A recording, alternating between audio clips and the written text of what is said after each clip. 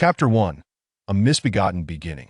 In the early morning, a beam of sunlight filtered through the sheer curtains, casting a gentle glow upon the intertwined forms of a man and woman slumbering peacefully. The man, bare-chested, displayed a physique of perfection, with a robust torso, defined features, and skin the color of honey, each contour radiating an aura of strength. Nestled within his embrace was a stunning beauty.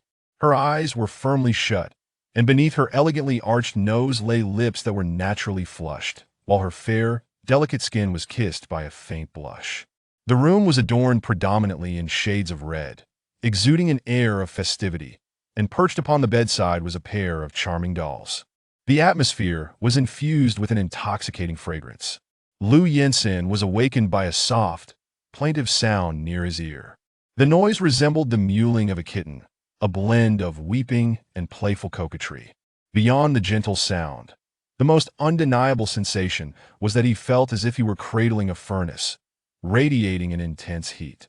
As Lu Yensin's senses gradually stirred to life, the reality of his surroundings became increasingly vivid.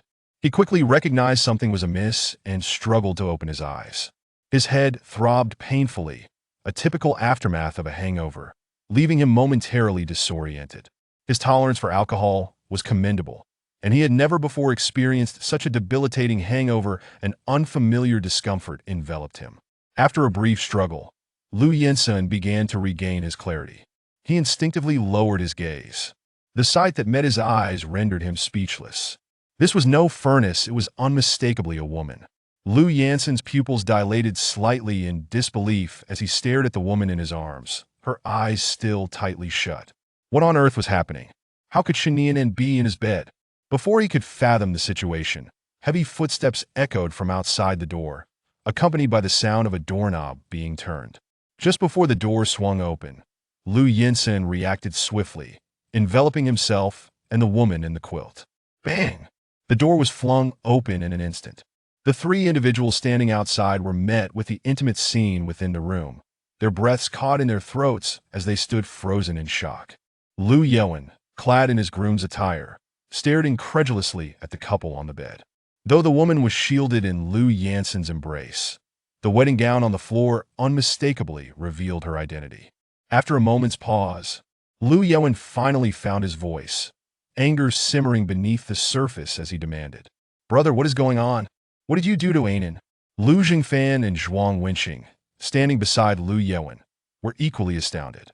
For a brief moment, Lu Yensin's expression darkened as he grappled with how to respond, for he too was perplexed by the current predicament. "Yuan brother, Anan feels unwell." The woman's soft, melodious voice broke the tense silence. Lu Yensin looked down at her, noticing her flushed cheeks, half-open, bewildered eyes, and the heat radiating from her body as she whimpered in discomfort. He immediately reached out to touch her forehead, the warmth beneath his palm tightening his expression. Shinianan had a fever, no wonder she felt so hot. He lifted his gaze towards the still dumbfounded Zhuang Wenqing, gathering his thoughts to speak. "Aunt Zhuang, Anan seems to have a fever. Please come and care for her. I need to take her to the hospital first, and we can discuss the rest later." It was only then that Zhuang Wenqing snapped out of her shock, rushing over to touch Anan's forehead, confirming the heat and feeling a pang of concern. Seeing this, Lu Jingfan took hold of his son Lu Yuan and ushered him outside. The room was left with just three individuals, returning to a semblance of calm. Seizing the moment while Zhuang Wenqing turned to tend to Anan, Lu Yensin swiftly got out of bed, dressed, and exited the room. Zhuang Wenqing gazed down at the weak, drowsy Anan, tears streaming uncontrollably as a wave of sorrow and a hint of regret washed over her. "Anan, Aunt Zhuang is sorry." The previous day marked the joyous banquet of Lu Yuan and the adopted daughter of the Lu family, Shinianan. Lu Yensin was the half-brother of Lu Yuan. The two had not grown up together and shared no fraternal bond. 5 years prior, Lu Yensin's mother, Zhao Xiaolan, had finally reconciled with Lu Jingfan, allowing her son to reconnect with his biological father, leading to the resumption of familial ties. Thus, upon receiving the wedding invitation from Lu Yuan, he drove for over 10 hours from the southern city to attend the celebration. At the wedding, he encountered his sister-in-law, Shinianan, for the first time, and she was indeed captivating. This young lady possessed remarkable beauty, her appearance and figure surpassing that of many celebrities, and throughout the event, she wore a radiant smile that was utterly charming, though tinged with a hint of innocence. It was said that Shin Nianan had suffered severe fever at the age of 8, which had gone untreated, resulting in permanent cognitive impairment, leaving her intellect forever stunted at that age. Her grandfather had been Lu Jingfan's mentor, providing him with opportunities for success and considerable assistance throughout his life. Thus, after the Shin family fell into misfortune, the orphaned and young Shin Nianan was taken in by the Lu family as their daughter. They coexisted in this manner for 11 years. Shin Nianan had just turned 21, while Lu Yewen was 27. Recently, Zhuang Wenqing had been adamant that her son marry Shin Nianan, displaying an unwavering resolve. Everyone believed Zhuang Wenqing was being unreasonable, leading her son astray. Lu Yewen was tall, handsome, a graduate of a prestigious university abroad, and a doctor at a top-tier hospital, with a promising future ahead, yet he was marrying a girl with no tangible advantages. Regardless of how others pleaded with her, Zhuang Wenqing refused to relent, resolutely insisting her son marry Anan. No one knew what Lu Yewen truly thought. He did not reject his mother's proposal, but instead took Anan to obtain their marriage certificate and orchestrated an extravagant wedding. Originally, everything seemed to culminate in a perfect resolution. Little did they expect that on such a joyous occasion, a significant mishap would occur. Lu Yensen had ended up in bed with the bride on his brother's wedding night, and the scandal was witnessed by several relatives. The Lu family took Anan to the hospital, where, after treatment, her high fever gradually subsided, and her condition stabilized considerably. However, she remained unconscious, her eyes still tightly shut, lying on the hospital bed receiving 4 fluids, with Zhuang Wenqing attentively caring for her. Lu Yensen sat on a chair in the hospital corridor, reflecting on the events of the previous night. At that time, he had been drinking with Lu Yewen and a group of groomsmen. On such a celebratory day, it was inevitable to indulge a little too much, but with his tolerance, he should not have been incapacitated by a few bottles. Moreover, a drunken man could hardly engage in such activities. Had he been drugged? Chapter 2. The Quarrel. Suddenly his phone vibrated. Lu Yensen reached into his pocket to retrieve it, the screen displaying the name, Man Yun.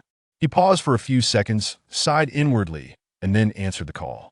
Man Yun. His voice came out slightly hoarse. On the other end, a woman's voice responded. Yensen, what happened? I tried calling you twice last night, but you didn't answer. Sorry, I drank too much last night. There was a hint of annoyance in the woman's tone. Yensen, how many times have I told you to drink less? You have such a good tolerance, yet you still got drunk. How much did you actually consume? Drinking is bad for your health. Listening to the woman's admonishments, Lu Yensen felt a surge of guilt wash over him, biting his lip as he struggled to find the right words to explain last night's events to Man Yun. A few months prior, he had met Shin Man Yun through an arranged marriage. They were of similar ages and shared compatible values, leading them to naturally come together as a couple. Their relationship lacked the fervor of passionate love, consisting instead of a steady and comfortable connection, with their most intimate act being holding hands. Influenced by his upbringing, Lu Yensen held little romantic aspiration, believing that as long as two people got along, that sufficed. His relationship with Chun Manyun felt more like a friendship. To outsiders, they bore no resemblance to a couple. Chun Manyun was an elementary school teacher, possessing rather conservative views. Her previous relationship had ended because her boyfriend could not accept her refusal of premarital intimacy. As a result, she had become increasingly cautious in matters of the heart and had laid down various conditions during their courtship, one of which was the prohibition of premarital sexual relations. Lu Yensen had readily agreed to these stipulations. He viewed such matters with indifference and did not wish to engage in intimacy with someone he had no emotional connection with, leaving him without any practical experience over the years. However, he never anticipated that his principles would be shattered last night, as he not only gained practical experience, but did so with a woman to whom he bore no emotional ties. Lu Yensen's brow furrowed, the veins on his forehead throbbing. He had no recollection of what had transpired the previous night. That young girl seemed to have been a novice as well. Yensen, are you even listening to me? Chun Man-yun, not receiving a reply from him, felt her irritation grow. Lu Yensen's drifting thoughts were pulled back into focus. Yes, I am listening. You're such a closed book every time I talk a lot. You only respond with a few words. Mannion, I'm sorry. Taken aback by his sudden apology, Chun Mannion quickly responded with understanding. There's no need to apologize, just be more careful in the future. After all, it was a joyous occasion, and it wouldn't do to dampen anyone's spirits drinking a little as normal. Chun Mannion considered that, given Liu Yansen's profession as a wine merchant, it seemed unreasonable to continually restrict his drinking. She shifted the topic and inquired, by the way, is the bride beautiful? Suddenly, the image of the enchanting figure from the morning flashed in Liu Yansen's mind, along with a fleeting glimpse of her at the wedding. Undeniably, Shen Nianan was stunning, possessing a certain innocent charm. Thus, he blurted out, yes, the bride is quite beautiful. Upon hearing her boyfriend compliment another woman, Chun Mannion felt a wave of frustration wash over her. Her own appearance was rather ordinary, and in the presence of the tall and handsome Liu Yansen, she often felt a pang of insecurity. It was disheartening that he so bluntly praised another woman's beauty. Though the topic had been initiated by her, Liu Yansen's blatant insensitivity was truly baffling. He should have at least remarked that the bride was not as lovely as she was. All right, I understand. I'm hanging up now. The woman's voice was laced with evident irritation. Liu Yansen stared at the already disconnected call, momentarily frozen in thought. At that moment, a low, husky voice broke the silence. Yansen, what on earth happened last night? Unbeknownst to him, Liu Jingfan had already taken a seat beside him. Liu Yansen turned to his father, a frown creasing his brow. Dad, the truth is, I have no idea what transpired last night. I realize I have caused Ainin considerable harm, and to speak of it now feels utterly despicable, yet I still wish to comprehend the entirety of the situation. My tolerance for alcohol is considerable. It is improbable that I became inebriated from merely a few bottles last night. There must have been other issues at play. Just then, Zhuang Wenqing emerged from the ward, her emotions surging as she rushed forward, her voice brimming with fury. Liu Yansen, how could you say such things when Ainin has been so mistreated by you? Are you even human? Are you insinuating that Ainin seduced you last night? Ainin's mental state is that of an 80-year-old. She is utterly oblivious to such concepts. How could she possibly seduce you? Liu Yansen's brow furrowed deeply as he raised a hand to shield himself from Zhuang Wenqing's onslaught, his tone grave. Aunt Zhuang, that was not my intention. I harbor no doubts about Ainin. It is merely that the events of last night are perplexing, and I wish to clarify them to provide an explanation for everyone, including Ainin.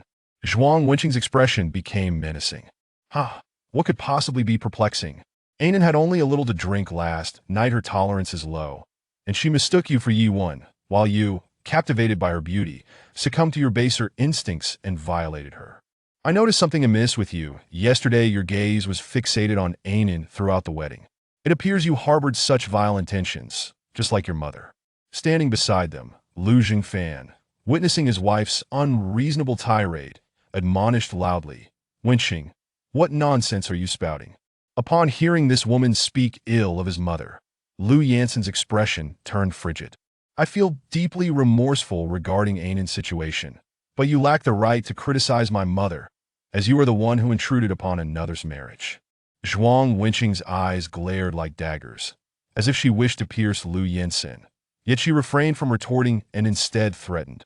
Liu Yansen, regardless of your awareness at the time, your actions constitute rape, and our Liu family can report you to the authorities at any moment.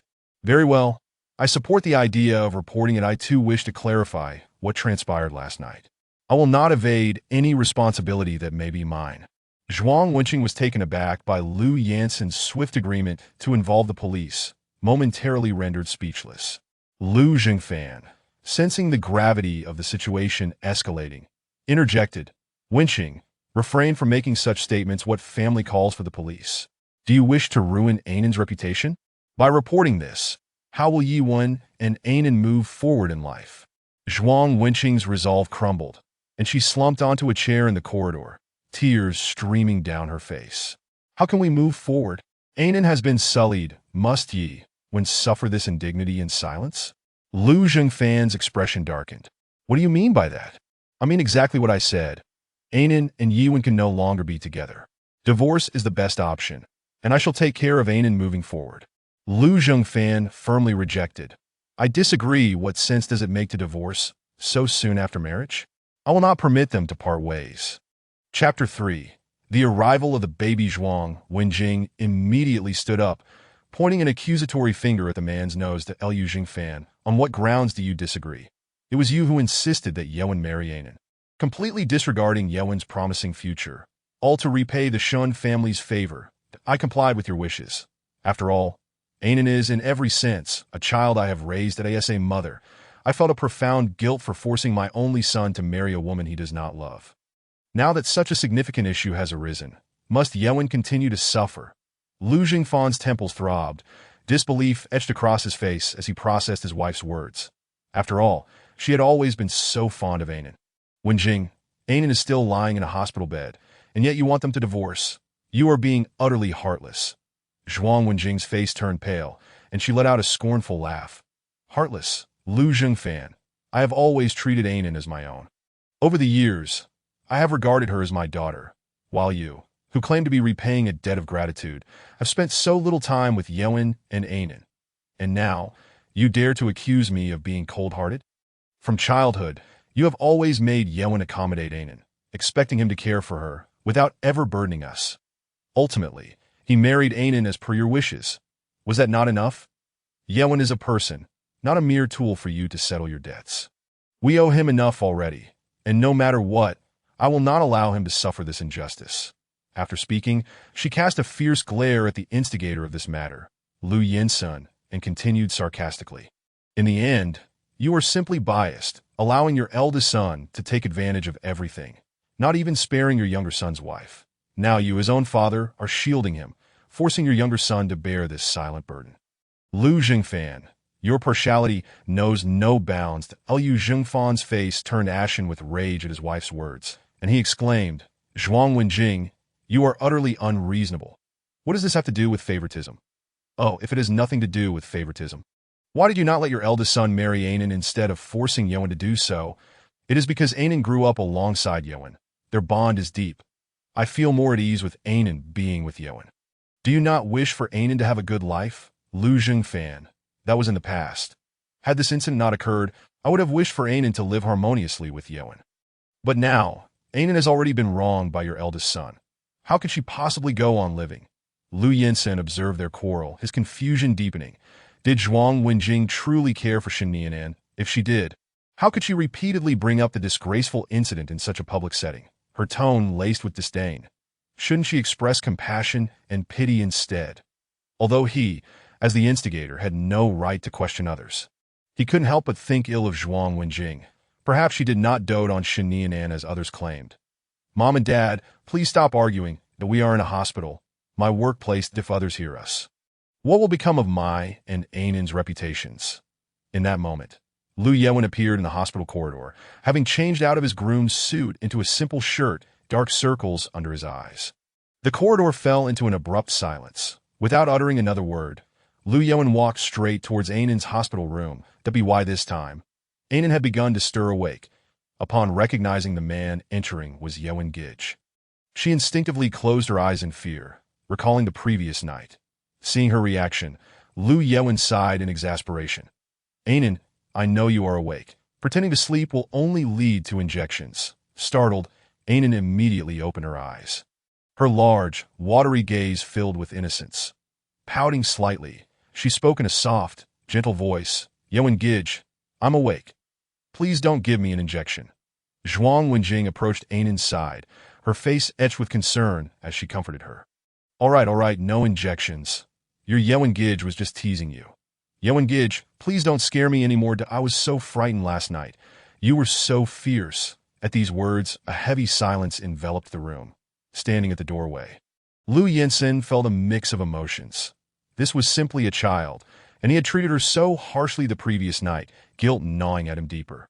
When Anan spotted Lu Yinsun at the doorway, her face lit up with a smile. Uncle, good morning.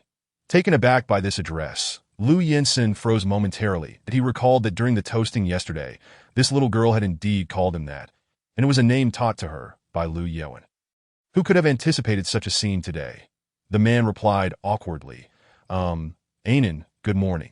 The expressions of the other three present were somewhat peculiar, yet before Anan, they all tacitly refrained from mentioning the events of the previous night. 2 months later, Shanianan sat in the passenger seat, gripping her skirt tightly, her hands occasionally caressing her still flat abdomen, her eyes gazing out the window. That it was evident to any observant person that she was anxious and unsettled. Lu Yinsun, driving, stole a glance at her, but chose to remain silent, unsure of how to comfort the young girl. The car was enveloped in a profound stillness. After 5 hours of driving, dusk began to settle in. Lu Yinsun parked the car and led Anan into the hotel lobby. The tall, robust man walked ahead with the luggage, while the slender, delicate woman followed behind, resembling a father leading his daughter. Anan struggled to keep pace with the man's strides, timidly asking, "Yinsun Gij, aren't we going to your home? Why are we at the hotel?" Suddenly, Lu Yinsun stopped in his tracks, and Anan, unable to halt in time, bumped into him. That he instinctively wrapped his arms around her. "Anan, are you all right?" "I'm fine." Noticing her downcast eyes, framed by long, thick lashes that concealed her big, watery eyes, resembling a porcelain doll, he felt his heart soften at her anxious, innocent expression. His tone unconsciously softened. Even he was unaware of the gentle tone he adopted, akin to coaxing a child. "Anan, do you not like staying in hotels?" With her doe-like eyes wide open, she blinked without breaking her gaze. Nodding before shaking her head, Lu Yinsun was perplexed by her response. "Anan, from now on, we are family. That I am your husband. That if you have any worries, you must tell me, understand?" Shinyanan's eyes brimmed with confusion. Yinsun Gij, does Zhuang Ai, Lu Bobo, and Yoan Gij not want Anan anymore? Lu Yinsun was unsure how to explain the current situation to her, knowing that her understanding was limited. He couldn't simply say that they had a baby together, resulting in Lu Yoan's divorce, and that she was now his wife who would live with him in Nancheng. He could empathize with Anan's sorrow. After all, she had lived in that home for 11 years. And suddenly being taken away by this unfamiliar man to another city would be unbearable for anyone. Yet, Anan's ability to remain so well-behaved and understanding was beyond his expectations, filling him with a protective tenderness. Thus, he gently and patiently explained, "Anan, they do not want to abandon you. I will still take you back to visit them, and they will come to see you, so you need not be too upset. Now you have a new home, with me, your baby, and my mother, that we will all take good care of you." Chapter 4. You are not at fault. I.A.M. Lu Yinsun booked a twin bedroom. Although he and Anan were legally husband and wife, he could not bring himself to harbor romantic feelings for her, viewing her instead as a younger sister, with an undeniable sense of responsibility towards her. They could live together, but not share a bed. That was his boundary. Perhaps he would care for Anan as a sister for life. That he unpacked his luggage, taking out clothes and handing a set of pajamas to Anan. "Anan, go take a warm bath first. After sitting in the car for so long, you must be quite tired. You should rest early." That he originally intended to take Anan on a flight back to Nancheng, as it would save both time and effort. Typically, he traveled alone, and he could manage any inconvenience, preferring to drive himself. However, with Anan being pregnant, it was unsuitable for her to endure long hours in a vehicle. After purchasing the tickets and arriving at the airport with Anan, he discovered that she harbored a significant fear of flying.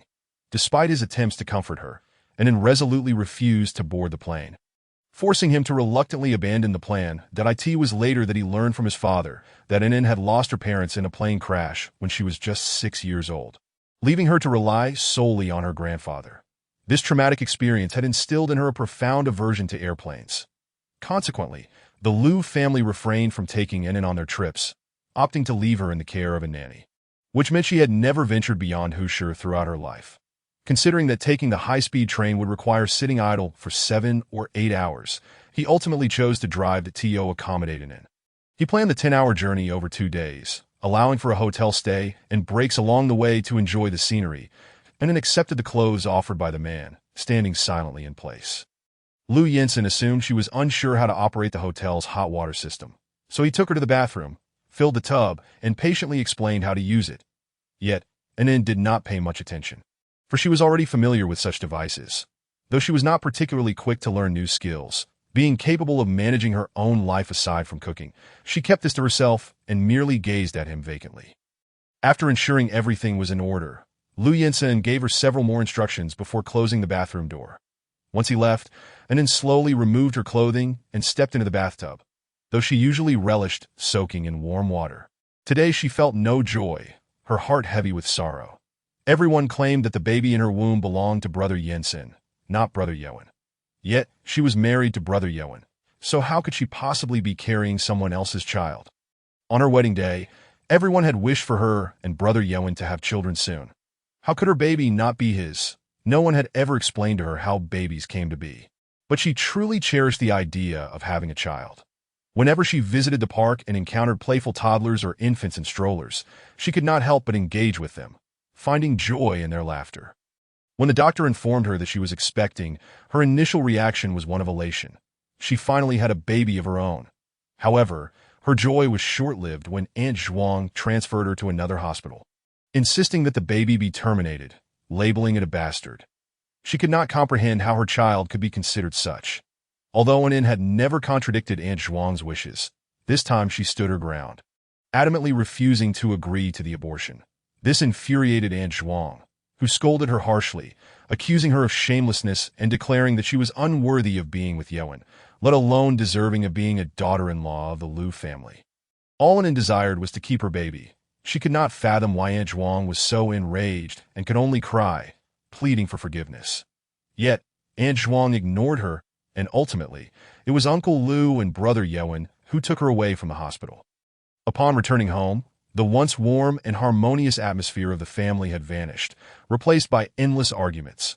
Amid their disputes, Anin began to realize that she seemed to have committed a grave mistake, which made everyone furious and resentful towards her. Aunt Zhuang no longer showed her affection, and even Brother Yoen grew distant, leaving only Uncle Liu to offer her concern. However, Uncle Liu always wore a frown, gazing at her with guilt, occasionally sighing heavily. Remembering these moments, Anin's tears flowed freely as she felt overwhelmed with injustice. Huddled in the bathtub, sobbing loudly to Liu Jensen, hearing Anin's cries from outside, felt at a loss. Calling out to her through the bathroom door, "Anin, what's wrong?" However, he received no response, which only heightened his anxiety. He began knocking on the door, continuing to shout, "Anin, are you hurt?" Lost in her sorrow, Anin was oblivious to the worried man outside. Fearing that something might have happened to Anin, particularly given that she required special care, Liu Jensen made a decisive move and opened the bathroom door. Upon seeing Anin curled up in the bathtub, legs drawn and arms wrapped around herself, her head buried in her knees as she cried helplessly, he felt a wave of sympathy that he approached her slowly, kneeling beside the tub, and gently stroked her smooth back. "Anin, why are you crying?" he asked softly. Anin lifted her gaze to him, her eyes brimming with tears, thick eyelashes glistening with droplets, her eyes red and puffy as she sniffled. "Brother Jensen, did I make a terrible mistake?" Liu Jensen's breath caught in his throat. "Anin, you are not at fault. The blame lies with me." Anin continued to weep like a child, her voice trembling. "But Aunt Zhuang and Brother Yoen are ignoring me. Is it because I insisted on keeping the baby, and that made them unhappy? But I cannot bear to part with my baby. Oh, what must I do to earn their forgiveness?" Liu Jensen gazed down at her innocent face, feeling a weight in his heart as he sighed internally. "Trust me, one day they will forgive you, for you have done nothing wrong. The fault is mine, and I alone must bear the consequences." Anin stared at him with wide eyes, filled with confusion. "Brother Jensen, why do you keep saying the fault is yours? What have you done wrong? I have harmed you, Anin, by causing you to become pregnant.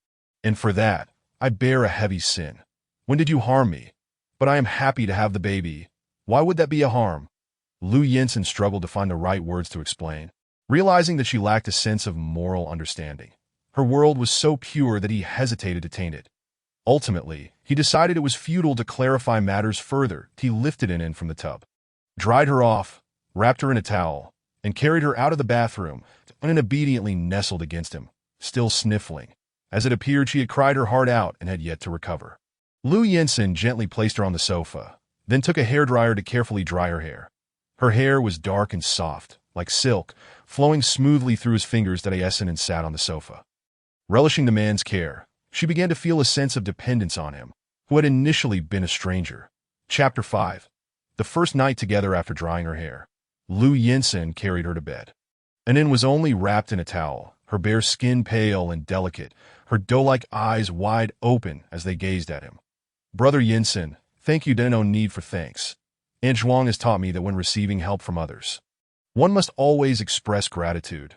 Otherwise, it is impolite, and eventually, no one will want to assist you. Liu Yinsen deliberately avoided her gaze, his tone somewhat awkward. Well, that applies to others, but I am not just anyone. You need not thank me. Dedanin nodded in understanding, albeit slightly confused. All right. She behaved surprisingly well, not questioning why, which relieved Liu Yinsen. He was a man of simple living, lacking the patience for excessive detail, and initially worried that he might become harsh with her due to his impatience. However, it seemed he had been overly concerned that Liu Yinsen placed her sleepwear at the bedside, instructing, change into your pajamas and get some rest early. He then turned to leave for the bathroom, feeling he could not remain for another second. When he had helped in earlier, his heart was filled only with pity and guilt, devoid of any inappropriate thoughts. Yet now, as Anin had calmed down, his demeanor returned to normal, as a young man in his prime. Witnessing such a captivating sight inevitably stirred his blood, igniting thoughts of what had just transpired. This sensation was not related to love, but rather a basic physiological response. Even so, Liu Yinsen felt tormented, perceiving himself as shameful, Anin placed her trust in him. Yet he entertained such impure thoughts about a Navi girl. Cold water cascaded from the showerhead, tracing the contours of his handsome features, flowing down the firm muscles of his chest and abdomen. Under the cold spray, Liu Yinsen gradually regained his composure, his rationality returning completely. When he emerged from the bathroom 20 minutes later, he typically took only 10 minutes for a shower. But this time he lingered longer to allow Anin more time to fall asleep. As he entered the bedroom, he noticed a small mound under the covers on the left side of the bed, and he breathed a sigh of relief, seeing that it appeared she had already drifted off. He then unwound the towel and lay down on the right side of the bed, pulling the covers over himself. Although he usually preferred to sleep naked, he opted for shorts this time, wanting to avoid any awkwardness while sharing a room with Anin. Just as the lights dimmed halfway, her soft voice broke the silence. Brother Yinsen, please don't turn off the lights. I'm scared. Liu Yinsen was taken aback. Are you not asleep? Anin sat up in bed, her sleep-laden eyes still hazy. Clutching the blanket, she shook her head at the man beside her, a hint of grievance in her gaze. I'm not used to this bed. I can't sleep here. Liu Yinsen, having no sisters, was at a loss as to how to soothe the girl to sleep. And then shall I tell you a bedtime story? Anin pouted slightly. Brother Yinsen, do you think I'm a child? I'm actually 21 and quite grown up. I haven't needed to be coaxed to sleep for many years. I apologize, Anin.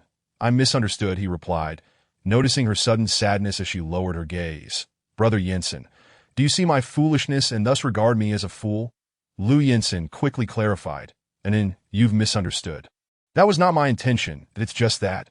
He found himself at a loss for words, for he indeed viewed Anin as a child, tending to her with extra caution, unaware that she was far from the simpleton he imagined. I'm sorry. Anin, I did see you as a child, but I swear I shall never do so again, that I will treat you as an adult from now on, and I have never thought of you as a fool. Anin suddenly broke into a radiant smile, pure and innocent. It's all right. I've been called a little fool all my life. I know I'm not the brightest. Learning anything takes me quite a while. But with enough time, I can master it. Recently, I've learned to crochet and can make many adorable styles that I often take my finished hair clips, bags, and dolls to the park to sell. Liu Yinsen's lips turned upward, amusement flickering in his eyes. Anin, that's truly impressive. Do many people buy from you? Anin scratched her head, her smile a touch bashful. Not many, but if someone likes what I've made, I give it to them. And they all praise my work as beautiful. Liu Yinsen shook his head with a chuckle, choosing not to respond further.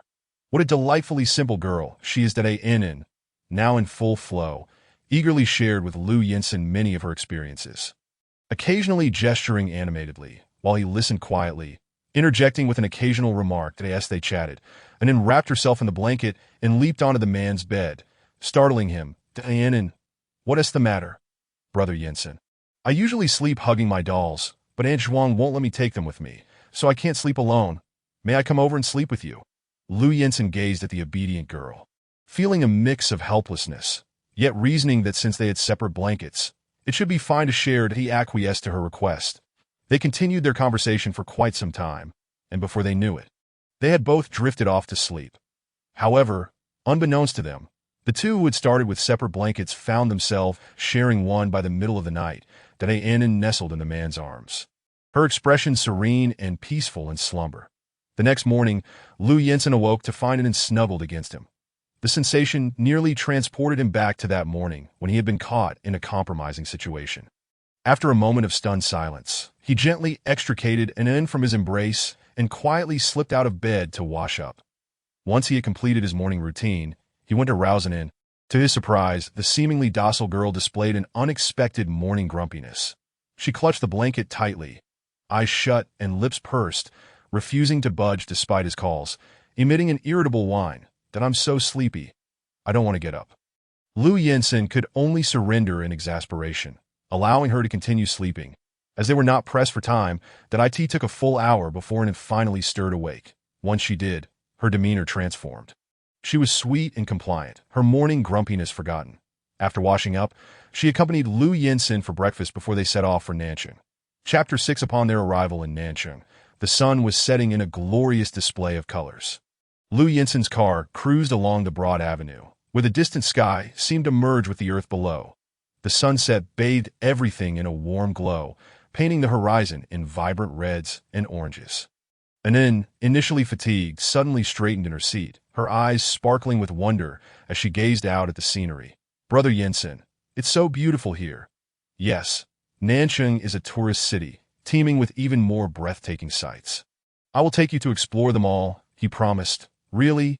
And Anne's face lit up with excitement, her eyes brimming with joy. Of course, it's true. Anne's smile blossomed, her eyes twinkling like a shooting star. Liu Yinsen smiled gently, finding her joy refreshingly simple. Anne, you will be living in this city from now on. Are you afraid? Anne fell silent, her brows furrowing as she pondered this question seriously. Due to her unique situation, she required constant supervision whenever she was taken out, which had prompted the Liu family to refrain from bringing her along on outings. As a result, her life had been quite simple, revolving around a few familiar places. Often, she would spend entire days in the park, where she knew every tree intimately. She did not comprehend loneliness, yet she often felt boredom, yearning to see a world beyond her own. In the past, she had envied Yi Wen for being able to study in Kyoto, for his travels during every holiday, and for the different landscapes he encountered. Later, he even ventured across the ocean to study in America. She did not know what wonders awaited her there, but she envied Yi Wen's freedom, his ability to witness a broader world while she remained confined to her small corner. Now, finally, someone was promising to show her a variety of landscapes, marking one of the happiest moments she had experienced in a long time. After a long moment of contemplation, she finally spoke. Brother Yinsen, I was genuinely afraid at first that I didn't want to leave Aunt Zhuang, Uncle Liu, Yi Wen, and the children and uncles and aunts at the park. But I know that if I don't leave, they will always be unhappy, so I have to go. I cried for a long time before leaving. I didn't understand why I couldn't continue living with everyone, I didn't know where you were taking me, Brother Yinsen. But now, I'm not as scared because I know you are a good person who treats An well and wants to show me beautiful sights. A flicker of tenderness crossed Liu Yinsen's eyes as he gently reassured her. An, do not be afraid. I will protect you and take you to experience different landscapes. Anne's face brightened instantly, her head bobbing like a little dove. Okay, Brother Yinsen, you're the best. As the sun dipped below the horizon, darkness enveloped the sky. Their car finally reached its destination. Liu Yinsen drove into the community and halted before a villa's entrance. As the gate opened slowly, he drove into the expansive yard, finally parking in the garage. Anne had fallen asleep in the car, utterly unaware of her surroundings. Liu Yinsen unfastened her seatbelt and gently called. And then wake up. We're home. Anne slowly opened her eyes, still dazed, but obediently followed him out of the car. The cool night breeze brushed against her face, instantly rousing her. She shivered slightly, her large eyes curiously surveying her new environment.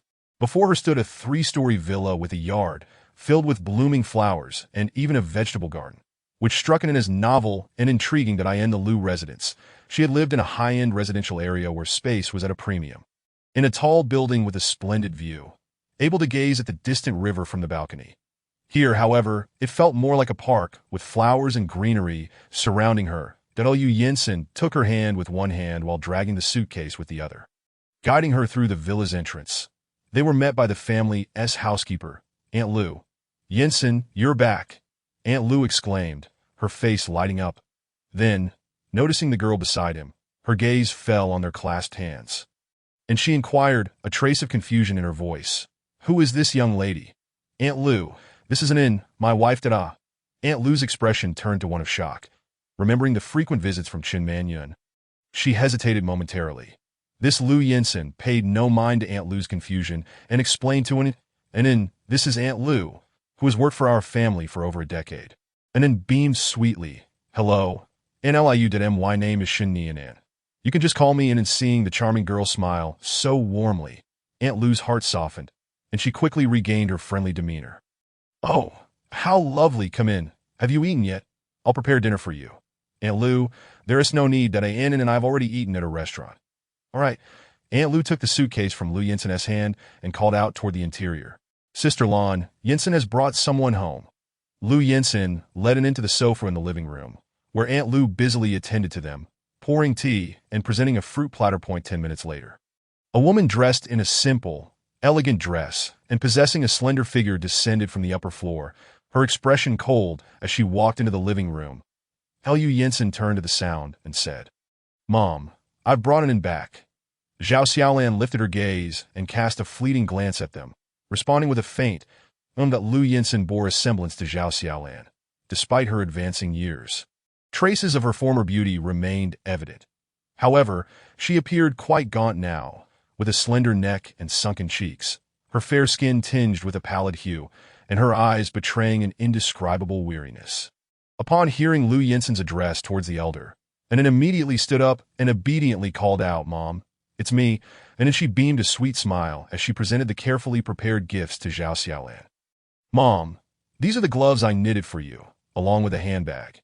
Zhao Xiaolan's expression darkened, a flicker of disdain passing through her eyes as she retorted sharply, Do not call me Mom. Just refer to me as Aunt Lan. And then, startled by Zhao Xiaolan's sudden elevation of voice, flinched, her hand retracting slightly as her initially bright gaze dimmed into one of timidity, softly uttering, Aunt Lan, observing the hurt etched on the young girl's face. Zhao Xiaolan was reminded of the treacherous schemes of Zhuang Wenqing, her agitation mounting, and her countenance growing increasingly grim. Lu Yinsen, unable to bear his mother's demeanor, reached out to take Anan's gifts, wrapping an arm around her shoulder while directing a look at his mother. Mom, Anan is pregnant and has endured a long journey. She is already quite fatigued, and I will take her back to her room. With that, he led Anan away from the living room without casting another glance at his mother. Zhao Xiaolan remained frozen in place, her gaze fixated on the retreating figures, her expression darkening considerably. Chapter 7. A Mother's Thoughts in the Study. Lu Yinsen stood opposite his mother, his demeanor serious. Mom, I am aware that you have never approved of my marriage to Anan, but it is unjust for you to display such disdain in front of her. Throughout this ordeal, Anan has been the most innocent party. Zhao Xiaolan suddenly rose from the sofa, retorting, Innocent? Are you not innocent? Is our family not innocent? Zhuang Wenqing is as wicked as ever. Her malice not only jeopardized my marriage but also resorted to such underhanded tactics to harm you. I should never have softened my heart and allowed you to associate with them, which led us to this predicament. They are a nest of vipers, ready to strike at any moment. Lu Yinsen furrowed his brow. Mom, there is currently no evidence to suggest that Zhuang Wenqing was responsible for that night, so we should not jump to such a hasty conclusion. Zhao Xiaolan's emotions escalated, her eyes widening as she shouted. What more evidence do you need? Is it not clear? You yourself said you have a strong tolerance for alcohol. It is impossible for you to have been drunk, and besides, you cannot recall that night. What other explanation could there be? The most likely culprit is Zhuang Wenqing. How could she genuinely agree to let her precious son marry someone she deems a burden? With that thought, her irritation deepened, feeling as if she were trapped in a web spun by Zhuang Wenqing. Her heart laden with resentment, wishing to tear the woman apart for her audacity, Lu Yinsen, increasingly agitated, interrupted, Mom, I do not know who orchestrated this scheme, nor do I wish to argue with you about it. However, I must clearly state that it is not mentally challenged. She comprehends far more than you realize, though her world is simply more innocent, that I do not want you to speak of her like that in her presence. She understands, and it would deeply hurt her. Zhao Xiaolan stared incredulously at Lu Yinsen, a knot of frustration lodged in her throat. Yinsen, do you think I am heartless? Lu Yinsun remained silent, witnessing her son's demeanor. She recognized the futility of her position, letting out a bitter laugh as she sank back onto the sofa, her voice heavy with resignation. You claim that Shen Nianan knows nothing, that she is the most innocent. Do you think I am unaware of her innocence? Yet it is precisely because she knows so little that I feel as though I am striking at a mound of cotton. How can I bully a child who understands nothing? I am powerless, merely left with my anger. This was Zhuang Wenqing's true malice. She knew that neither of us could take our frustrations out on an innocent child. She had calculated that we could do nothing to her, which is why my heart feels so constricted, wishing to tear that woman apart for her cruelty. Why should Zhuang Wenqing, having committed such shameless acts, be allowed to live in peace while we suffer in silence? Lu Yinsun empathized with his mother's distress, but could no longer tolerate her disparagement of an imam, enough that I understand your grievances and frustrations. But please trust my choice. I do not feel as if I am suffering in silence. Perhaps initially, I accepted this outcome out of necessity, but in getting to know Nin, I have found her to be a truly pure and lovely girl. I do not wish for her to endure any further harm to this point, regardless of who administered the drug, and Nin is the one who ultimately bears the brunt of the harm. He recalled vividly the day Nin fell ill due to his actions, her face still innocent and bewildered as she was rushed to the hospital. Now, she carried his child, accompanying him to this unfamiliar place, destined to endure the trials of pregnancy and childbirth. Thus, he felt a profound sense of guilt towards her. I only wish to treat her and our child well, so I hope you can accept Nin. Even if you cannot embrace her, please do not harm her, all right? Zhao Xiaolan gazed at her son, her reason gradually returning as she took a moment of silence before letting out a deep sigh. Yinsun, I am willing to make concessions. Our family can support Shen Nianan for a lifetime, ensuring she wants for nothing. However, I do not wish for you to be morally shackled by this for the rest of your life. I hope you can marry a normal wife and live a normal married life, while Shen Nianan remains an unburdened child. Lu Yinsun looked at his mother in disbelief. Mom, Nin is already carrying my child. Her current status is that of my wife.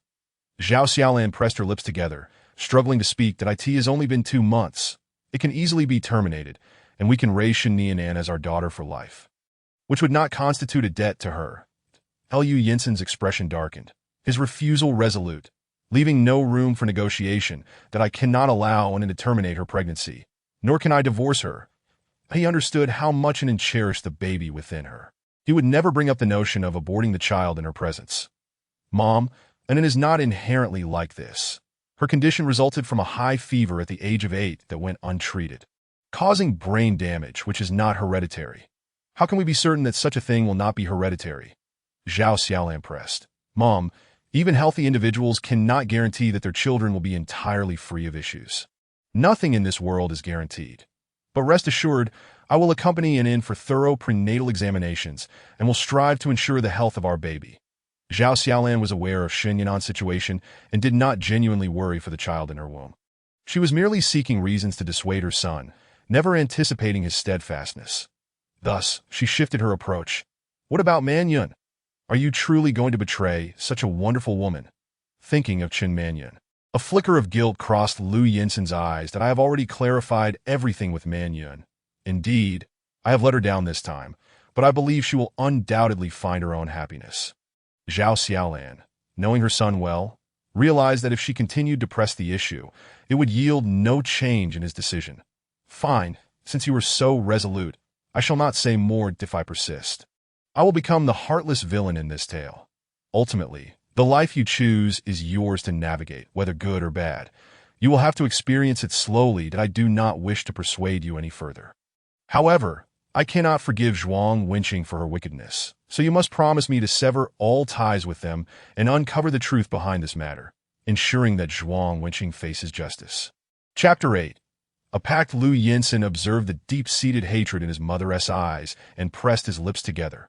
Mom, given these circumstances, I had no intention of maintaining ties with them, so you need not worry about that. However, as it stands, I cannot find any evidence to prove that Zhuang Wenqing was responsible for that night, as there were several groomsmen present, and there were no surveillance cameras. The exact details remain elusive, Moreover, so much time has passed that any evidence would likely have been destroyed, that Tio take it a step further. Even if we were to find evidence, taking this matter to court would inevitably inflict further harm on Anin. And I cannot allow that to happen. Just as Zhao Xiaolan had regained her composure, her eyes widened again, her emotions flaring. Are we really just going to let Zhuang winching off the hook? It's not about letting her off. It's about not pursuing the matter for the time being. Zhao Xiaolan, without a moment's hesitation, flatly refused that I will not agree. Why should we let them off so easily? Lu Yinshin had indeed contemplated deferring the matter, feigning an inquiry to placate his mother's emotions. However, he was acutely aware of her obsessive nature. It was impossible for her to simply let things go. Therefore, it was imperative to clarify the situation at this moment. Otherwise, one lie would necessitate another to conceal it, leading to an increasingly dire predicament. Mom, if you insist on pursuing this, it is within your rights. But I may end up disgraced, accused of rape, and subsequently imprisoned. I ask that the outcome you wish to witness. Zhao Xiaolan was momentarily rendered speechless that if they could not uncover evidence, and insisted on pursuing the matter. They might indeed press charges against Lu Yinshin for rape. Moreover, Shinianan lacked civil capacity, rendering her testimony invalid. Effectively, the opposing party held all the power. Seeing that his objective had been achieved, Lu Yinshin did not wish to provoke his mother further. He moved to sit beside her and gently reassured, Mom, I only hope for our family to live peacefully, without being troubled by irrelevant matters. The situation is not as dire as you perceive. Anin is a wonderful girl, that if you spend a few days with her, you will surely come to like her, that a mother knows her child best. And Zhao Xiaolan could not be oblivious to the intricate web of tactics employed by her son. Yet, she found herself at a loss for a rebuttal. Anin, clutching a pillow, sat on the bed. Upon seeing Lu Yinshin return, her eyes sparkled. Brother Yinshin, you're back. Anin, why are you still awake? I can't sleep. What's the matter? Anin patted the space beside her, inviting Lu Yinshin to sit. He complied and gazed at her. Are you upset about what happened tonight? Anin nodded and then shook her head. That I'm not unhappy. I'm just a bit worried. Aunt Lan seems to dislike me. Lu Yinshin gently stroked her hair. Aunt Lan doesn't dislike you. She simply has a reserved demeanor and struggles to express herself. What does reserved yet kind-hearted mean? It means that while she may appear unapproachable, she is, in fact, a very kind person. And there is no need to worry. As you spend more time together, your relationship will naturally grow closer. Anin nodded, though her brow furrowed in contemplation. But Aunt Lan doesn't seem to like the gift I gave her. What should I gift her instead? Brother Yinshin, what is Aunt Lan like? You need not go out of your way to purchase a gift. The gloves and bag you knitted by hand are already wonderful. Just when he thought the matter could be put to rest, he was taken aback by the sudden firmness in the usually soft-spoken girl. No, I still want to buy something appropriate for Aunt Lan. Brother Yinshin, please just tell me what Aunt Lan likes. Anin's determination soon morphed into a playful pout, as she gently tugged on his arm, her eyes brimming with imploring innocence. Lu Yinshin, unable to resist her charm, relented. Aunt Lan enjoys drinking tea. Tomorrow, I will take you to purchase her favorite tea, and we can also get some daily necessities. Anin joyfully wrapped her arms around his neck, nuzzling her delicate face against his. Brother Yinshin, you are so wonderful. This was her way of expressing affection. She often embraced Aunt Zhuang in the same manner. Aunt Zhuang had told her that such intimate hugs should only be shared with those close to her. And even Uncle Lu and Brother Yowen were not permitted. In Anin's eyes, Brother Yinshin was her husband, her closest companion, thus allowing her to engage in such affectionate gestures with him. After a few moments of stunned silence, Lu Yinshin chuckled helplessly, gently embracing her in return. Inhaling the faint, delightful fragrance that enveloped her, he found it puzzling. Although they both used the same bottle of shower gel, it smelled remarkably sweeter on her. They conversed for quite some time, before Anin finally drifted off to sleep. Lu Yinshin tucked her in and quietly exited the bedroom, closing the door softly behind him. But he then lay down on the sofa in the living room. After all, he was a normal man, and with such warmth beside him, he feared he might inadvertently harm Anin. Thus, sleeping separately was the inevitable choice. His room was situated on the second floor of the villa, covering 80 square meters, designed in a modern Chinese style. The inner area comprised a bedroom, a walk-in closet, and a bathroom, while the outer area included a living room and study. Reclining on the sofa, wrapped in a blanket, he pondered that sleeping on the sofa was not a long-term solution. He would need to purchase an additional bed or find another room to sleep in. However, the thought of leaving Inen alone filled him with concern. So after much contemplation, he ultimately decided to add a bed in the study. Having driven for a considerable distance, he felt mentally and physically fatigued, and soon he succumbed to a deep slumber. In the middle of the night, as Lu Yinshin slept soundly, a soft body nestled into his embrace. Pressing closely against him, that a familiar fragrance wafted through the air, and he knew without opening his eyes who it was. Yet he still opened his eyes, glancing down at the small head resting against him, feeling a deep sense of helplessness. Then, "Can't you sleep?" Inen lifted her gaze to meet his, her eyes slightly reddened and glistening with unshed tears. "Clearly having cried that I was asleep, but I just had a nightmare that woke me up. When I realized you weren't there, and I was all alone in that big bed, I became very frightened.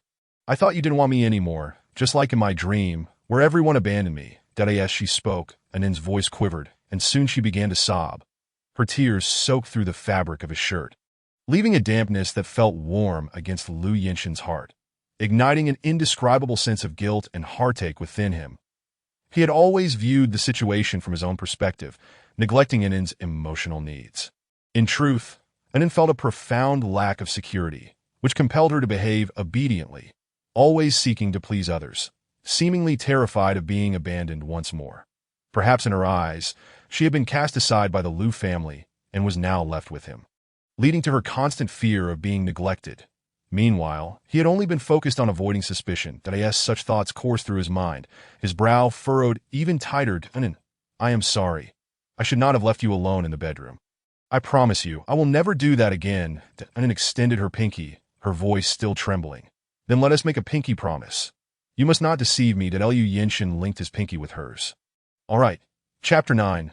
The shock of friends. The following morning, after finishing breakfast, Lu Yinshin took Inen out shopping, not only to buy gifts but also to procure various daily necessities for her. In October, the southern city had begun to feel a bit chilly. Inen wore a light yellow dress paired with a thin knitted cardigan, her hair styled in a bun, giving her an even more youthful appearance. Lu Yinshin parked the car in the underground garage of a large shopping mall and, after securing the vehicle, took Inen's hand as they rode the elevator to the third floor. They first arrived at a tea shop. Elegantly decorated, as they entered, a wave of tea fragrance enveloped them. Inside the shop were three individuals, a man and a woman in uniforms, smiling warmly as they welcomed customers, and another man dressed in a black tang suit. His meticulously styled hair slicked back, leisurely sipping tea at a table, exuding an air of tranquility. The man looked up upon hearing their entrance. "Well, what a rare visitor. What brings such a busy person to my humble shop?" "I came to buy some tea that my mother enjoys. Isn't it unnecessary for you to come personally? Don't you usually have it delivered on schedule?" He turned to one of the staff. "Xiao Chun, didn't you deliver that tea to Aunt Lan?" The young man named Xiao Chun scratched his head. "I did deliver it." Lu Yinshin interjected. "The previous order was delivered, but I need to purchase some more to give as gifts." He seated himself and Inen across from the man, expertly pouring tea for both of them. During this brief exchange, the man across the table kept his gaze fixated on Inen, his expression shifting in a manner more dramatic than a television drama. Inen felt a bit flustered under his intense scrutiny, unsure if it was appropriate to sit down without a proper introduction. However, as Brother Yinshin did not introduce her, she was at a loss for how to greet him. She gently tugged at Lu Yinshin's sleeve from beneath the table. "Brother Yinshin." That soft, delicate voice rendered the man across the table utterly astonished, his eyes widening in disbelief as he looked at Lu Yinshin. After pouring the tea, Lu Yinshin leisurely remarked, "Yishuda, are your eyeballs about to fall onto the table? Better compose yourself." Lu Yinshin was well aware of his friend's flamboyant nature, but he did not anticipate it to this extent. Had he known, he would have introduced Inen beforehand to avoid any potential awkwardness. It seemed he would need to preemptively clarify Inen's identity to his circle of friends, as they all believed Chun Manyun was his girlfriend. Unaware that he had already broken up with her and was now married to Inen, Ishuda regained his composure, his exaggerated demeanor fading as he inquired, "Yinshin, what is going on?" "This is Shani Inen, my wife." Lu Yinshin's response was straightforward, as casual as discussing what to have for dinner. Yet Yishuda's eyes widened in astonishment, his mind racing with disbelief. "When did you get married? When did you acquire a wife? You even kept it from me. You truly are a brother. I didn't exactly hide it." It just happened suddenly, and I hadn't had the chance to inform everyone yet. Dunin only arrived in Nanjing yesterday. And I brought her here right away. Isn't that enough for friendship? Am I not the first to know? Well, thinking that I am at least the first among our circle of friends to be privy to this news. Yishuda felt a sense of comfort within. Yet, despite this comfort, his astonishment remained unabated. He had not forgotten that not long ago, this fellow's girlfriend was still Chinmanyan. Although everyone believed that the two were mismatched in terms of both appearance and wealth. Aunt Lan's fondness for them prevailed, and Lu Yinsen seemed inclined towards settling down. Hence, everyone assumed they would eventually WED, and one could have anticipated that merely a few days later, Anin would unexpectedly emerge. He pulled Lu Yinsen aside, distancing him from Shin Yinan, and in a hushed tone inquired, "What happened to Chin Manyun? Did they break up?" "Yes, they parted ways not long ago." TSK, it's hard to believe. Just after breaking up, he immediately tied the knot with someone else that I thought you were the most stable and reliable among our friends, yet you've turned out to be quite the player. Lu Yinsen had no intention of clarifying matters. After all, no matter how one viewed it, he had let Chin Mannion down, and the label of scoundrel was inescapable. During the conversation, Yishuda glanced back at Shun Yinan several times. A look of deepening confusion in his eyes to be, "By the way, is your new wife of age?" Lu Yinsen pressed his lips together. Anin is 21, well above the legal marriage age. Not only did she meet the legal requirements, but she had also been married once before. However, he did not intend to disclose such personal details. "Since you are already married, when do you plan to hold the wedding?" "I do not currently intend to have a wedding." "Really? You aren't even giving the girl a wedding? That seems rather unkind, and in circumstances were quite special, with many factors to consider. Hence the postponement of the wedding was not a refusal to hold one." "What is so special about it? She seems perfectly normal to me." Unaware of the underlying truth, Yishuda merely viewed his brother's actions as excessively scoundrel-like. Not only had he discarded his ex-girlfriend, but he had also taken a younger partner and now refused to even provide her with a wedding. Recognizing the misunderstanding in Yishuda's gaze, Lu Yinsen pondered that Anin's situation could not be kept secret for long. Those around him would eventually find out. Thus, he spoke candidly, Anin has the mental capacity of an 8-year-old and is currently pregnant. Having just arrived in an unfamiliar place, I want to give her some time to adjust before introducing any additional pressures. Upon hearing this bombshell of information, Yishuda's mind went blank, and he was rendered speechless. Each word was comprehensible, yet when pieced together, it defied understanding. Finally recovering, he blurted out a soul-searching question. "What the hell? Are you insane?" Lu Yinsen sighed in exasperation. "We can discuss the specifics later. This is not the time for such conversations." That Anin sat somewhat awkwardly in her chair, occasionally casting curious glances at them, eager to know the content of their discourse while being polite enough not to intrude. Shortly thereafter, the two men returned to their respective seats, behaving as if nothing had occurred, and Yishuda suppressed his inner gossip-hungry spirit and offered Anin what he believed to be the warmest smile. Adopting a tone reminiscent of soothing a child, Anin, "Hello, my name is Yishuda. I am your husband's college roommate and close friend." Unbeknownst to him, at that moment, he bore an uncanny resemblance to a dubious uncle attempting to entice a child. Anin instinctively turned to Lu Yinsen beside her, and upon receiving a nod of approval from him, she beamed a sweet smile. "Hello, Brother Shuda." The endearing address sent a tingling sensation through his heart, akin to a feather's gentle caress. His smile widened even further. "Anin, I am quite easygoing, so you needn't feel overly formal. Just treat this place like home." Anin, with her doe-like eyes, nodded earnestly. "Okay, thank you, Brother Shuda. You are too polite." Seated nearby, Lu Yinsen's expression darkened. "That's enough. Don't speak in that peculiar tone, as if you were a weirdo. Just speak normally." "Nonsense, how is this weird?" Yishuda, undeterred by his friend's protests, continued with his exaggerated pitch. "Anin, where are you from?" "I am from Hushur." "Hushur, huh. That's quite a distance from Nanchang. It must take over 10 hours by car." And he then turned to his friend, teasing, "Yinsen, why did you travel so far to a girl?" Lu Yinsen shot him a glance, the warning in his eyes unmistakable. The Yishuda felt a bit awkward and realized that trying to extract more information from the young lady would be futile. Chapter 10. A meeting of the present and the past. Wary of Yishuda's continued chatter, Lu Yinsen interjected, "It's getting late. I have other matters to attend to. Please prepare my tea, as per usual, and I'll take it to go." "Sure thing." With business at hand, Yishuda was eager and promptly instructed the staff to package the tea. After collecting the tea leaves, Lu Yinsen stood to leave with an. However, Anin gently tugged at the sleeve of his shirt. Brother Yinsen, this is a gift for Aunt Lon. I should pay for it. Why Yishuda kindly interjected. And you don't need to settle this right away. Your husband is a loyal customer of ours. He always pays monthly. Dunnan looked up at Lu Yinsen. Brother Yinsen, I want to pay for the gift myself. Lu Yinsen tenderly stroked her smooth hair. His gaze softening, and in, we are married. My money is your money. So, regardless of who pays, this gift counts as yours. Dunnan shook her head. That's not how it works. Sister Qingqing said that gifts should be bought with one's own money. If someone else pays, it's merely borrowing flowers to present to the Buddha, and the recipient want to be happy. This was the first time Lu Yinsen had heard Anin mention that name, prompting him to ask, who is this Sister Qingqing you speak of? Sister Qingqing is my former doctor. Now we are very good friends. She not only guides me, but also teaches me many principles and knowledge. Why didn't she come to see you off when you left Hushur? Anin's eyes dimmed with disappointment. Sister Qingqing is studying in England and couldn't make it back in time to see me off. Lu Yinsen furrowed his brows. So, you've shared everything about us with her? Anin nodded honestly. Of course, I tell Sister Qingqing everything. She gives me lots of advice. Upon hearing this, Lu Yinsen's frown deepened, feeling a twinge of discomfort within. This little girl seemed to have someone else she relied on even more. However, he understood that now was not the time to press further. Well then, let Anin pay this time. And when we get home, we can discuss other matters. Anin only heard that she would be paying and did not catch the latter part of his sentence.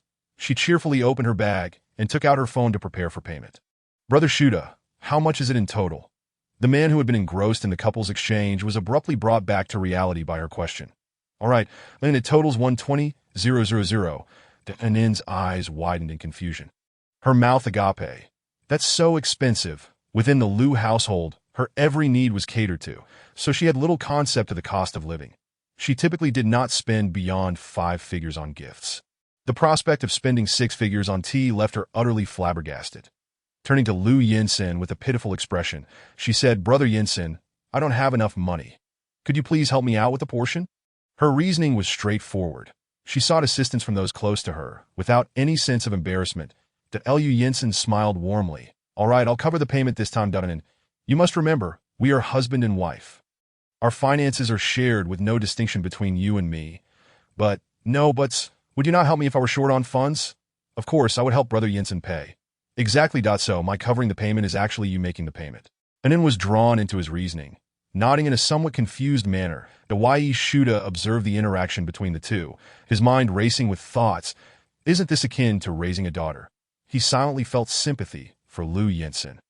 In a clothing store, Chen Manyun sat on a couch, waiting for her friend Lin Lu, who was trying on clothes in the fitting room. Bored, she scrolled through news on her phone, her meticulously applied makeup unable to conceal the weariness etched on her face.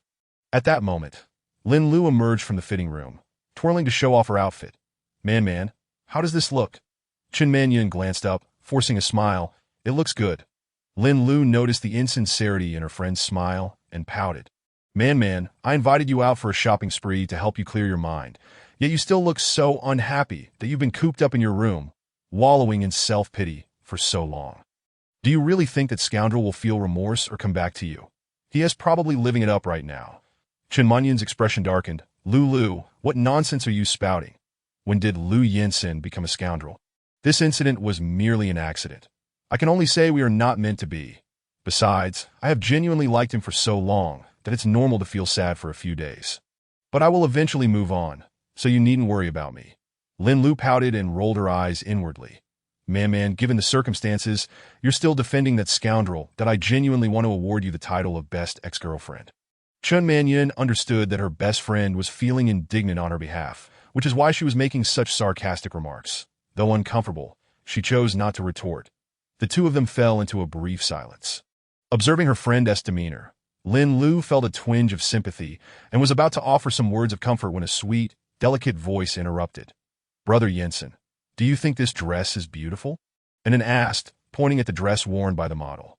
The man's voice, overflowing with affection, responded, It's lovely. It would look even better on you. And in the clothing store was spacious, and although Chen Manyun and Lin Lu were not far from Lu Yinsen, The angle made it difficult for him to see them unless he moved forward. Hearing the man's tender and indulgent words, Chen Manyun's face turned pale, her breath slowed. Lin Lu's expression shifted, and in a fit of rage, she stormed out, pointing an accusatory finger at Lu Yanzhen. "That Lu Yanzhen, you despicable man! How dare you show your face in front of Manyun and flaunt your affection here? You shameless couple!" Realizing what was happening, Chen Manyun rushed out to restrain Lin Lu. "Lulu, please don't say such things, man. How is that a reckless statement? I feel for you.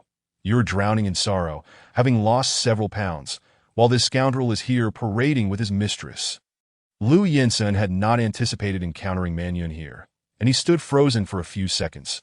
But upon hearing this woman's derogatory remarks towards Anin, his expression darkened. That it didn't matter to him if he was insulted. After all, he indeed owed Manyun an explanation. However, Anin was innocent, and he absolutely would not tolerate anyone indiscriminately slandering her. "Lin Lu, Anin is not a mistress, and this situation is between Manyun and me. It has nothing to do with you." Anin, frightened by the woman's glare, hid behind the man, clutching his clothing tightly and lowering her head like a frightened little rabbit. Lin Lu, witnessing the affectionate display between the couple, felt nauseated and let out a cold laugh. "Oh, what a performance! You were not so timid when stealing someone else's boyfriend. Now you're pretending to be a helpless little bunny. It's disgusting. Lulu, that's enough." Chen Manyun, disregarding Lin Lu's resistance, firmly pulled her away, fearing she might utter something embarrassing again. Chapter 11. The best friend's fury. The onlookers in the clothing store, who had been watching the scene unfold, quickly dispersed as it concluded. Lu Yanzhen took Anin away, leading her to a resting area in the mall, embracing her as he comforted her. "Anin, it's all right now, don't be afraid." Anin looked up from his embrace. "Brother Yanzhen, what just happened? I didn't understand what that sister was saying. What does scoundrel couple mean? She also accused me of stealing someone's boyfriend. What do mistress and scoundrel mean?" She looked very angry. "Did I do something wrong?" Lu Yanzhen felt a pang of regret, thinking he should have taken Anin away immediately instead of allowing her to hear such foul language. "Anin, don't pay attention to what that woman said. She's just a lunatic rambling." Anin understood what a lunatic was. When she was young, her gentle Aunt Zhuang would occasionally lose her temper, cursing others as crazy women. Curious, Anin once asked Aunt Zhuang what a crazy woman was. Aunt Zhuang, gritting her teeth, replied, "A crazy woman is like a mad dog that bites indiscriminately, incurable, and will attack others when she loses her mind. Anin must steer clear of such mentally unstable people." Anin nodded obediently. Anin understands. Throughout her life, Anin had never encountered a true lunatic. Despite adults using dangerously vivid terminology to describe them, the thought of being a fool made her less afraid of such individuals. In truth, whether lunatics or fools, they were all pitiable. Just like her, who had been mocked by other children for being foolish, with none of her peers willing to play with her as she grew older. Her compliant demeanor slowly earned her the affection of elders. Yet she longed to be smarter, so she could continue her education. Noticing Anin's silence, Lu Yanzhen felt a hint of melancholy. Fearing she was frightened by the earlier incident, he gently stroked her back, reassuring her, "Anin, don't be afraid, and no matter what happens, I will always protect you." Anin wrapped her arms around his waist, resting her head against him, shaking her head. "Brother Yanzhen, I'm not afraid anymore. I'm just a bit assailed." Lu Yanzhen assumed she had grasped the offensive language. Anin, remember, you were never at fault from the beginning, so no one has the right to scold you. That woman insulted you. I will make her apologize to you in person. If anyone bullies you in the future, you must tell me, and I will stand up for you. Brother Yanzhen, I don't need anyone's apology. That sister may not be able to control herself, just like me. I really want to be smarter, but I'm too slow. Sometimes it takes me a long time to learn something. And no matter how hard I try, I just can't grasp it. I can understand this feeling of being unable to control oneself, so I don't need that sister's apology."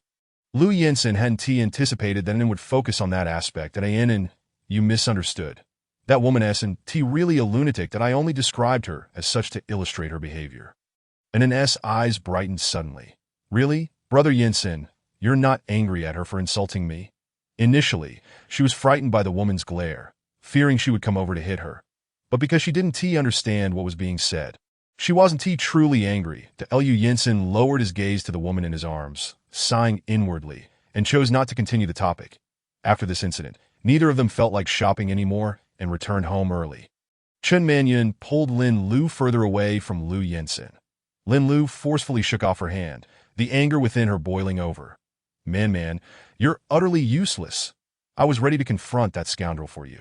And you coward like this, dragging me away to you're driving me mad. They're the ones at fault. Why are you hiding? Lin Lu was so furious that her chest heaved violently, hands on her hips. Her expression one of exasperation. Chen Manyun frowned slightly. Lulu, I told you Lu Yinsen is not a scoundrel, and that woman is not a mistress. We are all victims here. Lin Lu was bewildered, feeling her friend was caught up in a romantic haze. Surely believing the scoundrel's lies. She couldn't comprehend how her usually astute friend, who could be even more fiery than her at times, could act so foolishly in this situation.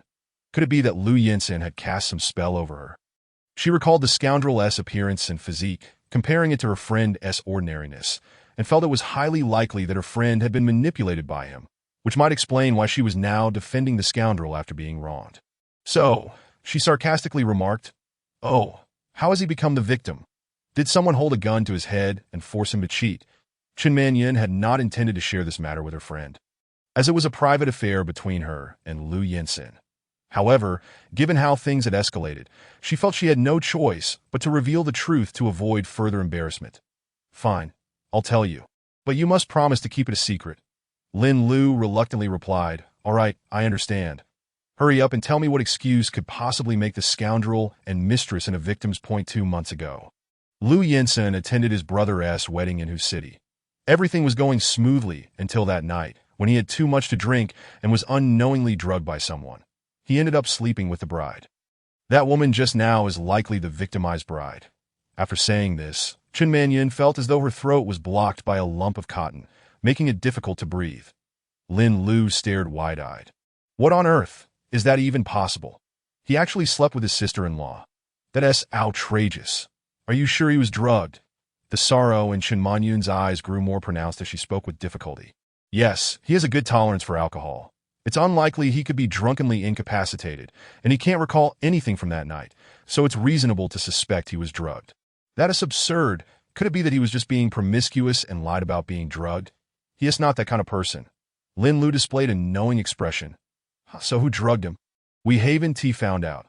Lin Lu suddenly let out a cold laugh. Man, I truly don't know what to say to you. You believe everything he says, but you dismiss everything I've said. His story is full of holes. If he were genuinely framed, shouldn't he have reported it to the police? Yet he ended up marrying his sister-in-law. Can there be a more absurd scenario than that? Who would believe that they didn't have an affair? Perhaps on their wedding night, that woman couldn't endure the loneliness and sought a fling, only to be caught red-handed by her husband, prompting this pair of shameless lovers to concoct such a tale. Lin Lu was so furious that she stamped her feet, truly wishing to awaken her love-struck best friend with a scolding for believing such absurd excuses. Chapter 12. The matters behind the scenes. Chen Manyun let out a deep sigh. Lulu, everything you've mentioned crossed my mind as well, and I even contemplated it more maliciously than you did. This situation sounds utterly ludicrous, but once I learned that the woman's mental age was merely 8 years, I dismissed those sordid thoughts. Lin Lu was taken aback, covering her mouth in shock. That woman is mentally challenged. Indeed. What the hell? How could Lu Yinsen be so desperate?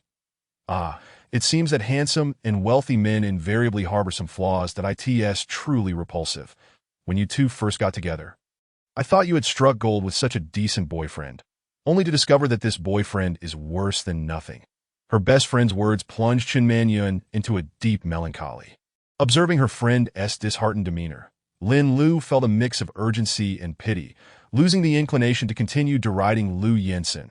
Alas, even so, it cannot be that a single night's escapade leads to divorce and remarriage.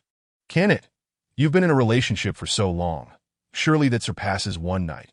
You two have not been intimate. Chen Manyun shook her head. I refuse to engage in premarital relations. Lin Lu felt a twinge of confusion, yet also a flicker of relief. Well, that's fortunate. Otherwise, you would have suffered a greater loss. Chen Manyun's eyes brimmed with tears that had long been held back. Lulu, I actually learned of this 2 months ago, when Lu Yinsen confessed to me. I had a fierce argument with him over it because I could not accept that my boyfriend was sleeping with another woman while we were together. In that moment, I resolutely proposed a breakup. I told no one and silently grieved, thinking I would recover after a few days like before. But I found it impossible. My mind was consumed by thoughts of him, and I realized just how deeply I loved him. I had never liked a man this much before. I envisioned our married life countless times, imagining it would be filled with happiness, only for fate to play such a cruel joke on me. I know I seem utterly pathetic. Lin Lu furrowed her brows tightly, unable to bear the sight of her friend's despondent state. She moved closer and embraced her, offering comfort. Man, heartbreak is painful. Endure it, and you shall emerge from it. Who hasn't encountered a few scoundrels along life's path? But judging by the circumstances, did you eventually reconcile? Chen Manyan choked back her emotions, yes, after the breakup. I was in such agony that I went to a bar to drown my sorrows that I didn't realize it was owned by Lu Yinsen's friend. So when he learned I was drinking away my troubles, he came to pick me up. That night, I cried and yelled at him, accusing him of betrayal and expressing my grievances. He didn't get angry. Instead, he consoled me and stayed by my side. Once the alcohol wore off, I came to my senses and decided not to torment myself anymore. Since I loved him so deeply, I would give him another chance, which would also be a chance for myself. So we got back together, and I tried hard to forget what had happened. Lin Lu's brow furrowed even tighter, her eyes nearly rolling to the heavens. That was incomprehensible to her, a woman who changed partners as easily as changing clothes. How her best friend could be so love-struck that if that's the case, why did you two break up again? Everything seemed to return to normal, but a little over a month later, that woman turned out to be pregnant. So we truly had to part ways this time. Lin Lu was momentarily speechless, finding the entire situation absurd and unable to articulate her feelings. She feared her friend might reveal even more shocking details as they spoke. For a while, neither of them spoke. Chen Manyan pulled out a tissue from her bag, vigorously wiping away her tears and sniffles, gradually regaining her composure. Sigh. I've said everything I needed to say. This is how it is. We are both victims, so I hope such a situation will not occur again. Lin Lu's earlier anger dissipated, leaving her with a complex array of emotions, accepting that everything seemed to be orchestrated by fate. Man, have you moved on? If I haven't, what can I do? Am I supposed to cling to him indefinitely? Lin Lu replied, just now Lu Yinsen was so gentle and indulgent with that woman, showing no signs of heartbreak. While you remain trapped in the past, it's simply unfair that he is just a man, after all. Man, I'll introduce you to even better men than Lu Yinsen, and you can show them what true happiness looks like. Furthermore, though that woman may be attractive, she is mentally challenged, so their married life will surely be fraught with discord. The hardships are yet to come, and Lu Yinsen will undoubtedly regret his choices. Once Chen Manyan regained her composure, she reflected on the previous situation, feeling discomfort at the thought of Lu Yinsen bestowing his gentleness upon another woman. Upon returning home, Anan eagerly presented a gift to Zhao Xiaolan. Auntie, this is a gift I've brought for you. Brother Yinsen said you adore this particular tea, so I thought you would be delighted to receive it. Zhao Xiaolan sat on the sofa, delicately cradling a fine teacup, savoring her tea and completely ignoring the girl standing beside her. Anan was left standing awkwardly to the side, that Lu Yinsen had urgent matters to attend to. And after dropping Anan off at home, he hurriedly left. With him absent, Anan felt somewhat at a loss in this situation. After finishing her tea, Zhao Xiaolan slowly lifted her gaze to glance at Anan. Her expression as indifferent as ever. Place it on the table. Anan obediently set the tea box down gently on the coffee table. Zhao Xiaolan continued to stare at her, recalling her son's words from the previous night, and thus spoke with a noticeably softer tone. Anan, please sit down. I have something to discuss with you. Anan settled onto the sofa to her left, sitting upright. Annie, you can call me Anan. Everyone calls me that. After a brief pause, Zhao Xiaolan replied, Anan, do you know why you are in this home? Anan pondered for a moment before responding earnestly. Brother Yinsen said that because I am now his wife. He needs to take care of me and the baby, so he brought me here. That he also said that this will be our home from now on. Zhao Xiaolan cast a quick glance at Anan's flat abdomen. And do you know what marriage represents? Anan shook her head that I don't know. Instead of explaining the concept of marriage, Zhao Xiaolan continued with her questioning. And do you know what kind of person Yinsen is? Brother Yinsen is a wonderful person. He treats me very well and has promised to take me to see various sights. Zhao Xiaolan frowned slightly at Anin. Your world revolves around play, but Yinsen's work is extremely demanding, and he cannot always accompany you for leisure. Annie, I'm not frivolous. I can patiently wait for Brother Yinsen to finish work before he takes me on outings. Zhao Xiaolan's expression darkened, her tone adopting an admonishing edge that he works hard and comes home exhausted. Do you think he can still take you out to play? Let me tell you, marriage is about two people supporting each other, loving one another, and committing to a lifetime together. Do you think you can manage that? Chapter 13. The kindness of a mother-in-law. Anin felt intimidated by Zhao Xiaolan's piercing gaze, her demeanor becoming somewhat timid as her eyes shrank away. She believed her earlier comments had angered her aunt, so she obediently assured her, Annie, I want to go out to play anymore. Zhao Xiaolan looked at the somewhat timid girl before her, a hint of regret swelling within her for her earlier outbursts. Sigh, why did I get so angry at a child with incomplete mental faculties? After taking a deep breath, Zhao Xiaolan endeavored to soften her tone. Anin, I'm not forbidding you from going out to play. Even if you wish to travel abroad, I can find suitable companions for you. Our family is not lacking in resources to provide for you. You can live a carefree life without worries. But your situation is different now. You are married.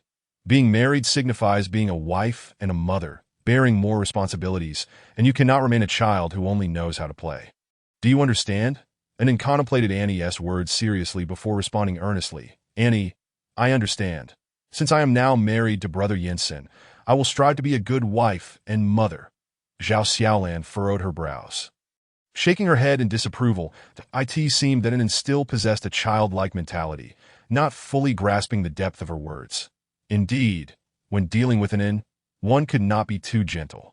Otherwise, she would not comprehend the underlying meaning. Anin, this is not something you can casually boast about. You are still a child, and you cannot bear such responsibilities. Annie, I can learn and improve. How will you learn? You don't even possess the most basic social skills. Are you planning to hide behind Yinsen for the rest of your life, allowing him to shoulder both the external and domestic responsibilities? Zhao Xiaolan's emotions were somewhat agitated as she instinctively tapped the armrest of the sofa. Diana could not comprehend the meaning behind Aunt Lan's words, which seemed to encompass both external and internal matters. In her eyes reflected a sense of urgency and confusion. Observing Anne's reaction, Zhao Xiaolan realized that there was no longer any misunderstanding. Anin, I am not a harsh person, nor am I trying to bully you. On the contrary, I feel deeply for your plight and wish for you to live your life as a carefree child, without the burdens of being a wife or a mother, for those roles do not suit you. I empathize with your suffering. Can you not empathize with mine? Anin furrowed her delicate brows, a hint of panic in her voice. Aunt Lan, Zhao Xiaolan promptly interrupted her. Please allow me to finish. I am Yinsen's mother. I have watched him build his career from the ground up, and now he has finally achieved remarkable success. Do you have any idea how challenging his journey has been?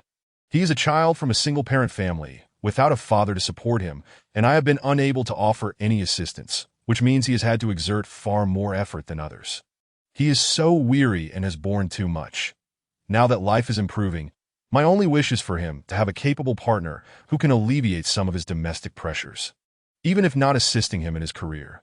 Yet, you are unable to fulfill this role while occupying the position of his wife. Anin, helplessly twisting her fingers like a wayward child, began to grasp Aunt Lan's implications. She feared that her perceived inadequacies rendered her a burden to Yinsen. The thought of such a possibility sent tremors through her voice as she asked, Aunt Lan, do you mean that you want me to leave? But I have nowhere else to go. The mere thought of being abandoned again brought forth a torrent of tears, her lips pressed together to stifle her sobs, a sight both pitiful and heart-wrenching. Seeing her misunderstanding, Zhao Xiaolan quickly clarified. Anin, you have misinterpreted my intentions. As I mentioned before, our family can take care of you for a lifetime. We will never cast you out. She suddenly leaned forward, grasping Anne's icy hand. Anin, do not be afraid. Aunt Lan only wants what is best for you, that if you divorce Yinsen and terminate the pregnancy, we will still be one family, that I promise to treat you like a daughter. Once Yinsen has a wife, you will not only have an elder brother to protect you, but also a sister-in-law to care for you. And it could not hear the latter part of her words. Her focus fixated solely on the phrase about terminating the pregnancy, With terror in her eyes, she withdrew her hand forcefully and shouted, "I refuse. Why does everyone want to abandon the baby? The baby is innocent. I only want my baby," she sobbed, curling up in a corner, hugging her arms tightly as she wept uncontrollably. Zhao Xiaolan had initially thought that with a little coaxing, and in being still a child at heart, would agree to her proposal, believing that divorce and terminating the pregnancy were indeed the best choices for her. She did not expect such a vehement reaction. Approaching Anin, she spoke softly, "Anin, Aunt Lan only wants what is best for you. Having a child is not as simple as you think.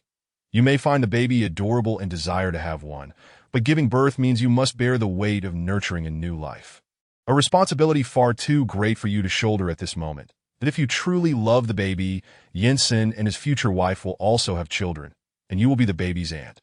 Able to hold and kiss them, and then slowly raised her head from her arms, her eyes glistening with tears as she stammered, "Aunt Lan, I will strive to be a good mother.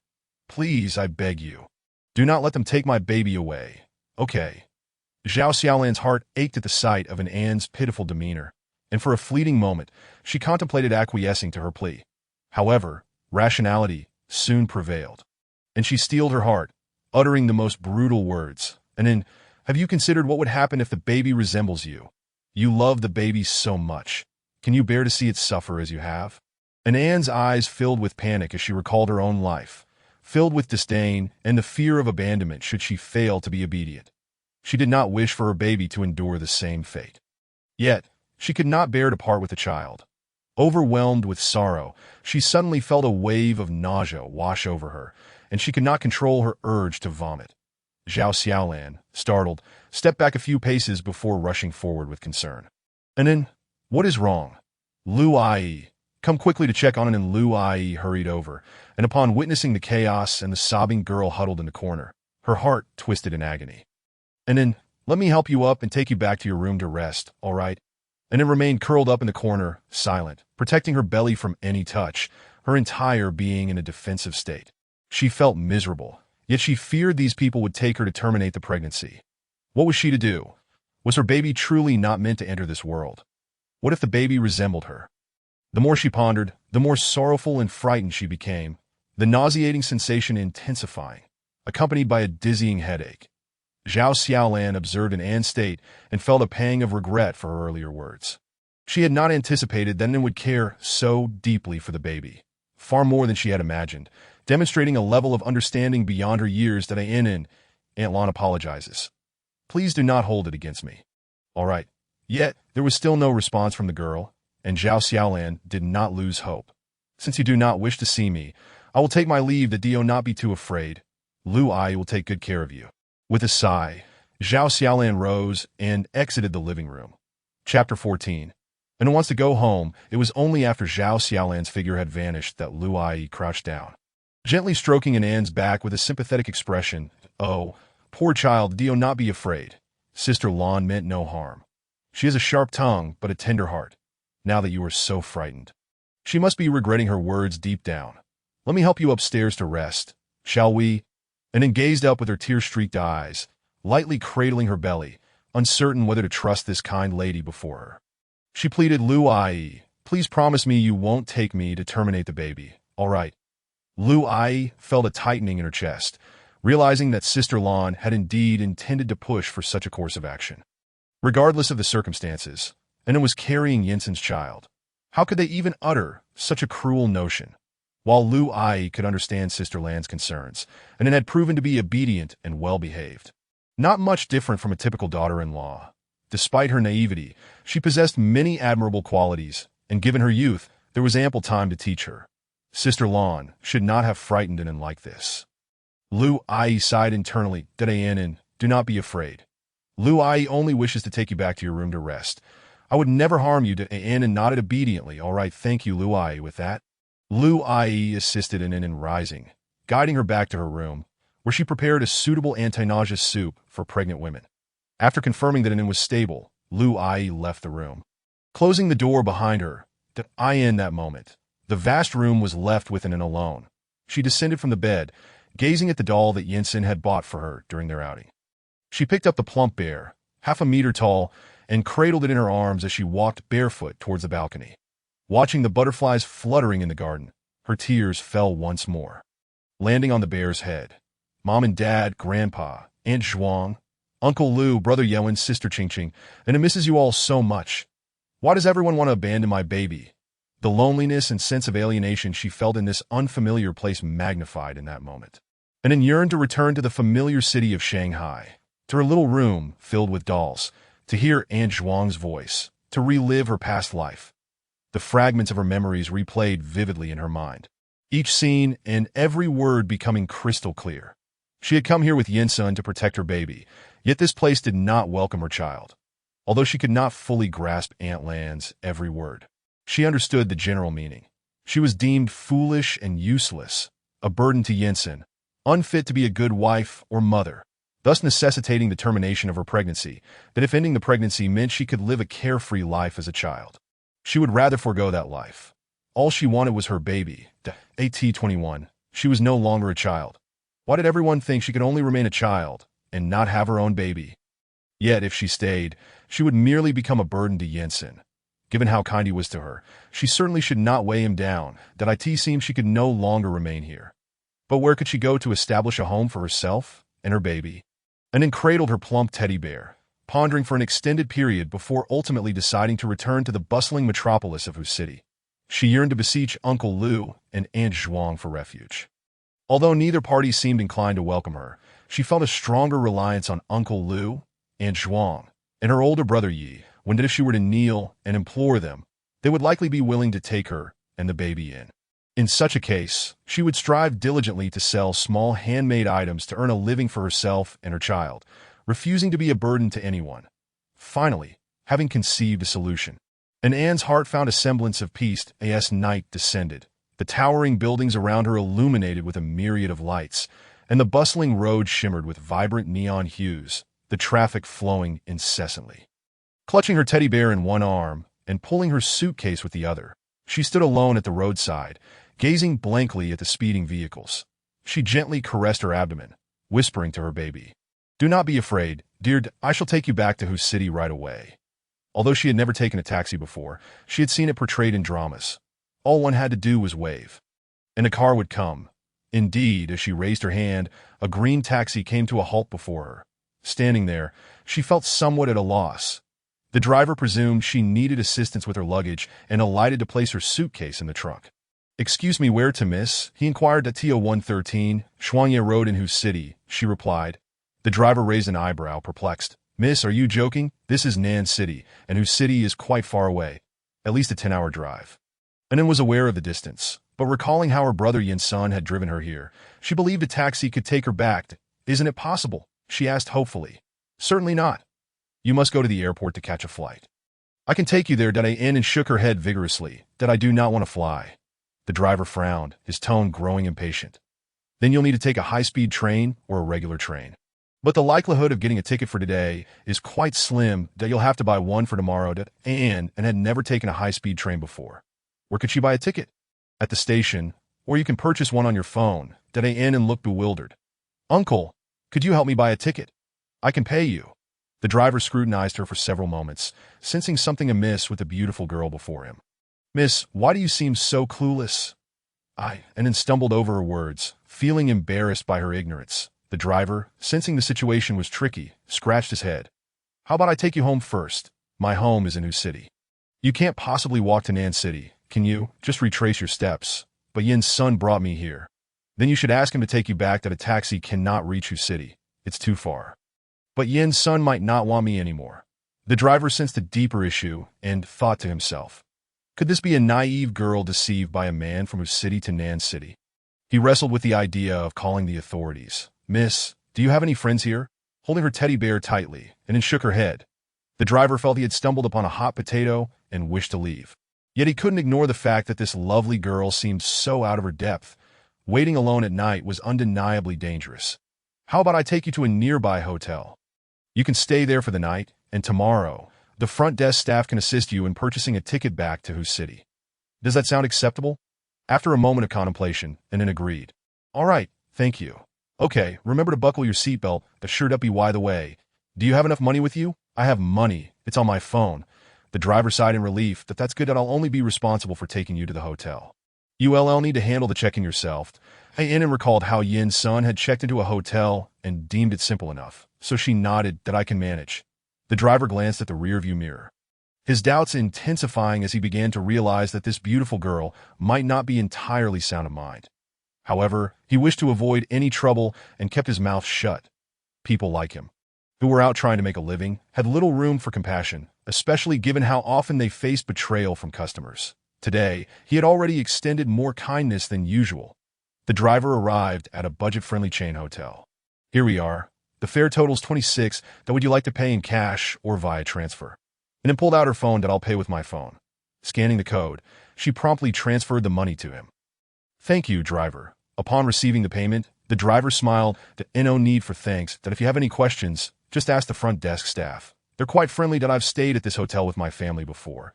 It's affordable and has a decent environment compared to the larger hotels nearby. And it felt fortunate to have encountered a kind soul. All right, thank you. The driver stole a glance at her before shifting his focus back to the road and driving away. Before long, the taxi vanished into the sea of vehicles. And then watched it disappear, then, pulling her suitcase, turned to enter the modestly decorated hotel. Chapter 15.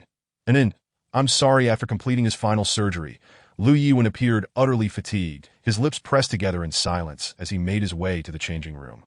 After changing his clothes and picking up his phone, 2 transaction notifications popped up on the screen. One for the taxi fare and the other for the hotel room reservation. Lu Yiwen furrowed his brow, perplexed as to why Anna would take a taxi and book a hotel room so late at night that Anne did not possess a personal bank card. Her mobile payment app was linked to his supplementary credit card. That card was in Anne's possession, but considering her vulnerability, he had set a spending limit on it to protect her from potential scams. That Anne rarely spent money, so he had never needed to adjust the limit.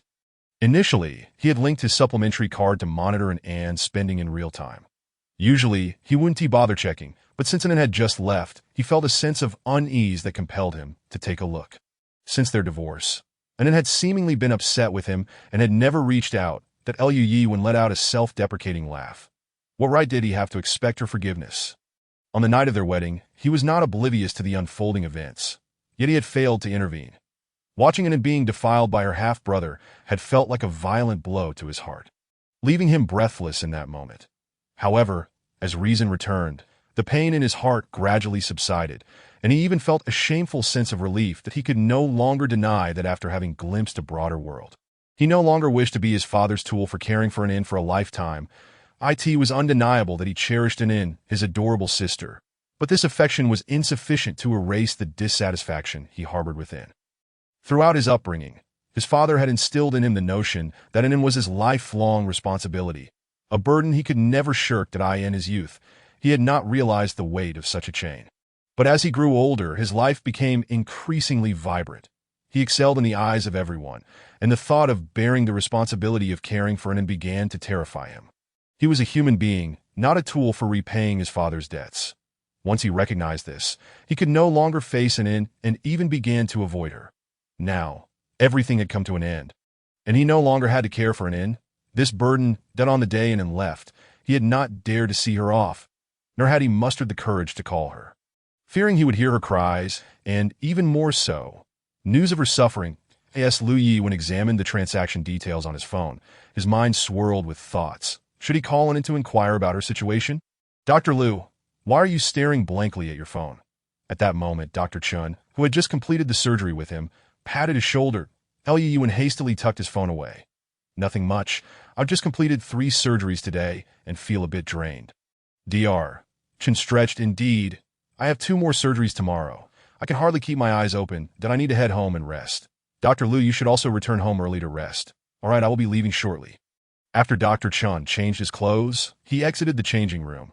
Leaving it quiet once more, Lu Yiwen took out his phone again, pressing his lips together, a flicker of anguish crossing his eyes as memories of his time with Anne flooded his mind.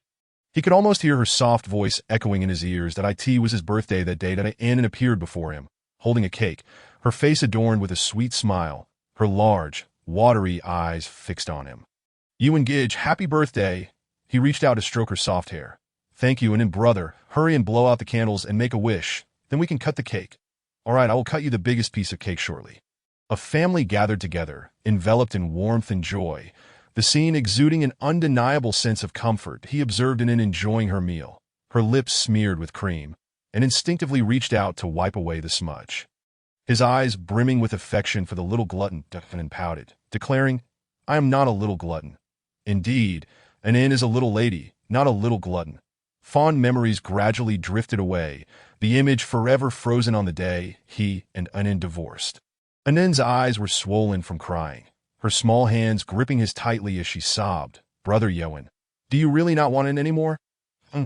I am truly sorry." That he resolutely released her hand, entrusting her to Lu Yinsen, and drove away without a backward glance. From that day forth, their bond was severed.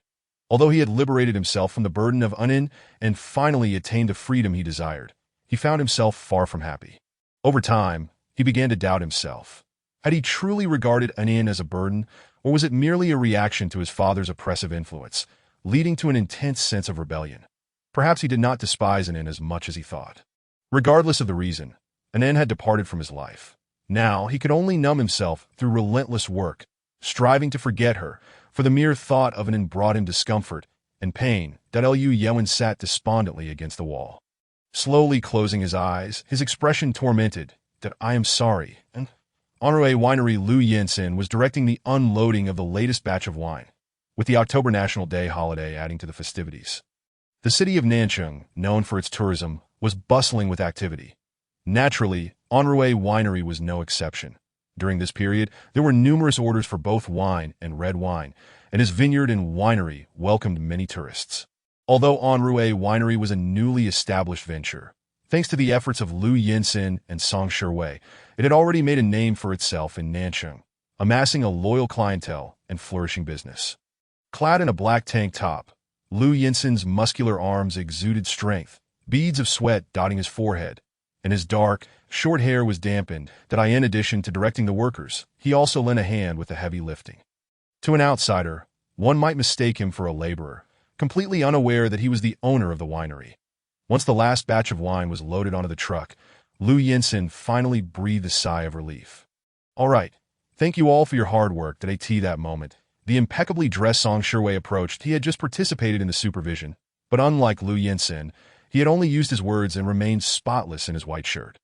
He handed a drink to Lu Yinsen, saying, "Yinsen, you really are a workaholic, taking on everything yourself. That it's not like we need to do this anymore, considering our current status." Lu Yinsen smiled, unfazed by his friend's teasing. He accepted the drink, twisted off the cap, and gulped it down, wiping his mouth with the back of his hand. "Shiwei, you are not wrong. I am indeed a workaholic. That a day without work leaves me feeling restless." Song Shiwei gently shook his head.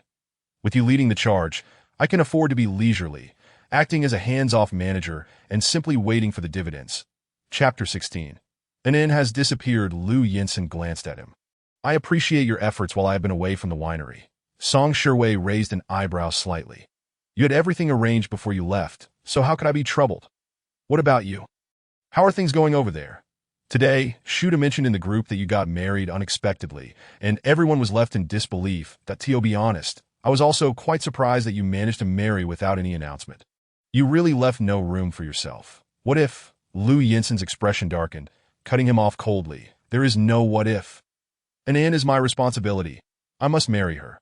"Yinsen, are you certain that you truly slept with that woman that night? Your memory is hazy. How can you be sure?" Lu Yinsen's eyes darkened. "What nonsense are you spouting? I am fully aware of my own body. How could I not know whether or not we were intimate?" "Yinsen, do you love that woman? Her name is Shun Yinin. You may call her Anin, not just that woman." "All right, do you love Shun Yinin?" Lu Yinsen chuckled lightly. "What do you think? We have only known each other for a few days. What do I know of love? I have long moved past the age of concern over love or lack thereof. What matters is comfort and compatibility." As he spoke, there was a hint of self-mockery in his tone. Song Shiwei regarded Lu Yinsen with a complex gaze, increasingly unable to comprehend his good friend, who was seemingly sacrificing his own happiness when better solutions existed. Song Shiwei pondered whether Lu Yinsen could be considered a scoundrel. He felt he wasn't, as Lu Yinsen had been exceedingly generous with Chen Manyun, lavishing her with gifts and even supporting her family. Yet he seemed to be a scoundrel because he did not love Chen Manyun. Their relationship was merely suitable, and the breakup was clean and devoid of lingering sentiments, leaving Chen Mingyun heartbroken. However, Song Shiwei thought that compared to his own reckless, flirtatious lifestyle, Lu Yinsen, who refrained from gambling or visiting brothels, and instead took on familial responsibilities, was a commendable man, albeit one unable to offer love. Coincidentally, Shen Yinen's emotional intelligence was underdeveloped, likely never to comprehend love, making her somewhat compatible with Lu Yanzhen, that Lu Yinsen glanced at him. "Why are you staring at me? Do I have gold on my face? I was merely contemplating why I am so much more handsome than you, yet women prefer your rugged charm, that IT defies logic. Is the trend now favoring rough men over refined gentlemen like myself?" Lu Yinsen recognized that he was attempting to change the subject and played along. "This is all a figment of your imagination. Young Master Song, I am hardly popular with women. When I wear a stern face, no one dares approach me, unlike you, young Master Song, with your gentle and romantic demeanor."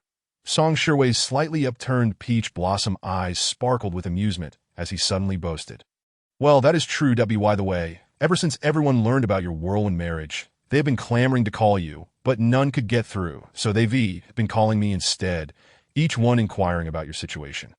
Since you shared this with Shuda, you must not be intending to keep it a secret that I suggest you introduce your new bride to everyone soon, lest they continue to pester you," Lu Yinsen, puzzled, pulled out his phone from his pocket only to find it dead. And no wonder the world had grown so quiet. He shoved the phone back into his pocket. "Well, once and adjusts a bit more. I will introduce her to everyone." His voice held a hint of tenderness. Song Shiwei remarked, "Having a little wife has made you softer. Now that we've wrapped up here, you should head back. Isn't your wife in need of your presence?" Lu Yinsen thought of it, a soft spot forming in his heart. "All right, I leave the remaining matters to you." Lu Yinsen drove, his phone charging beside him. 10 minutes later, as he waited at a red light, he restarted his phone. Upon booting, 30 missed calls lit up the screen. Aside from a few from friends, nearly half were from his mother, and there was even a missed call from Lu Yuan. A sense of foreboding washed over him, and he promptly returned his mother's call. "Yinsen, why have you been calling so much? Is there an emergency?" His mother, Zhao Xiaolan, sounded flustered on the other end. "Yinsen, an in has gone missing." Lu Yinsen furrowed his brow. "Why has an in gone missing?" Zhao Xiaolan's voice brimmed with guilt. "At 10 o'clock, Aunt Lu checked on an in to see if she was asleep, only to find her room empty. We searched the entire house, but we couldn't find her. We don't have an in's phone number, so we could only call you, but your phone has been unreachable. Then we called the estate, and Shiwei said you were on your way home, mentioning your phone was dead. So we thought we would wait for you to return." Lu Yinsen's temples throbbed. He sensed that this situation was far from simple, but it was not the time to assign blame. "Mom, I will call an in and get back to you later." "All right, please find an in, and remember to call me once you do." Understood. Lu Yinsen hung up, and, while increasing his speed, dialed an in's number. However, the line was perpetually busy. Unable to connect, an ominous feeling gripped him, and he felt a wave of anxiety wash over him, his palms growing clammy against the steering wheel. "Please pick up the phone." That he suddenly recalled Lu Yuan from the missed call, and promptly returned the call. This time, it was answered in an instant. On the other end, Lu Yuan spoke first. "Brother, are you with an in right now?" "No, an in has gone missing, and I need to find her," he replied. Lu Yuan's voice crackled with agitation, demanding to know what had transpired. "Why isn't it missing? What have you done to her?" Listening to Lu Yuan's accusatory tone, Lu Yinsen's brow furrowed, and his voice turned. "I see. Why did Lu Yuan? I don't have time to explain right now. Our priority is to locate, and then you asked if she was with me the moment I picked up. Do you know something?" Lu Yuan suppressed his rising anger and worry. "Just a little while ago, I received notifications about an Anne's taxi and hotel charges." Lu Yinsen's eyes widened with sudden intensity. "Which hotel?" "Maple Leaf City Budget Hotel. The address is 45 Huaqing Road." "All right, I'm heading there immediately." Just before hanging up, Lu Yuan ominously warned Lu Yinsen, "If anything happens to an in, I will not let you off easily." Lu Yinsen scoffed coldly. "Isn't it a bit hypocritical for you to say that now?" Lu Yuan's heart tightened, and he stared wide-eyed. "What do you mean?" However, the line had already disconnected. Chapter 17. And it is too foolish. With the assistance of the hotel staff, and then successfully checked into a spacious room. Although the room was modest, it was clean and tidy, appearing quite pleasant. However, it was significantly smaller than Brother Yinsen's room. Why am I thinking about Brother Yinsen again? and then clutched her plush bear and sat on the bed, pondering whether her sudden departure might cause him worry. What if Brother Yinsen was anxiously searching for her? She recalled Aunt Lan's words from earlier that afternoon, suggesting she was a burden to Brother Yinsen. Occupying the place of a wife that in the future, Brother Yinsen would have a wife and a baby. Thus her baby should not come into this world that and pouted, feeling an indescribable sadness. Time passed slowly. And then reminisced about her childhood when she had once gotten lost while visiting a classmate and ended up being taken to the police station by a kind stranger. When Aunt Zhuang and Uncle Lu arrived at the police station, they were drenched in sweat and appeared frantic as they embraced her, crying and scolding her for being disobedient. Since then, Anan had never dared to stray from her designated path, adhering strictly to the rules, fearful of causing trouble for others. Yet today, she had left without a word, likely causing Brother Yinsen distress that he had taken care of her these past few days, treating her so kindly. How could she allow him to worry and fret? Regardless of the circumstances, she ought to express her gratitude to Brother Yinsen and formally bid him farewell, ensuring he would not be concerned. Resolute, and then prepared to call Lu Yinsen, only to discover her phone was not in her possession. She began rummaging through her luggage, turning her bag inside out. Yet her phone remained elusive. Anxiety gripped her as she muttered to herself, "How could this happen? I just used my phone to pay moments ago. Why am I so foolish? Why can't I manage anything properly?" Sitting on the bed, feeling helpless, she desperately tried to recall every detail of what had just transpired. Suddenly, a realization flashed in her mind. I must have left my phone at the hotel front desk. Aware of this, she dashed out of her room. Having never stayed in a hotel alone, she was unaware that she could use the hotel's landline to contact the staff to retrieve her phone. Thus, she foolishly rushed out without even taking her room card. Before long, the door automatically closed behind her, locking her belongings inside that moment, and it was solely focused on her phone, completely oblivious to the fact that the room door had quietly shut. She took the elevator to the hotel lobby and hurried to the front desk, her face etched with urgency. "Hello, my name is Shin Mianan. Have you seen my phone? It has a pink case with a bear design." Anan gestured while meticulously describing her phone's features. The front desk staff listened attentively. "All right, Miss Shin, please hold on for a moment while I inquire at the lost and found." "Thank you." A few minutes later, a staff member approached her, holding a phone. "Miss Shin, is this your phone?" Anan took the phone, her face lighting up with joy. "Yes, this is my phone.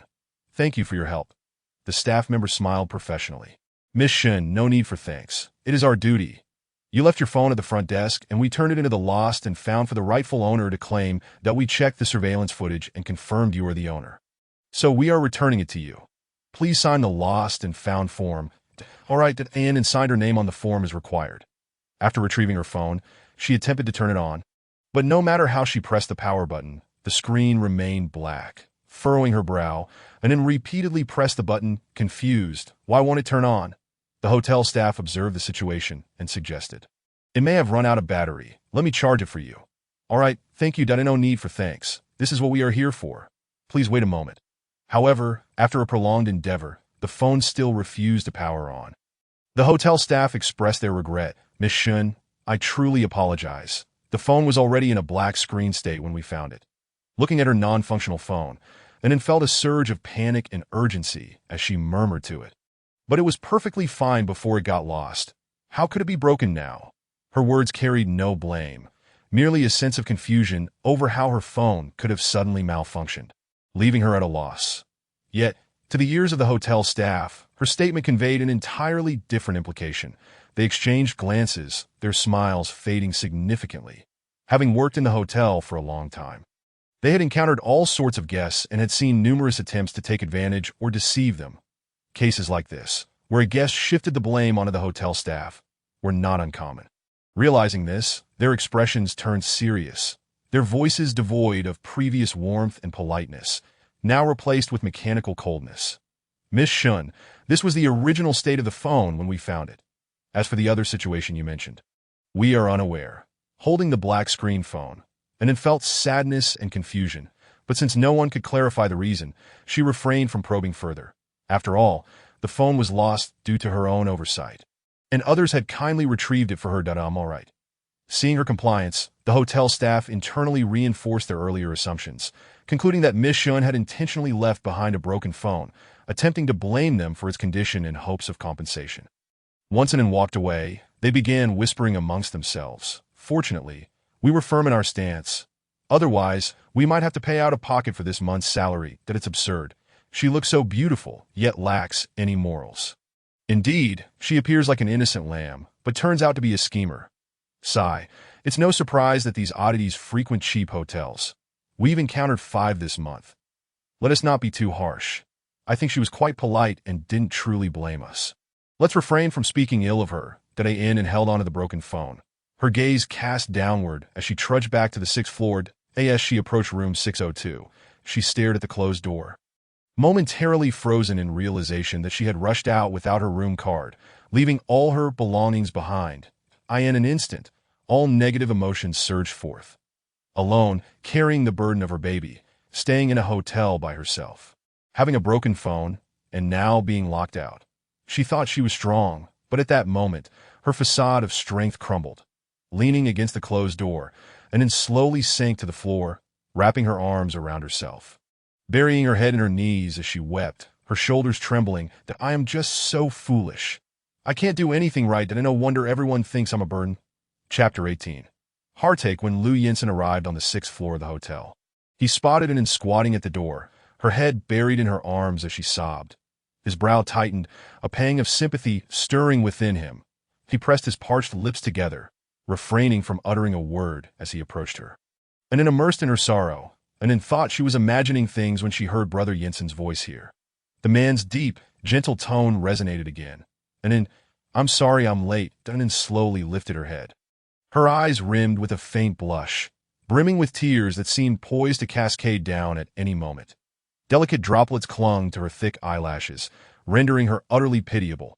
Upon catching sight of Liu Yinsen, she pouted slightly, abruptly rising to throw herself into the man's embrace. In that instant, all her grievances and fears erupted, her sobs more heart-wrenching than before. Yinsen Gij, Wu W. Liu Yinsen tightened his hold on the petite girl in his arms. Gently stroking her back, his voice imbued with the utmost tenderness. It's all right now, don't be afraid. After crying enough in the man's embrace, Anin gradually lifted her head, her nose tinged with red, her lips trembling in a way that conveyed her profound sense of injustice. Liu Yinsen tenderly cupped her face, using his thumb to gently wipe away her tears, as if handling a fragile treasure. Do you feel better now? A wave of guilt surged within Anin as she stammered. Yinsen Gij, I'm sorry, I shouldn't have run out without a word. You must have been very worried about me. I originally intended to call you to say goodbye, but I left my phone at the front desk. So I went back to retrieve it. I finally found my phone, only to discover it was broken. Now I can't even get into my room. I feel so foolish. I can't seem to do anything right. I am a burden wherever I go. I've even started to dislike myself. Wu W. As she spoke, and then found herself crying again out of her own foolishness. Liu Yinsen looked down at the girl sobbing in his arms, and his heart ached as he listened to her describe herself as a burden. Everyone can be careless when in a state of panic. It's perfectly normal to forget the key card when you're anxiously searching for your phone. And then seemed skeptical. Really? Of course it's true.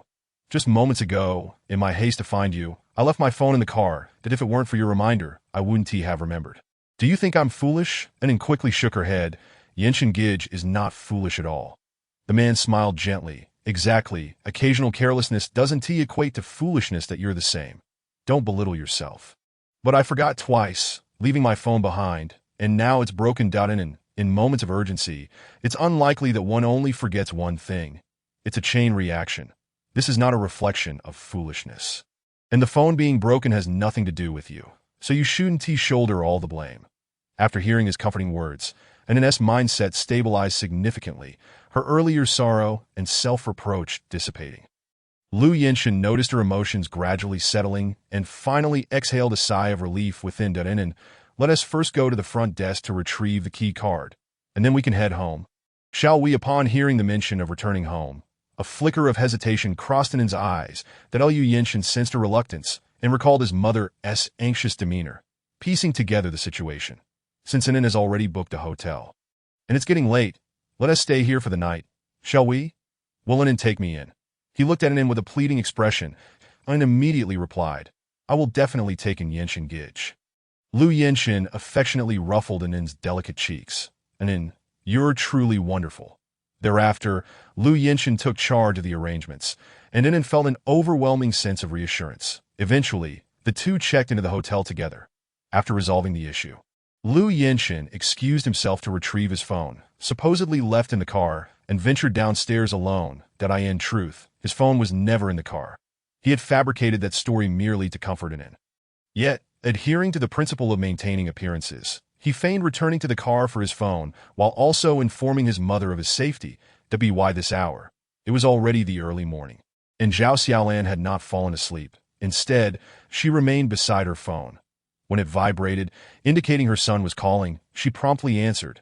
Yenshin, did you find Anin? Yes, I found her. We're staying at the hotel tonight. And we won't be going back just yet. Zhao Xiaolan gradually released a breath she had been holding, her taut nerves relaxing in the process. That's good to hear. If anything happened to Anin, I would have been the one to blame. Her tone was laden with guilt, her voice trembling slightly. Lu Yenshin spoke slowly. Mom, what exactly happened today? Zhao Xiaolan fell silent for a moment before she began. Alas, it's all my fault that I thought Anin, being so young, would understand the difficulties of being a wife and mother, and that would deter her from pursuing such a path. That I planned to comfort her later, believing it would resolve everything perfectly. My intentions were genuinely for her benefit, though my initial selfishness was for your sake. However, Anin is just a child. She should live carefree, without the burdens of adulthood. I never anticipated that my words would frighten her into running away from home. Alas, Anin is far more perceptive than I imagined. Listening to his mother's vague summary, a surge of anger and disappointment welled up within Lu Yenshin. Just as he had suspected, his mother must have spoken to Anin about terminating the pregnancy and similar matters. Mom, didn't I make myself clear last night? Why did you feel the need to say those things to Anin? Do you think her mind is that of an 8-year-old, and thus her feelings can be disregarded, as if she lacks emotions? If Anin were a normal person, would you still dare to say such cruel things about her needing to terminate the child for her own good? Anin is more sensitive than most, and she lacks a sense of security. She fears abandonment. The words you spoke, she not only comprehended, but they also deeply saddened her. Zhao Xiaolan found herself at a loss for words, stifled by her son's probing. Yes, if the other party were a normal person, I would never have uttered such harsh words. Yet I mistakenly believed Anin's immaturity meant she could be deceived, which led me to speak those cruel truths. I did not anticipate that she would understand. Upon realizing this, Zhao Xiaolan felt an overwhelming sense of regret. Yenshin, I'm so sorry. When Anin returns, I will formally apologize to her. Lu Yenshin recognized that his mother was now engulfed in deep self-reproach and could not bring himself to blame her further. Mom, I hope this is the last time that Anin is my wife. The child she carries is our shared bloodline, a member of your family that I wish for you to treat Anin as a family member. Zhao Xiaolan sighed deeply.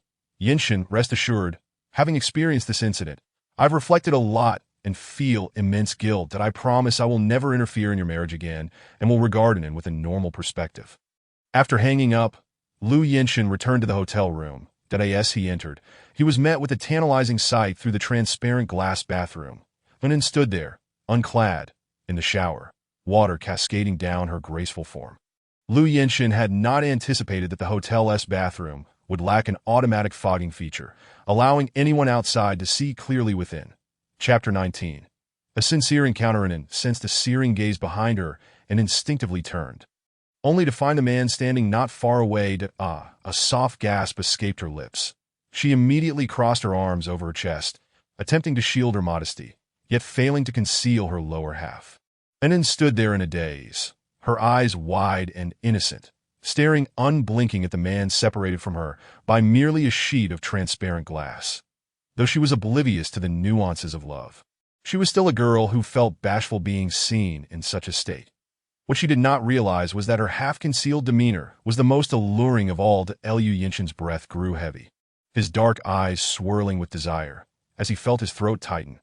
However, the sound of her soft gasp pulled him back to his senses, the lust in his gaze diminishing. He offered in a gentle smile, seemingly to soothe her, before turning and quietly walking away. Lu Yenshin stepped onto the balcony, pulled out a lighter, and flicked it open, the crisp sound of the ignition echoing in the quiet night. A glowing ember flared to life that I in the stillness of the early morning. He stood in the night breeze, smoking, the swirling smoke encircling him and gradually obscuring his face. This was not the first time he had seen an in such a vulnerable state. The last time, he not only gazed at her, but had also tenderly dried her off, touching every inch of her skin. Yet at that moment, Anin had been deeply sorrowful, and all he felt for her was affection and concern, devoid of any impure thoughts.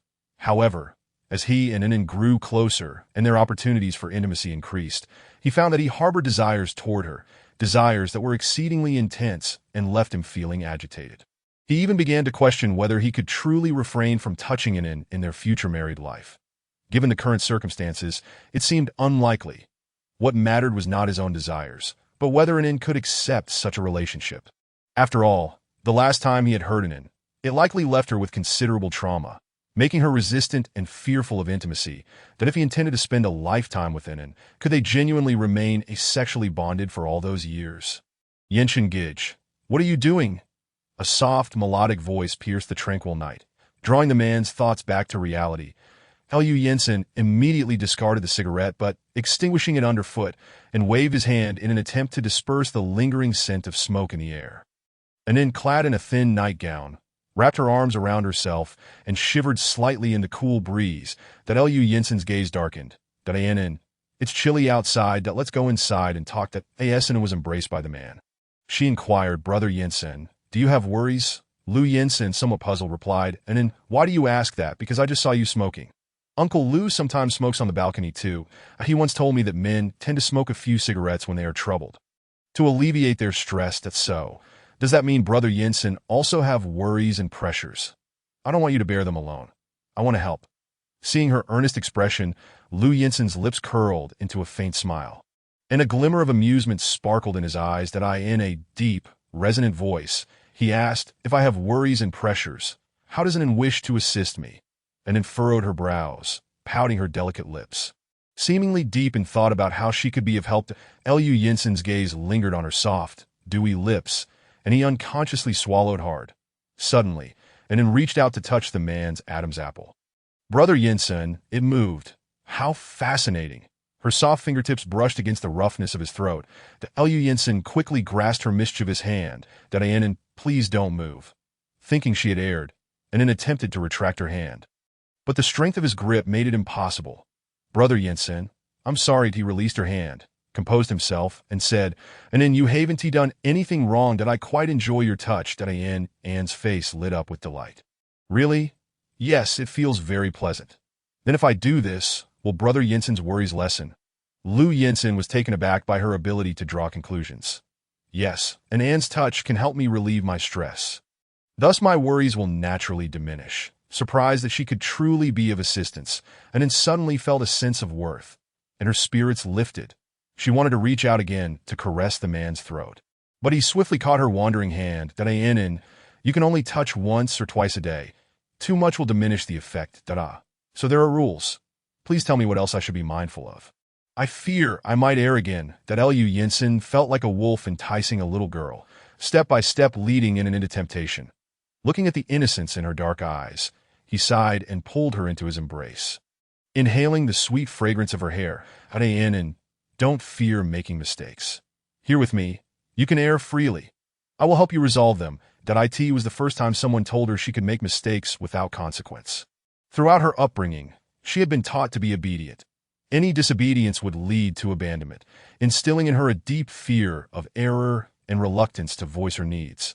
She nestled against him, seeking comfort, and quietly lay in his arms. That Lu Jensen gazed down at Anne's damp hair and lifted her effortlessly to the sofa. That he returned from the bathroom with a hairdryer, carefully drying her hair, and then sat obediently, leaning against him, relishing the warmth of his presence. After 10 minutes, her hair was completely dried. He carried her to bed, tucking her in gently, and softly instructed, Anin, good night. That I'm going to take a shower now. Though Anin felt quite sleepy, she insisted, hurry, I'll wait for you. Go to sleep early.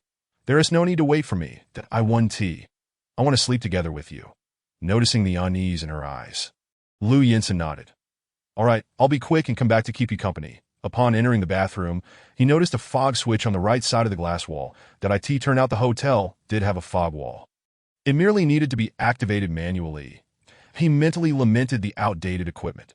Realizing an unlikely didn't he know about this switch, he concluded that she had foolishly taken a shower without activating it. As he pondered whether or not to turn on the fog, he deliberated on an Anne's feelings. Would she feel foolish if he activated it? After much contemplation, Liu Yinsen decided against it, reasoning that since he had seen an Anne, he would reciprocate, emphasizing fairness. However, it was easier said than done. While showering, he sensed a gaze upon him, and without needing to guess, he knew Anne was watching. Sitting up in bed, cuddling her plush bear. She gazed intently at the man in the glass shower, her eyes wide with fascination. The water from the large shower head cascaded down his muscular back, following the contours of his physique, devoid of any excess. Chapter 20. Warm interactions with a mischievous impulse. Liu Yinsen abruptly turned around. Anne, captivated, did not expect his sudden movement. Caught in the act, she quickly covered her mouth in shock, yet realizing she had covered the wrong place. She hastily switched to covering her eyes. Amused by her antics, he turned off the shower, casually dried himself, and wrapped a towel around his waist as he exited the bathroom. He approached the bed, where the girl sat, still shielding her eyes, a tender smile playing on his lips. Anne, are you feeling shy?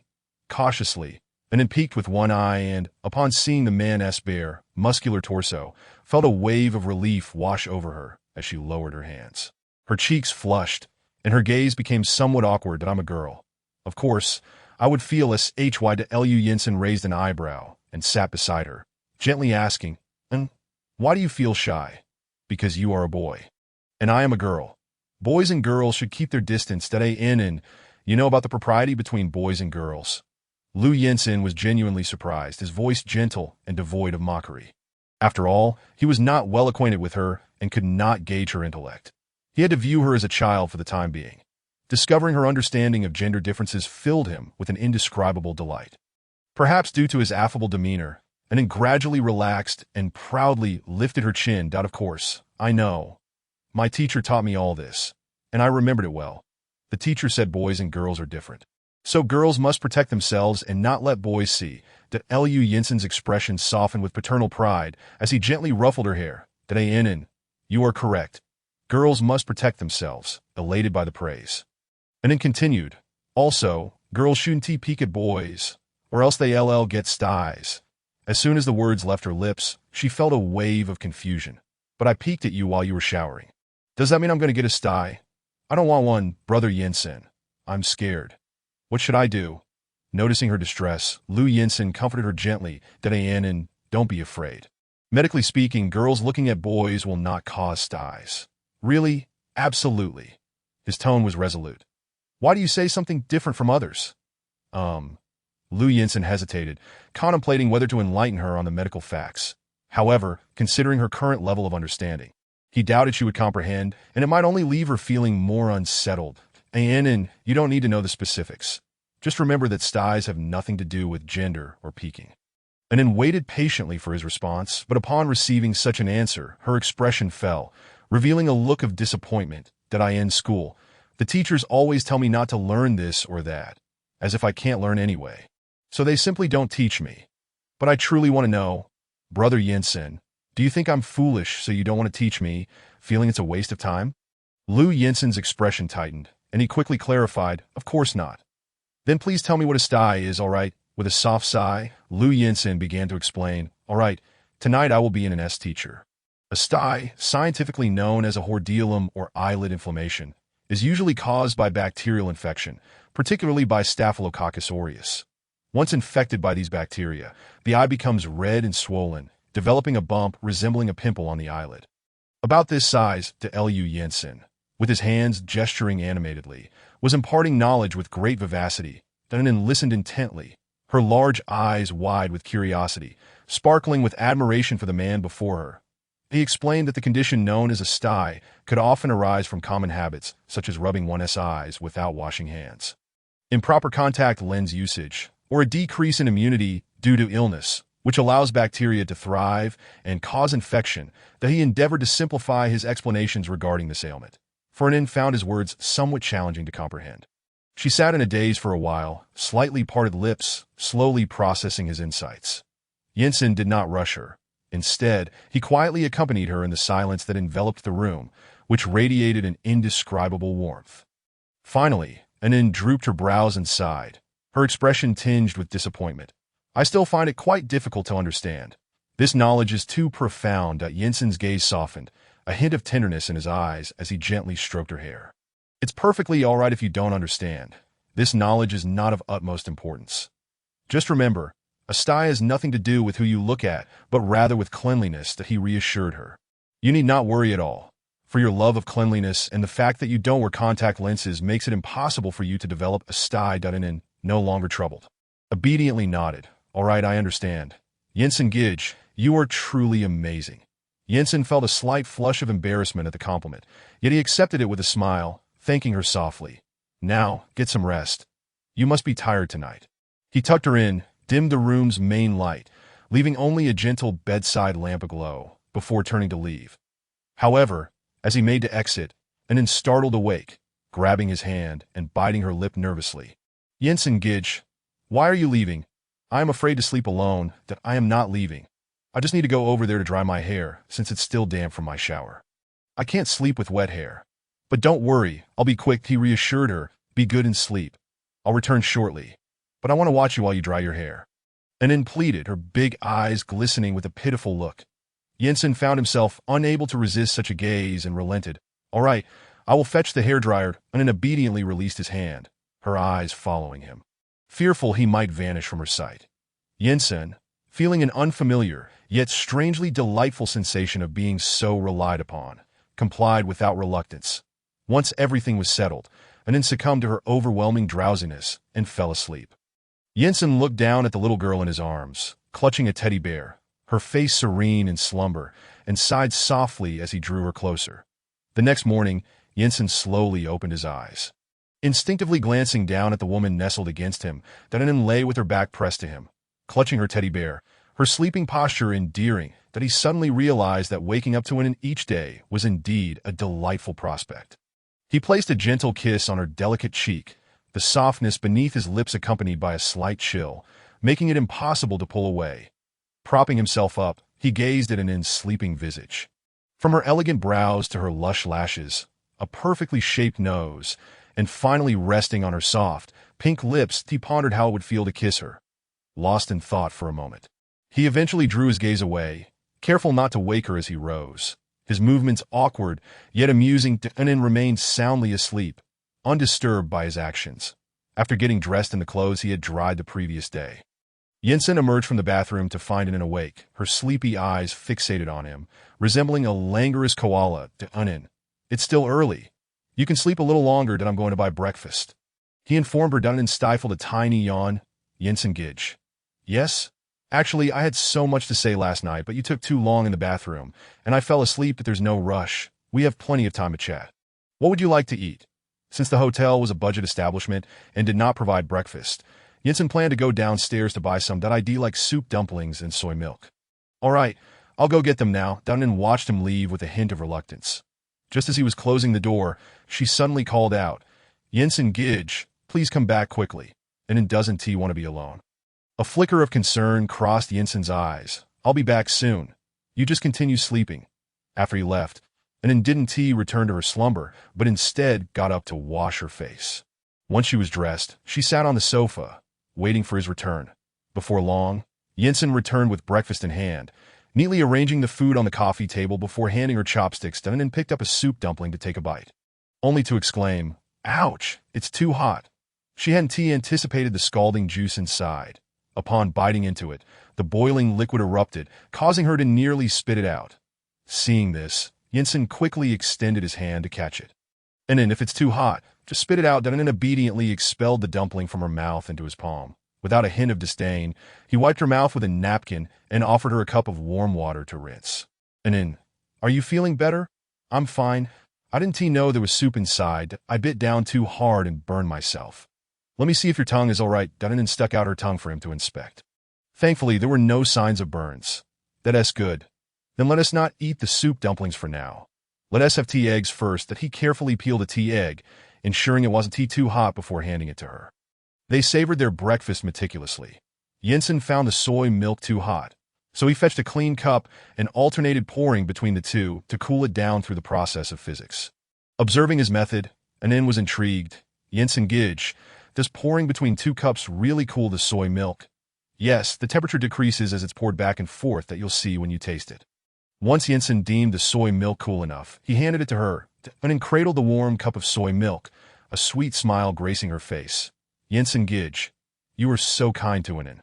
Jensen gazed at her with gentle eyes, filled with affection, his deep voice softening. Because Anin is my wife, it is only natural for me to treat you well. Anin's face lit up with a bright smile. Her eyes crescent-shaped. How wonderful it is to be married to Jensen Gidge. I should have married you sooner. However, as soon as the words left her lips, memories of yesterday flooded her mind, accompanied by Aunt Lan's words. Jensen sensed her sudden shift in demeanor. The once radiant girl now appeared despondent and, "What is wrong?" and then lifted her gaze to him, her expression reflecting sadness and dismay. Jensen Gidge, will you marry someone else in the future? Have a sister-in-law for me, and have children, making me an aunt? Jensen furrowed his brow, suppressing his shock as he inquired, "Did your mother tell you this?" And in mistaking his surprise for affirmation, felt a wave of sorrow wash over her. Her eyes glistening as her voice trembled. "Yes. Aunt Lan said I cannot take your wife's place, that you will marry and have children, so my baby cannot come into this world. She also said the baby might look like me.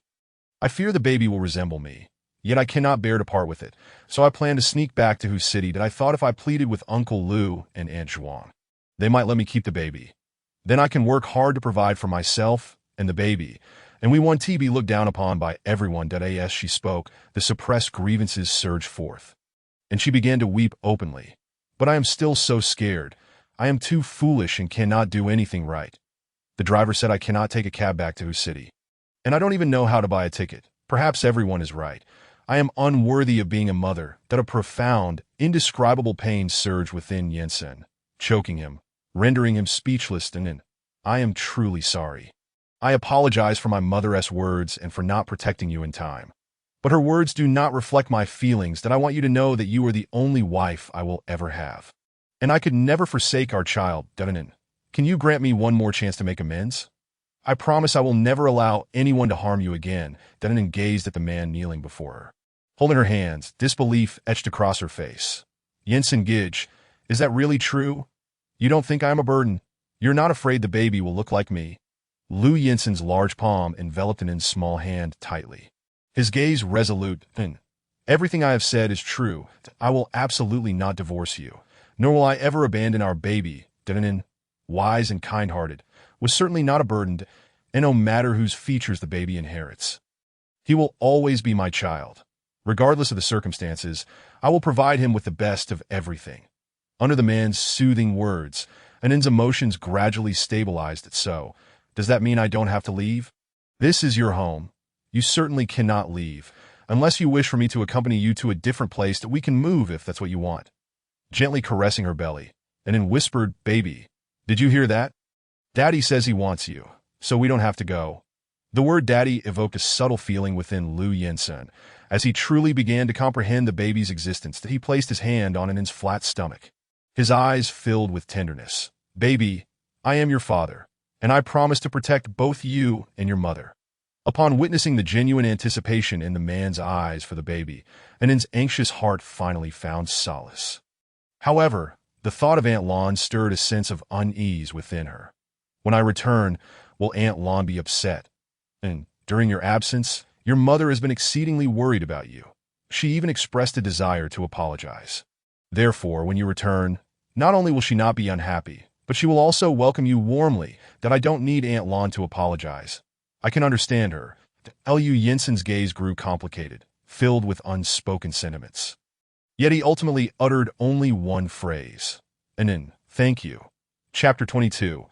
Jealousy. After completing the checkout procedures, Lu Jensen did not hasten to take Annen home. Instead, he first led her to purchase a new mobile phone. Annen gazed at the dazzling array of phones, her expression one of confusion, as she had little understanding of electronic products. Her previous devices, including her phone, tablet, and laptop, were all purchased by Lu Yewen, who never consulted Annen's preferences. Whatever he bought, she simply used. This was Annen's first venture into an electronics store, leaving her bewildered.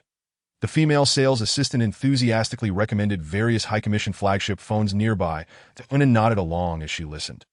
Then turned to the man beside her. Brother Jensen, which one do you think is good? Lou Jensen did not dismiss her inquiry lightly. Instead, he requested the sales assistant to retrieve the most expensive model from the display case. After a few taps to explore its features, he found both the feel and functionality satisfactory. Noticing his interest in the priciest phone, the sales assistant promptly began detailing its specifications and advanced features. To Lou Jensen's perspective, the functionalities of modern smartphones were largely similar. While some features were flashy, not many users could fully utilize them. Furthermore, individual needs for phones varied, as long as they met one's requirements. That was sufficient. Nonetheless, he still intended to purchase the most expensive one for Unin, regardless of whether she would make use of those functionalities. I think this phone is quite nice. Do you like it? If Brother Jensen thinks it's good, then I like it. All right, then we'll buy this one. The sales assistant was taken aback by the swift decision, especially for the most expensive model, and her smile blossomed even more radiantly than before. Great, I will prepare the invoice for you. Please hold on a moment. And opened her bag to retrieve her credit card for payment. She was interrupted by the man. I will handle the payment. From now on, you need not use that card. Later, I will take you to the bank to get a card that belongs entirely to you. And looked puzzled. Why switch cards? Because that card is out of funds. So we need to get a new one. The man casually fabricated an excuse, intending to brush it off. In truth, he did not want an spending to be monitored in real time by Liu Yoan. Nor did he wish for her to use Liu Yoan's money. However, such thoughts could not be revealed in front of Anin. He needed to maintain a good image before her. Anin stared at the card in her hand, bewildered that it was out of money. Could it be because I stayed in a hotel last night and spent it all? Liu Jensen continued to weave his tale. It's not that you exhausted the funds. It's simply that the card had too little money, making it insufficient. That's why I want to get you a new card with a larger balance, so you can buy whatever you wish. Anin did not comprehend the convoluted reasoning. She only understood that after changing the card, it would contain more money. This notion transformed her into a little money enthusiast, and she nodded joyfully. All right, then let's go get the new card later. Liu Jensen smirked slightly, a glimmer of satisfaction flashing in his eyes. After the payment was completed, the two departed from the electronics store and returned to the CA. Liu Jensen inserted an eSIM card into her new phone and restarted it. As the phone connected to the network, a multitude of missed calls appeared, and shortly after, one call came through. Since SIM cards could store contacts, even with a new phone, inserting the original card would replicate the old phone's contact list. The incoming call displayed the name. Yoan Gij. Liu Jensen's expression darkened upon seeing that name, contemplating hanging up. However, seated in the passenger seat, Anin was oblivious to the man's demeanor and only focused on the name displayed on the screen. Excitedly, she snatched the phone from his hand and answered, Yoan Gij. The affectionate term elicited differing reactions from the two men. Upon hearing that endearing address, Liu Jensen immediately pressed his lips together, his hand on the steering wheel tightening slightly as if suppressing something. Meanwhile, on the other end of the line, Liu Yoan felt his heart tremble at Anin's soft voice, a rush of longing flooding him, mixed with sweet and bitter emotions that he struggled to ask, Anin, are you doing well? I am very well. Hearing Anin's cheerful tone, he felt somewhat reassured and slowly exhaled. Anin, did you encounter any difficulties last night? Why did you stay in a hotel, and why didn't you answer my calls? Anin held the phone, her brows furrowing slightly, suddenly feeling flustered and unsure. She didn't know whether to disclose last night's events to Yoan Gij. Normally, she would have shared everything with him, as he was her most trusted person. However, at this moment, she hesitated to divulge the matter, feeling that doing so might complicate things. Anin, are you listening to me? Anin's wandering thoughts were pulled back, and she glanced at the man driving, seeking help. Yet he did not look at her, focused intently on the road with a serious expression. That a flicker of disappointment crossed Anin's eyes as she returned the phone to her ear. Yoan Gij, I am listening. I did not encounter any difficulties. Brother Jensen and Aunt Lon have both been very kind to me. I was with Brother Jensen all night. We stayed in a hotel together, but my phone broke. So I didn't know you were calling. I'm sorry for worrying you. Upon hearing this, Liu Jensen's expression shifted slightly, surprised that Anin would lie. Yet this deception made him unconsciously smile, and his demeanor softened considerably. Conversely, Liu Yoan remained stunned for quite some time, feeling as though his heart was being squeezed painfully, and he couldn't believe that Anin would lie to him. Last night, Lu Yinsen had clearly been searching for the missing Inen. Yet she claimed she had been with him all along, indicating a clear intent to shield him, and had previously confided everything to him. Why had she suddenly changed? This must have been taught to her by Lu Yinsen. He must have threatened her. If Lu Yinsen and Zhao Xiaolin truly treated Inen well, how could she have run away from home at night? Inen, is Lu Yinsen with you? Yes. Lu Yuan's heart coldly mocked. It was just as he suspected. No wonder Inen had lied to him. She was afraid. However, since Inen was currently in that man's hands, he could not say much for fear of making things worse. So he gently reassured her, as long as you are safe, I can relax that we will talk later. Okay, Yuan Gij, goodbye. Yes, Inen, goodbye. After hanging up, Inen felt a twinge of sadness, for she had just lied. Since childhood, Aunt Zhuang had taught her never to lie to family. Liars were bad children. Yet she had just lied to Yuan Gij without a hint of remorse, leading her to conclude that she must be a bad child. Lu Yinsen noticed the young girl's discontent and felt a pang of sympathy. Finally speaking, Inen, thank you for defending me just now. Inen looked at him in confusion. When did I defend Brother Yinsen? Lu Yinsen kept his eyes on the road, but a hint of guilt flickered in his gaze.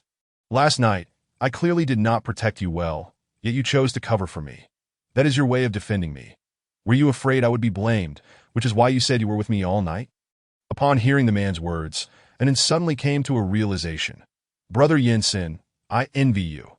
You articulated my thoughts in an instant that I myself did not even understand why I said such things earlier. I simply wish to avoid sharing what transpired last night with Brother Yuan. Moreover, I recognize that I was at fault for silently leaving last night, that I do not want you and Aunt Lon to be misunderstood. Yet I fear that my clumsiness in expressing myself might complicate matters further, so I chose to remain silent, that as they approached a traffic light. Lu Yinsen halted the car and gazed at Inen with gentle eyes. Inen, I have come to realize that the more time I spend with you, the more I appreciate your intelligence. It is merely that you have yet to recognize this admirable quality in yourself and have not received the encouragement you deserve, leading you to believe you are rather foolish, that I in truth. Inen, you are both clever and kind-hearted. Inen looked up at the man, her eyes shimmering with unshed tears. Brother Yinsen, thank you for your kind words over these past few days. They have brought me immense joy. Why did Lu Yinsen reached out to tenderly stroke her hair, his eyes brimming with affection. Chapter 23.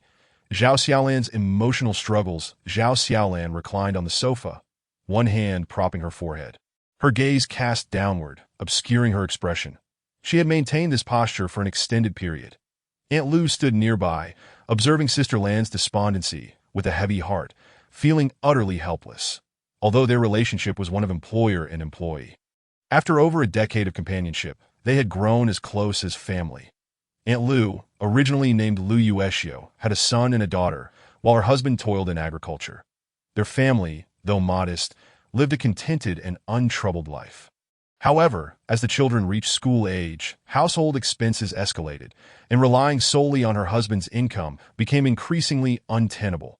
Observing her fellow villagers earning wages as caregivers in the city, she too contemplated venturing into that line of work. Through the introduction of a fellow villager, she paid a fee to receive training at a domestic service company and awaited assignments. Fortune smiled upon her, as her first employer was Sister Lon. Although Sister Lon was often taciturn and bore an air of melancholy, she was fundamentally kind-hearted and never imposed undue burdens upon Aunt Liu at that time. Young Master Yinsen, merely 14 years of age, exhibited a maturity beyond his years that evoked both admiration and concern. Thus, Aunt Lu remained in this household for 15 years, witnessing its evolution. The household transitioned from having only her as a maid to now including old Zhang, the gatekeeper and gardener, along with Xiao Xing, who assisted her, significantly easing her workload and leading to a more comfortable existence. Initially, Sister Lon had opened a cheap house shop and a restaurant, though she entrusted the management of these businesses to others, allowing her ample time for self-pity, resulting in her gradual decline in health. Aunt Lu was initially oblivious to the reasons behind Sister Lan's lethargy and heavy-hearted demeanor, often sharing anecdotes from the village in an attempt to uplift her spirits. Yet, all her efforts proved futile, as Sister Lon remained indifferent, perpetually disinterested, though she occasionally exhibited bursts of emotion that in recent years, however, Sister Lan's demeanor had stabilized significantly, and episodes of emotional turmoil had become increasingly rare. After so many years of working together, Aunt Lou gleaned from Sister Lan's fragmented conversations the source of her heartache. It turned out that Sister Lan had been deeply wounded by a faithless lover, which had led to the loss of a child, leaving her both physically and emotionally scarred. Aunt Lou found it perplexing that Sister Lan, who was both beautiful and affluent, with a dutiful and capable eldest son, would still be preoccupied with thoughts of a man who had abandoned her. Fortuitously, young Master Yinsen's presence had transformed their circumstances. Otherwise, their current situation would be drastically different, just as Aunt Lou was lost in her contemplations. Zhao Xiaolan snapped back to reality and suddenly asked, "Aunt Lou, have Yinsen and Inen returned?" Aunt Lou quickly came to her senses and replied, "Not yet, but they should be back soon. He just called to say he would bring Inen home and asked me to prepare lunch." A deeper sense of melancholy washed over Zhao Xiaolan. "This child Yinsen may still harbor resentment toward me, which is why he called you instead of me." Aunt Lou reassured her, "Sister Lan, you are overthinking it. Yinsen called to inform me of the lunch arrangements, not out of any resentment. He typically does not call me, but I often reach out to inquire. Let us hope that is the case." "Hope? This is the reality, Sister Lan. You know how filial Yinsen is. He could never resent you." Zhao Xiaolan turned to Aunt Lou and asked, "Do you think the current turmoil is entirely my fault?" "Well," Aunt Lou hesitated, swallowing hard and scratching her head. "Sister Lan, since you have opened the floor for discussion, I will share my thoughts, but please do not take offense." Zhao Xiaolan nodded in understanding. "Yes, please speak freely." "Aunt Lan, do you believe Inen possesses some cognitive challenges, hindering her ability to support Yinsen in life? Is that why you wish for them to divorce and want to terminate the unborn child?" Zhao Xiaolan instinctively sought to defend herself, but after a moment's reflection, swallowed her words and confessed, "Alas, Yinsen has always been remarkably understanding and capable, but the journey has been arduous for him that I remember when he first embarked on his entrepreneurial path. Toiling tirelessly from dawn till dusk, traversing various locales in pursuit of cultivating superior grape varieties, enduring exposure to the elements, which took a toll on his health. Yet he never complained. With the vineyard and winery established, he began to chase orders relentlessly, even to the point of suffering from gastric hemorrhage due to excessive drinking. Everything he possesses now is the result of his unwavering dedication, while I, as his mother, can do little more than wallow in sorrow, unable to assist him, and failing even in my attempts to run a business, which has resulted in continuous losses, forcing him to cover my deficits." Tears welled in Zhao Xiaolan's eyes as she continued, "He has already borne the misfortune of having me as a mother. I do not wish for him to spend the rest of his life caring for a child devoid of any capabilities." She leaned forward, grasping Aunt Lou's hand, and implored, "Aunt Lou, do you understand my concerns? He cannot choose his birth, and having me as a mother is a misfortune in itself. A wife, however, is a choice, and Man Yun is dutiful, understanding, and capable, making her a perfect match for Yinsen. Yet all of this has been compromised by that family. They have harmed Yinsen, foisting this burden upon him, threatening to ruin his future, that if Yinsen were fond of Inen, I might convince myself to accept her as a daughter-in-law. But he has been compelled to accept her, and she is the child of that wretched Zhuang, winching, why heart recoils at the thought." Aunt Lou stood frozen, unable to fathom the complexity of the situation, and Inen was, in fact, the child raised by Sister Lan's ex-husband's mistress, who could accept such a reality, especially given that Inen is not particularly bright. It is difficult for any normal family to accept her, let alone one that has been forced into this predicament. Sister Lan, I had no idea the situation was so intricate. Indeed, how could that woman be so heartless? It is truly despicable. Aunt Lou could not help but spit in disdain.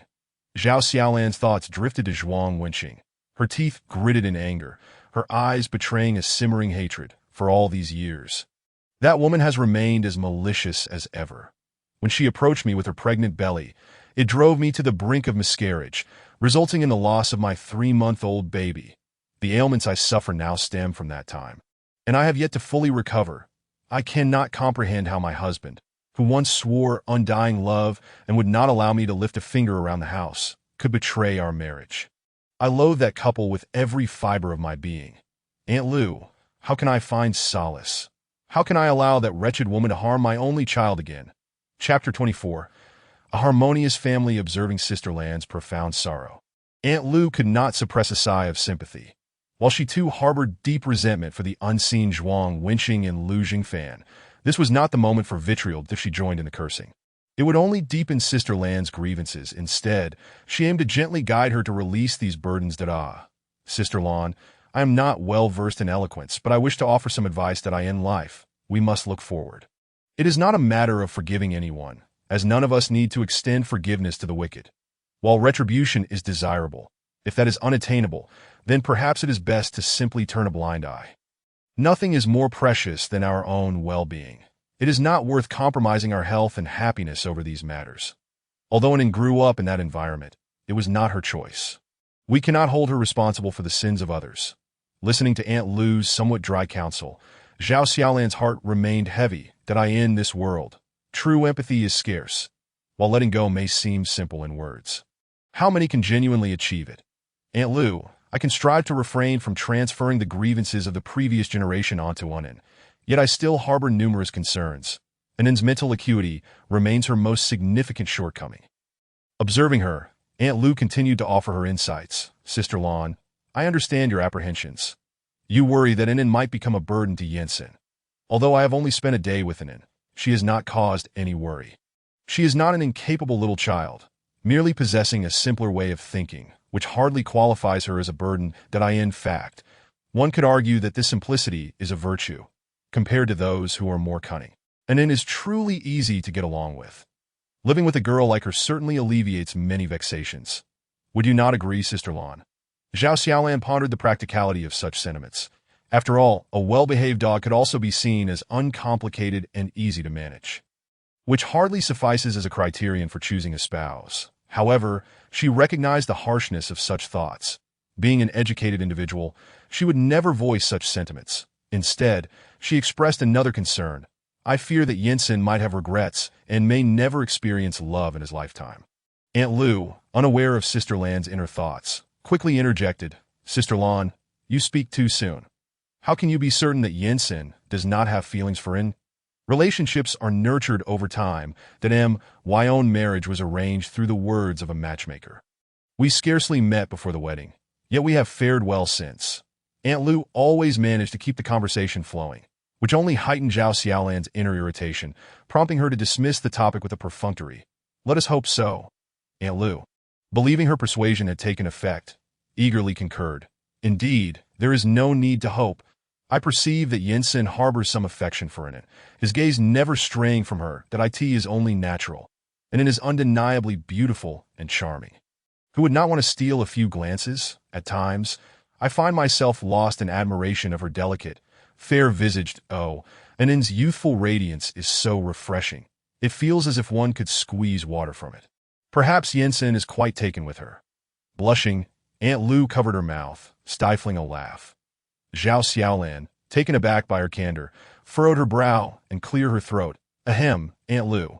Realizing her faux pas, Aunt Lu chuckled awkwardly. Look at me. Being so unrefined, I inadvertently spoke out of turn. Tio returned to the matter at hand, and it is not much different from the daughters of ordinary families. Sister Lan, you should put your mind at ease. Zhao Xiaolan nodded. Yes. I understand what you were saying. In truth, my earlier comments were not intended to perpetuate past mistakes. I promised Yansin that I would refrain from discussing those matters with Anin, yet I find myself succumbing to anxiety. Thankfully, your guidance, Aunt Lu, has prevented me from spiraling into despair. Aunt Lu smiled warmly. Sister Lan, your praise makes me feel quite bashful. I do not profess any grand philosophy. I simply believe that harmony within a family fosters prosperity. Once this household welcomes a little one, it will surely become much livelier. Both Yansin and Anin are striking. Their child is bound to be exceptional. Zhao Xiaolan smiled, her demeanor lightening as she fell silent. Lu Yansin assisted Anin in obtaining a bank card, depositing a sum of money, and re-establishing her various online payment applications, thereby rendering her previous supplementary card obsolete.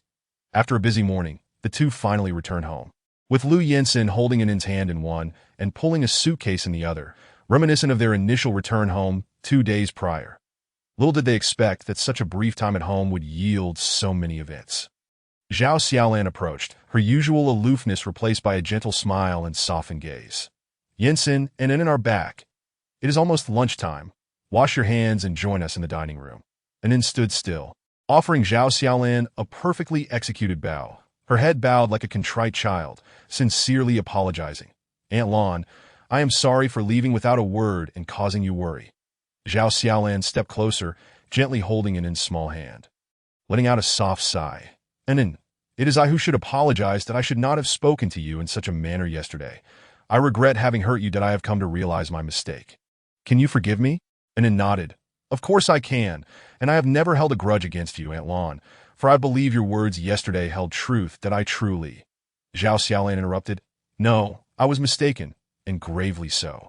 Anin is wonderful, and I will ensure I treat both her and the baby with utmost care. Anin felt deeply touched. Thank you, Aunt Lan. Zhao Xiaolan nodded. Let us not dwell on this any longer. Let us go inside for lunch. The meal was filled with harmony, with Zhao Xiaolan acting as a caring elder, serving Anin dishes and urging her to eat more, while Lu Yinsen attentively assisted her by peeling shrimp and removing fish bones. Anin finally felt the warmth of family, her face glowing with satisfaction. Thank you, Aunt Lan. What is there to thank? In the future, simply tell Aunt Lu what you wish to eat, and she will prepare it for you. I want to eat crab. Zhao Xiaolan was taken aback by her own unconsidered promise. Anin, crab is too cold. You cannot eat it while pregnant, though we will have it another time, all right? Anin readily agreed. That is fine. I am not picky. I will eat whatever Aunt Lu prepares. Seeing her understanding, Zhao Xiaolan felt a wave of relief and a hint of fondness in her eyes. Lu Yinsen observed this scene, a gentle smile gracing his lips, delighted to witness the harmonious family atmosphere. Chapter 25.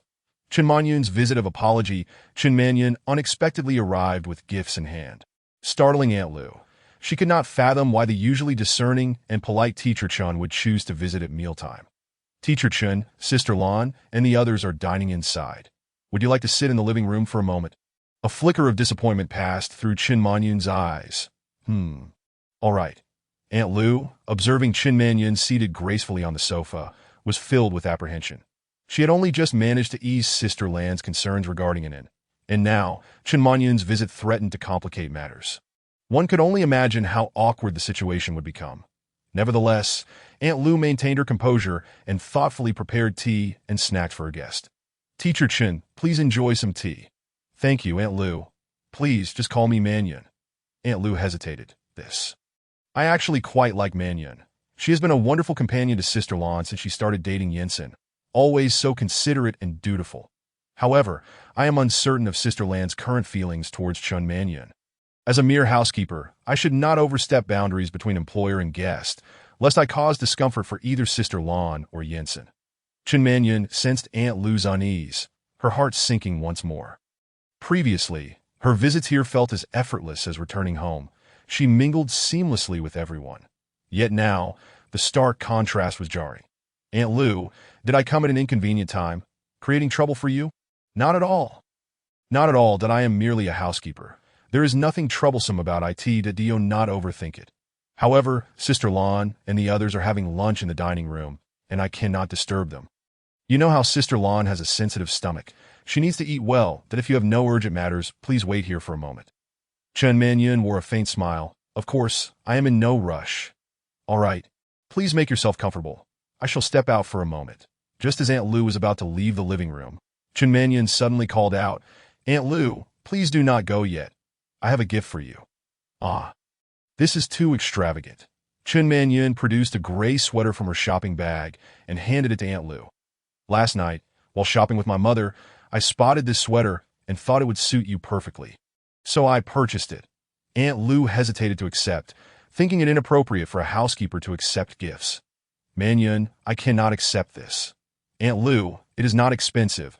Please accept it, and I want to thank you for your care during this time. Chen Manyun pressed the sweater into Aunt Lu's hands, swiftly withdrawing her own, not allowing her any chance to refuse. Aunt Lu felt a sense of helplessness as she touched the sweater, genuinely satisfied with its quality and feel, yet she struggled to suppress her fondness. I have not done anything special for you. Merely cooked a few meals, which is part of my duty. It truly feels inappropriate to accept such a gift. Aunt Lu, it is more than just a few meals. Your kindness has been multifaceted. Perhaps you take it for granted, but I remember every detail. I am genuinely grateful for your help during this time. Please accept this gift. Aunt Lu was naturally warm-hearted, easily connecting with anyone. Moreover, at the time, Chun Manyun was still Lu Yinsen's girlfriend, and Aunt Lu's kindness towards her was instinctive. Now, she could hardly recall the specifics of her previous kindness towards Chun Manyun, yet confronted with Chun Manyun's earnest insistence and pleading gaze, Aunt Lu found it difficult to refuse. Since this is your heartfelt gesture, I shall accept it that I truly adore this sweater. I am glad that you like it. It is often said that one is at a disadvantage when receiving favors. Lu Auntie, after accepting a gift, found her demeanor markedly transformed, becoming much more affectionate towards Chun Manyun. Observing the noticeably thinner Chun Manyun, a wave of sympathy surged within her. Lu Auntie pondered how this young woman had committed no offense, yet was forced to part ways with Yinsen. Truly, fate can be cruel. Alas, it seems they are fated to be apart. One can only hope she finds her way to recovery soon. Lu Auntie suddenly leaned forward, gently patting Chun Manyun's hand, offering comfort. Manyun, you are a wonderful child. In the future, you will undoubtedly meet a man far better than him. Auntie wishes you all the best. Tears shimmered in Chun Manyun's eyes as she responded, Thank you. Lu Auntie, Manyun, you've arrived. Zhao Xiaolan's voice suddenly pierced through the emotional atmosphere. Chun Manyun turned to see Aunt Lan and Lu Yinsen standing a short distance away, accompanied by that woman. That moment. The position the woman occupied had once been hers. The thought tightened her heart, leaving her in discomfort. Aunt Lan, I sincerely apologize for my abrupt visit. It was rather impolite of me. She deliberately avoided making eye contact with Lu Yinsen, focusing her gaze on Aunt Lan instead. Zhao Xiaolan looked at her with affection and remarked, What nonsense. You are always welcome to visit us. Our door is forever open to you. There is no need for such formalities. I understand, Aunt Lan, Chun Manyun replied. Satisfied, Zhao Xiaolan nodded. All right then, everyone, please take a seat. Lu Yinsen felt a complex swirl of emotions.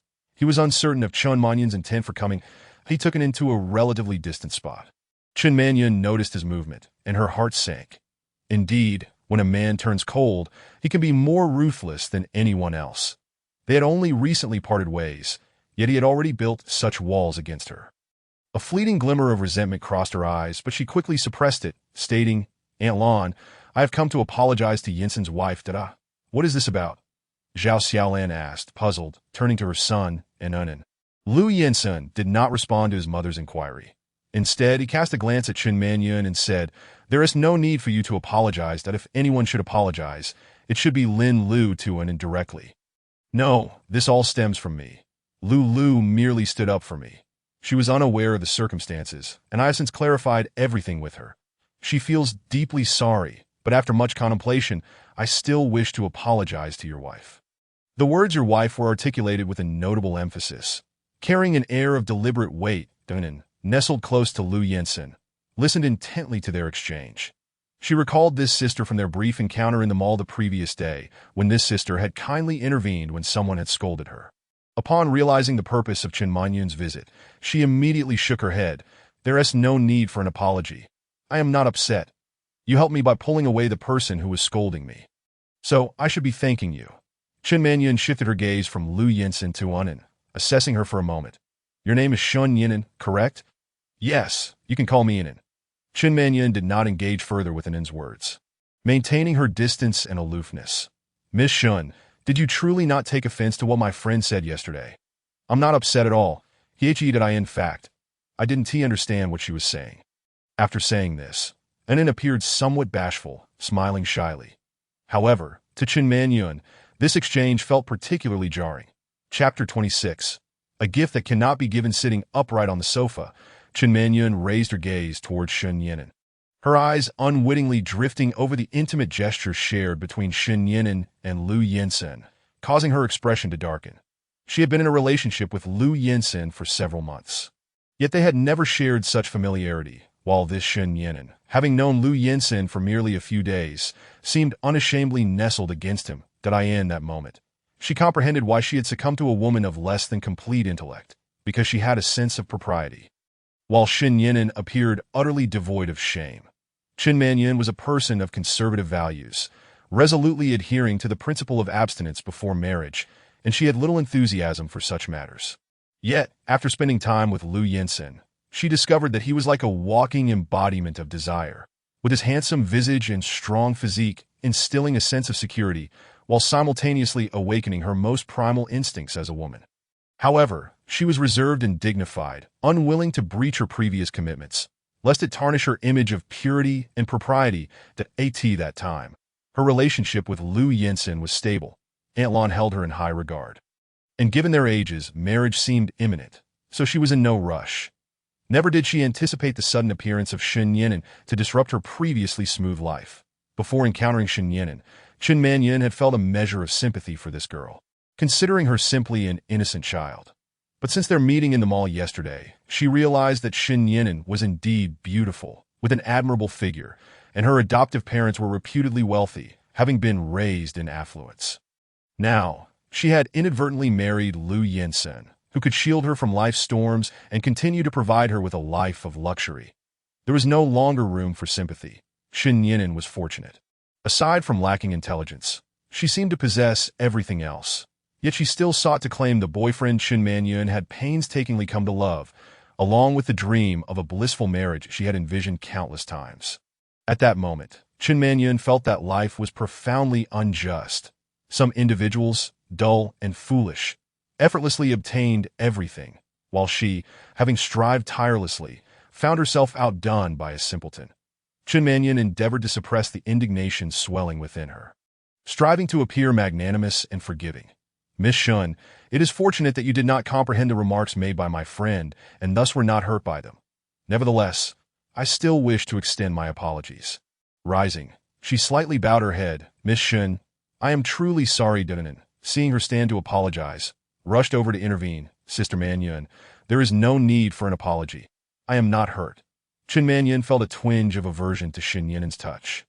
Forcefully withdrawing her hand and stepping back, leaving Anin momentarily stunned, Liu Yinsen, witnessing the entire exchange, furrowed his brow. He realized he had not truly understood Chen Manyun. The disdain Chen Manyun harbored for Anin was evident to everyone present, except for Anin herself. When they had parted ways, Liu Yinsen had given Chen Manyun a sum of money as a form of compensation, which he had accepted without hesitation, subsequently blocking all his contact information and vowing never to see him again. Liu Yinsen had thought that this matter was settled, but now it seemed that Chen Manyun's resentment had not dissipated. He acknowledged that he had indeed been at fault, and it was entirely normal for Chen Manyun to harbor anger.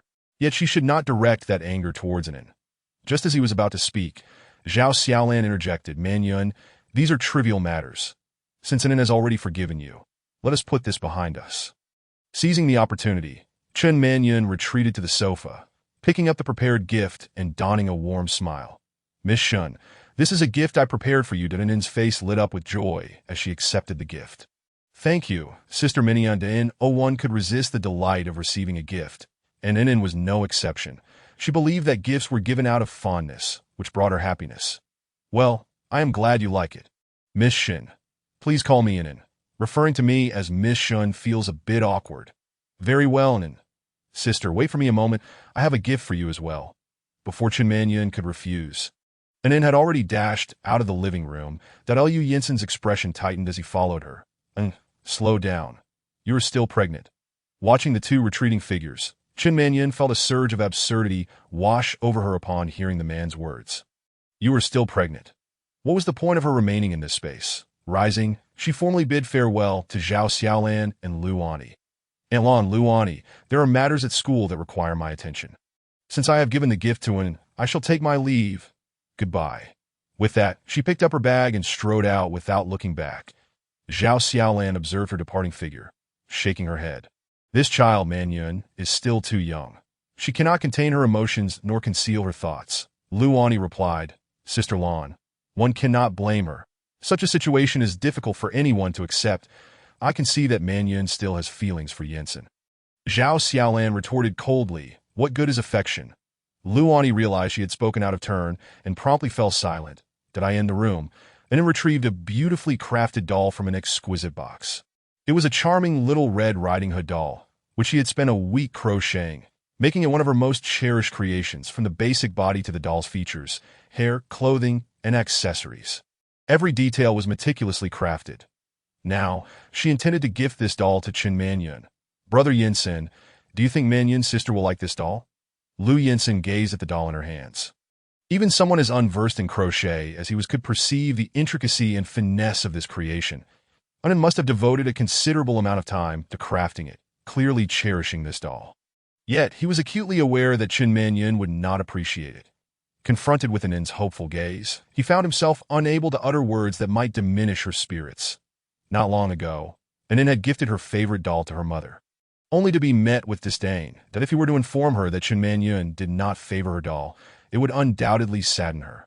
Well, as long as it is a thoughtfully made gift, the recipient should find joy in it. Anan's face instantly blossomed into a radiant smile.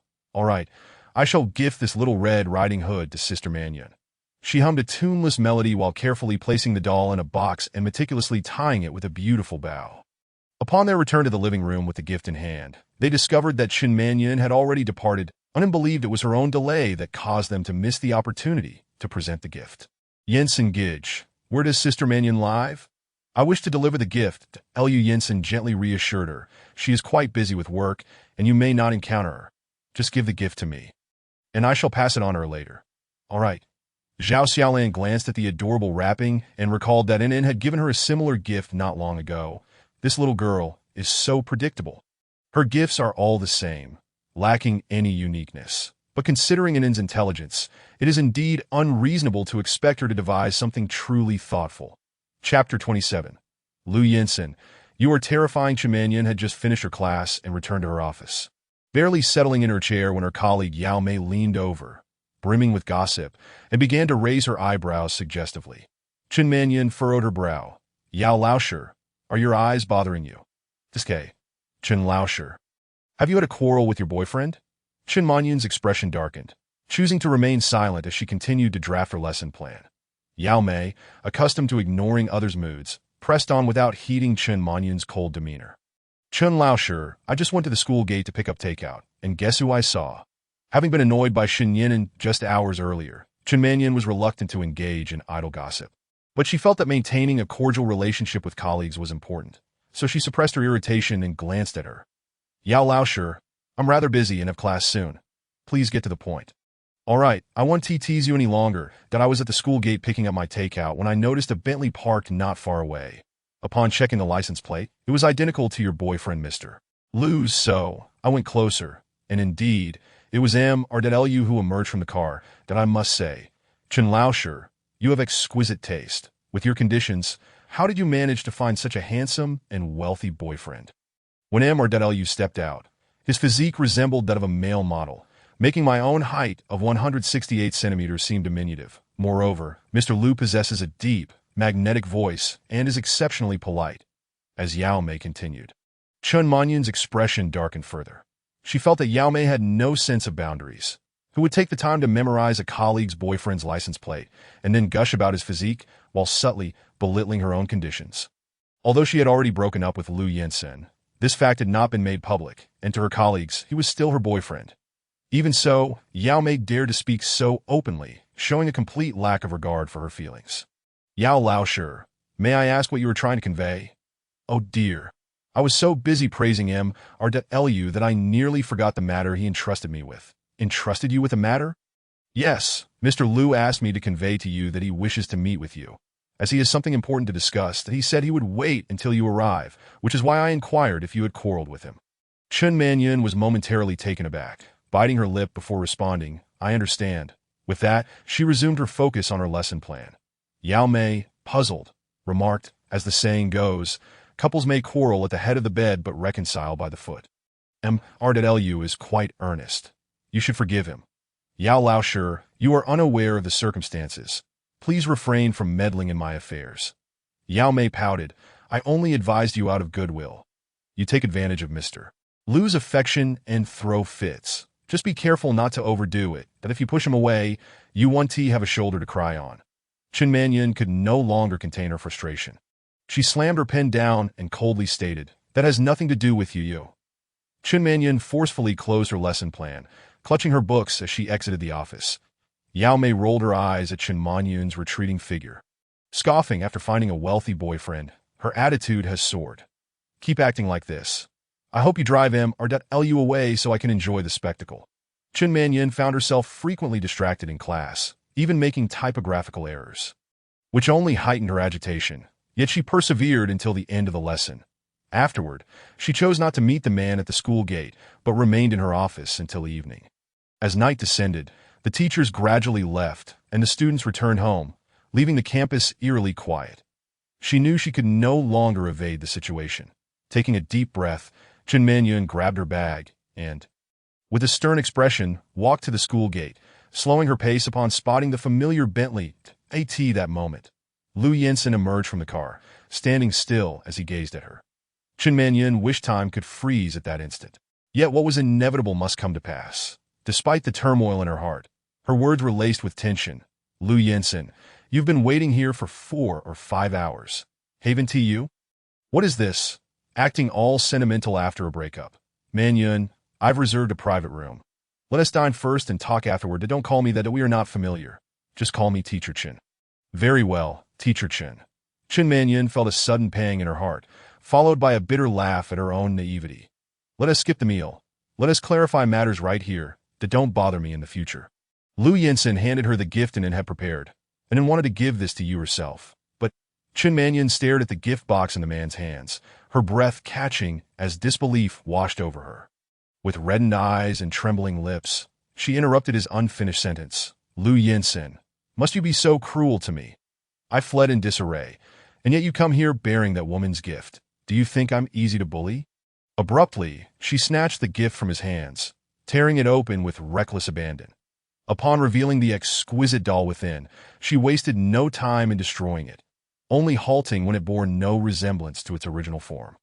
Lu Yinsen frowned deeply, observing Chen Manyan frantically tear apart the doll without intervening. Chen Manyan looked at the mangled doll, suddenly bursting into laughter, which quickly devolved into tears. Lu Yinsen, I realize you are truly heartless. It seems that no matter who becomes your girlfriend, you treat them well, crafting an illusion of deep affection. Yet, once a breakup occurs, you unreservedly reveal your indifference. That I still cannot fathom how you can detach yourself from this relationship so swiftly, and then turn to a woman with whom you share no emotional foundation, marrying her on a whim, while dismissing our months of emotional investment. Lu Yinsen, tell me, did you ever love me? Lu Yinsen regarded the emotionally unraveling woman with a hint of compassion. Yet his purpose for being there was to shatter Chen Manyan's illusions. Inciting her to detest him completely, he swallowed hard, cold words escaping his lips. I'm sorry. I have never loved anyone. Chen Manyan's tears flowed freely. Ah, so it has always been me performing a solo act. Lu Yinsen, why must you be so cruel, even shattering my love and turning me into an unadulterated fool? Chen Manyan, in a frenzy, struck the man until exhaustion overtook her. He remained impassive, not flinching or even making contact. In that moment, Chen Manyan fully comprehended the truth in his words. He did not love her. What about Xin Yinan? Do you love her? No, his response was curt and frigid. Upon hearing this, Chen Manyan suddenly erupted in laughter. Ha! Lu Yinsen, you are terrifying. You are so gentle and indulgent with her, yet still do not love her. But upon reflection, it seems fair. Xin Yinan is a fool who will never understand what love truly means. Ha ha! You two are indeed a perfect match. Lu Yinsen's expression darkened as he retorted coldly. And it is not a fool. You cannot even offer love, yet you pretend to be sentimental in front of me. Xin Yinan is indeed a fool, a complete simpleton. Chen Manyan, shut your mouth. Chen Manyan was startled and took 2 steps back at the man's fierce gaze. This was the first time he had ever raised his voice at her. All for the sake of another woman he did not love. How absurd. In that moment, Chen Manyan's last flicker of hope for Lu Yinsen vanished into thin air. Chapter 28. The Wounds of Childhood. Lu Yinsen drove to the winery, placing the torn doll into the safe. As he gazed at the doll lying within, a flicker of guilt crossed his eyes before he gently closed the safe door in the dimly lit office. Lu Yinsen could not be bothered to turn on the lights. He reclined lazily in his office chair, took out a lighter, lit a cigarette, and slowly exhaled smoke rings, his half-closed eyes obscured by the haze. At that moment, his mind echoed with Chen Manyan's accusations, calling him cold-blooded and terrifying. Indeed, he bore the blood of Lu Jingfan. inherently marked by a lack of warmth and empathy, compounded by the presence of an emotionally unstable mother. How could he ever love another? Yet over the years, he had concealed his dark side so well that he almost forgot his own indifferent nature. When his parents divorced, he was barely 3 years old and had little impression of his father. Lu Jingfan, from the moment he began to remember, his mother wore a perpetual frown, her face etched with sorrow, endlessly lamenting Lu Jingfan, sometimes breaking into inconsolable tears, resembling a madwoman that I in his mother's world.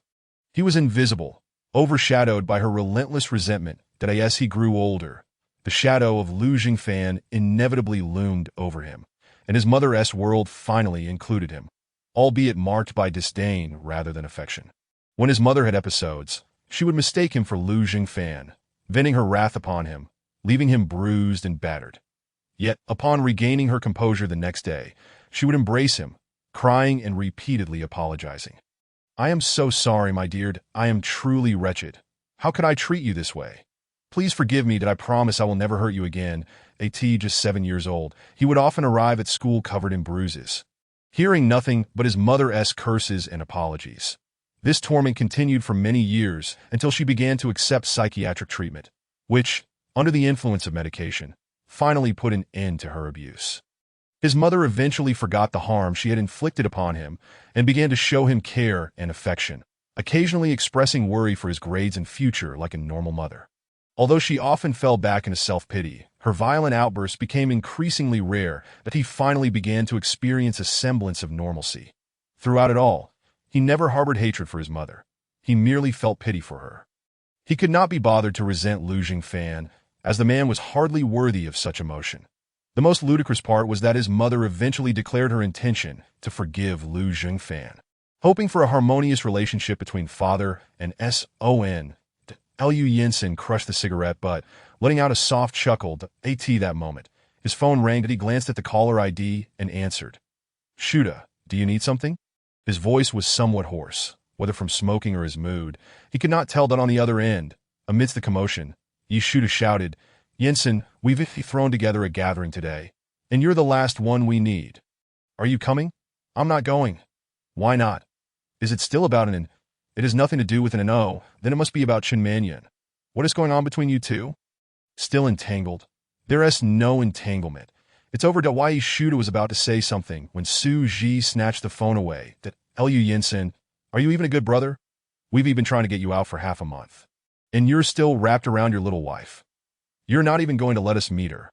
How can you keep such a big event as marriage from us? When will you bring your little wife to meet us?" The man's voice was somewhat gruff and flowed freely as he spoke. Lu Yinsen remained silent for a moment, then replied, "Fine, I'll come by shortly."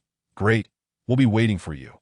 After hanging up, Lu Yinsen stood up, gazing out at the night sky for a moment before driving away from the winery.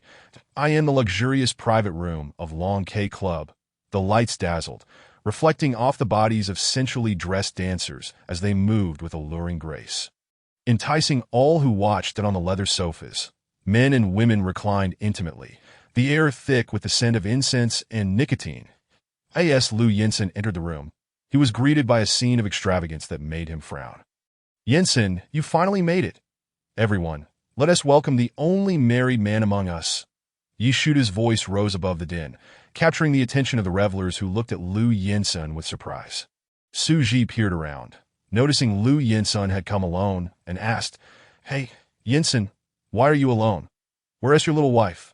Seriously, you keep us in the dark about your marriage, and now you don't even bring her to meet us? Are you hiding her away?" The others chimed in. "Yeah, Yinsen, we've been waiting for ages. If you want to bring her, at least send us a photo." Lu Yinsen shot them a glance, lazily sinking into the leather sofa, then lit a cigarette, his demeanor indifferent. "I had no idea you all were so nosy. It's because you've been secretive, igniting our curiosity, especially with Shuda boasting about you bringing your little wife to meet him. Yet we haven't seen a single photo." Shuda grinned. "Are you jealous?" Yang Qingya shot back, "Jealous? Spare me your nonsense. It's all because you can't stop gloating." Lu Yinsen flicked the ash off his cigarette, his dark eyes obscured with unreadable emotions. "In is pregnant. This place is far too chaotic for her, which is why I didn't bring her." The others sensed his displeasure and instinctively assumed it was due to dissatisfaction with his marriage.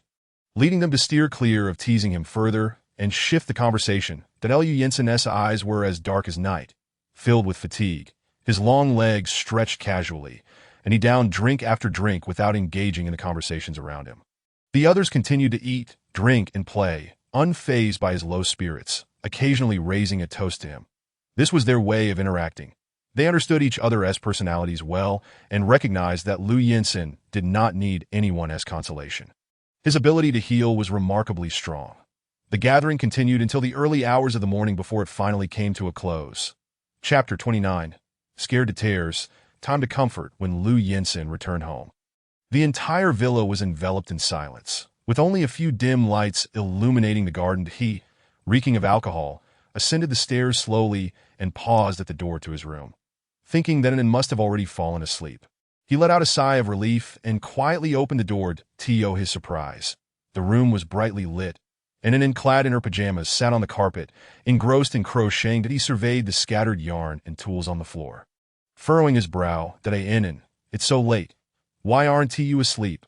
Anin looked up at the sound of his voice, her face lighting up with joy. Jensen Gidge, you're back. Seeing the small bear in her hands reminded him of the damaged doll, stirring a sense of irritation within him, causing his tone to chill. That Anin, you still haven't answered me. That it's late. Why aren't you sleeping and instead busy with this? Anin paused her work and looked at him, her expression innocent. That I wanted to wait for you to come back to sleep together, but as I waited, I got sleepy, so I took out the yarn to keep myself busy. This response only heightened his annoyance. His mother had once inflicted pain upon herself to exert pressure on him, hoping to force his compliance. That I have my own work and social obligations, and sometimes I can't avoid coming home late. Waiting up for me only fills me with concern and guilt. That if I have to go on a business trip, will you stay awake all night? And I hope you can heed my words. Don't wait for me to come back before you sleep. Do you think that if you wait a few more times, I'll relent and abandon my work and social life just to sleep with you? Faced with his questioning, Anin felt at a loss, her nose tinged with sadness as tears streamed down her cheeks, soaking the small bear in her hands. Jensen Gidge, I didn't think that way. I just miss you. I want to wait for you to sleep together anymore. Hearing Anin's sobs, Lu Jensen instantly snapped to attention. That he looked at the young girl weeping on the floor, a wave of deep guilt washing over him, and he wanted to comfort her in his embrace. However, fearing the scent of smoke and alcohol would overwhelm her, he stripped off his shirt, revealing his bare torso, and gently pulled Anin into his arms. That I'm sorry that I should not have uttered those words to you. I had indulged in too much drink, which muddled my mind and led me to speak harshly to Anin. However, I recognize that these are merely excuses and not justifications. That I sincerely apologize. I should not have bullied you in such a manner. Anin lay quietly in the man's embrace, her shoulders trembling, unable to contain her sobs. The scalding tears that fell from her eyes soaked the man's chest, piercing deeply into his heart and causing him great distress. That Lu Jensen felt utterly wretched, fully aware that Anin's heart was pure and incapable of harboring such thoughts. Yet he had unjustly imposed his malice upon her. But he took Anin's hand and placed it against his face, saying, Anin, strike me if you wish. I desire to alleviate your grievances. That Anin attempted to withdraw her hand, but her strength was insufficient to escape his grasp. Pouting slightly, she replied, I will not hit you. Then what must Anin do to forgive me? I am not angry. That Lu Jensen understood that the young girl likely bore no anger, but rather felt wronged, as evidenced by her tears. That Anin, I am truly sorry. He cradled Anin in his arms, rising to his feet while supporting her delicate form with one hand and gently caressing her back with the other. After a long while of tender words and soft reassurances, Anin finally ceased her sobbing. She wrapped her arms around the man's neck, resting quietly against his shoulder, her large, watery eyes blinking innocently as she pouted her lips in a display of discontent. Anin, do you feel better now? Lu Jensen exhaled a deep breath, continuing to stroke her back with gentleness. That Anin, this evening I recalled some unpleasant memories and drank excessively, which led me to speak harshly to you. I know that even this admission cannot excuse my poor behavior, but I truly regret those words. Anin, can you find it in your heart to forgive me?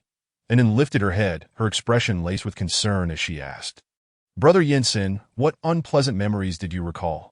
The man shifted Anin onto the sofa, now cradling her horizontally, for she was small enough to nestle comfortably within his broad embrace. that Lu Yinsen pondered how to articulate his thoughts in a manner that would elicit Annen's forgiveness without frightening her. After a moment's reflection, he spoke slowly. When I was a child, I faced bullying and long avoided recalling those moments, for they bring me sadness, and I resorted to drinking to numb the pain. But rest assured, Annen, that was over 20 years ago, and I seldom think of it now. Annen's eyes widened in surprise. Brother Yinsen, you were bullied too. How impressive you are. At that time, I was merely a child. It was not uncommon to be bullied. Suddenly, Annen embraced the man, nuzzling against his face to comfort him. Brother Yinsen, do not be afraid. I too faced bullying as a child and became ill from fear. Yet I have since recovered, so you will too. Lu Yinsen's expression darkened, his gaze icy as he suppressed his fury. Who were the brutes that tormented you?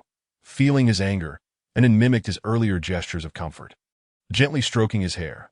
Brother Yinsen, do not be angry that we were in different grades, and I do not know their names, but Uncle Lu avenged me, and those who bullied me faced consequences at school. Later, Uncle Lu transferred me to another school, and I never encountered those vile individuals again. Moreover, with Sister Qingqing providing me with psychological support, I no longer fear them. Sister Qingqing said that the more afraid I am, the more the villains rejoice, so the best way to counter them is to overcome that fear. Lu Yinsen observed that Annen truly bore no grudges. Despite his earlier harshness, she felt sympathy for him upon learning of his own past. Gazing at her with tenderness, he gently tucked the tear-streaked strands of hair behind her ear. Annen, I am deeply sorry for not being there when you faced your tormentors, but I did not know Brother Yinsen back then. How could you have been there? Indeed, it is regrettable that we only met now. Annen began to contemplate what might have been had they known each other in the past. Brother Yinsen, how old are you now? 29. Annen lowered her head, counting on her fingers that I am now 21, so there is an 8-year difference between us. When I was 12, you were already 20. Brother Yinsen, what grade were you in then? Lu Yinsen felt a jolt in his heart, acutely aware of their age gap as he replied. I was in my 2nd year of university. Annen's mouth fell slightly open in surprise. She was unaware of the duration of university studies, only knowing that at that time, Brother Yinsen was a university student, that I was just a middle schooler, and you were already a university student. How could a university student possibly befriend a middle schooler?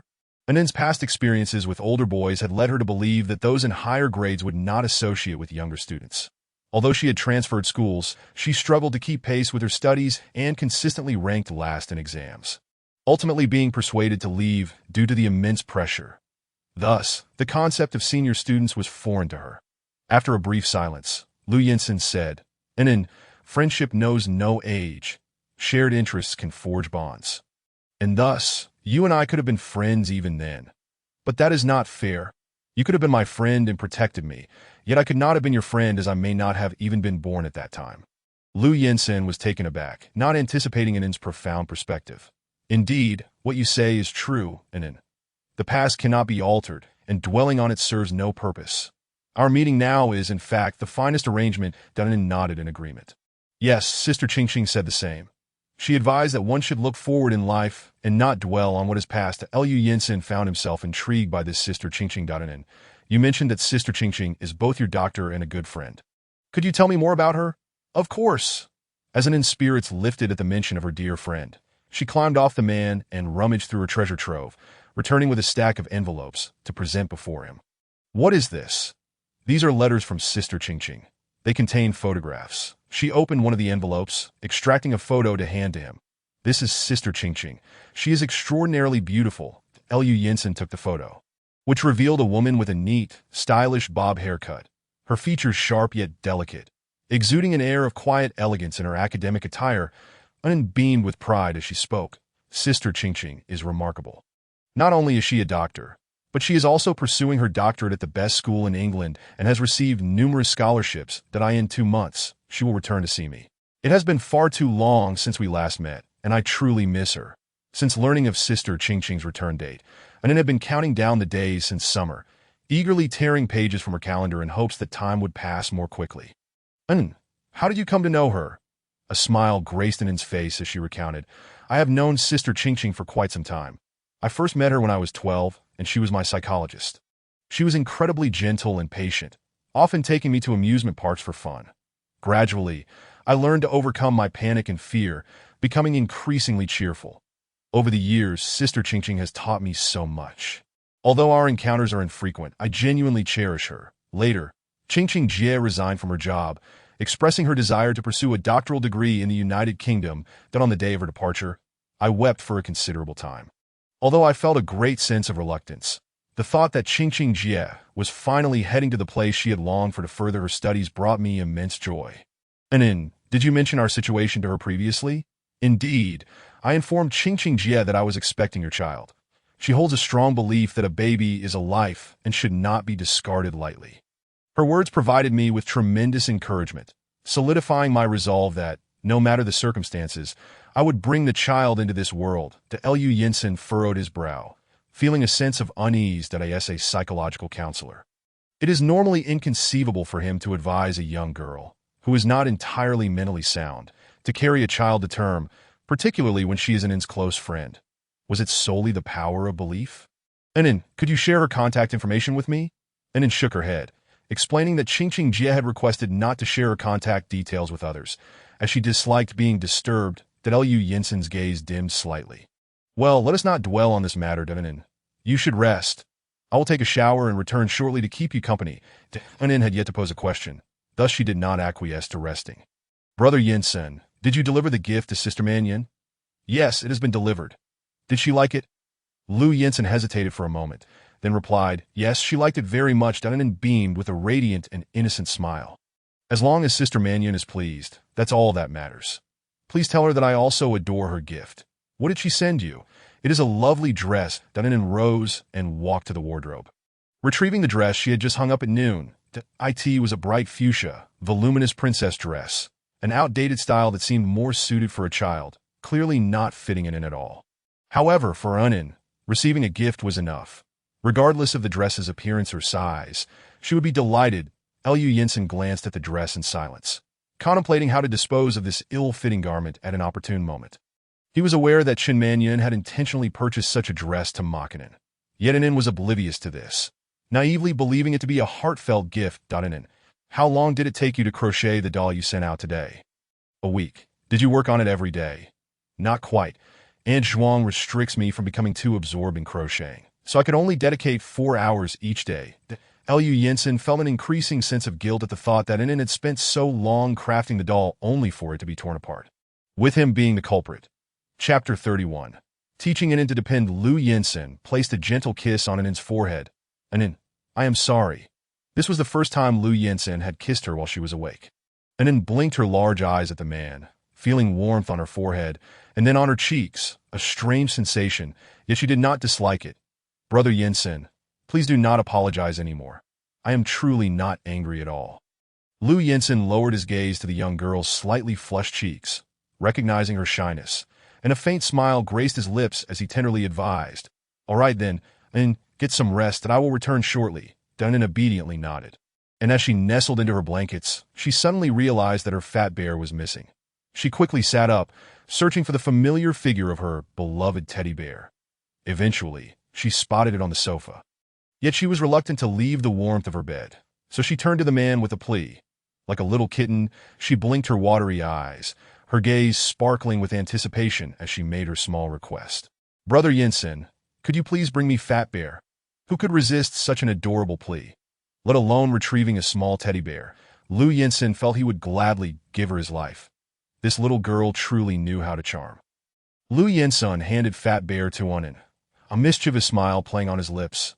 Annen, do you know what title suits our relationship better? Annen hugged the teddy bear, tilting her head and blinking her big eyes in confusion as she gazed at the man. Other than calling him Brother Yinsen, she could not think of another title. Brother Yinsen, what would you like me to call you?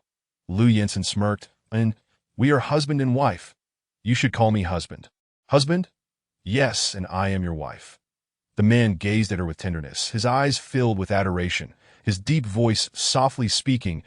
Annen found it amusing and sweetly called out, husband. Wife. Liu Yinsen reciprocated her calls a few times before realizing it was time to stop. All right, Annen, I truly must take a shower now. Did I ask there anything else you need my assistance with? Annen shook her head. No, you should hurry and shower. All right. This time he did not linger, striding quickly into the bathroom. Taking a quick shower and drying his hair in under 10 minutes. Clad in sleepwear, Liu Yinsen slipped back into bed, enveloping the fragrant, softening in his embrace, inhaling the lovely scent of his wife. Initially, he had been reluctant to sleep with Anin in his arms, burdened by numerous concerns. He wished to take things slowly and not cause her any distress. After all, with such a fragrant and delicate treasure in his arms, and being a young man filled with vigor, he required immense restraint and patience. However, Anin proved to be a remarkably gentle sleeper, and he was surprisingly virtuous, a fact that even he found astonishing. Gradually, Liu Yinsen became accustomed to Anin's presence and even grew fond of holding her. Likewise, Anin cherished being in his embrace. It seemed they were indeed a match made in heaven. Perhaps it was the effect of alcohol, but Liu Yinsen slept particularly soundly that night. The next day, a beam of morning sunlight filtered through the white curtains, casting a glow upon the large bed in the bedroom. Liu Yinsen slowly opened his eyes, only to find the space beside him empty. The Anin who had nestled in his arms was nowhere to be seen. And then, at that moment, a soft sound emerged from beneath the covers. It was then that Liu Yinsen noticed the weight beneath him and promptly lifted the blanket. Sure enough, Anin was curled up, sleeping snugly within the covers. As gentle as a little kitten. How did you end up under the covers? Anin stirred, half sitting up, rubbing her eyes and pouting, caught in the transition between sleep and wakefulness. Did I it morning already? Liu Yinsen pulled her into his embrace. And then why did you sleep inside the blanket? Aren't you hot in there? Look at you, drenched in sweat. You didn't spend the entire night under there, did you? Liu Yinsen noticed the beads of sweat glistening on her forehead and her damp hair. Feeling a pang of concern as he gently wiped them away, Anin nestled against the man, her eyes still heavy with sleep, softly explaining, "It rained heavily last night, and the thunder was especially loud. I was so frightened that I kept burrowing into your arms, and before I knew it, I ended up under the covers inside. The thunder seemed much quieter, so I stayed there, but it was so hot. I even left a little opening for fresh air, but when you turned over, the opening disappeared, so I opened another little gap, intending to wait until the thunder subsided before coming out, but I fell asleep. And then you woke me." This heartfelt account caused Liu Yinsen's expression to shift, a mix of amusement and sympathy washing over him. "If you were scared, you could have called me. You were sleeping so soundly. I couldn't bear to wake you. As long as you are by my side, I don't feel as frightened." Sighing, Liu Yinsen pulled her closer, burying his head in the crook of her neck, gently nuzzling her. And then found herself enveloped in the man's embrace, her back pressed against his sturdy chest, their closeness radiating intimacy. She had always adored Brother Yinsen's embrace, so she surrendered to it, as obedient as a doll. After a moment, the man's deep, magnetic voice broke the silence. "And then, promise me that in the future, if you find yourself in a similar situation, no matter what, you will wake me up, all right?" And then lowered her gaze. Hesitating, "And then promise me." The man's tone grew serious, leaving no room for negotiation. And understanding the gravity, nodded earnestly. "Okay, I promised if it thunders while I'm sleeping, I will definitely wake you. Not just during thunderstorms. If you encounter anything that frightens you, you must call for me immediately, understood?"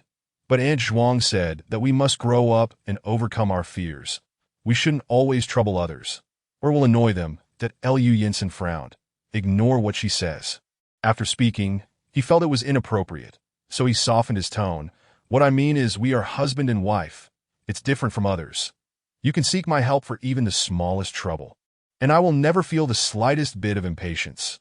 On the contrary, it would bring me great joy to," and absorbed his words, her face lighting up with a sweet smile. "All right, I will listen to Brother Yinsen."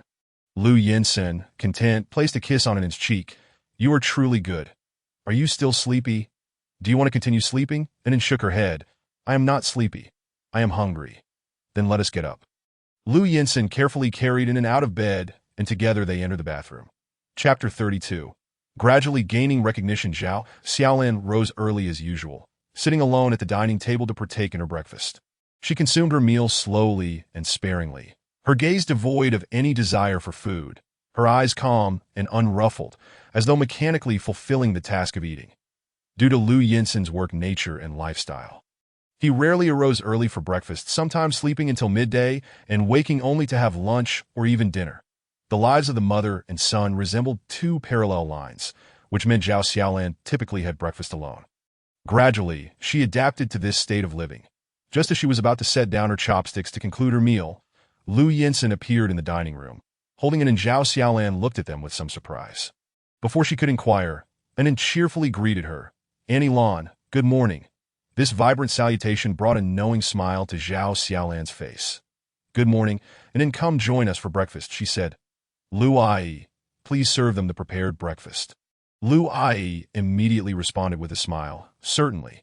Although uncertain whether the couple would rise for breakfast, Lu Ai had been preparing extra meals these past few days, considering Anne's pregnancy necessitated a hearty breakfast. Soon, the table was adorned with meat buns, vegetable buns, dumplings, egg rolls, millet porridge, milk, and a fruit platter. Lu Ai's breakfast was not only nutritionally balanced but also visually appealing and delicious, which Anne particularly enjoyed.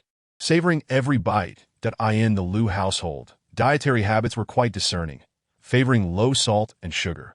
Zhuang Wenqing preferred Western breakfasts, ensuring the table was always laden with whole grain bread, vegetable salad, grilled steak or chicken breast, milk and nuts, maintaining a strict adherence to the healthy proportions of carbohydrates, proteins, vitamins, and fats. Having grown somewhat weary of Western breakfasts, and now longed for traditional Chinese fare, her eyes sparkled with delight as she praised Lu Ai's culinary skills, which made Lu Ai beam with joy. And sweet words are almost making me blush. She chuckled and munched on dumplings like a little hamster, her cheeks adorably puffed up. That I'm being completely honest. Everything tastes amazing. Then eat as much as you like. It's rare for a pregnant woman to have such an appetite. Anne is truly fortunate, Lu Yinsen remarked, frequently glancing at Anne with a gaze full of affection. Zhao Xiaolan smiled faintly, quietly continuing her breakfast, drinking half a bowl more of millet porridge than usual. Once everyone finished their meal, Lu Yinsen suddenly spoke. "Mom, I plan to take Anne to Anyuan today to visit Grandma and Uncle." Zhao Xiaolan's brow furrowed slightly. "Yes, Anne has been in Nan City for a few days. It is indeed time to visit Anyuan. Will you be back tonight?" Lu Yinsen observed his mother's reaction closely. "It depends. If we can't return, we might stay there for the night." Zhao Xiaolan's demeanor remained as indifferent as ever, her tone cooled. "I understand. The scenery there is beautiful. Staying a few extra days is fine. No need to rush back. Just try to take Anne around to see more. I have no particular instructions. Just remember to take good care of Anne, and yes, I will look after her." Anne listened intently to the conversation between Yinsen Gij and Annie Lan, her heart fluttering with excitement at the thought of going out with him. She wanted to ask where Anyuan was, but she knew not to interrupt others while they were talking, so she kept her lips pressed together, patiently waiting that Lu Yinsen and Zhao Xiaolan exchanged only a few brief words before falling silent again. Thinking they had finished their discussion, Anne eagerly turned to the man beside her. "Yinsen Gij, where is Anyuan? Is it far? Are we going there soon?" Lu Yinsen looked at Anne with gentle eyes. "Yes, we are going to meet Grandma and Uncle. Anyuan is a bit far, about a 3-hour drive, but it's a lovely coastal city. I believe you will enjoy it." Anne's eyes lit up at the mention of a coastal city. "Does it have the ocean?" "Yes. Do you like the sea, Anne?" "I do. Although I've never truly visited the ocean, I've seen it in pictures. I know it's beautiful." The Lu family traveled extensively each year, witnessing numerous ocean vistas. Yet Anne had never been included in these journeys. They believed she needed constant attention, and traveling with her would pose many inconveniences. While this left Anne feeling disappointed and sad, she found joy in the beautiful photographs they brought back. Zhao Xiaolan, sitting across from them, listened to their exchange, reminiscing about her days in Anyuan, a faint smile gracing her lips as her previously indifferent gaze softened. "And in the ocean there is magnificent. The entire sea resembles a sapphire. You can collect seashells, catch crabs, gather conchs, and stroll along the beach, feeling the sea breeze and watching the sunset. There's a road leading to the sea, where you can see numerous seabirds in flight, and at the end of the road, the ocean awaits you, a breathtaking sight where sea and sky converge."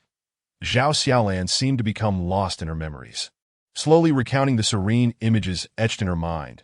Anne rested her chin on her hands, wide-eyed and full of yearning as she gazed at Zhao Xiaolan, her eyes brimming with anticipation.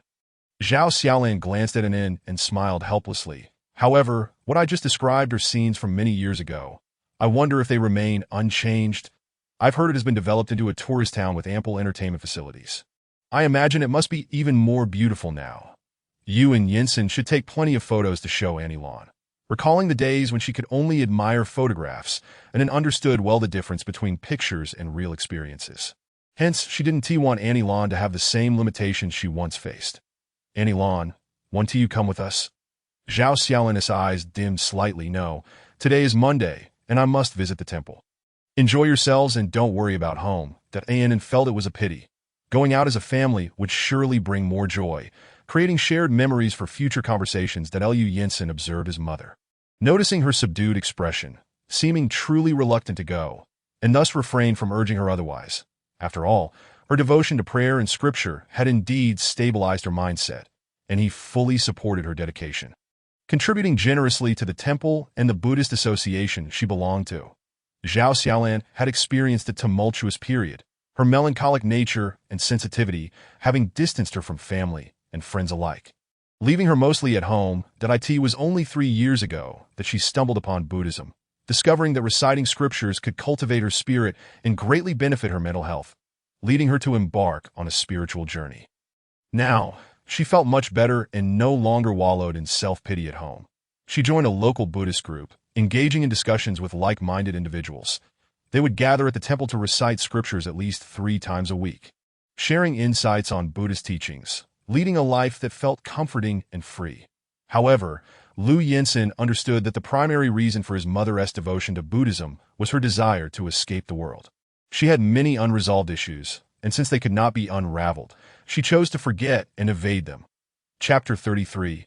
First encounter with Uncle and Grandma. Lu Yinsen quickly packed a suitcase, taking it along for their journey. 90% of the contents were in his daily necessities and clothing, while he himself only packed 2 changes of clothes.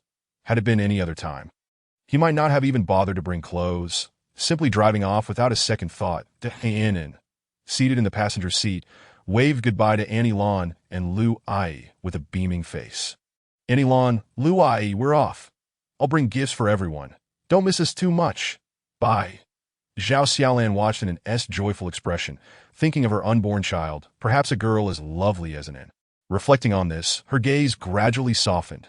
You don't need to rush back. Enjoy your time there. There's nothing to worry about at home. She then turned to the man at the wheel, reminding him, Yinsen, remember that N is pregnant. Please avoid any water activities and be cautious with seafood. There are many things she can't eat. Understand? Lu Yinsen, noticing his mother's growing concern for N, smiled behind his sunglasses. Yes, I understand. Bye. Drive safely. All right. Zhao Xiaolan watched as their car gradually receded into the distance until it vanished from her sight before turning back to the villa. Inside the car, N wore an enduring smile, humming a tune while occasionally gazing out the window, radiating joy and relaxation. Lu Yinsen was uplifted by N's happiness, the corners of his mouth curving upward. Yinsen Gidge, can we stop by the mall first? Aren't we going to visit Grandma and Uncle? We need to buy gifts first. That Ann need not worry about these matters. It is never too late to make purchases once we arrive there. Lu Yinsen, recalling that N seemed to have forgotten her doll, inquired curiously, and aren't you bringing a doll this time? No, I decided against it. The elders do not favor dolls, deeming them too childish. And then remembered the time she gifted a doll to Aunt Lan, who appeared somewhat disdainful about it. With this thought, her voice grew increasingly softer. Today, Ann, giving a doll is not childish at all. I truly adore the dolls you crochet. It's just that you never gifted me one, when did I not? I plan to crochet a larger doll for Brother Yinsen when the time comes. Very well, I shall await it. My thanks to you in advance, and no need for thanks. Brother Yinsen, what are grandmother and uncle like? Will they like me? How could anyone not adore someone as charming as N? He chuckled lightly as he drove, engaging in a leisurely conversation with her, enveloped in an unexplainable sense of ease. However, N's energy was limited, and she soon fell asleep mid-conversation. Lu Yinsen gently covered her with a blanket to shield her from the chill. 3 hours later, they finally reached their destination. Lu Yinsen sent a message to his uncle, and shortly thereafter, the grand gate of the villa slowly swung open. He drove the car inside and parked it. And then we have arrived, he said, tenderly caressing her cheek. And slowly opened her eyes, filled with confusion. Brother Yinsen, where are we? This is grandmother and uncle's home. And gradually regained her senses. She stifled a small yawn. I don't know why, but I've been feeling drowsy lately." The man gazed at her with gentle eyes, explaining, "It's because you are expecting a baby, requiring ample sleep, which makes you more prone to fatigue." And then nodded, partially understanding, realizing it was indeed the case. "Thank you for your hard work, and then let us disembark." All right, before them stood a two-story villa with a spacious courtyard, located in the serene suburbs. Abundant with greenery. The yard lacked flowers, predominantly filled with various vegetables and fruits cultivated by grandmother, alongside a patch of grass and potted plants. Just as they stepped out of the car, a tall man clad in a black jacket emerged from the villa. Striding towards them, his booming voice reached them from afar. "Jensen, finally willing to bring your wife over." Lu Jensen turned towards the sound, breaking into a smile. "Uncle, it's been a while." The two men embraced warmly upon meeting, and then stood quietly to the side, observing the unfamiliar man that he was tall, slightly shorter than Lu Jensen, with a robust physique, a sharp profile, thick black eyebrows, and a prominent nose, bearing some resemblance to Lu Jensen. However, this man appeared only slightly older than Lu Jensen, with faint signs of age around his eyes. Yet overall, he remained remarkably handsome and robust, quite different from Anne's preconceived notion of what an uncle should look like. And Anne had imagined her uncle to be a kind and gentle elder. Seeing such a youthful figure, she furrowed her brows and pursed her lips, her eyes filled with confusion. Zhao Huaijuan observed and standing beside Lu Jensen, his eyes lighting up with disbelief that he had not anticipated his niece-in-law to be so stunning, resembling a perfectly ordinary person. Initially, upon learning that Lu Jensen had married a mentally challenged woman, their mood had been heavy and hard to accept. Instinctively envisioning Xin Yinan to possess a more simple-minded appearance, "Did I ask this Xin Yinan?" Lu Jensen embraced An. "Yes, she is my wife. You may call her An." He then turned to An. "And this is Uncle An," and beamed a sweet smile. "Hello, Uncle Dada." "Hello, and this is somewhat unexpected. I didn't think my niece-in-law would be so beautiful." Zhao Huaijuan cast a glance at Lu Jensen, giving him a knowing look. Lu Jensen ignored the glance and pushed the suitcase towards him. "That I apologize for the trouble, Uncle. There are some gifts in the trunk as well." That he opened the trunk and retrieved various supplements and gifts, and then attempted to assist, but was gently rebuffed. "And no need to carry these. And then, if I can't manage them all, I shall leave them to Uncle." Zhao Huaijuan hadn't anticipated being treated as a mere packhorse. "You truly lack any sense of a junior. How can a nephew treat his uncle as a laborer?" While he chided, his actions betrayed him, as he pulled the suitcase with one hand and carried the supplements with the other. Both men were laden with items, while An carried only her small bag. Together, they entered the villa. "Mom, Jensen has brought An in." The loud voice startled An, causing her to shudder slightly, as she was still adjusting to this loud manner of communication. "Ah, Jensen, you've finally come." Even before the person arrived, her voice preceded her. Shortly after, an energetic elderly woman with shiny black hair stepped out, her keen eyes sparkling. "Jensen, I've been eagerly awaiting your visit." She enveloped Lu Jensen in a warm embrace, her emotions overflowing. "That I came to see you, grandmother." After a heartfelt reunion, she reluctantly released him, brushing away tears from her eyes, before noticing the woman beside her grandson. "Is this An?" "Hello, grandmother. I am An." The elderly woman's eyes widened in astonishment, her mouth agape in surprise as she grasped An's hand, examining her from head to toe multiple times. "Ah, so this is An. Such a beautiful young lady. How wonderful." Chapter 34. "Cousin, you are being too much," and An felt a bit shy under the elderly woman's praises. "Thank you, grandmother An. How obedient you are." The elderly lady placed her hand on her chest, filled with emotion as she gazed at her fondly. Although this granddaughter-in-law may indeed be somewhat slow-witted, her appearance, figure, and overall manners and upbringing far surpassed her expectations. Thus, she was exceedingly pleased with her granddaughter-in-law, growing fonder with every glance that Lu Jensen, witnessing his grandmother's affection for An, couldn't help but smirk triumphantly. From the very beginning, he had intended to keep An's situation from his grandmother and uncle, not sharing any photos of her. Whenever they inquired about An, he would deftly deflect, lowering their expectations until they held no hopes or demands regarding her. Then, he would present them with such a beautiful, well-mannered An. How could they not be utterly charmed? Zhao Huaijuan, observing his mother's overwhelming excitement, finally realized they had all fallen for Lu Yinsen's clever ploy. Indeed, the Zhao family genes are as sharp as ever. He mused that, of course, there were exceptions, such as his elder sister Zhao Xiaolan, who was hopelessly love-struck and had been easily deceived by the scoundrel Lu Jingfan, even developing a mental illness from the ordeal. Zhao Huaijuan sighed inwardly at the thought of his sister. "Grandma, Dad, I'm back." A clear, bright voice rang out, followed by the entrance of a girl into their midst. Diane turned in the direction of the voice. Locking eyes with the girl, both of them seeing a spark of surprise in each other's gaze.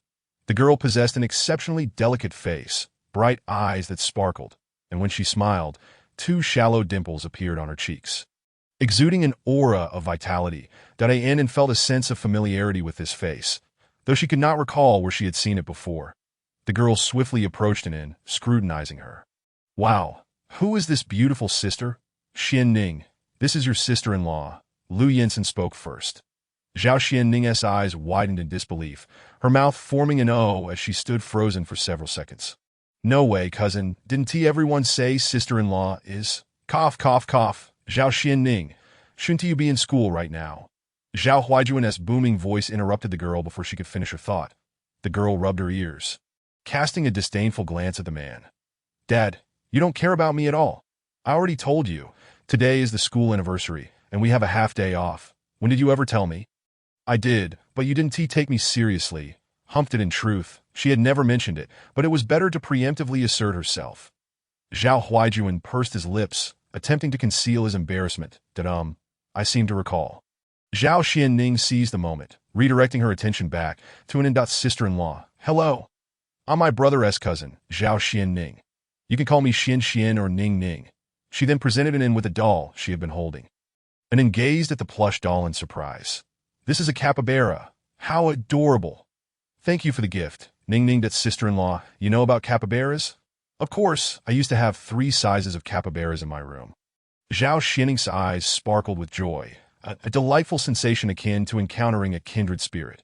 With a swift movement, she seated herself beside Nin, effectively displacing Lu Yinsen. Confronted by the enthusiastic girl, Nin felt somewhat awkward. Unaccustomed to the sudden intimacy of a stranger, in contrast, Zhao Xianning was quite the social butterfly, effortlessly familiar, as she immediately linked her arm with Anne's and exclaimed, "Cousin, I find you so fragrant and soft. It is wonderful to embrace you and to enjoy your scent." Zhao Huaijuan furrowed his brows and admonished, "Ning Ning, that is your cousin. Do not speak so freely and recklessly that it's fine. I really like Ning Ning." And Nin interjected, attempting to diffuse the tension.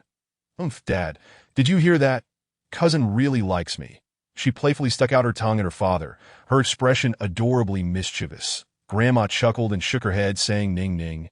Since you and Nin get along well, do spend more time with her, of course. I want to keep hugging my fragrant and soft cousin."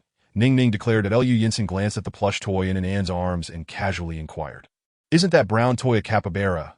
"It's not a capybara. It's a capybara," and Nin and Ning Ning replied in unison, their harmony evident. This left Lu Yinsen feeling somewhat like an outsider. "All right, I concede. It's a capybara," he acknowledged. "That is more like it." Just then, the housekeeper approached, announcing, "Madam, sir, it's time for lunch." Grandma replied, "All right, let us go eat." Everyone rose and made their way to the dining room. Ning Ning continued to monopolize Anne's attention, leaving Lu Yinsen to follow behind, contemplating how to extricate himself from the oblivious cousin. During lunch, Ning Ning was warmly attentive, serving in dishes that it was clear to everyone that Ning Ning adored her new sister-in-law. Observing the 2 girls in such harmony, the adults exchanged looks of contentment. Although Nin was 9 years older than Ning Ning, their mentalities seemed quite similar. However, Ning Ning's cleverness undoubtedly exceeded Anne's. Fortunately, Ning Ning was a kind-hearted child and would not harbor ill intentions toward Nin. Ning Ning handed an peeled crab, saying, "Cousin, Aunt Chen's hairy crabs are absolutely delicious. You must try some." Lu Yinsen swiftly intercepted the crab, declaring, "Nin is pregnant. She shouldn't eat crab. Cousin is actually pregnant." Ning Ning's voice rose in disbelief. She then turned to Lu Yinsen, saying, "Cousin, how could you treat her like this? She's still so young." The news of Anne's pregnancy was known only to the elders. It was quite normal for someone like Ning Ning to be unaware, as family members typically did not discuss such matters with younger generations. Lu Yinsen remained unfazed, responding calmly, Ning Ning, do not forget that it is my wife. But no buts. Let us focus on our meal. Adult matters are not for children to meddle in. Cousin, we are cousins. We are of the same generation. How can you treat me as a child?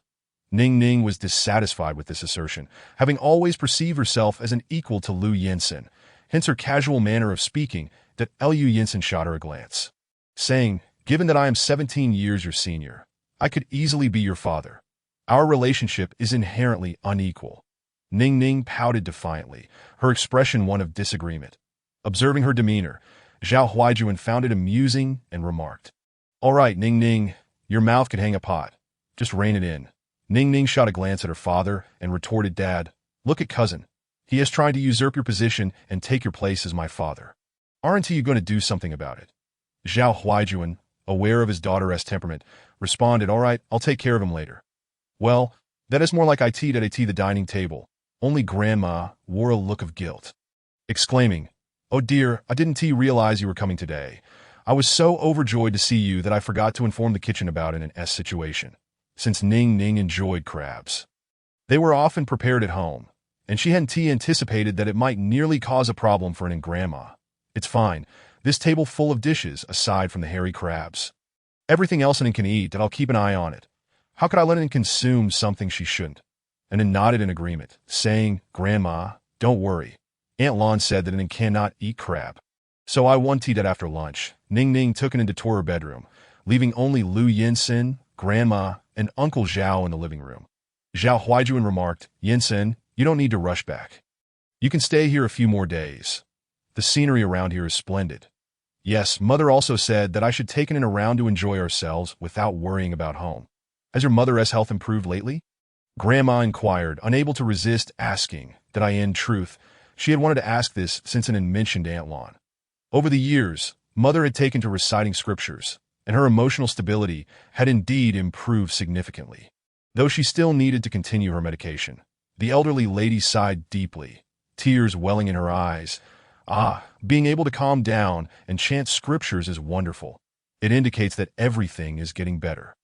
She recalled the moment when she and her husband had sent their eldest daughter to a psychiatric hospital for treatment. The eldest daughter had cried out in anguish, incessantly accusing them of being irresponsible parents. What right do you have to treat me this way? Where were you when I needed you? All your attention has always been on my sister. What qualifications do you have to control my life? Why did you send me to a psychiatric hospital? Do you want to ruin me? Yinsen is my child, and I will raise him as I see fit. It's not for you to interfere. Let me go. I hate you both. Her eldest daughter's cries echoed in her ears to a mother. Her heart had shattered in that moment. Yet, they knew they could not yield, for that would only lead to greater harm for her. However, after her recovery, the eldest daughter harbored deep resentment toward them, vowing never to have any contact again. Her husband had not even seen their eldest daughter before passing, leaving this world with a sense of regret. She did not wish to depart this life with regrets like her husband, yet she also feared approaching her eldest daughter, concerned it might provoke her. After all, she had only just managed to return to a semblance of normalcy. In hindsight, they should not have been so harsh with their eldest daughter. A gentler approach would have been more appropriate. Grandma sat on the sofa, silently wiping away her tears that so many years have passed. And your mother still refuses to forgive me. Zhao Huaijuan furrowed his brows and stated, Mother, when I visited my elder sister last time, she didn't actually blame you. She just doesn't know how to face you. In time, she will surely untangle her feelings that I fear I may not live to see that day. After all, I am already half in the grave. Mother, with your energy dancing in the square, you hardly seem like someone nearing the end. Your health surpasses that of many young people. The elderly lady's sorrow was quickly alleviated by her younger son's teasing. She shot him a glance, saying, You and your incessant chatter. Lu Yinsen had not anticipated that Uncle Zhao's few words would soothe Grandma, and he felt a sense of reflection. Zhao Xianing led an into her room, and upon opening the door, and was left awestruck by the decor inside. The entire room was adorned in cool sea blue hues, complemented by pearl white and coral tones, creating an ambience reminiscent of the ocean. Vibrant yet tranquil. The design of the space resembled a miniature castle, with a fairy tale princess bed at its center. And the furniture was all custom-made, harmonizing perfectly with the overall color scheme. The balcony even featured a hanging chair, allowing for breathtaking views of the outside scenery at any moment. Ning Ning, your room is so beautiful. And then exclaimed. Zhao Xining beamed with pride. Indeed, this was designed by my dad. It is truly one of a kind in the entire world. Ning Ning, your father is so talented. Hee, my dad is an interior designer. He designed our family's guest house, which is also stunning. The admiration in the girl's eyes reflected her pride in her father, that Ayan settled onto the plush sofa, clutching a stuffed toy. As she surveyed the room, reminiscing about her previous living space, her former room, designed by Uncle Lu and Aunt Zhuang, was awash in soft pink tones, filled with various dolls and charming decorations, creating a cozy yet chaotic atmosphere. She missed Uncle Lu and Aunt Zhuang dearly, but hesitated to call them, fearing Aunt Zhuang's cold remarks and not wanting to put Uncle Lu in an awkward position. Aunt Zhuang had always cared for her, and Inen had come to regard her as one of her closest companions. Yet, in her desire to keep the baby, she had defied Aunt Zhuang, inadvertently hurting her feelings. Cousin, why do you suddenly seem unhappy? Did I say something wrong? Inen snapped back to reality and immediately denied, You didn't say anything wrong. I was just lost in thought. Looking at this beautiful princess room made me think of Uncle Lu and Aunt Zhuang. Zhao Xining looked puzzled and tentatively asked, Are they not here? And then shook her head, stating, They are still around. I just don't dare to call them because I made a mistake and hurt their feelings. And they no longer want me. Cousin, you are so wonderful. How could you have done anything wrong? Zhao Xining simply could not fathom what her gentle and obedient sister-in-law could have possibly done wrong to provoke such a reaction from others. To the extent that they would wish to cast her aside, that in Anne's gaze was imbued with a sense of desolation. She had originally wed Brother Yuan, yet inexplicably found herself expecting Brother Yinsen's child. Aunt Zhuang urged her to terminate the pregnancy, but Inen wished to keep the baby, thereby hurting Aunt Zhuang's feelings, leading to her ultimate rejection of in just a brief exchange. Zhao Xianning's mind was utterly confounded, filled with questions, and it took her several moments to process the revelation. Wait, sister-in-law, are you in a second marriage? What does second marriage mean? It means you were first married to someone else, then divorced, and now you are married to my brother. Anne's brows furrowed slightly as she unraveled the meaning of those words in her mind. Indeed, she had first married Brother Yuan, subsequently divorced him, and was now wed to Brother Yinsen. Once she comprehended this, she nodded, affirming, Yes, I am in a second marriage. Zhao Xining regarded Inen with a complex array of emotions. Sister-in-law, seeing you so naive and unaware, not even knowing what a second marriage entails, could you truly be unfaithful in marriage? She shook her head, deeming that possibility unlikely, concluding that the most plausible scenario was that her cousin had mistreated Inen. Indeed, the likelihood of that was quite substantial. As this thought crossed her mind, Zhao Xianning's perception of her cousin deteriorated further, deepening her sympathy for her younger sister-in-law's plight. Has my brother ever bullied you? Brother Yinsen treats me very well. Did I ask that so? Indeed, and Anne's eyes sparkled with sincerity. That is for the best. Zhao Xianning settled beside Inen, adopting a solemn tone. Sister-in-law, if my brother ever mistreats you, you must inform me, that I will certainly take it upon myself to confront him. If I cannot manage it alone, I shall enlist my father's assistance. Ning Ning, you are truly kind. Thank you. However, Brother Yinsen would never bully me. So you need not worry, sister-in-law. Do not place too much trust in men. They are masters of disguise. Did I ask your father the same? Ah, well, I suspect my father is not a good man either. Otherwise, I would not remain unaware of my origins to this day. Ah, this time, it was Inen who was taken aback. Ning Ning, I find your statement somewhat difficult to grasp. Are you implying that you do not know who your mother is? Zhao Xianning's expression darkened. I have no mother. My father has never been married, yet I truly do not know who gave birth to me, nor why I was abandoned. That Anne's face was etched with concern. Why is that the case? Zhao Xianning shrugged, her demeanor nonchalant.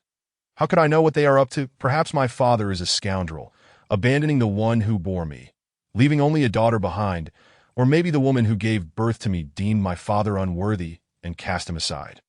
And Anne's heart twisted at the thought. How could a mother forsake her child? All right, sister-in-law, let us not dwell on such disheartening matters. Regardless of the absence of a mother, I am living quite well. Although my father can be quite bothersome at times, he genuinely cares for me. Besides, I have a loving grandmother. The absence of a mother is inconsequential. The last statement seemed to be his self-reassurance. Growing softer with each utterance. Chapter 36. The friendship among young girls. Lu Yinsen, noting that the time was ripe, ascended the stairs to find an inn, preparing to take her out for a little adventure. Knock, knock, knocked at an inn. Please open the door. Moments later, the door swung open, revealing an inn at the threshold. Brother Yinsen, have you finished your conversation?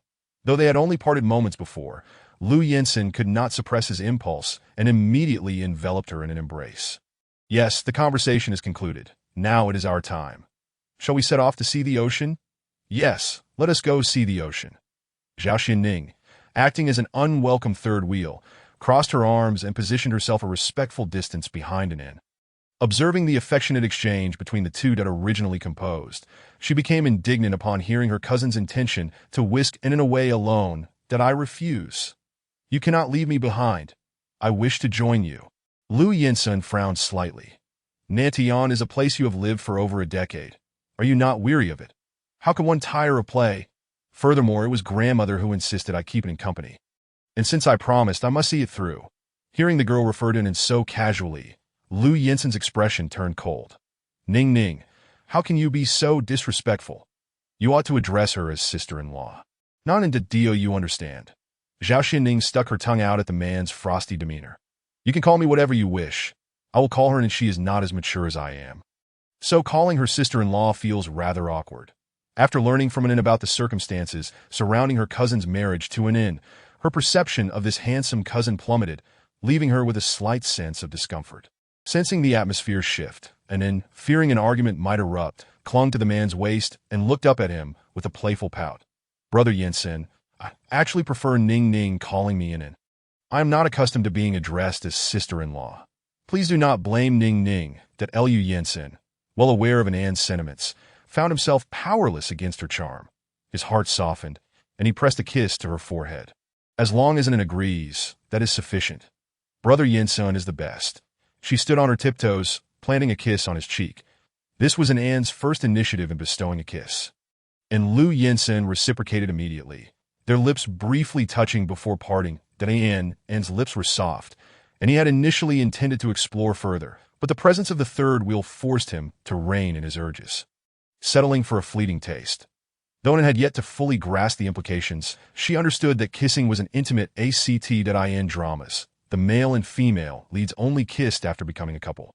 She stood there, momentarily dazed, unable to believe she had just kissed Brother Yinsen. Unconsciously, she extended her tongue to lick her lower lip, her cheeks flushing a deep crimson. That Lu Yinsen noticed in An's small gesture. And his gaze darkened as he mimicked her action, licking his own lip. That an air of flirtation seemed to envelop them. Zhao Xianning, observing the kiss from a distance, turned away in embarrassment, covering her eyes. Despite her boldness, she was still just a 12-year-old girl. Yet, she was left more puzzled than ever. The interaction between her cousin and An felt so natural and intimate that it hardly resembled coercion or mistreatment. Regardless, she was determined to follow them to uncover the truth of her cousin's treatment of An. Even though she had only known An for a few hours, she had already accepted her as a good friend. And thus, even if the other party was her cousin, she would act in defense of her newfound sister. Should the need arise, Lu Yinsen drove ahead, while the sounds of the two girls' laughter resonated from the back seat. Most of the mirthful sounds originated from Zhao Xianning, who was giggling uncontrollably throughout. At a glance at the empty front passenger seat elicited a fleeting expression of envy in his dark eyes.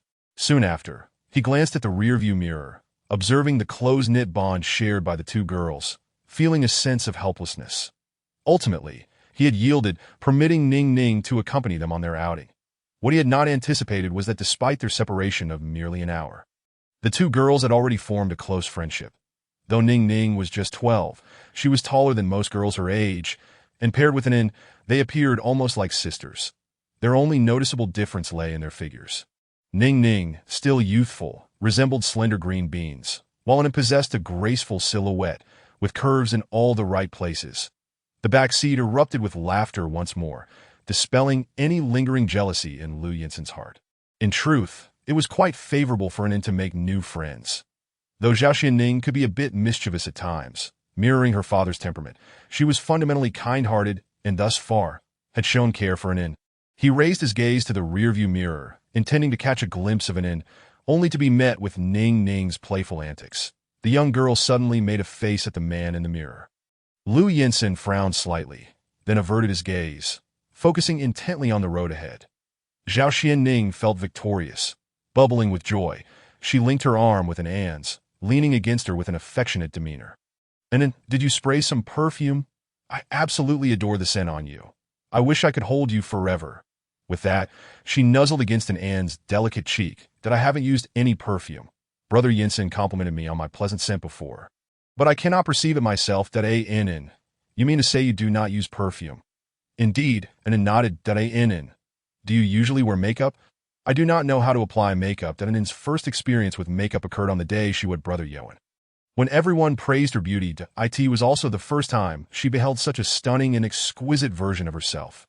Ningning, her mouth slightly agape, gazed at Anin in disbelief. In contrast, at just 12 years old, she, who possessed an entire array of high-end perfumes and cosmetics, could only marvel at Anin's lack of makeup skills, which, while still rudimentary, brought her immense satisfaction during comic conventions where she adorned herself.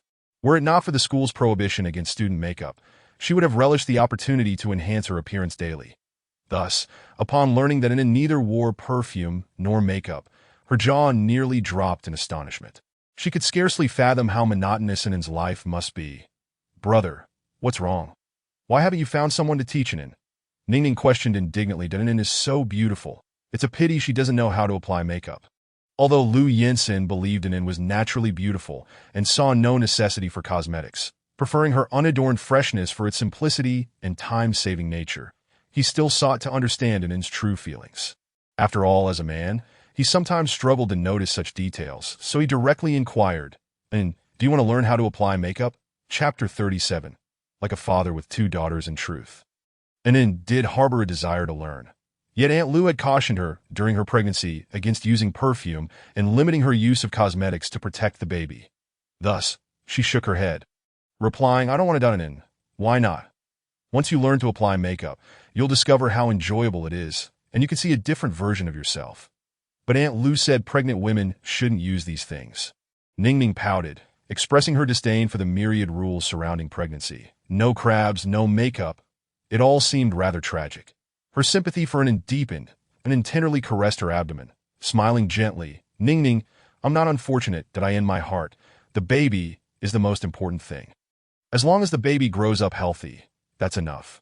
Ningning gazed at Anin, her emotions tumultuous, the urge to tease caught in her throat. She had not anticipated that a yet-to-be-formed embryo would already receive such maternal anticipation and affection, while she, a living person, had been cast aside shortly after birth. This led her to ponder that perhaps those who brought her into the world truly did not love her. Suddenly, she leaned forward, embracing Anin, resting her head on Anin's shoulder. "Anin, you will undoubtedly be a wonderful mother." Upon hearing this, Anin shivered slightly, a flicker of surprise in her eyes. It was astonishing that someone thought she would make a good mother. Such a simple affirmation provided Anin with immense encouragement, as she had always been deemed incapable of being a qualified mother, believed to be unable to care for the baby, with many suggesting that terminating the pregnancy would be the best course for both her and the child. "Ningning, thank you." She emulated Brother Yinsen's comforting gestures, gently stroking Ningning's back as a mother would soothe her child. Ningning clung to Anin more tightly, astonished that her first experience of maternal love came from her cousin, who was merely 9 years her senior.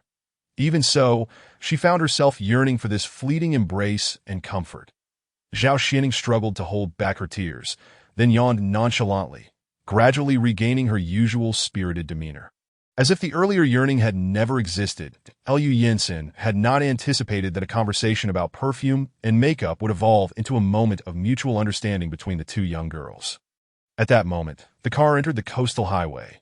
Ningning exclaimed, "Anin, look outside," and then turned her gaze toward the window and was instantly captivated by the breathtaking scenery, her large eyes wide and unblinking as she beheld the ocean outside.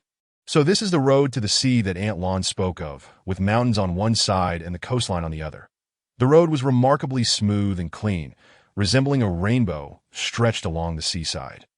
with the deep blue sea visible along the way. How beautiful! Indeed, although I've seen it for many years, I still love it here. There are birds, and exclaimed, pointing at a flock of seabirds soaring above the waves. Those are seagulls. Watching the birds fly freely in the sky, felt a surge of longing. They appeared so joyful that of course they're happy. Not only can they catch fish at any time, but the tourists here also love to feed them. So they're all plump and content. How could they not be happy? Can I feed them too? Lou Jensen interjected into the conversation between the girls. Of course. When we get to the beach, we can take a boat to feed the seagulls. How does that sound? Sounds great. Anin replied eagerly, her lips curving into a crescent smile, her face blooming with a sweet and radiant grin. Although Anin had just seen the ocean, when she actually stood on the beach. With the sea breeze tousling her hair and the sound of crashing waves in her ears, as she gazed at the swirling tides and the vast horizon, she found herself frozen in place. Trembling slightly, her heart racing.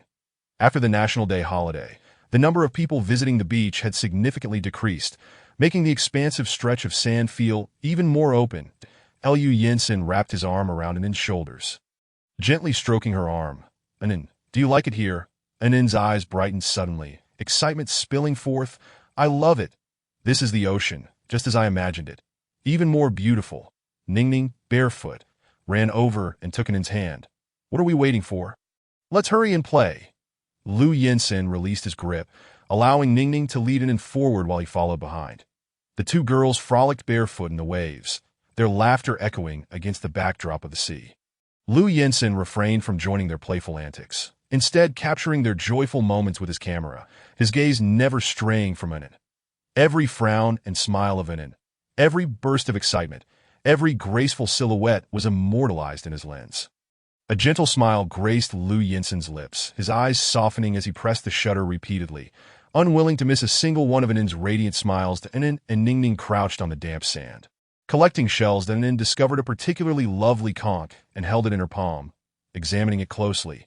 The conch was spindle-shaped, slightly thin yet sturdy, with about 9 layers, each layer forming a stair-like plateau with right angles. Its shell was pure white and translucent, exceedingly beautiful. Ningning, what is this? It's so pretty. Anin showcased the conch in her palm. Having grown up in this area, Ningning was well-versed in various seafood, and after a quick glance, confidently identified, this is called a phoenix crown flower conch. What a lovely name. It truly resembles a flower fairy, that if you like this type of conch, I have many even more beautiful ones at home. I'll send some to you later. Dunnan nodded enthusiastically. Great. Thank you, Ningning. Ningning, do you like crochet dolls? She asked nervously. That I do, but I lack the patience to sit still and crochet. Anin's eyes lit up. That's wonderful. I previously crocheted a set of little girl family dolls. I'll give them all to you. Ningning was taken aback by Anin's generosity, then beamed widely. Anin, you can rest assured. I'll take good care of them. The two girls exchanged promises of gifts, their smiles broad and uncontainable as they eagerly continued collecting shells. Ningning, what are these 3 called? The one on the left is a brocade taro snail, the middle one is a bone snail, and the one on the right is a colorful sea fan clam. Anin looked at her in admiration. Ningning, you're amazing. Just a little knowledgeable, she replied, momentarily shedding her usual boastful demeanor for a rare moment of humility. Anin gathered a plethora of different shells and conchs, cherishing each one. Brother Jensen, my pockets are full. Can I put them in yours? Sure, just put them here. He removed his jacket, allowing Anin to use it for her shells and conchs. Brother, help me put some in too. After all, I'm giving these all to Anin. Ningning didn't wait for a response, and promptly dumped all her shells into his jacket. Lu Jensen momentarily felt as though he were a father taking his 2 daughters to the beach for a day of fun. Chapter 38. Deception. Today, Anin accomplished many personal firsts. Her first sight of the ocean, her first shell collection, her first boat ride to feed the seagulls, and her first experience watching the sunset over the sea from a boat. Due to her pregnancy, Anin soon began to feel fatigued, letting out a soft yawn. Anin, are you tired? Yes, a little. Lu Jensen stepped in front of her, squatting down, and said, Anin, hop on. I'll carry you. Anin obediently climbed onto his back, her hands skillfully wrapping around his neck, resting her head against his shoulder, even nuzzling her cheek against his face. All right, Brother Jensen. The man stood up effortlessly, leaning slightly to ensure Anin was comfortable. and then go ahead and sleep. On the sturdy, broad back of the man, and then swiftly succumbed to slumber. The gentle rhythm of a little girl's breathing filled the air, causing Lu Yinsen's gaze to soften, a tender smile gracing his lips. Zhao Xining trailed behind them at a comfortable distance, suddenly struck by the picturesque scene before her. A tall, upright man carrying his wife, walking steadily along the beach, bathed in the warm glow of the setting sun, which lent an extra touch of warmth to the moment. Despite her boisterous nature, she possessed a delicate heart. After spending an afternoon together, she discerned that her cousin's eyes had not strayed from Anin. Constantly attentive to her movements, his gaze imbued with gentleness and fondness, devoid of any hint of impatience, that he would cradle Anin in his arms, meticulously cleaning the sand from her feet, frequently inquiring about her needs to ensure she was neither thirsty nor hungry, patiently addressing her myriad questions. Such attentiveness was something even parents might struggle to achieve. Recalling her somewhat careless father, she shook her head in resignation. Her purpose for accompanying them was to observe her cousin's attitude towards Anin, and it was evident that he was indeed quite considerate towards her, which set her mind at ease. Ningning hurried to catch up with them, lowering her voice to ask, "Cousin, may I pose a question?" How did you end up getting Anin pregnant?" Lu Yinsen's expression darkened. "What a nonsensical question. Where did you hear such things?" "Anin told me," she replied. "She said she inexplicably found herself expecting your baby, which is why she had to divorce her first husband and marry you. So, what exactly is going on?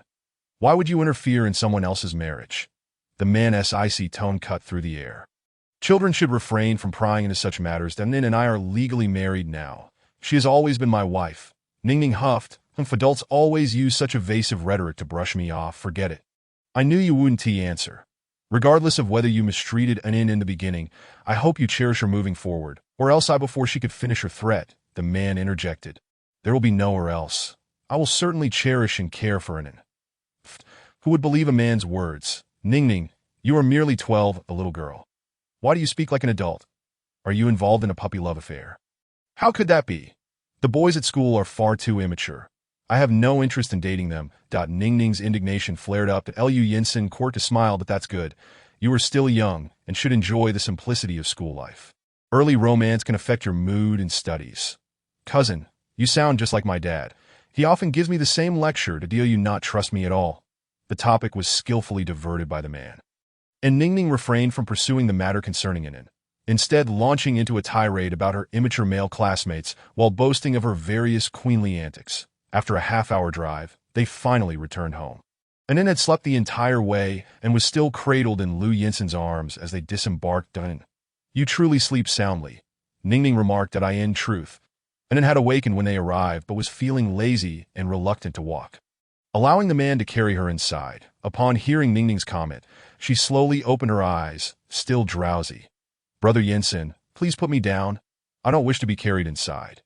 "All right." He gently set her down and helped smooth her tousled hair. Once everything was in order, he took her hand and led her into the villa. Due to their slow pace, an impatient Ningning had already vanished from sight.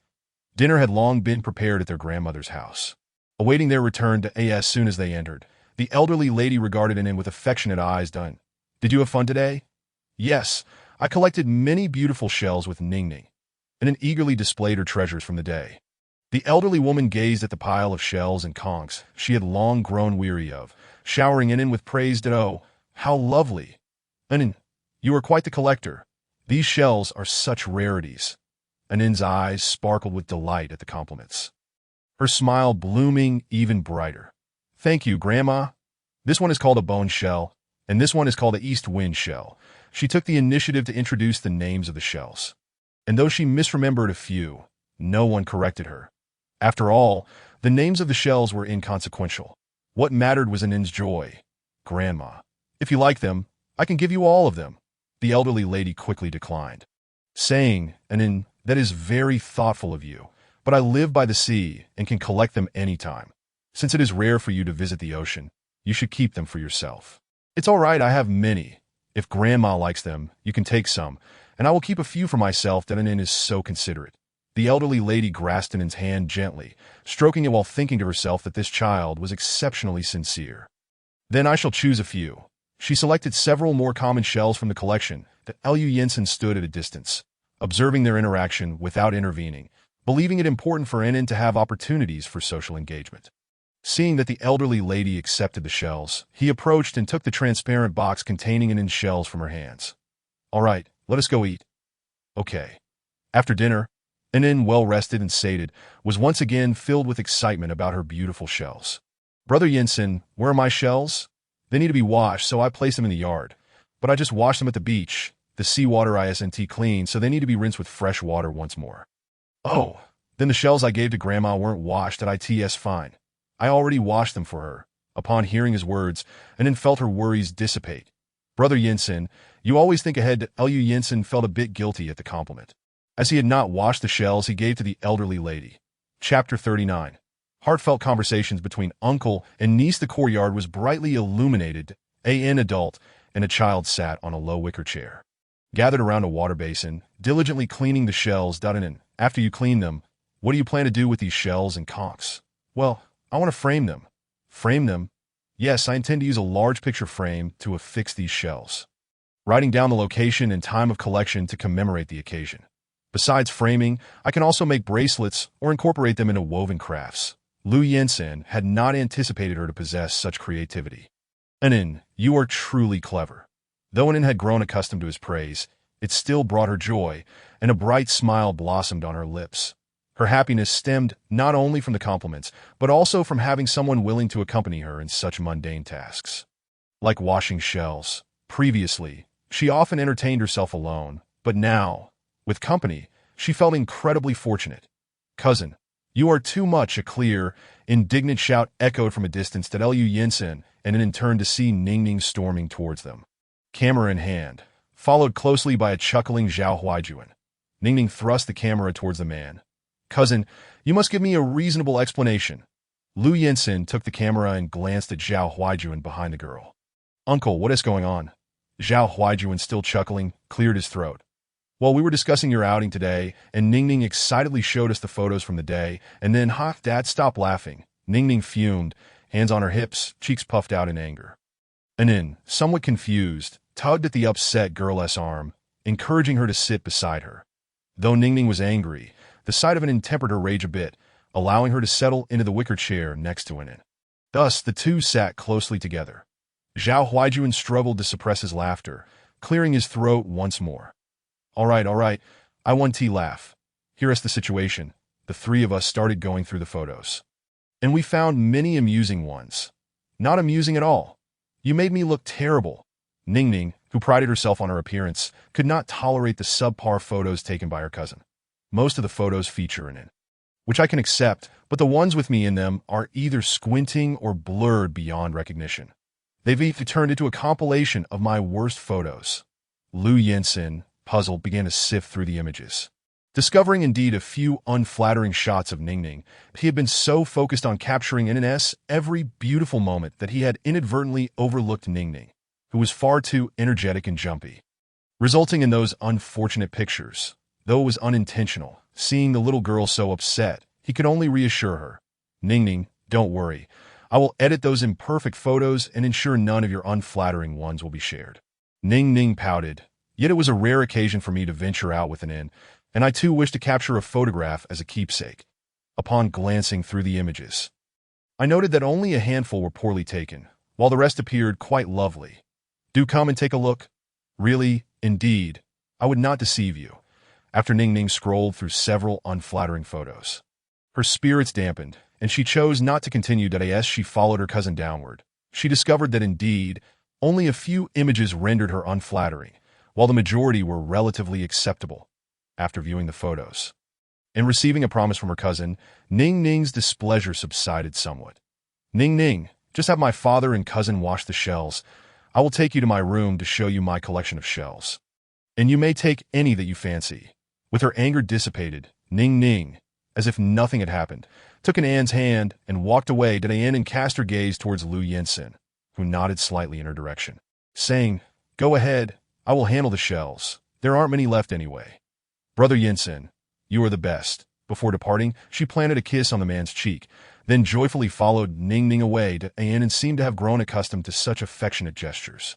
Lu Yinsen watched her retreating figure with a slight smile. Zhao Huaijuan rolled up his sleeves and sat on the rattan chair recently vacated by Anin, washing the shells alongside his nephew. See, you young couples are truly immersed in your affection, even oblivious to our presence that my daughter and I have unwittingly become part of your marital play. What can we do? Newlyweds are always like this. Uncle, you wouldn't understand, Lu Yinsun replied coolly. Humph. Zhao Huaijuan shot him a glance. Suddenly recalling Ning Ning's behavior earlier that afternoon, Lu Yinsun inquired, Uncle, have you ever thought about finding a mother for Ning Ning? You're not exactly young anymore. Yinsun, have you taken leave of your senses? Why the sudden interest in my marital affairs? Something small occurred today while I was out with Ning Ning, which made me feel that she might be yearning for a mother. Zhao Huaijuan paused in his shell washing, slowly asking, what happened? Ning Ning embraced Anin, saying that Anin would make a good mother that moment. Ning Ning's voice was somewhat choked. I suspect this may be one reason for her closeness to Anin. Uncle, who is Ning Ning's mother? Zhao Huaijuan chuckled self-deprecatingly. I prefer not to dwell on the past. Who Ning Ning's mother is no longer matters. She has likely found the life she always desired and would not wish to see me or Ning Ning. As for me, I have no plans for marriage and certainly will not seek a stepmother for Ning Ning. Our current situation is quite satisfactory. Observing his uncle's steadfast silence, Lu Yinsun refrained from pressing further. The two fell into a contemplative silence, diligently scrubbing the shells. After a moment, Zhao Huaijuan broke the quiet, asking, Yinsun, what is your mother's attitude towards Anin? Initially, she was quite resistant to Anin, but her demeanor has softened considerably. I believe she will soon be able to genuinely accept Anin. Zhao Huaijuan suddenly chuckled lightly. You think your mother was resistant? To be honest, your grandmother and I were quite put off at first. After all, Anin is the child raised by that immoral couple, and she was previously married to their son. You have been rather secretive, not allowing us to know Anne's true circumstances. During this period, your grandmother has been lamenting daily, almost ready to confront that wretched couple. Logically speaking, you should harbor even greater resentment towards that family than us, and yet you married Anin without a second thought. Lu Yinsun displayed no emotional reaction, meticulously drying the newly washed shells before responding, Uncle, you have your secrets, and I have mine. Thus, I cannot disclose anything. Quite the character you are, if you choose not to share. Then these shells are yours to wash at your leisure. Zhao Huaijuan rose to leave, but turned back to add, though I may not grasp your intentions, your grandmother and I are quite pleased with Anin. Ning Ning also adores her. Anin is indeed a well-behaved and understanding child, so please do not harm her. But as the saying goes, misfortune does not befall the children, and besides, Anin is not even considered a foster child. She is quite innocent. That Lu Yinsun looked up at the man. Uncle, is this the purpose of your conversation? Do you suspect my motives for marrying Anin are impure and fear I may cause her harm? Indeed, I have entertained such thoughts. Zhao Huaijuan admitted candidly. That Lu Yinsun smiled, albeit with a hint of exasperation. Your concern for Anin brings me joy. Not long ago, Ning Ning conveyed a similar sentiment to me, urging me to treat Anin well. It seems Anin is genuinely endearing, having captivated you all within just a day. Rest assured, I harbor no ulterior motives towards Anin. My sole desire is to lead a good life with her and the baby. That's good to hear. With that, Zhao Huaijuan exited gracefully. Chapter 40. And Anne's aspirations for a store Ning Ning gifted Anin many beautiful and unique shells and sea conchs. Upon returning to her room, Anin repeatedly admired them, her heart brimming with joy, and ultimately placed them carefully. Fearful of causing any damage, Lu Yinsun emerged from the bathroom. A towel, cinched around his waist, steam still rising from his body. Droplets of water cascading down his handsome features, gliding towards his toned chest and abdomen. However, Anin was entirely absorbed in the world of shells, oblivious to the captivating sight of the man emerging from his bath. Feeling neglected, he approached Anin and effortlessly lifted her, settling onto the sofa. Anin instinctively wrapped her arms around his neck, gazing into his eyes, puzzled by his silent embrace. Brother Yinsun, what is the matter? The man reached for a colorful shell resting on the coffee table, inquiring, is this shell truly so captivating? And Anne's eyes sparkled. Yes, it is exceedingly beautiful. Ning Ning said she found this while diving in the Philippines. It is called a rough rib clam. Ann, do you remember the names of all these shells?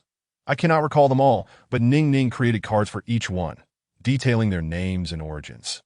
Despite her admission, he noted that Anne had just named the shell without consulting a card, suggesting her memory was quite remarkable, although she had previously confused the names of sea conchs. It was understandable, given the multitude of similar shells. Even an average person would struggle to remember everything after a single hearing. He speculated whether he should arrange for a comprehensive evaluation for Anne and subsequently hire a professional tutor to guide her. And then, do you still have any desire to attend school? No, I no longer wish to go to school, she replied decisively. This left the man perplexed at him, and then exhibited a strong thirst for knowledge. The last time school was mentioned, a sense of melancholy had flickered in her eyes. Logically, she should not refuse so outright this time. Why do you not wish to attend school? Because it is too difficult and makes me unhappy. The man tenderly stroked her back, contemplating her response that I am not referring to traditional subjects like language or math, but rather to interest-based classes. What are interest-based classes? They are places to cultivate hobbies, where you can learn flower arrangement, tea art, painting, music, dance, and more. Anne rose from his embrace, looking at him with a hint of confusion. What is the purpose of learning these? Primarily to add some joy to your life, to alleviate your boredom, and to help you make friends. Although he had only spent a few days with Anne, he had discerned her daily routine, which was in essence monotonous and dull. Yet he had his own work to attend to and could not always be by her side. He did not want Anne to spend her days merely crafting crochet dolls to pass the time. Anne, can you swim? He had noticed the spark of longing in her eyes when she spoke of Ning diving. No. Would you like to learn to swim? Anne shook her head vigorously. I dare not. Aunt Zhuang says swimming is dangerous, and I am not very bright, so I could easily fall into the water and drown. The man's brow furrowed. Anne, you are clearly quite intelligent. Please refrain from speaking poorly of yourself. Look at all these shells and sea conchs. You can name them without consulting the cards, which shows your excellent memory. Moreover, you can crochet various intricate dolls. Your skills and patience surpass many. How could a person with such a good memory and patience possibly fail to learn to swim? And Anne's eyes still reflected a lack of confidence. When she had previously run away from home, she had been so anxious that she forgot many things, even locking herself out. When she became nervous, her mind would go blank. What if I forget how to swim in the water because I get anxious? Brother Yinsen, I truly am not that clever. You place so much trust in me, yet I fear I will disappoint you. Liu Yinsen was aware that Anne harbored a certain trepidation towards new experiences and lacked self-confidence. Despite his constant praise, he feared that it might inadvertently impose psychological pressure on her, ultimately yielding counterproductive results. After all, mere words hold little weight. It was imperative for Anne to perceive her own progress in order to truly cultivate her confidence. The benefits of swimming for expectant mothers are numerous. Yet Anne, still in the early stages of pregnancy, must exercise caution in all aspects, rendering her unable to learn swimming at this time. Anne, you need not be afraid. No matter what, I will never be disappointed in you. Whenever you feel particularly inclined to learn swimming, just let me know. I am always here to teach you, for however long it may take. If you find it difficult to grasp, fret not. There are always swimming rings and submarines that if all else fails, we can visit an aquarium. Do not burden yourself with excessive pressure. Yinsen Gij, I actually wish to open a store. Encouraged by the comfort and support of the man, and then finally voiced a thought that had long been buried deep within her heart, that Liu Yinsen paused for a few seconds. And then, both working and running a store are quite taxing. You need not endure such challenges. All you need to do is joyfully spend your money. Anne pouted slightly, resting languidly in the man's embrace, her voice muffled. I simply want to engage in activities befitting my age. No one would want to hire me for a job, which is why I thought of opening a store.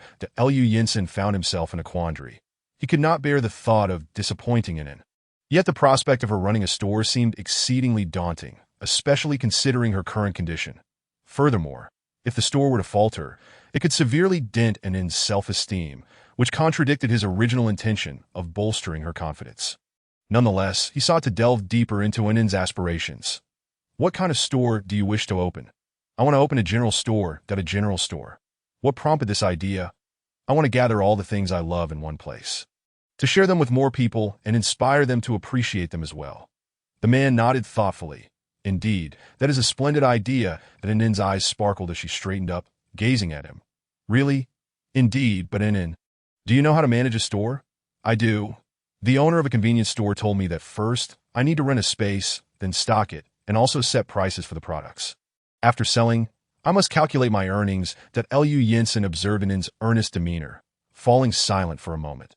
This was the first time Ann had expressed her aspirations to him, and he couldn't bear to dishearten her. Opening a store was relatively simple for him. Later, he could hire a professional manager to guide Ann in her endeavors. Given her intelligence, she should be able to learn swiftly, even if she did not master it. And face some losses, it would not matter. After all, he would be there to cushion the blow. Then in a little while, I will help you open a store, all right? Ann stared at him incredulously. Jensen Gidge, are you truly going to help me open a store? A warm smile graced the man's lips, his eyes shimmering with affection. Indeed, I wish for Ann to have her own venture, to pursue what she loves. But you must promise me, do not overexert yourself. If you feel tired, take a break. Understood? A radiant smile blossomed on Ann's face as she suddenly wrapped her arms around his neck. Jensen Gidge, you are the best to Ann. I promise I will heed your words. Chapter 41. A warm embrace. Lu Jensen lowered his gaze, resting it upon Ann. Their current posture was exceedingly intimate, their breaths mingling in the air. He cradled Ann's face, his gaze deepening, and after a moment's hesitation, he leaned down to capture her long-desired lips in a kiss. Ann shivered slightly, her doe-like eyes wide with innocence, shimmering with unshed tears. This was not their first kiss, but the previous one had been a mere brush of lips before they quickly parted. Truth be told, Ann had not felt much, perceiving it as a familial closeness. However, this moment was entirely different. She curled her arms against the man's sturdy chest, her eyelashes fluttering downwards, her cheeks tinged with a faint blush. Her heart racing fervently, Lu Jensen held her face with one hand while his other encircled her slender waist, preventing her from retreating. Ann, overwhelmed with nervousness, nearly forgot to breathe, gently tapping the man in a bid for release. Lu Jensen was acutely aware of her condition and remained vigilant, immediately loosening his grasp upon sensing any discomfort. Freed, Ann inhaled deeply, her cheeks flushed, half from shyness, half from the lack of breath. Seeing her vulnerable state filled him with both tenderness and guilt. Ann, I apologized that it was my fault. I was a bit too forceful and frightened you. You need not apologize, Ann said, still dazed, her eyes glistening with innocence. That we are husband and wife. Is it not natural to share kisses? You were the one who said so. Why are you apologizing now? A glimmer of surprise flickered in Lu Jensen's eyes as he spoke in a low, magnetic tone. Do you enjoy kissing me this way? Ann seemed to relish the memory of their kiss and nodded earnestly. Jensen Gidge, I adore how you treat me. With her affirmation, Lu Jensen could no longer suppress the smile spreading across his face. He pulled Ann closer, burying his head in her soft neck, inhaling her sweet scent. Although Ann did not wear perfume, there lingered a delicate fruity aroma about her. Lu Jensen had once pondered how their choice of shower gel could yield such differing scents. Despite using the same product, her fragrance seemed to last throughout the day, far surpassing the scent of the gel itself. As he held Ann, he gradually sensed something amiss. He sighed inwardly. And please sit here for a moment while I go take a shower. Ann grasped his hand, confusion evident in her eyes. Jensen Gidge, did you not just shower? She recalled that he had emerged from the bathroom not long ago, and his hair was still damp. Lu Jensen watched her curiously as she sniffed around like a little hamster, her adorably inquisitive nature making him smile. Ann, I did shower, but I just worked up a sweat, so I wish to take another one. Jensen Gidge, I've noticed that you particularly enjoy bathing. You are the cleanest person I know. Lu Jensen chuckled helplessly. It wasn't he that he loved bathing or cleanliness, but rather that he needed a cold shower to cool down. Without further ado, he hastened away, entering the bathroom where the cold water cascaded over him, refreshing him thoroughly. That night, they both enjoyed a peaceful slumber. The following morning, a ray of sunlight filtered through the curtains, illuminating the couple entwined in sleep. Ann's back pressed against Lu Jensen's chest, and in his embrace, her fair and delicate skin appeared even more radiant, akin to fine jade. As Lu Jensen slowly awakened and opened his eyes, the sight of Ann's smiling face filled his heart with warmth. Ann, good morning. Good morning, Jensen Gidge, she replied with a beaming smile. The two exchanged affectionate glances when a series of knocks interrupted them. Brother, it's time to get up for breakfast. Lu Jensen furrowed his brow.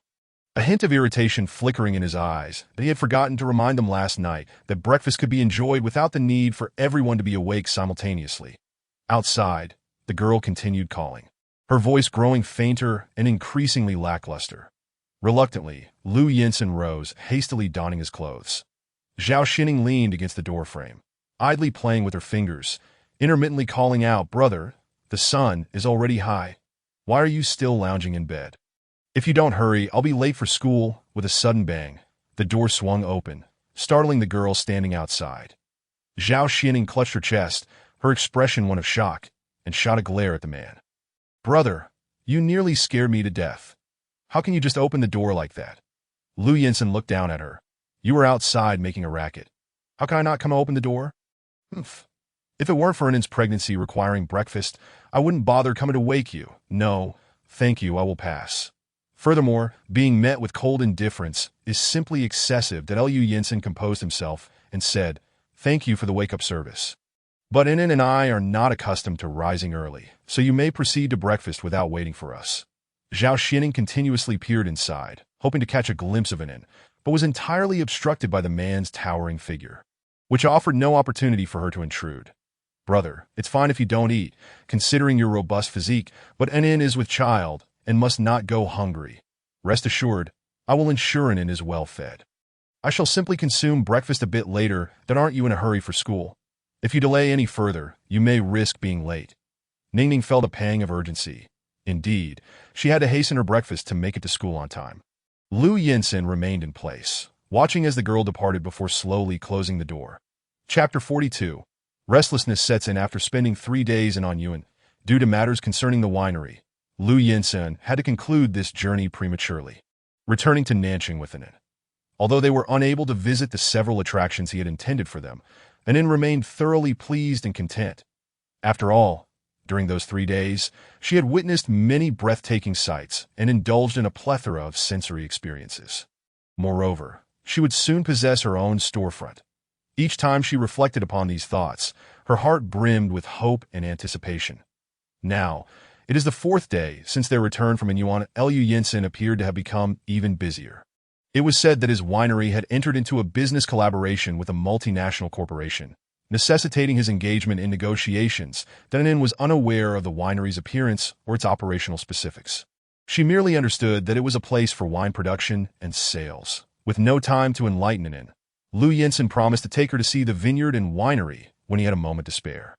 Annen set down her crochet hook and gazed out the window, feeling a profound sense of boredom. After a few days of adventure, her spirit seemed to have expanded, making her home life feel rather dull. Previously, she had never witnessed the true beauty of mountains and rivers, nor the vastness of the stars and seas. She could easily spend her days at home, occasionally wandering to nearby parks and shops. And the day would pass simply.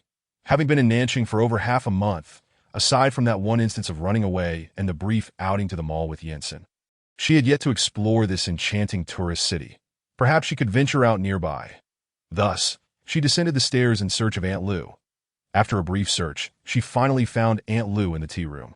At that moment, Aunt Lu was engaged in pleasant conversation with Xiao Xing at a round table, where tea and snacks were laid out before them.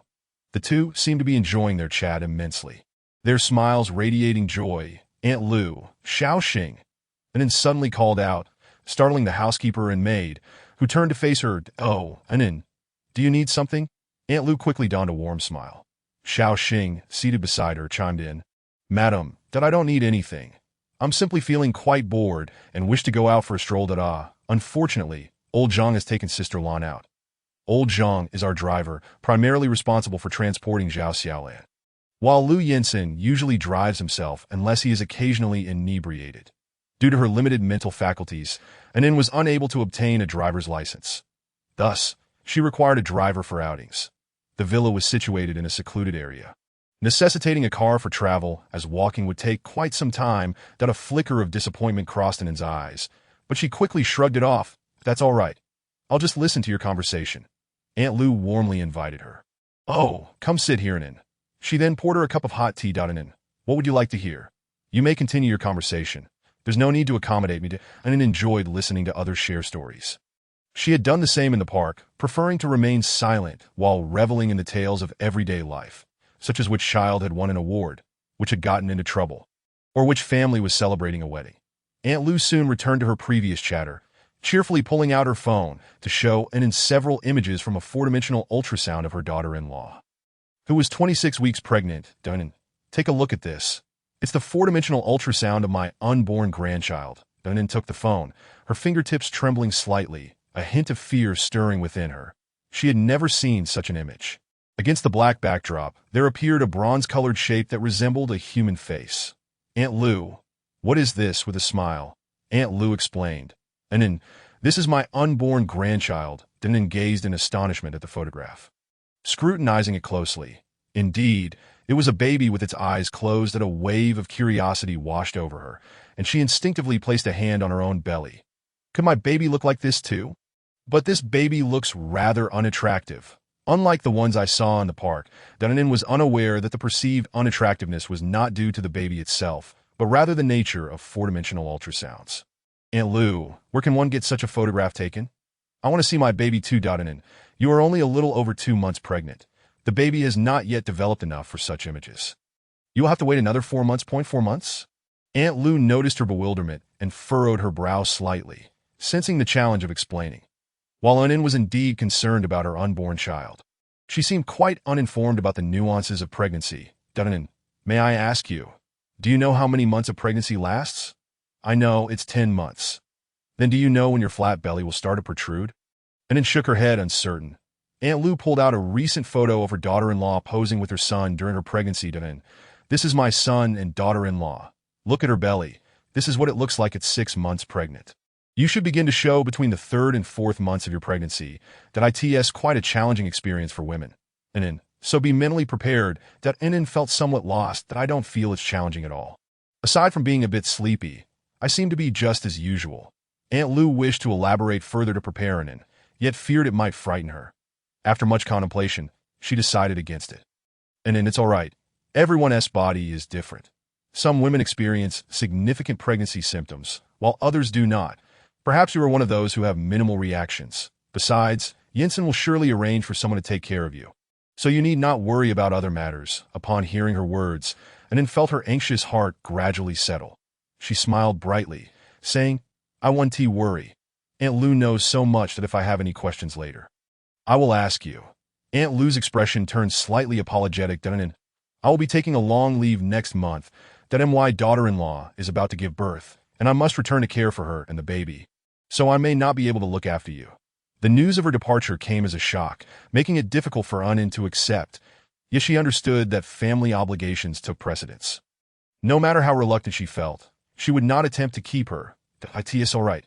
Aunt Lou, I understand. Dunnan, you are truly understanding.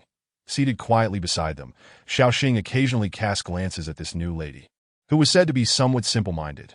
Xiaoxing, whose full name was Lu Xiaoxing, was a distant relative of Aunt Lou, who had dropped out of school early to work and was subsequently taken under Aunt Lou's wing, leading her to this position as a maid. She was primarily responsible for cleaning the house. The villa was spacious, but she was not solely responsible for maintaining it, as there were cleaning services 3 times a week, ensuring the home remained spotless. Additionally, the household comprised few members. Previously, only Aunt Lon and Lu had occupied it, resulting in a manageable workload. Overall, this job was relatively easygoing compared to her previous ones, as her employers were amiable and the tasks few. Every day, she found time to chat with Aunt Lou. Now that a new lady had joined the household, and with the prospect of a baby on the horizon, she felt a sudden wave of concern. When Aunt Lou took her long leave, a new nanny would likely be brought in, possibly a maternity nurse as well, which would certainly disrupt the tranquility of their home and reduce her free time. Aunt Lou and Dunnan were engrossed in conversation, oblivious to Xiaoxing's pensive demeanor. Chapter 43. Lu Yuan's inquiry in and quickly accepted the reality of Aunt Lu's impending leave and felt joy for her upcoming grandchild. Aunt Lou, where is your hometown? Originally, I was from Tianbei Village in Yinxiang Town, but after our living conditions improved, my family moved to the town. Is it far from here? Very far. It takes 4 hours by train, followed by another hour by bus. At least 5 hours of travel in total. Such a distance. Indeed, but alas, it is all for the sake of living. We have no choice but to leave our hometown.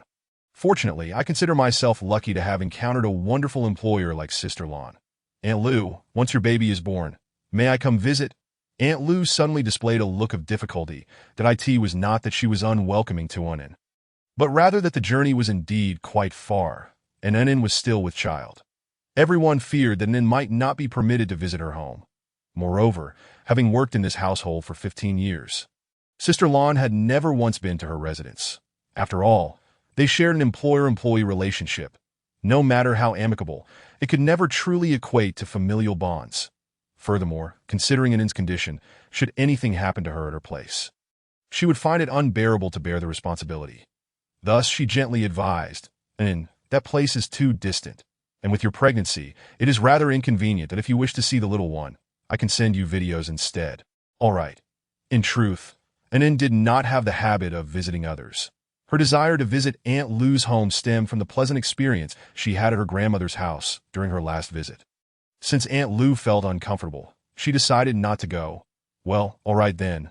Seated silently nearby, Xiaoxing listened to the conversation between Aunt Lou and the lady, feeling somewhat shocked. She had not anticipated that this new lady was so naive. Lacking any cunning, would she not be easily deceived? And then continued to chat with Aunt Lou for a while longer, and when the time came, Aunt Lou and Xiaoxing went off to attend to other matters. And then returned to her solitary state, and feeling bored, she could only stroll in the garden. At that moment, her phone rang. Taking out her phone, she saw the name Yuan-Gu on her screen, and her eyes instantly brightened as she answered the call. Why, Yuan-Gu, you finally called me. That night, when she had run away from home, Lu Yiwen had mentioned he would call her later, but she had waited for a long time without receiving his call. Down on the other end of the line, Lu Yiwen's cool voice reached her ears. Inin, why didn't you call me? Can't you take the initiative? There was a hint of reproach in his tone. But Yuan-Gu, you told me not to call you casually, saying you were very busy and that my calls would disturb you, which is why I hesitated to bother you with trivial matters. Lu Yiwen was momentarily at a loss for words. He had long forgotten the admonitions he had given it, since he began to awaken to his own desires. No longer wishing to remain a mere instrument for his father's debts, he had not actively called Unin in quite some time. As he recalled these past conversations, a flicker of guilt appeared in his eyes, and his tone softened considerably. Unin, those admonitions no longer hold. Now, as long as you think of me, you can call me any time, understand? Unin's heart leaped with joy, and she replied with a smile, all right, Unin understands. The man was gradually influenced by Unin's cheerful tone, his previously furrowed brow beginning to relax, and his tense expression softened. Unin, have you missed me during this time? Yes, I miss you, Aunt Zhuang, and Uncle Lu very much. Hearing her affirmative response, the corners of his lips curled slightly, and he replied softly, I'm missing in too. Why, Yuan-Gu, is Aunt Zhuang still angry with me? Unin asked, her heart filled with trepidation as she voiced a question she had kept hidden for so long. Lu Yiwen, recalling his mother's attitude, could not bear to cause Unin distress, so he reassured her, Mother loves Unin so much. How could she be angry with you? Then can I call Aunt Zhuang now? And Mother has been quite busy with various matters lately. It may take some time before she can reach out to you. Instantly, Unin's smile and anticipation froze on her face, for she realized that Yuan-Gu had likely been comforting her. How could Aunt Zhuang refrain from contacting her simply because of her busyness? This only indicated that Aunt Zhuang was still upset with her and had no desire to communicate. A wave of sadness washed over her, and she pressed her lips together, falling silent. Lu Yiwen sighed helplessly within his heart, yet he offered no consolation to Unin, for he had made this call to clarify the events of the night she ran away from home. Thus he had no time to comfort her. He dove straight into the matter, asking, Unin, do you remember that you promised me you would not lie to me? Unin swallowed hard and nodded. I remember. Lu Yiwen's gaze darkened, and the warmth in his voice dissipated. That's good. Unin, please tell me honestly, why did you go to stay at a hotel that day? Lu Yin's son had been searching for you after you ran away, and the hotel where he found you was one I had provided him with. So, you lied to me last time, and for a man you had only known for a few days, you chose to deceive me. It saddens me, but I cannot bear to blame you. I am willing to give you one chance to tell me the truth. His words struck Unin's heart like a hammer, and she felt as if she were frozen. Her mind blank, in her desire to prevent any misunderstandings regarding Yen's son and Sister Lon. She had opted to lie that it was her first deception towards Yu and Go, yet little did she expect that he had already seen through her ruse.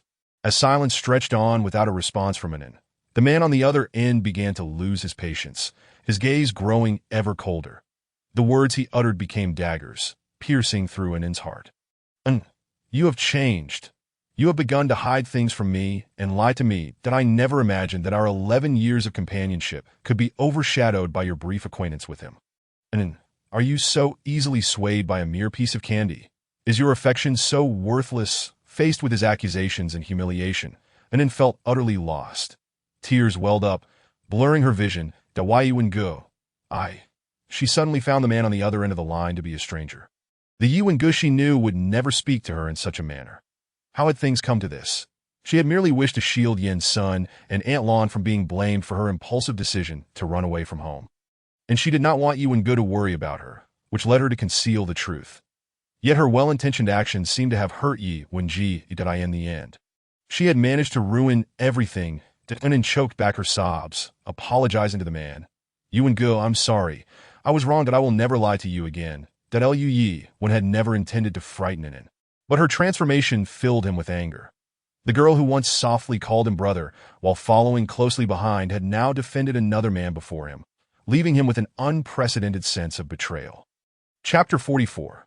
The truth from 9 years ago. Lu Yi, when closed his eyes, the echoes of the girl's cries resonating in his ears, he sighed helplessly.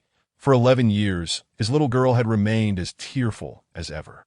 Startled, she cried. When she fell, she cried. When she felt wronged, she cried. When she was moved, she cried. When bullied, she cried. She still required protection, and 11 years had seemingly done little to diminish her innocence, failing to help her grow up. Anin was still the same Anin, yet he was no longer the man who would soften at her every tear. When did he begin to become immune to Anin's tears? If only Anin were a normal person, how much happier they would be. Even as he gradually veered from his original intentions, he could not accept that another man had taken his place in Anin's heart. Listening to the girl's soft sobs, Lu Yi's hardened heart finally felt a twinge of compassion. Anin, do you remember the incident when you were locked in the abandoned sports equipment room at the age of 12? Anin choked back a sob and replied, I remember. While everyone else might have forgotten that day, she could never forget. Even after psychological treatment, the shadow of that event lingered on her. Yi hesitated internally. He did not wish to reopen Anin's wounds, yet he sought to solidify his position in her heart. Ultimately, he began to speak. Anin, after I rescued you, I disappeared for a while. Weren't you curious where I went? Anin did not know where the man had gone. Since he had carried her out from the dark equipment room, he had seldom appeared before her, and later, he had vanished for a whole month before returning. During that time, Anin's mental state had been precarious, suffering from severe stress, leaving her with little energy to care about those around her. Anin shook her head. Actually, I don't remember much about that time. Lu Yuan no longer kept her in suspense, revealing the truth from 9 years ago. That time, I went to confront the scoundrel who bullied you, but I was met with resistance and sustained serious injuries, ultimately spending a full month in the hospital. However, I and my parents never told you, fearing it would worsen your condition, that I willingly chose this. I did not want you to feel sad because of my matters. Which is why I kept quiet. That I chose to tell you now, because you have grown up and have the right to know the truth. That Anin gasped, her heart filled with astonishment. What on earth happened? 9 years ago, the family chauffeur hastily called, expressing concern that he had been waiting for an extended period for Anin, who was always well-behaved and would walk to the school gate by herself at dismissal time, ready to return home in the family car. Moreover, Anin possessed a mobile phone, allowing her to reach out should any issues arise. However, on this occasion, despite their persistent attempts to contact her, the family received the disheartening message that her phone was switched off. Upon confirming An's disappearance, the entire Liu family was engulfed in anxiety and unease, frantically reaching out to the school while mobilizing additional help to search for her. Liu Yuan, in particular, was driven to madness. Scouring every corner of the school, he could scarcely bear to imagine what torment the gentle and innocent girl might be enduring, or whether she was trapped in a perilous situation, gripped by fear. The search extended from dusk into the depths of night, traversing both the new and old campuses, yet yielded no results. That Liu Yuan was nearly driven to insanity by the quest for Anin, his body teeming with anger and panic. Ultimately, he discovered an abandoned sports equipment room in the old campus, a place left to decay for years. For reasons unknown, an instinct compelled him to believe that an inn might be inside. And the closer he drew, the more intense this sensation became. As he opened the door, a damp, musty odor filled his nostrils, and as his gaze adjusted to the darkness within, he squinted to scan every shadowy corner. At last, he found Anne curled up in a corner. The sight of her in that moment caused his breath to catch, and his heart to slow in disbelief. The young girl was huddled against the wall, slumped on the ground, her hair and clothes soiled, arms wrapped around herself, her head buried in the crook of her elbow, utterly still, as if she were asleep. Yewen rushed to her side, enveloping her in a tight embrace. "And then, it's all right now. Your brother is here. That I'm sorry I didn't find you sooner." Given Anne's timid nature, he could hardly fathom the terror she must have experienced in that dark, confined in damp space for so long. Anne, can you hear me? Yet the girl in his arms remained unresponsive, her wide, terrified eyes fixed in a vacant stare, offering no words. Anne, please say something to your brother. Won't you? He gazed down at the trembling girl nestled in his embrace, his heart aching beyond expression. The trauma from this incident had inflicted severe post-traumatic stress on her, and she became fearful of attending school, reluctant to speak, resembling a soulless marionette. During that period, even the slightest rustle would startle her, leading to relentless nightmares and a gradual decline in her mental well-being, as if she were on the verge of shattering. Eventually, under Lu Zhengfan's intervention, the boys who had bullied and faced disciplinary action from the school, some even being expelled. The Lu family understood that those punished were merely accomplices in this incident. Their ordinary backgrounds and lack of powerful connections made them scapegoats for the true instigator, who remained unseen, failing to apologize or face any repercussions from the school. This individual boasted a formidable family lineage, his mother being a school board member and his father a business mogul, having donated several buildings to the institution. Consequently, when the bullying incident surfaced, the school administration rallied to shield him. Liu Jingfan, a man of commerce, was acutely aware of the stakes and, after careful deliberation, chose to maintain a low profile. Liu Yewen found his father's actions incomprehensible. Given the Lu family's current status, they should not have to fear that family. Yet, no matter how he implored or protested, Liu Jingfan remained unmoved, determined to quell the situation. This incident deepened the rift between father and son, leaving Liu Yewen feeling enraged and disappointed. In the end, he resolved to exact revenge for Anne. Liu Yewen covertly initiated his revenge plan, first seeking to ascertain the whereabouts of the true instigator, discovering that this individual frequently frequented nightclubs. Thus, the academically distinguished Liu Yewen found himself, for the first time, lurking in a nightclub, carefully avoiding all surveillance cameras, and surreptitiously slipped a laxative into the man's drink. He then positioned himself in the restroom, and sure enough, the man rushed in, clutching his abdomen, preparing to succumb to his bodily distress. Seizing the opportunity, Liu Yewen covered the man's head with a bag and delivered a thorough beating. The restroom echoed with anguished cries and an unpleasant odor. After administering the punishment, Liu Yewen swiftly vacated the scene. Leaving no trace behind, he believed everything to be flawlessly executed, convinced that he had avenged himself, and that the matter was concluded. Yet he underestimated the man's thirst for retribution. The individual was evidently furious, determined to unearth Liu Yewen, even if it meant searching every nook and cranny. Ultimately, he succeeded in locating him. Though there was no evidence linking Liu Yewen to the assault, the man possessed a plethora of tormenting methods at his disposal. Wishing to shield the Liu family from the fallout, Liu Yewen could only endure the shameful retribution in silence. Chapter 45. The demon in Anne's memory. Liu Yewen refrained from detailing the entire sequence of events to Anne, instead focusing on the severity of his injuries at the time. These revelations profoundly impacted Anne, igniting a surge of fear and overwhelming guilt within her. "Brother Yewen, I'm so sorry. It's all my fault. If it weren't for me, you wouldn't have been hurt." Her sobs filled the air. Listening to Anne's heart-wrenching cries of guilt, the man on the other end of the line smirked.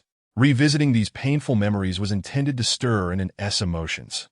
Only in this way could she truly remember him, for no one could replace his significance in her heart. Don't worry, those wounds have long ceased to hurt. They are not a source of shame, but rather badges of honor for protecting you, and I embrace them willingly. The man's voice took on a humble tone. Filled with desperation, I would endure any number of injuries for you.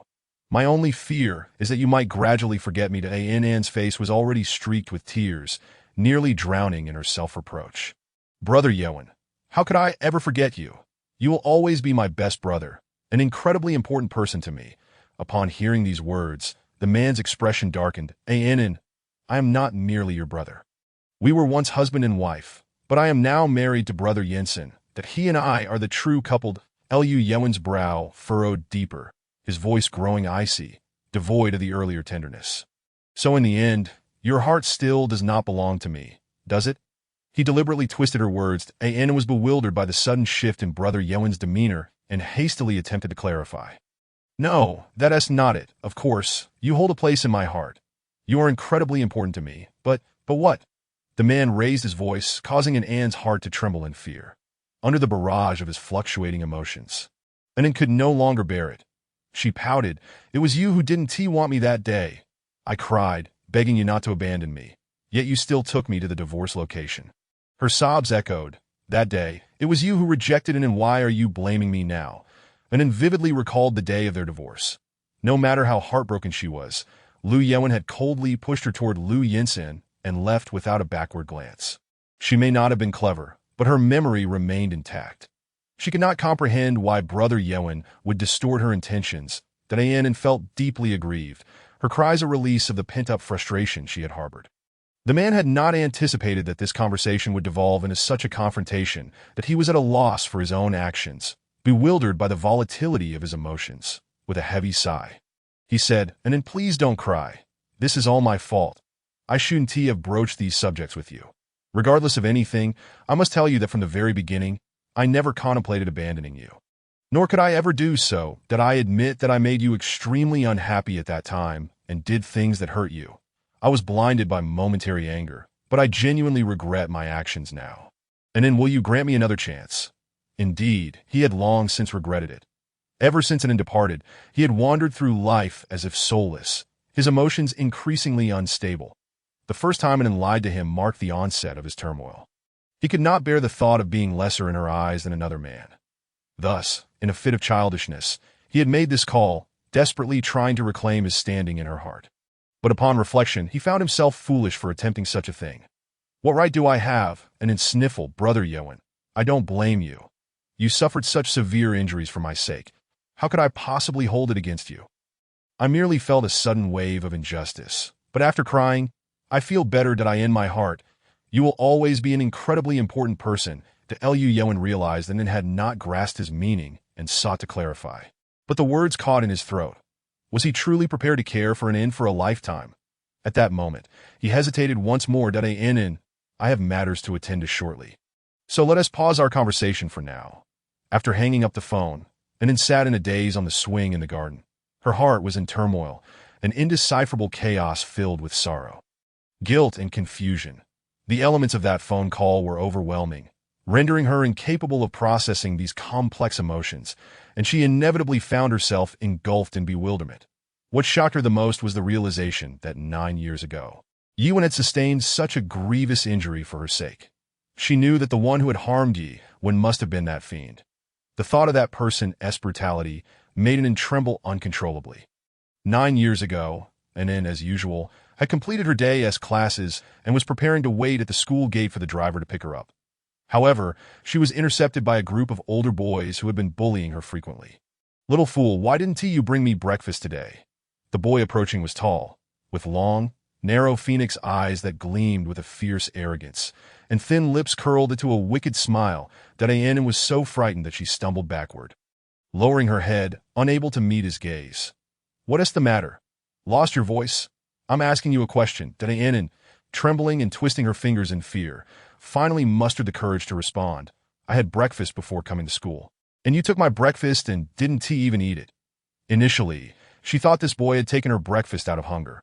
Only later did she realize that he had thrown it into the trash. Thus, she had eaten at home that morning and taken a different route to school to avoid this villain. The calmness of the day had led her to believe she was safe, unaware that these troublemakers were lying in wait along her path. Whether I eat or not is my concern, but you must bring it to me, understand? Little fool, that I'm not a little fool. My name is Shun Yin and oh, you're getting a bit bold now. The boy gripped her chin with one hand, forcing her to look up at him. That it hurts, let go of me. Yin and struggled to free herself, repeatedly slapping at his hand. But his strength was overwhelming, and she could not escape. Tears welled in her eyes from the pain, and she sobbed softly, appearing utterly pitiful. Hui Gu, this girl is just a fool. I think we should let it go. One of the onlookers, unable to bear the scene any longer, spoke up in objection. The moment those words were uttered, every face in the vicinity turned pale with horror. For they knew the consequences that awaited the speaker. They were all too familiar with Hui Gu's violent temper. Xiao Shun Hui released his grip on the girl's chin, slowly turning to glare at the one who had spoken out, his eyes glinting with malice. The person was so frightened that he immediately lowered his head and dared not speak again. Yet Xiao Shun Hui, who was known for his vengeful nature, could not let this meddlesome individual off so easily. A smirk crept onto his lips as he approached the man. What? Do you want to play the hero and save the damsel in distress? I don't dare, Hui Gu. I was wrong. Before the man could finish his plea, Xiao Shun Hui kicked him fiercely, sending him several meters away, blood spattering on the ground. Diana had never witnessed such a scene before. Her eyes widened in terror as she stared at the man before her, trembling uncontrollably, on the verge of collapsing. Just a moment ago, Xiao Shun Hui had kicked someone, and now he turned around as if nothing had happened, looking at the frightened girl who was quaking in fear. It was only then that he noticed the red marks he had left on her delicate cheeks, which stood out starkly against her fair skin. That I asked the instigator.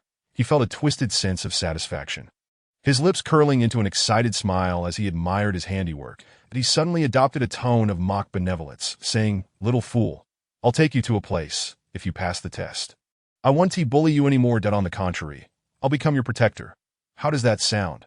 The man's tone sent shivers down Anne's spine, causing her to lower her head, blinking rapidly and pressing her lips tightly together. Xiao Shun Hui, however, was in no hurry. He relished watching the little fool cower in fear. His gaze fell upon her thick and long lashes, fluttering like tiny fans. How can you be so timid? You look just like a little pitiful creature. Little fool, I'll count to 3, and you'd better raise your head and look me in the eye when you speak. Otherwise, you'll end up like the one who just got kicked and spat blood. Anin, terrified, immediately lifted her head to meet his gaze, her big eyes glistening with moisture. From the man's perspective, they appeared as clear, pitiful pools of water. Xiao Shun Hui was amused by her reaction, chuckling without restraint that if you had been obedient earlier, we wouldn't be in this situation. This little fool was even more compliant than his pet dog. Hadn't it known that the man before her compared her to a dog, she would surely have been furious. Yet she could only keep her anger to herself, and was reluctant to look directly at the man. And after a brief moment of eye contact, she began to avert her gaze, nervously swallowing as she appeared visibly anxious. Little fool, answer me. What do you think of my proposal? Do you want to come with me to verify some rumors? Though he posed it as a question, it sounded more like an announcement. Diane was truly paying attention to the man's words. She just wanted to go home, her eyes darting around as if searching for an escape route. Xiao Shun Hui, observing her large, round eyes, laughed maliciously and taunted. Little fool, you're not thinking about running away, are you? It seems your brain isn't completely fried. You still know how to escape. Caught in her thoughts, and then trembled at being exposed and stammered. No, I wasn't thinking that. Ha, I don't care whether you were or not. If I say you were, then you were, understand? Now answer me quickly.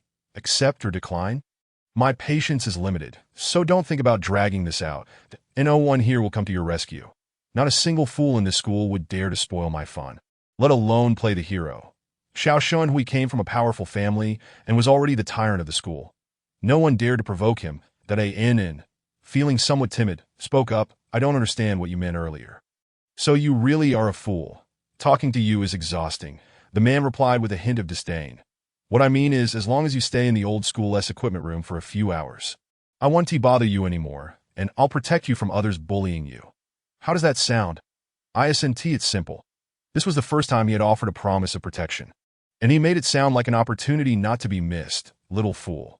Though the man wore a smile, it didn't reach his eyes, which remained cold and ruthless, and was unfamiliar with the old school equipment room. But spending a few hours in one place didn't seem too difficult, as she typically stayed home when not in school. That am I the only one there? Xiao Shunhui grinned wickedly. Of course, you want to be alone. There will be us with you.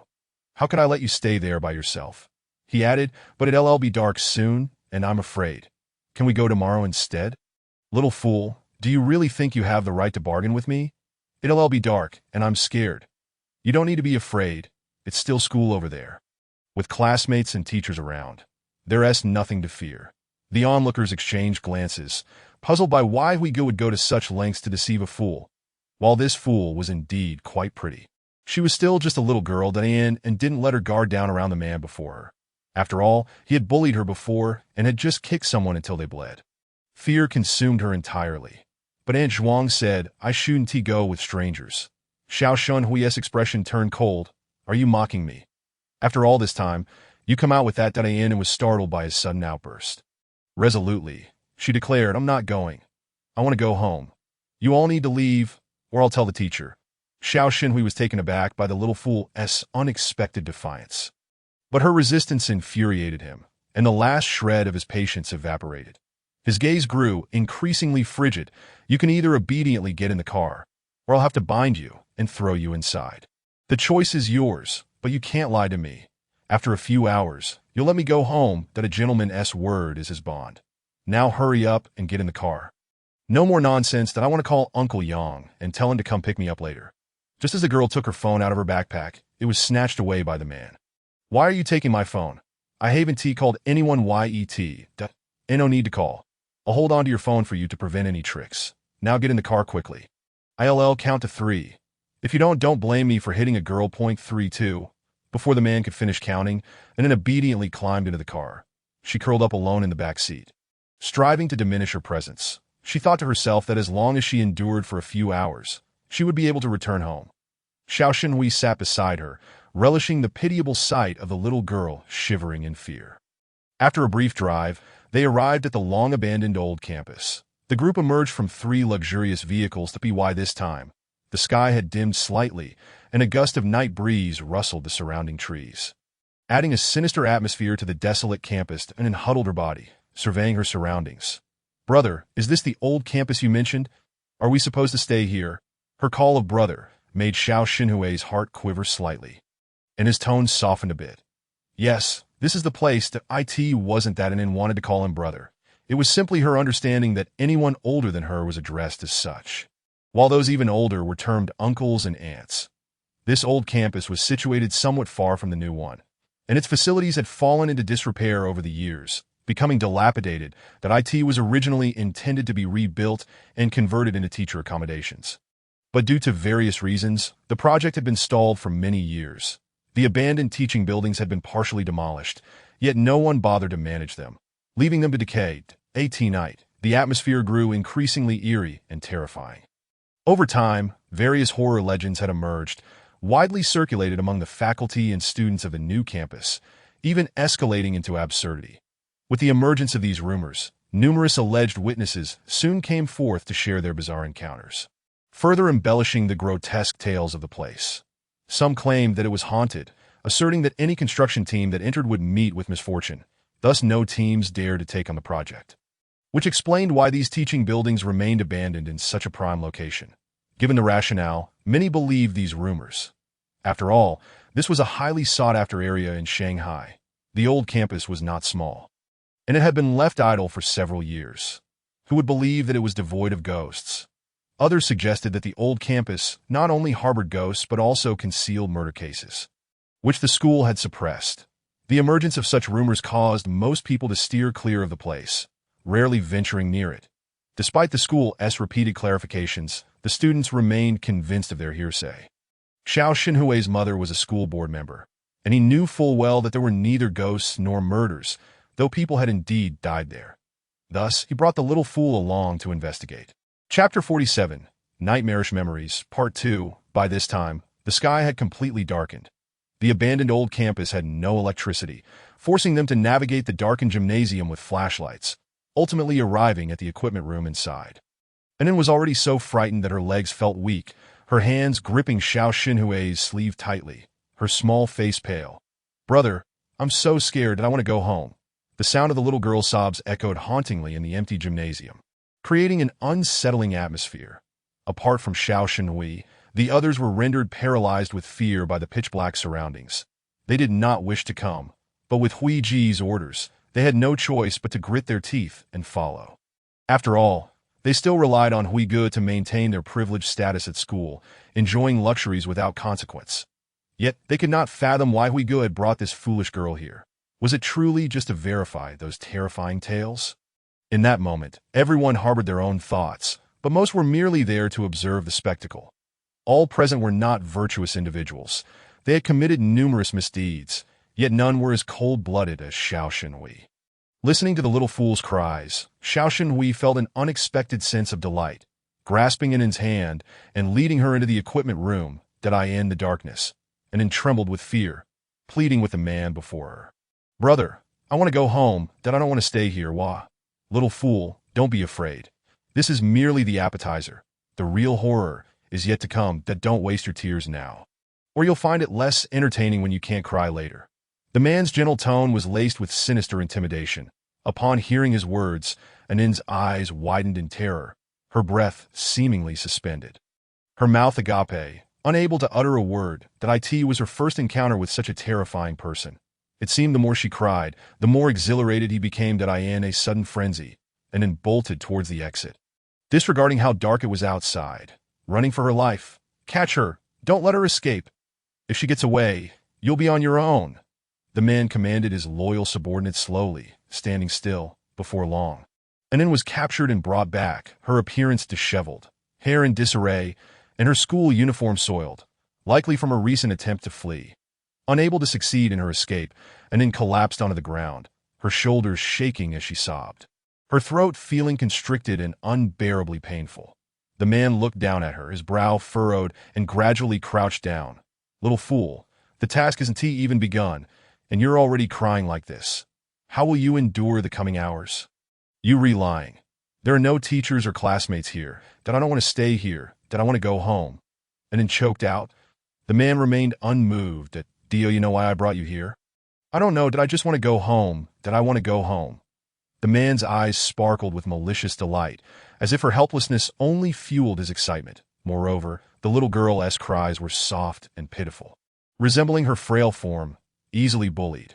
Unlike others who wailed like squawking ducks or crowing roosters, producing horrendous sounds that made him want to lash out, that it seemed this little girl was naturally predisposed to being bullied. The man smirked. "Let me enlighten you. This place is said to be haunted, and there are rumors of murders, which is precisely why I brought you here, to explore the truth behind these tales." Upon hearing that it was haunted and that people had died here, Annen felt dizzy, her breath becoming labored, rooted to the spot, her eyes wide in shock as she stared at the man.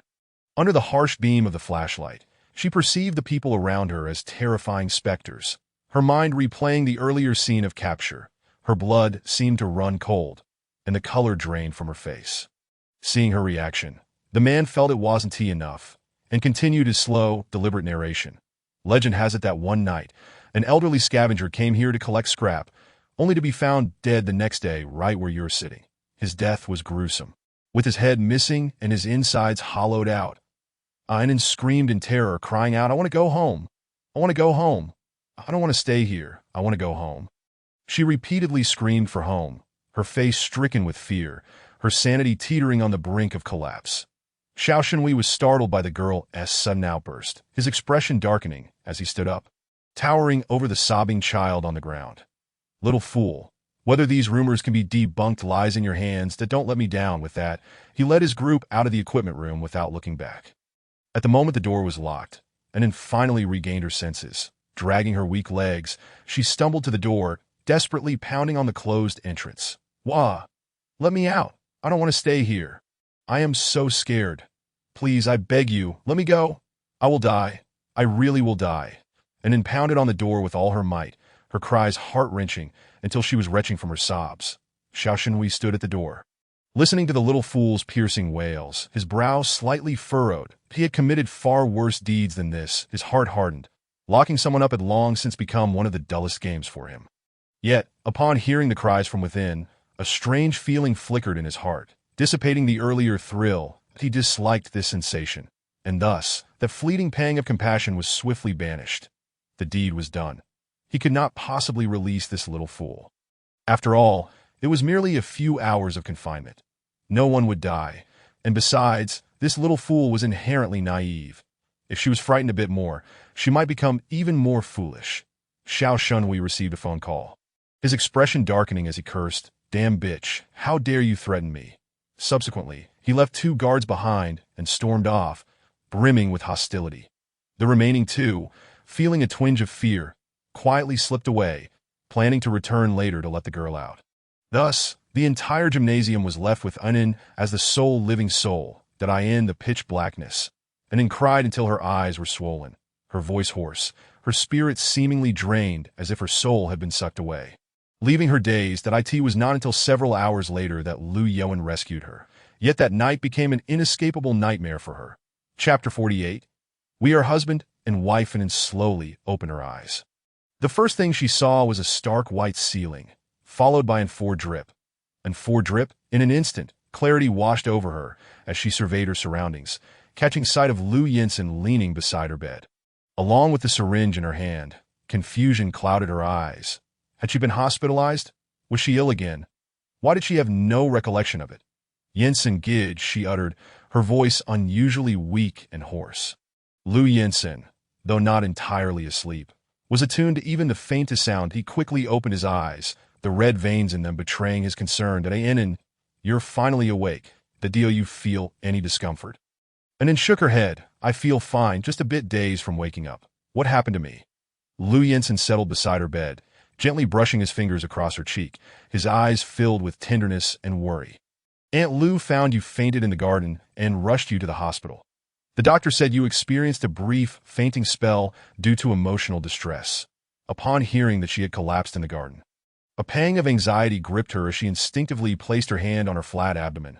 Glancing up at him in alarm, "Did I ask the baby all right?" "Rest assured, the baby is fine," Did Ain and breathed a sigh of relief. "That is good to hear. How long was I asleep?" "For 5 hours, that is so long.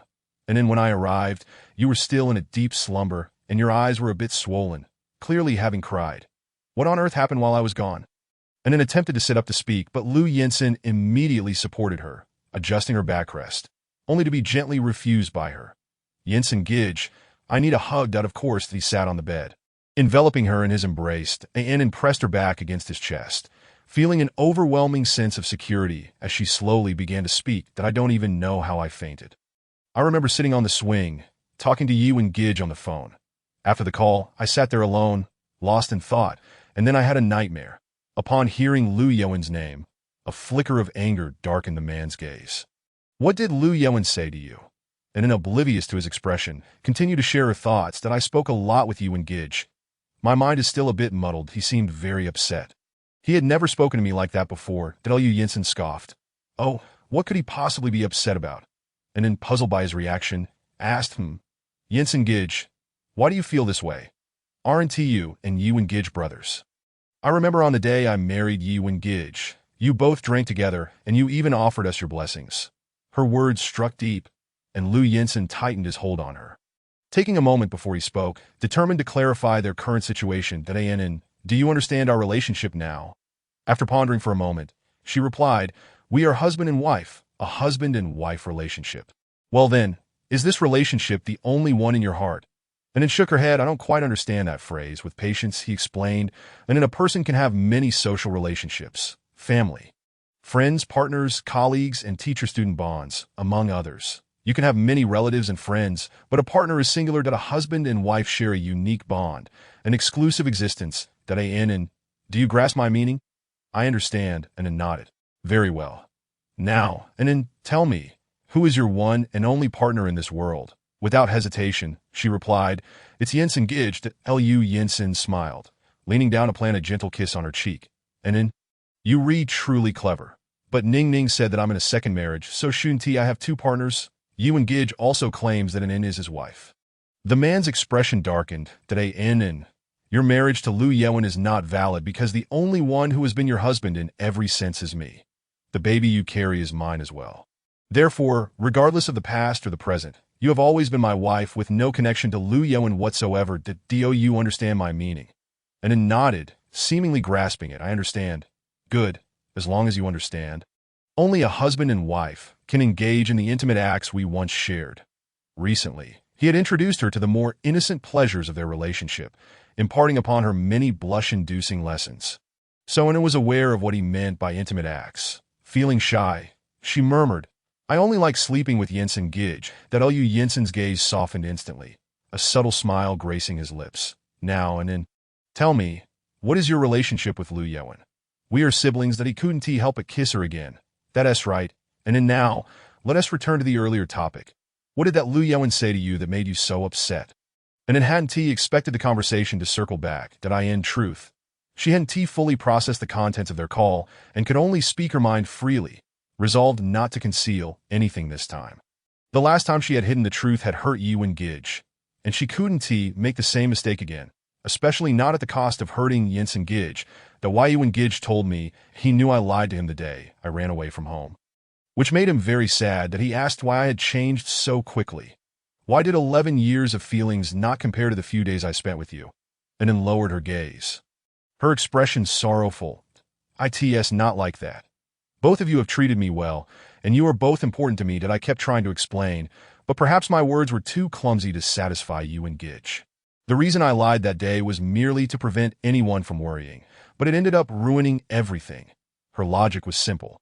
If fewer people knew she had run away, fewer would worry about her.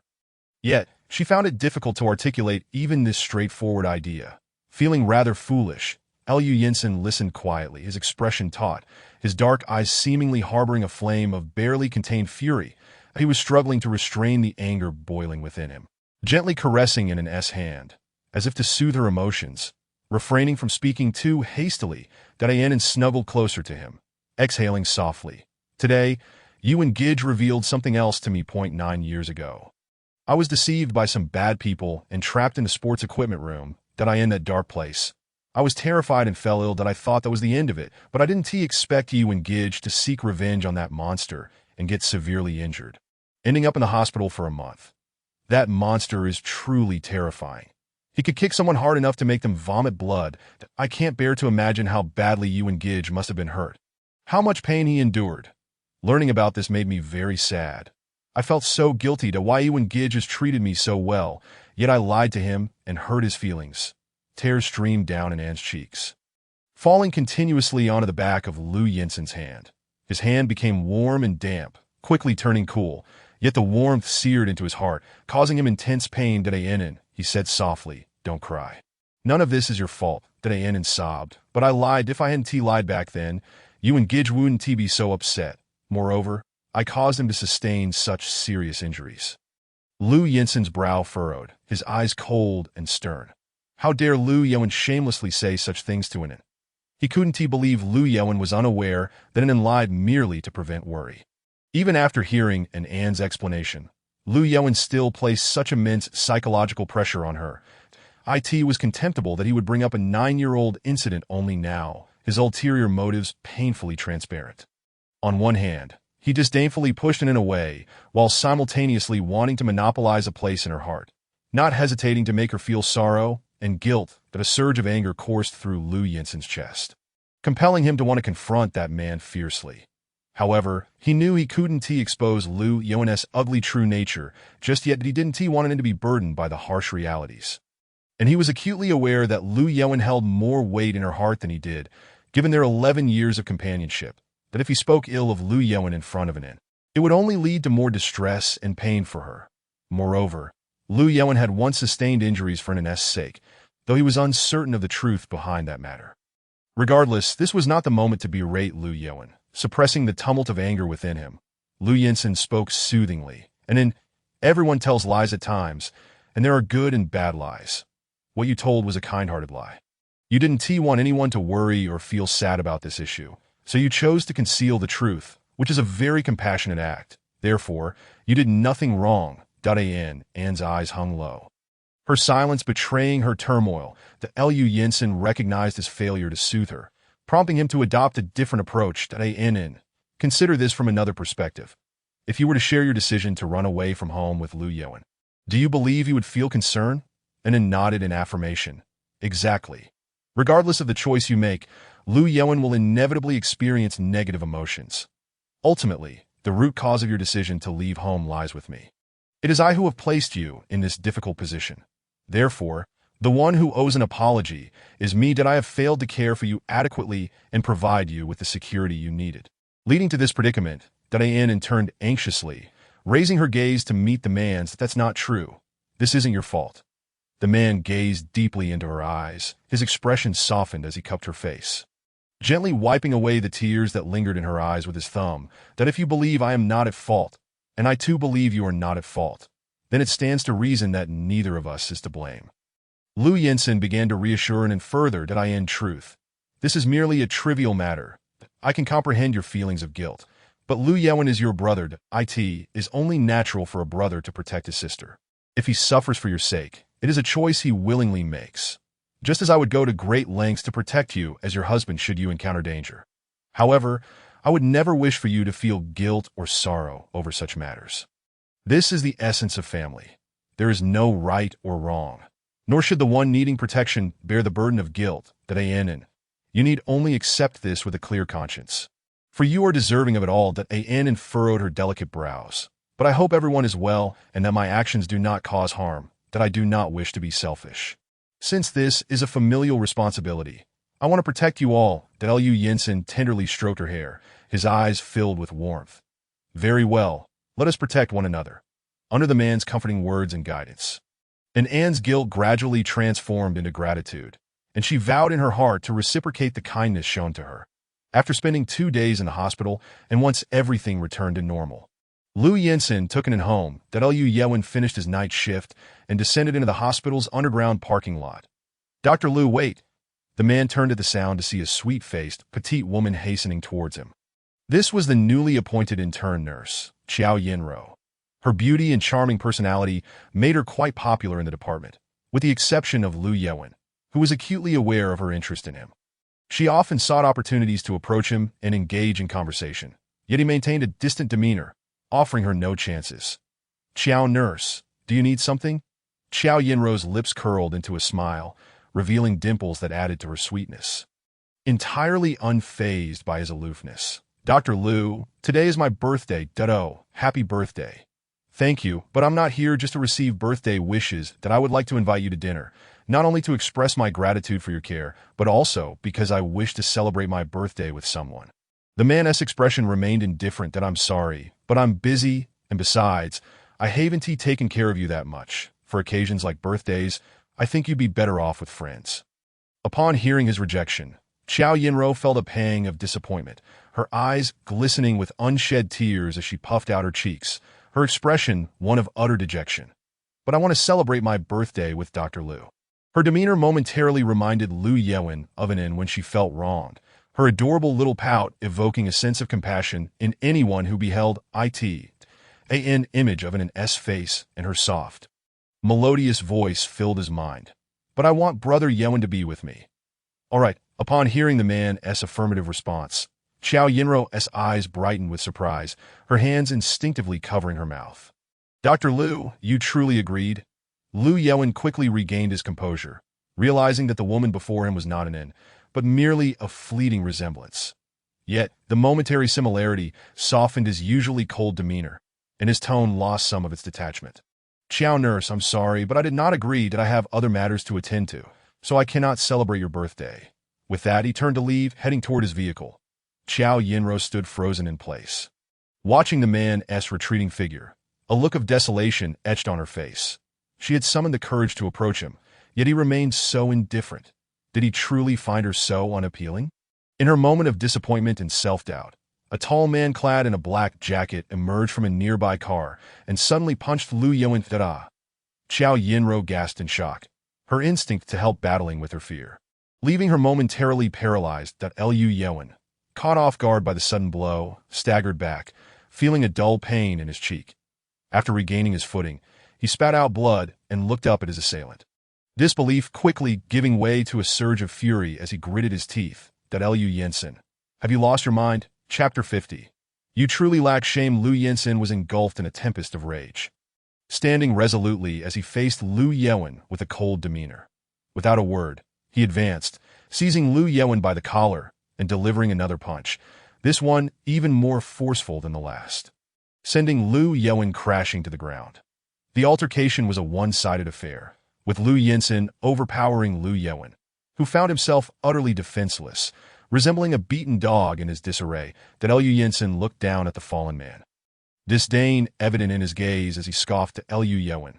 Look at your pathetic state. That it appears your only skill lies in bullying, and in Liu Yuan's pride was shattered, igniting a furious fire within him as he glared at Liu Yinsen, his eyes ablaze with rage. Even knowing he was outmatched, he still chose to rise and retaliate. Seizing an opportunity, he threw a punch, only to have Liu Yinsen deftly evade it, the mockery in his eyes unmistakable. In his overzealousness, Liu Yuan stumbled forward and fell again, his handsome face now marred by several scratches, blood seeping from the wounds. His once pristine attire was now soiled and creased, rendering him even more disheveled than before. Such humiliation reminded him of that bastard, Xiao Shenhui. He never imagined he would find himself in such a predicament. Once more Liu Yuan spat out blood in frustration, his hands gripping the ground tightly, knuckles turning white, the fury within him threatening to erupt. Liu Yinsen stood nearby, the derision in his eyes growing more pronounced. Liu Yuan, how utterly laughable you are! You feel utterly defeated now, proud as you are.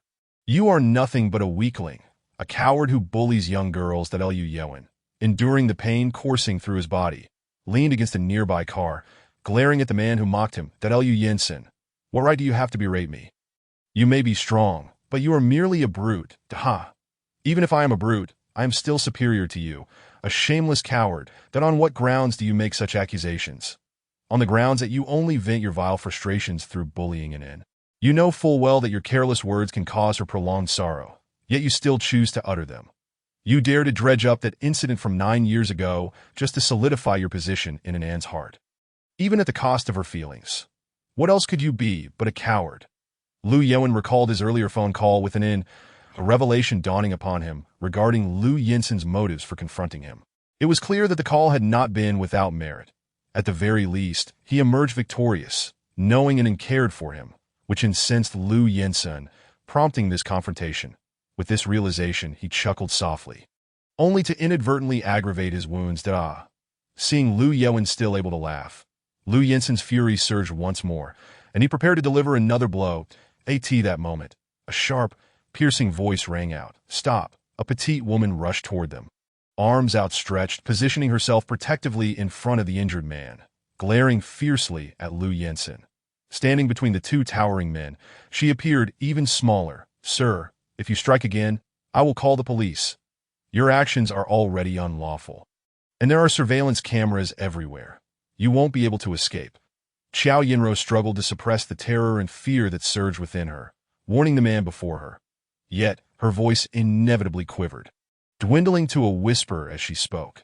Her legs trembled in unison, having witnessed the ferocity with which this man struck.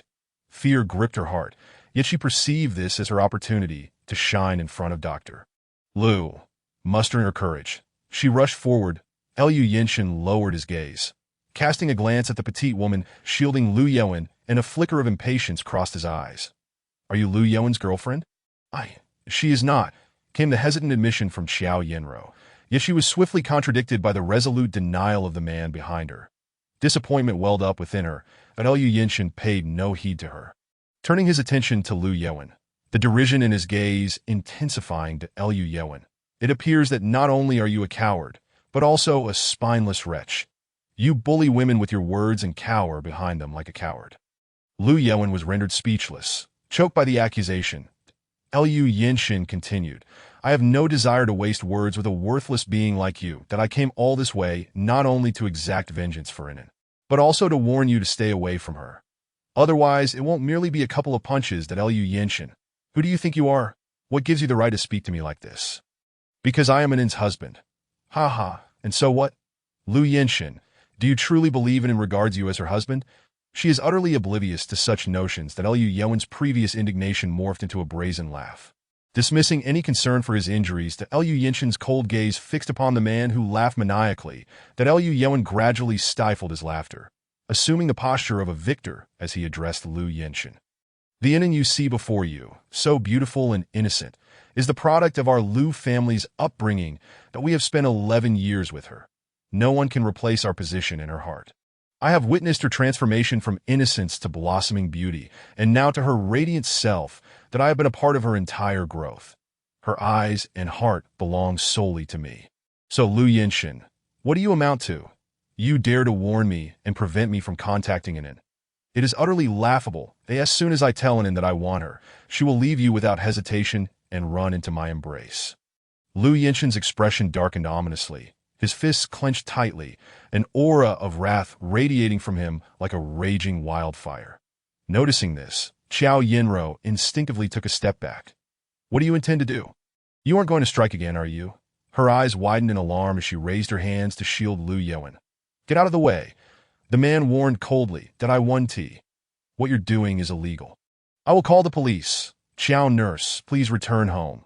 This is my affair with him, and it does not concern you that I do not wish to involve you. Lu Yuan suddenly interjected, urging the woman blocking his path to step aside. Qiao Yinro immediately turned to face him, her expression filled with concern and worry, her hands gripping his arm tightly to steady him. Dr. Lu, your face is swollen. Let us call the police, shall we? If this continues, this heartless brute will surely kill you. Lu Yuan withdrew his arm, refusing to look at her again, his tone icy. Qiao nurse, this is my matter. Please do not interfere. Did I? Qiao Yinro was taken aback by his dismissal after all she had done.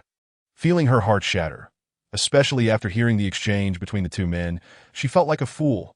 Tears streamed down her cheeks. Fine, I was being overly sentimental. I won't concern myself with you any longer. With that, she wiped her tears, turned, and left the parking lot without looking back. Chapter 51. Revealing true colors. Lu Yinshin observed the unfolding drama with cold indifference, offering a scornful remark that Lu Yuan, I believe you are utterly devoid of compassion. Not only are you cruel to Inen, but you extend that to all her admirers as well.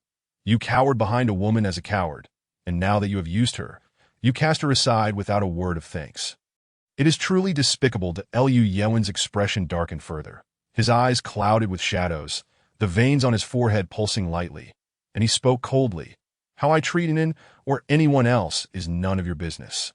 You merely cloak your anger and jealousy under the guise of concern for Inen.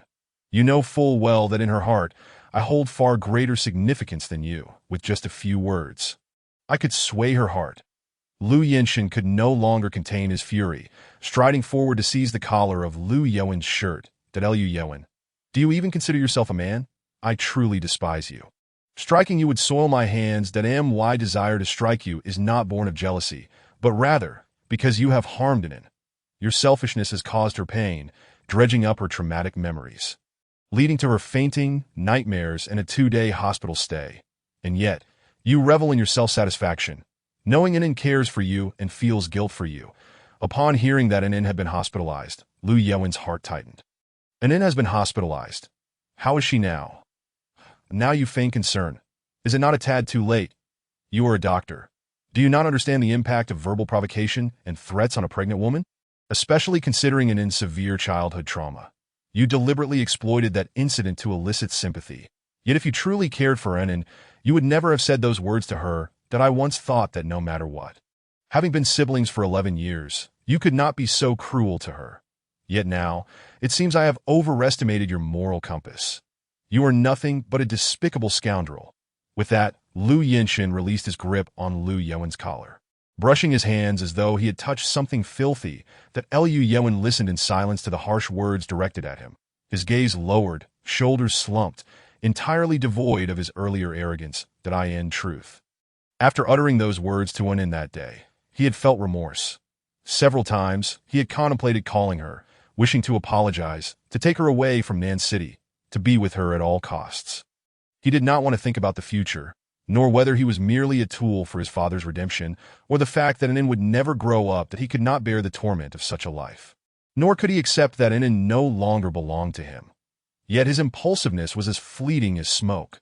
Once he regained his composure, he became eerily rational, weighing the pros and cons in his mind.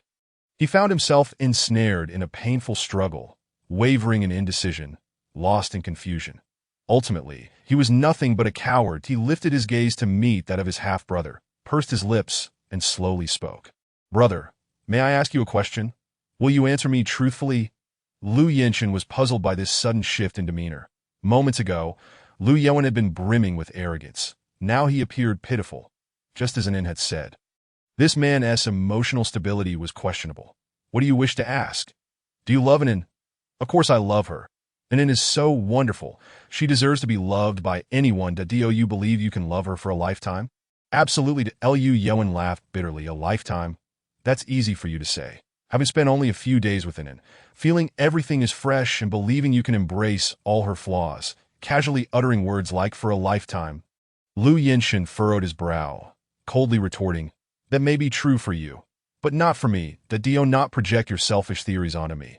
I mean what I say, that I will take care of Anin for a lifetime, providing her with a life of happiness and stability." Surprisingly, Lu Yuan did not counter, continuing to speak as if he had found an outlet for his emotions. "The first time I met Anin, she was merely 10 years old. She had lost her immediate family, and her relatives had abandoned her. My father brought her to our home, declaring that she would be my sister from then on and that I was to care for her for life. Back then, I had no concept of what a lifetime entailed. I only saw Anin clutching a filthy little bear, her lashes lowered, her eyes glistening with unshed tears, pitifully biting her lip. In that moment, I began to feel pity and affection for this little girl, finding ways to make her smile and indulge her, helping her gradually recover from her sorrow.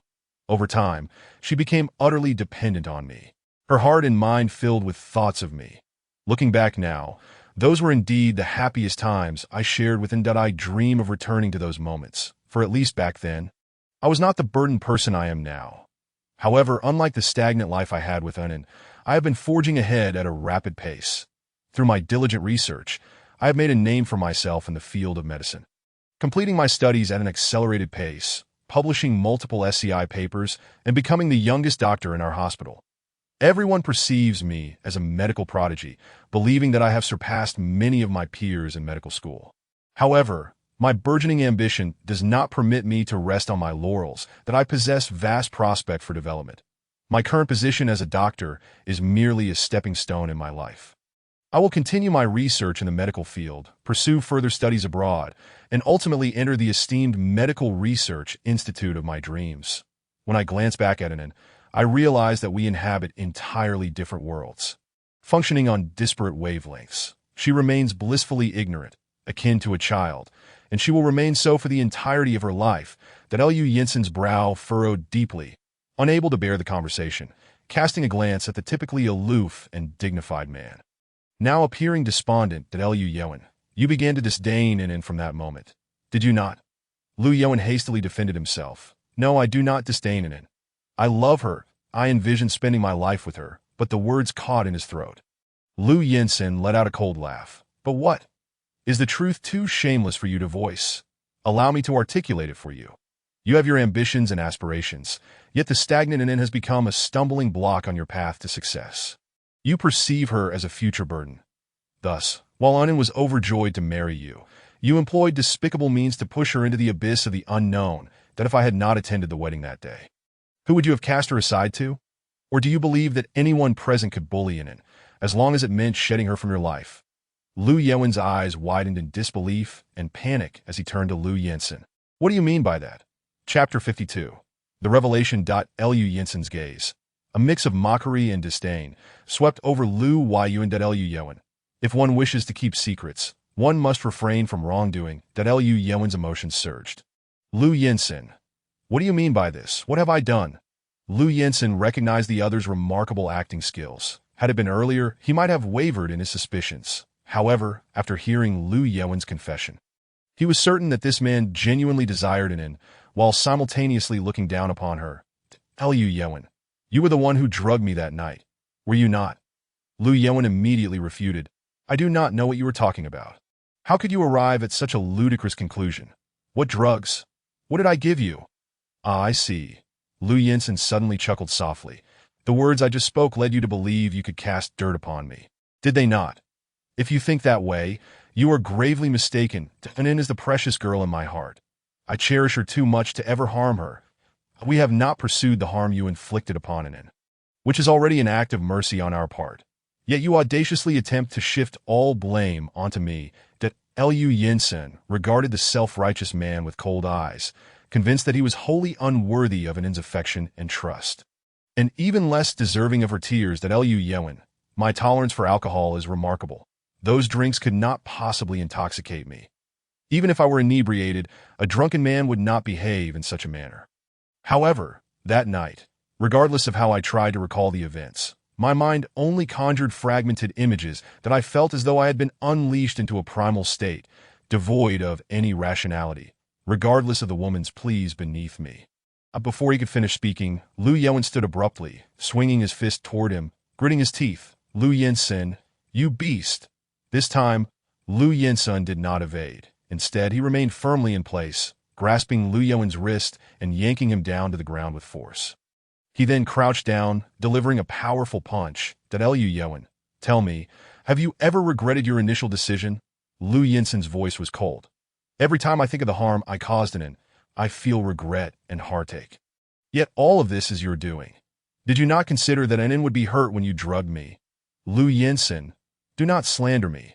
That night, like everyone else, I was drunk and slept on the sofa. How could I have drugged you? Clearly, it was you who, taking advantage of your intoxication, harbored malicious intentions toward Anin and assaulted her. Since you claim your alcohol tolerance is high, making it impossible for you to become inebriated.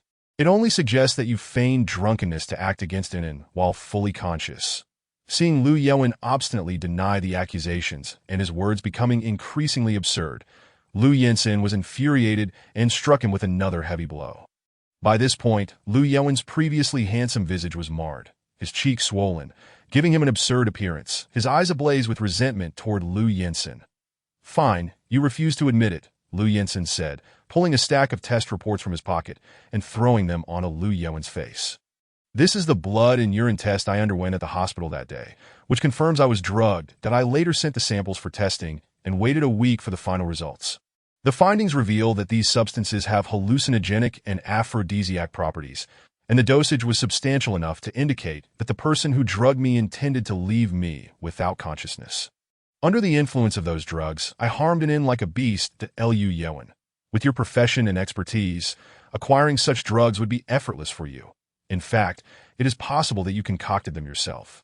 For 11 years, Anin has called you her brother. How could you bear to treat her this way? If you disdain her, why not simply refrain from marrying her? Why subject her to such cruelty? Lu Yewen clenched his fists, his knuckles turning white. He did not open the test reports, but instead tore them apart, rage igniting in his eyes. That Lu Yinsen, if this report is genuine, what evidence exists to prove that I was the one who drugged you? Just because I am a doctor? Your assumptions are utterly ludicrous. That if I truly harbored such malicious intent, I would not have married Anin. Given our family's circumstances, even if Anin chose not to marry, we could support her for a lifetime. Take it a step further. Even if I had resorted to such despicable means, I would not choose you. Among the good brothers who attended my wedding, which one does not possess a more advantageous family background than yours? Why would I choose you, a mere wine seller? Do you possess such an inflated sense of self-worth? Do you believe everyone wishes to harm you and your mother? Your indignant outburst is merely an attempt to absolve yourself of your beastly actions that night while casting the blame upon me, hoping to drive a wedge between Anin and me. Lu Yinsen indeed lacked direct evidence to prove that all of this was orchestrated by Lu Yewen. However, both he and Zhuang Wenqing were under considerable suspicion. Initially, he had suspected Zhuang Wenqing due to her many dubious actions. But upon learning of Anin's pregnancy, her reaction appeared genuinely sorrowful and enraged. After a series of deductions and observations, Lu Yewen emerged as his primary suspect. That it was illogical for the groom to become so intoxicated on his wedding night, leaving Anin alone in their bridal chamber. During the celebratory drinking, Lu Yewen's smiles often seemed forced, his emotions somewhat subdued.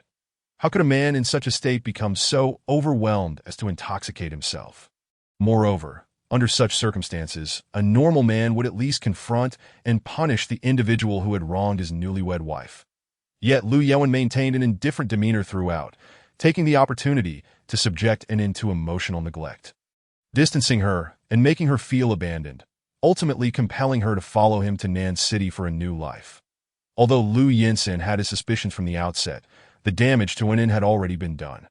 At that time, he felt more guilt than anger and lacked the standing to voice these unfounded accusations.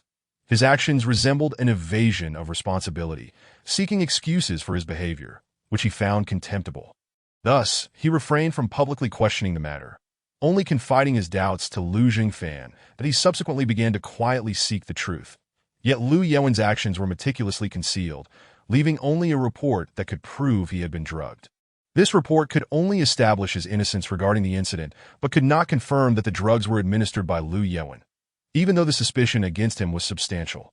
Lacking evidence meant lacking evidence. Further discussion was futile. Noticing Lu Yinsen's silence, Lu Yewen understood he could not provide any additional proof and suddenly chuckled. "Oh, why the silence? Were you not just fervently accusing me? Lu Yinsen, I tell you. You have injured me, and I could easily report you to the authorities." That Lu Yinsen replied coldly. "Then hurry and call the police. That it would be an opportune moment to clarify that night's events. Regardless of who drugged me, I was poisoned at your wedding. You should be well aware of the crime of poisoning. Lu Yinsen, do you think I am afraid to report you? Spare me your threats. The only reason I am not reporting you is for Ann's sake. I am willing to take the blame this time, as a means of atoning for the verbal harm I inflicted upon Ann previously." Lu Yinsen looked at the man whose face resembled that of a swollen pig and suddenly scoffed. "Lu Yewen, I believe you will come to regret this, regardless of whether you acknowledge your past actions. From this day forth, and it shall have no further ties with you. I will cherish a lifetime of happiness and joy with Ann and our baby." Lu Yewen glared fiercely at Lu Yinsen, his gaze seemingly capable of tearing him apart. Chapter 53. Father-son interaction. After leaving the parking lot, Lu Yinsen drove to Lu Jingfan's company. Upon learning that his eldest son was coming to see him, Lu Jingfan was taken aback and promptly concluded his meeting, hastening to the reception room. "Yinsen, what brings you here?" His tone was imbued with surprise. That Lu Yinsen reclined lazily on the sofa, his eyes cold as they met his father's, whom he hadn't seen in over half a month. "Uncle Lu, long time no see."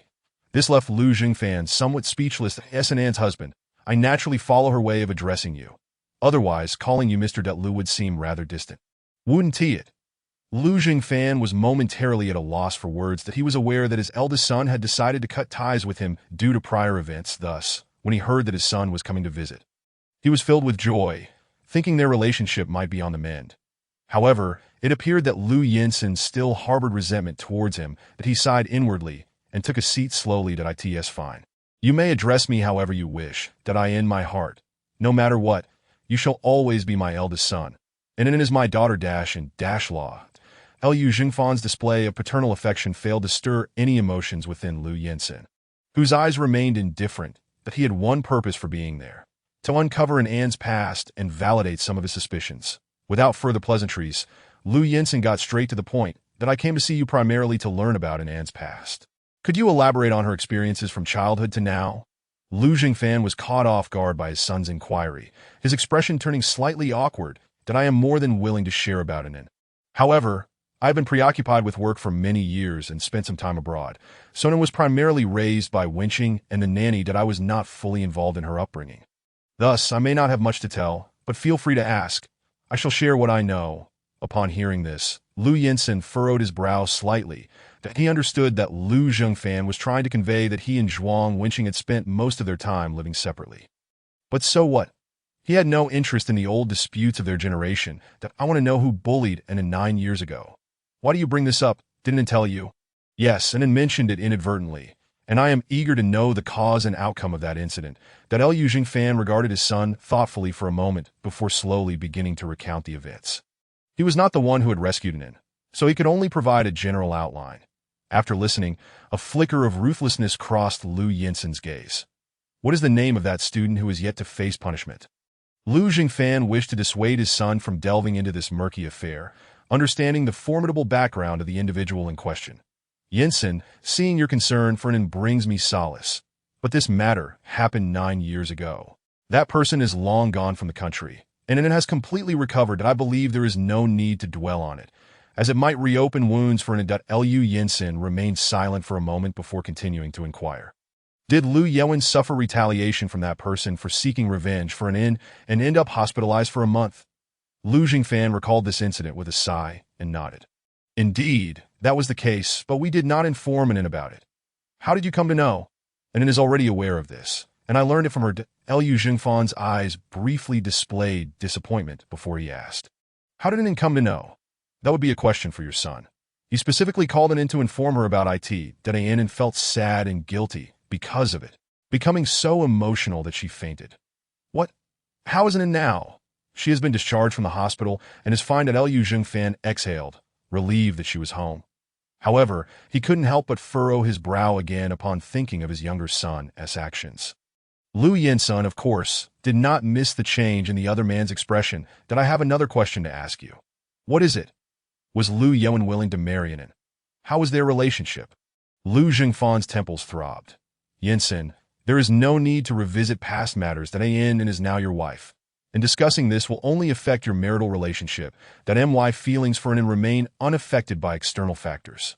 My inquiries are merely to clarify certain matters. That I find it puzzling that Anin is only 21. Why the rush to arrange her wedding with Lu Yewen? Logically, Lu Yewen is still in the ascendancy of his career. It would be more prudent to wait until he has fully established himself before marrying, and the wedding seemed rather hasty. Lu Jingfan regarded his son, pursing his lips. Yinsun, since you say you don't mind, I shall speak candidly. Although Anin is significantly younger than Yewen, they are deeply in love, and their union was inevitable. The reason for the early wedding was simply that Yewen's grandmother wished to see her grandson married and have children while she was still alive. After all, Anin and Yewen are destined to be a perfect match. Marrying sooner also fulfills the old lady's wish. This explanation, while seemingly sound, did not entirely convince Lu Yinsun.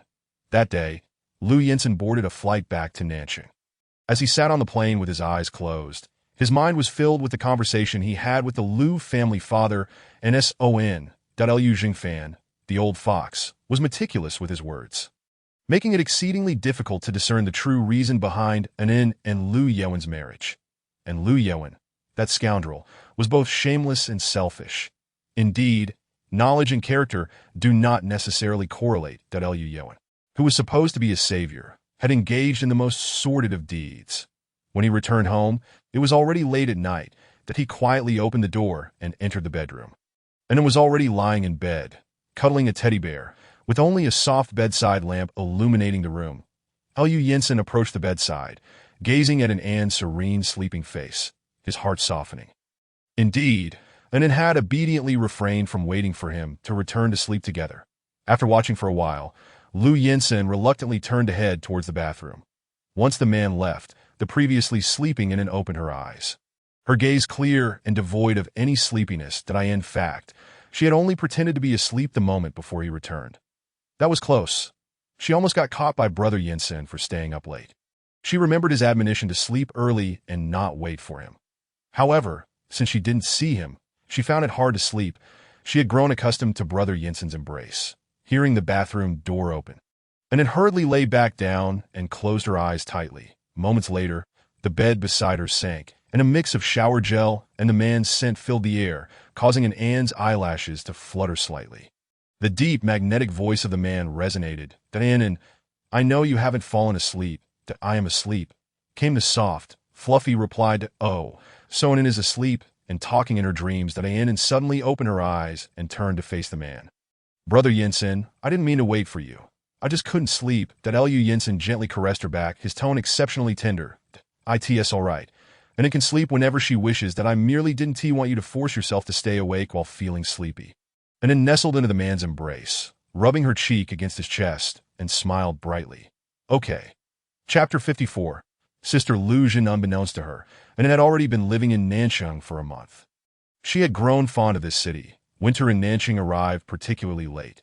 Though it was early November, the sun still shone brightly, the breeze gentle, and the sky a canvas of blue and white clouds, warm yet cool.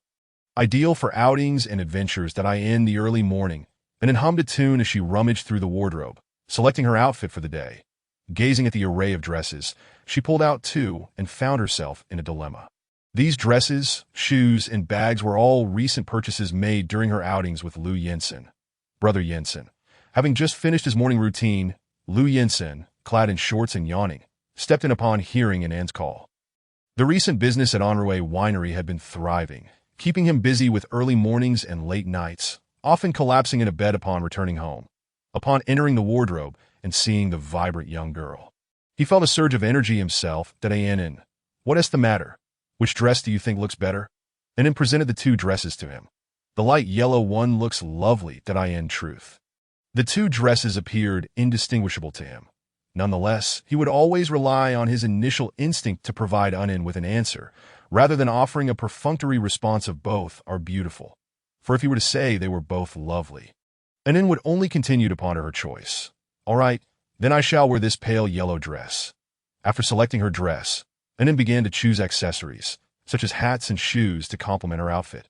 An's newfound love for beauty was entirely attributable to her younger cousin, Zhao Xianing. Ever since they became friends, Zhao Xianing frequently engaged in discussions about various beautiful dresses, makeup, and the latest fashion trends. Influenced by her, An began to pay attention to outfit coordination and aesthetics. As Lu Yinsen changed his clothes, he inquired, An, where are we going to play today? Sister Lu Jin said we would go to the lakeside to feed the fish and observe the birds. Is it at Chenu Park? It seems so done. An, do you like this new driver? An nodded enthusiastically. Sister Lu Jin is very kind to me. I like her a lot. Due to his recent busyness, Lu Yinsen had not had time to take An around Nanqing. Yet he worried she might feel bored at home. Thus, he meticulously selected a female driver to transport An, ensuring her convenience. Although Lu Jun was his employee, he felt a pang of jealousy upon hearing An express her fondness for her. Abruptly, he wrapped his arms around An, burying his head in her soft neck, inhaling her delicate fragrance. Yinsen Gij, An murmured softly that each morning, the man would embrace An in silence, relishing the softness in his arms. Lu Yinsen sensed an enchanting magic about An. Merely holding her would make all his weariness evaporate in an instant. Time passed gradually as the man slowly lifted his head and placed a kiss on An's tender, fair cheek. An, once I finish this busy period, I will take you out to play everywhere, all right? I will also help you with the store. An's eyes suddenly sparkled, blossoming into a radiant smile. All right, although Sister Lu Jun is wonderful, I still prefer going out with Yinsen Gij. When I get tired, you will still carry and support me. These two remarks instantly pleased the man, easing the lingering bitterness in his heart. Then An, make sure to have a delightful time today. The wind by the lakeside can be quite strong, so you should wear a thicker jacket. There is a jacket prepared in the car. That's good. Lu Yinsen gazed down at An, his large hand cradling her delicate face. His eyes filled with tenderness. Gradually, he lowered his head to kiss her luscious lips, his cool tongue deeply exploring, greedily capturing An's sweet essence before reluctantly parting. An's pink lips were left flushed and ravaged, her cheeks slightly flushed. The man whispered softly in her ear, An, I will return home early tonight. Okay. An did not perceive the underlying intimacy in his words. In the verdant morning lake park, An donned a bow-tied straw hat, her long, lustrous black hair cascading down her back, and wore a loose pale yellow knee-length dress, complemented by a lightweight knitted cardigan. Standing by the water's edge, she held a packet of fish feed, gradually tossing it into the lake. A gentle breeze caressed An's hair and dress, creating a picturesque scene that caught the attention of passers-by, who could not help but glance at her a second time. Lu Jun, standing behind her, was mesmerized by the beautiful sight. A tourism major and recent graduate, Lu Jun had initially aspired to become a tour guide in the tourism-rich Nanqing. However, after facing numerous setbacks and feeling disheartened, she stayed at home for months. By chance, a good friend recommended a job for her as a female driver and nanny for a family. Initially dismissive of the role, she scoffed at the notion of being a driver while also performing nanny duties. Yet upon discovering the monthly salary of 30,000, including meals and lodging, and the job's primary requirement of accompanying the lady of the house on excursions, she humbly revised and submitted her resume, living in a villa and driving a luxury car while enjoying leisurely outings. Who could resist? Little did she expect, however, that the competition for this position would be fierce, with 20 applicants vying for it.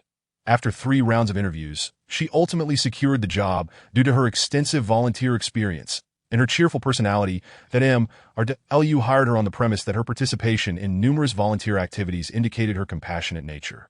In truth, her involvement in volunteer work was primarily for academic credits. Nonetheless, she would never admit this, convinced of her own benevolence, holding steadfast to the belief that opportunities do not simply fall from the sky. She prepared herself for potential challenges from M.R.S. at Lu. To her surprise, Mrs. Liu turned out to be a quiet, gentle, and polite young woman, making the task of caring for such a lady extraordinarily simple. After all, M.R.S. at Lu was mostly serene and would occasionally share a few cheerful words, but never caused any disturbance. For instance, at this moment, Mrs. Liu had been standing quietly for over 10 minutes, feeding the fish, embodying a tranquil and idyllic existence. Lu Jun acknowledged her fondness for beautiful appearances and often found herself captivated by Mrs. Liu. Though M.R.S. at Lu rarely adorned herself with makeup, she remained stunning, with skin as white as snow and a complexion like fine jade, radiating brilliance under the sunlight. Lu Jun, holding an umbrella, approached Anin from behind. "Anin, the sun is a bit strong now. Let us go to the resting area at the back. The scenery there is also quite lovely." Anin glanced around and agreed. Lu Jun took the fish feed from Anin's hands and led her to the nearby resting area. This resting area, situated by the lakeside, boasted a beautiful environment, expansive grounds, and uniquely designed decor that seemed to blend harmoniously with nature. Seated on a bench, Anin and Lu Jun enjoyed the breeze while gazing at the distant scenery, enveloped in a sense of tranquility and comfort. "Sister Lu Jun, did you grow up in Nanchang?" "Yes." "How wonderful. Nanchang is so beautiful. Growing up here must have been delightful. It was indeed joyous in my childhood, but adulthood brings its share of troubles." Lu Jun, however, wanted to express that Nanchang also had magnificent mountains and streams, far more beautiful than these parks, lakes, and flower fields. Yet, considering Anin's pregnancy, Mr. Liu had instructed that she should not be taken to risky places. Since they could not go, it was best not to tease her. Lu Jun gazed at Anin, her eyes drifting from her exquisite profile to her still flat abdomen, her emotions somewhat complex. "Anin, did you previously reside in Hushi?" "Yes." Lu Jun's face lit up with longing. "Hushi is wonderful, a bustling metropolis, glamorous and brimming with job opportunities. Although Nanchang is beautiful, it is more suited for retirement and tourism, not very friendly to young people. Given the scarcity of diverse job prospects, I had originally contemplated venturing into Hushi, but fortunately, I found this job, so I need not leave my hometown." Anin shook her head. "I adore this place. It is beautiful and serene. I wish to live here with my baby and Jensen Gij. Although I miss my family in Hushi, I do not wish to return to that monotonous life." Lu Jun glanced at Anin, pressed her lips together, and smiled as she shifted the topic to Anin. "At the other end of this park, there is a vast forest of water pines that is incredibly beautiful. It is currently the season to admire the water pines. Let us head over there later." "Sure." Anin's earlier melancholy dissipated instantly. Lu Jun drove around most of the lake, bringing Anin to the water pine forest. Standing by the lakeshore, Anin was awestruck by the breathtaking view before her. The autumn breeze had painted the water pines in gentle shades of reddish-brown, layers of pines reflected in the lake, creating a scene that was bright, passionate, and resplendent. At that moment, she found herself at a loss for words to describe the beauty surrounding her. Feeling as if she had stepped into a fairy tale forest, "Sister Lu Jun, it is so beautiful here." Indeed, it is. Lu Jun suddenly felt that beauty deserved to be paired with beauty, and the scene must be absolutely stunning. Holding her camera, she stepped back to capture the moment from a distance. Anin looked at the camera and smiled. Anin's lips curved upward, her smile spreading rapidly across her face, reaching her brows as the gentle breeze lifted her dress, creating a scene of extraordinary brightness and harmony amid the serene water pines. At the same time, a man nearby, unbeknownst to them, pressed the shutter on his camera, capturing Anin's radiant smile. Lu Jun, keenly aware that someone was photographing them, turned promptly to see a man brazenly taking pictures. Her expression darkened, her voice tinged with irritation. "Excuse me, are you taking pictures of us?" The man, feeling embarrassed, scratched his head and approached them with a friendly smile, presenting his business card. "Hello, my name is Chung Jing, a well-known photographer and travel blogger with 1 million followers. My travel photography account is named El Pai Jing. You may take a look at my previous videos, most of which have garnered millions of likes. Throughout my journey, my shooting style has always been to find the most fitting handsome men and beautiful women that complement the local scenery and capture a series of photographs of them. Such a straightforward approach has won the hearts of many due to my exceptional photography skills. Among my peers in the same channel, my video views and likes consistently remain high. Unlike those travel photographers who only rely on photo editing, I pursue authenticity. Nanching is merely one stop on my journey. Lu Jun received a business card from a man, glanced at it a few times, and her tone softened somewhat. Sir, regardless of whether you are a photographer or a popular blogger, you cannot take candid shots without others' consent. That I sincerely apologize. I must admit I was a bit presumptuous, that I simply felt that your friend's aura perfectly aligns with the theme of my travel shoot, and I hope to invite her to participate. I will offer your friend a complimentary photo shoot. Lu Jun frowned slightly, glancing at an. Would you be willing to have your photo taken? And then thought that taking a few pictures seemed quite easy and nodded in agreement. Sure, I can do that. With her consent, Chung Jing smiled broadly, expressing his gratitude for her cooperation. Let me explain my shooting style. I will pretend to bump into you, engage in casual conversation, and you can respond simply. Then, I will take your picture. It's as simple as that. And nodded, feeling it wouldn't be too difficult. Chung Jing couldn't shake the feeling that the woman before him exuded an indescribable charm. Though her appearance was striking, her manner of speaking carried a youthful innocence. Yet it was not the forced cuteness of a childish tone. It was natural and genuine. However, he did not dwell on this for long. Raising his equipment to begin the interview recording. Hello, miss. Hello, and then responded shyly before the camera. My name is Chung Jing, a photographer and travel blogger. I find your aura very fitting for this metasequoia forest. May I invite you for a shoot? Certainly. How should I address you? My name is Shun Yinan, but you can call me in. Are you a local of Nanching? No, I'm from Hushi. Oh, so you are here for tourism. Chung Jing's eyes flickered with a hint of disappointment, as his theme revolved around seeking local beauty. And shook her head. I'm not here for tourism. I've come to live here with my brother Yin Sr. Is this Yin Sin your boyfriend? No, he is my husband. Chung Jing's expression morphed into one of astonishment, finding it hard to believe that the woman before him seemed quite young. You are married? And nodded, her smile a touch bashful. Yes. May I ask why you entered marriage at such a young age? Because I am expecting a child with Yin Senator O, so it is a marriage prompted by pregnancy. Seeing that their conversation had delved too deeply, Lu Jun interjected. Mr. Chung, please refrain from asking my friend such personal questions. Let us proceed with the shoot. Chung Jing felt he had asked enough and began the photography session. As a professional photographer, he excelled at showcasing feminine beauty, meticulously guiding in the interplay of light and shadow, and then turned and smiled, her expression radiating infectious warmth, reminiscent of an orchid blooming amidst the metasequoia forest, graceful and enchanting. Captivating all who beheld her, photo after photo, each comparable to exquisite wallpapers, came into being. After the shoot, Chung Jing sent the images to Lu Jun and adored the photos. Thank you. They are all so beautiful. Chung Jing, lacking any modesty, replied, I told you I wasn't lying. My skills are sought after by many who wish to book a session with me, but I am simply too busy. How about we exchange contact information? Perhaps there may be future collaboration. Lu Jun promptly declined again, stating, no need. This was just a one-time fun shoot. And is not a model and does not require long-term collaboration. Lu Jun is right. Chung Jing felt somewhat helpless. Well then, I shall take my leave. I must return to edit the video. You may follow my video account. It should be uploaded later tonight. Alright, goodbye. As anticipated, the video was uploaded that very night. Due to An's captivating beauty, it quickly ascended to popularity.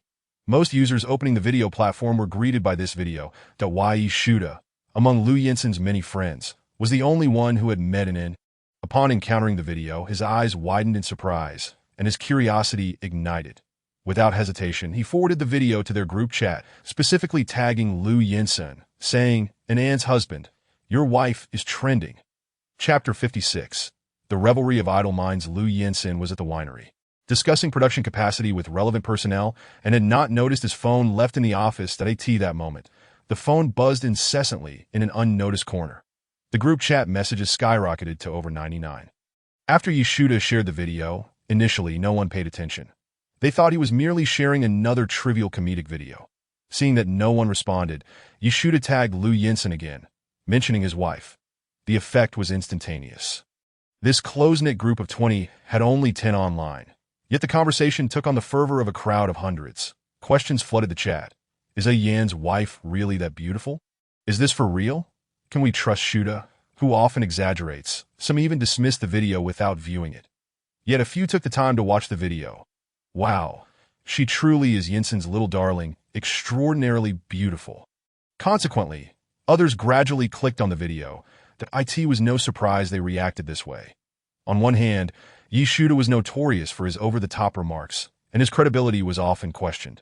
Therefore, when he praised Shen Yin An's beauty, many found it hard to believe that on the other hand, during their previous conversation about Shen Yin and Lu Yinsen seemed indifferent, leading them to assume her situation was somewhat awkward, even suggesting she had some intellectual challenges. After that night, the topic of Lu Yinsen's little darling was no longer brought up, as they had collectively accepted the notion that Shen Yin and was not attractive. Yet, this video shattered their assumptions. The woman within not only appeared stunning but also radiated happiness, completely contradicting the image of someone neglected. Wow, it's real. Turns out she is indeed a darling wife, and she seems quite young. Only 21?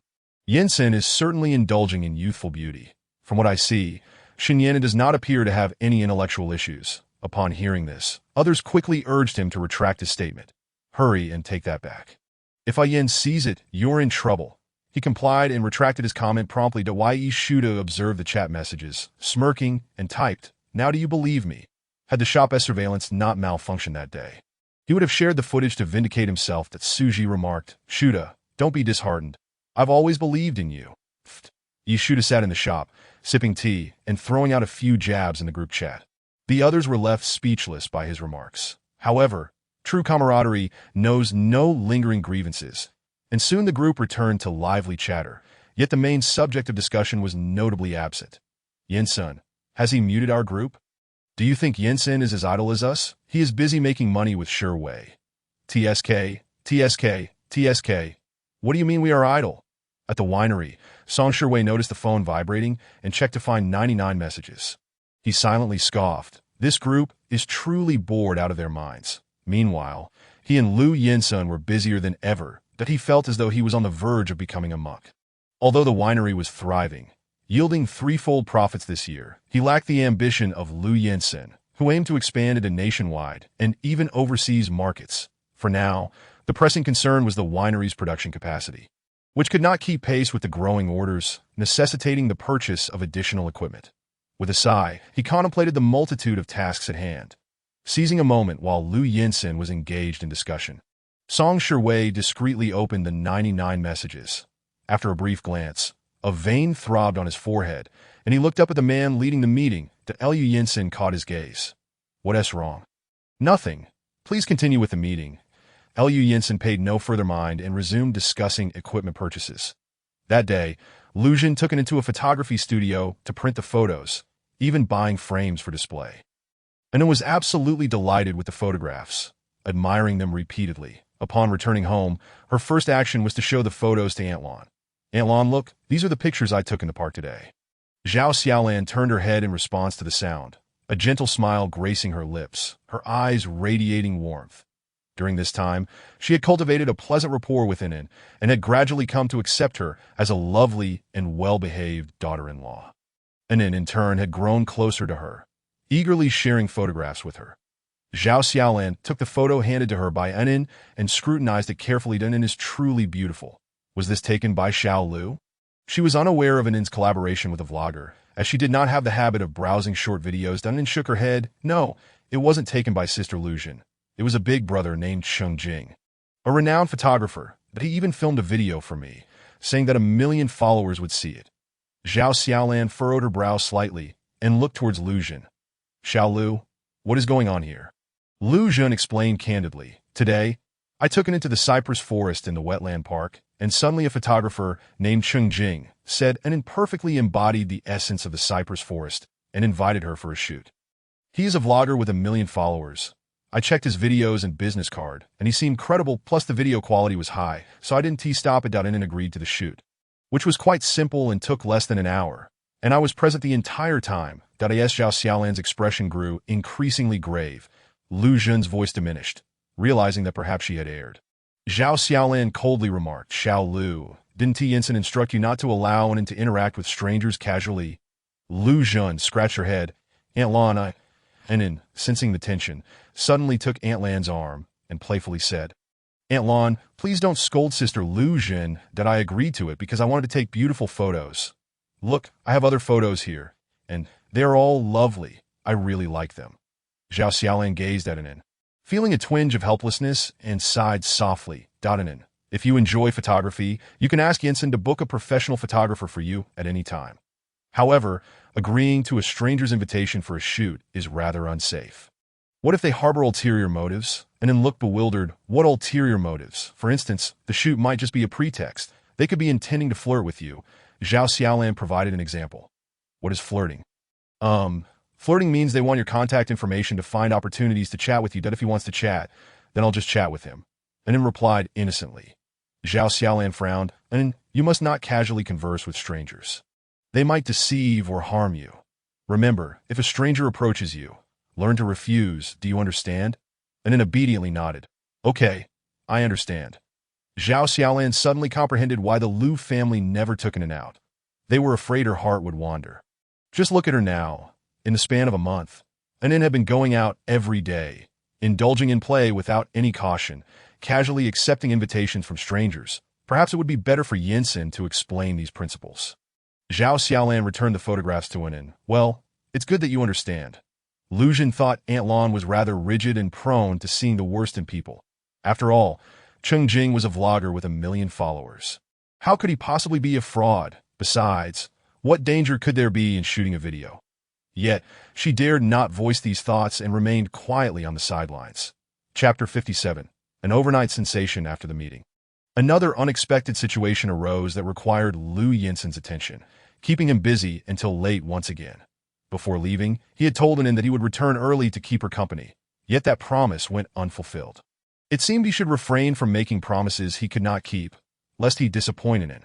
The thought of her waiting at home filled him with guilt, prompting him to call her to let her know not to wait for him. However, he discovered his phone was not on him, leading him to rush back to the office to retrieve it. Upon opening his phone, he found several missed calls from friends and a flood of group messages. His temples throbbed slightly. At that moment, Song Shiwei leaned against the office doorway, arms crossed. Yinsen, you left in such a hurry. Turns out you came back for your phone. That Lu Yinsen glanced at him. Why are you still here? Didn't you leave after the meeting? Are you implying I'm so ungrateful? So, do you need something from me? Yes, you should quickly check the group messages regarding Shani and An. That a flicker of curiosity crossed Lu Yinsen's eyes as he opened the group chat. Scrolling through the messages with a furrowed brow, that he didn't read them all and directly clicked on the top video. The video featured An in a pale yellow dress, adorned with a bow-tied straw hat. Her long hair flowing gracefully as she smiled sweetly. The man filming remained off camera, only a few of his comments audible, with the entire video showcasing Anin. Truly a feast for the eyes. That Lu Yinsen watched the video intently. A smile tugging at his lips in harmony with Anin's radiant laughter, his gaze softening. Hey, Yinsen, why do you look so gentle while smiling at your phone? What can I say? My wife is simply dazzling. I take pride in her. This. Song Shiwei felt goosebumps rising on his skin. Yinsen, are you implying that the woman in the video is your little darling? Shin Nianan? What little darling? She is my wife. Shin Nianan, and you can call her Anin. Song Shiwei felt as if he had been force-fed dog food. All right, I'll call her Anin. But with someone as beautiful as her, judging by your demeanor. It seems you must really like her. So why? After a month, are you still hiding her away and not introducing her to everyone? Lu Yinsen shrugged off the comment. You know how busy I've been lately. Don't you? Moreover, I need to give in some time to adjust, to relax, rather than dragging her around to meet people. That it would only frighten her.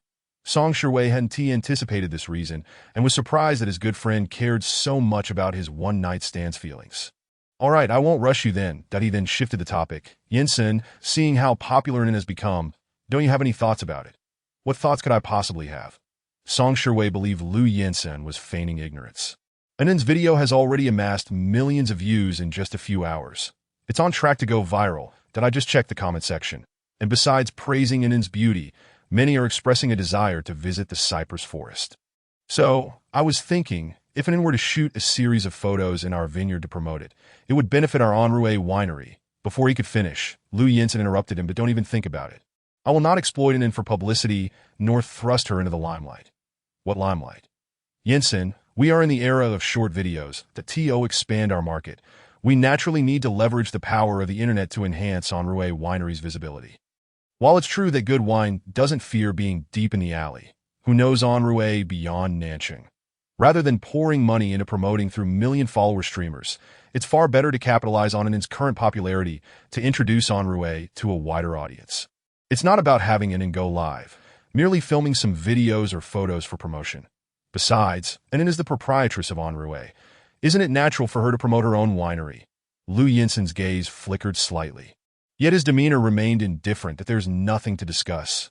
Anin is not suited for exposure in the online realm. Those matters are too complicated for her. I only wish for her to live a peaceful and carefree life. Cheng Jing, as a video blogger, possesses a solid fan base across various video platforms, consistently releasing his latest works simultaneously.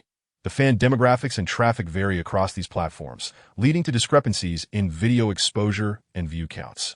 However, this time, the video featuring Anin has soared to the trending charts on all major platforms, experiencing an unprecedented surge in virality, with an overwhelming number of likes and views, akin to an overnight sensation. Since Anin is a complete amateur without any video account, the influx of fans has all funneled into Cheng Jing's accounts across different platforms. Cheng Jing is elated, rolling on the couch in sheer joy. Yet, once he calms down, disbelief creeps in. Although Xin Yan is undeniably beautiful, and her photos are breathtaking and soul-stirring, the likelihood of gaining such fame solely based on beauty in the vast expanse of the internet seems slim. Previously, there were instances of female internet celebrities who gained millions of followers overnight due to a dance, but they were not mere amateurs. They had companies backing them, investing in boosting video traffic to achieve such exposure. Cheng Jing is perplexed, as he certainly did not spend any money. Merely relying on 1 million followers could not have garnered such substantial traffic across platforms. Soon after, he receives a call from the Nanching Tourism Bureau, which finally clarifies the reason behind this sudden fame. That it turns out that after Anan's photos in the Metasequoia forest went viral, the Nanching Tourism Bureau took significant notice, viewing this as a splendid opportunity to attract more tourists. After all, as a tourist city, the Bureau would not overlook any chance to promote its attractions, especially since the video conveys a very positive message, aligning perfectly with Nanching's promotional standards. Today, while editing the video, Cheng Jing deleted the segment of dialogue wherein it mentioned getting married due to an unexpected pregnancy. It was not that he did not wish to include it, but Lu Jin had repeatedly instructed him that the video should not bring any negative impact to Anin. Thus, he had to cut that portion in the video. Anan's persona is that of a young wife who has come to Nanching to settle down with her husband. During their conversation, her eyes brim with tenderness and happiness, genuinely appearing to love Nanching and her husband, filled with hope and anticipation for life. In every photograph, her smile seems to proclaim her happiness. This is precisely why the video garnered support from the Nanching Tourism Bureau. Cheng Jing initially felt a tinge of regret for not including the controversial point of getting married due to an unexpected pregnancy that could attract traffic, but in retrospect, it seems wise not to have done so. Thanks to this video, he has once again gained 1 million followers, significantly enhancing his visibility. Moreover, he has been invited to become a tourism ambassador for Nanching, a veritable windfall of fame and fortune. As Cheng Jing reviews the back-end data and profits, he feels an overwhelming sense of satisfaction at the continuous influx of earnings. However, upon reading the messages from fans, his mood grows complicated. Most of the new fans have flocked in due to Xin Yanin, eagerly leaving comments expressing anticipation for their next collaboration.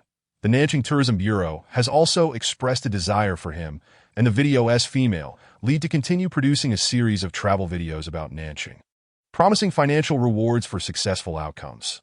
Cheng Jing is indeed keen on collaborating with Xin Yanin again, but he failed to obtain her contact information at the time. Furthermore, Lu Jin inexplicably blocked him, leaving him unable to reach either of them. Had he known the video would become a hit, he should have shamelessly requested a contact number. Xin Yan seemed quite approachable. Chapter 58. The first meeting with Sister Qingqing when Lu Yinsen returned home. It was already 10 o'clock in the evening that he quietly opened the door and laughter echoed from the bedroom. Who was in talking to? A flicker of curiosity crossed the man's eyes as he stepped into the bedroom. only to find An clad in a nightgown, seated on the sofa, an iPad in her hands, radiating a brilliant smile as she appeared to be engaged in a video chat. Ann, who are you chatting with? Ann looked up at him, her eyes lighting up. Brother Jensen, you're back. I'm chatting with Sister Ching Ching. Out of courtesy, Lu Jensen settled beside Ann and greeted the woman on the screen. Hello, I'm Ann's husband, Lu Jensen. The woman on the screen paused for a moment upon seeing the man's appearance, then offered a polite smile. Hello, Mr. Lu, I'm Xia Ranjing. You can call me Doctor. Xia or Miss Xia. Xia Ranjing, in the UK, found it to be 2 o'clock in the afternoon, and the sun outside was still shining brightly. Lu Jensen noted that the woman before him seemed somewhat different from her photos. Xia Ranjing had transitioned from a short bob to flowing, wine-red waves, adorned with a standard Western makeup look. In this form, she possessed less of the ethereal beauty captured in her photographs, but exuded a sharper, more polished demeanor that he found himself intrigued. How did such an independent woman forge a friendship with An? It wasn't that he deemed An unworthy. It just seemed improbable that the two could share common ground, especially since Lu Yewen, another medical elite, had distanced himself from An for similar reasons. Miss Xia, I've heard An speak of your story, and for that, I'm very grateful for your care towards her over the years. Xia Ranjing smiled softly. Mr. Lu, you need not thank me that I consider An as my sister. Caring for her is only natural. Moreover, my fondness for An has nothing to do with Lu Yewen, and thus it should not concern you either. No one should transcend and to express gratitude on my behalf. Lu Jensen's gaze darkened slightly, yet his smile remained, seated beside them, and was oblivious to the underlying tension in their exchange, merely pleased that they seemed to get along. However, her arm holding the iPad grew weary, prompting her to snuggle into her husband's embrace and hand him the device. Brother Jensen, my arm is sore. You take it. The man accepted the iPad, allowing An to move about in his arms. She searched for a comfortable position and finally leaned back contentedly against him, her back pressed against his chest. Embodying a relaxed posture, Xia Ranjing silently observed the couple's interaction on the screen. She understood that An's focus on adjusting her seating position had inadvertently caused her to overlook her. For An could not multitask. When concentrating on one thing, she would forget another. Yet, the man was evidently positioning the iPad screen to provide a live broadcast of their sweet exchanges. How childish, she thought, but undeniably, Xia Ranjing felt reassured seeing Lu Jensen's evident concern for An and his possessiveness towards her. Her inner worries diminished somewhat. However, being inherently aloof, she seldom exhibited nuanced emotions. Even if she felt comforted, it would not reflect on her face. Her friendship with An was serendipitous, a form of emotional redemption that An awakened the scant maternal affection buried deep within her. 9 years ago, she was a psychologist, yet lacked the capacity for empathy. She often pushed her rationality to the extreme, her cold demeanor making it hard for patients to connect. That year, An was merely 12. Strikingly beautiful, resembling a porcelain doll, with large, doe-like eyes that evoked sympathy. However, due to campus bullying, she developed severe post-traumatic stress and sought help from her. When An timidly clutched a teddy bear and gazed at her, Xia Ranjing's hardened heart unexpectedly softened, reminiscent of her own daughter, who also possessed large, grape-like eyes. Although she bore no love for that daughter or her father, she couldn't bring herself to terminate a life, compelled by her beliefs. Yet upon meeting An, memories of her own needy daughter resurfaced, leading her to exhibit unusual patience, seemingly emanating the little maternal love she had An and sense her kindness and gradually open her heart to her. Under her scientific treatment, An began to emerge from her shadows. Initially, their doctor-patient relationship concluded there, but An continued to visit her sporadically, and slowly but surely, they became good friends. Little did she anticipate that An's fate would mirror her own, becoming pregnant with an unplanned child. Rationally, she believed An was ill-suited to carry this baby, not only due to An's mental state but also because she lacked emotional ties with the father. Reminiscent of her own unexpected night with that An, to give birth to a child without emotional foundation was akin to a sin, though she held her beliefs and could not advocate for abortion. An did not share these convictions. She should have urged An to terminate the pregnancy. However, upon learning how dearly An cherished the baby within her, she chose to support An in keeping the child. In hindsight, her support was not misguided. While Xia Ranjing drifted into her thoughts, Lu Yinsen keenly observed the changes in her expression. Suddenly, and then recalled the photos taken in the Metasequoia forest earlier that day. Brother Yinsen, Sister Qingqing, did you come across my video? Xia Ranjing, puzzled, asked. What video? Today, a big brother named Cheng Jing took a series of beautiful photos of me that he mentioned he would upload the video to Shinka. Expecting many people to see me, I thought you both would watch it. Xia Ranjing smiled in response. All right, I'll check it out now. What is the account name? Called Travel Photography's Aging. Xia Ranjing opened her phone, connected to the domestic network, and searched for an Anne's video. To her surprise, the very first video that popped up after opening the app was indeed an Anne's. She hadn't anticipated such high popularity. Noticing that Lu Yinsen remained still, and then urged, Brother Yinsen, why aren't you watching? Lu Yinsen cast a complex gaze upon the eager young girl in his arms and replied, and then, I just watched it. You look beautiful in it. Ann's cheeks flushed slightly at the compliment. After finishing the video, Xia Ranqing gave it a thumbs up, astonished by her remarkable progress in effortlessly facing the camera. Excellent job. Thank you, Sister Qingqing. I believe you are quite suited for being a video blogger. Lu Yinsen's expression darkened, yet he refrained from speaking immediately, instead choosing to listen to Ann's thoughts.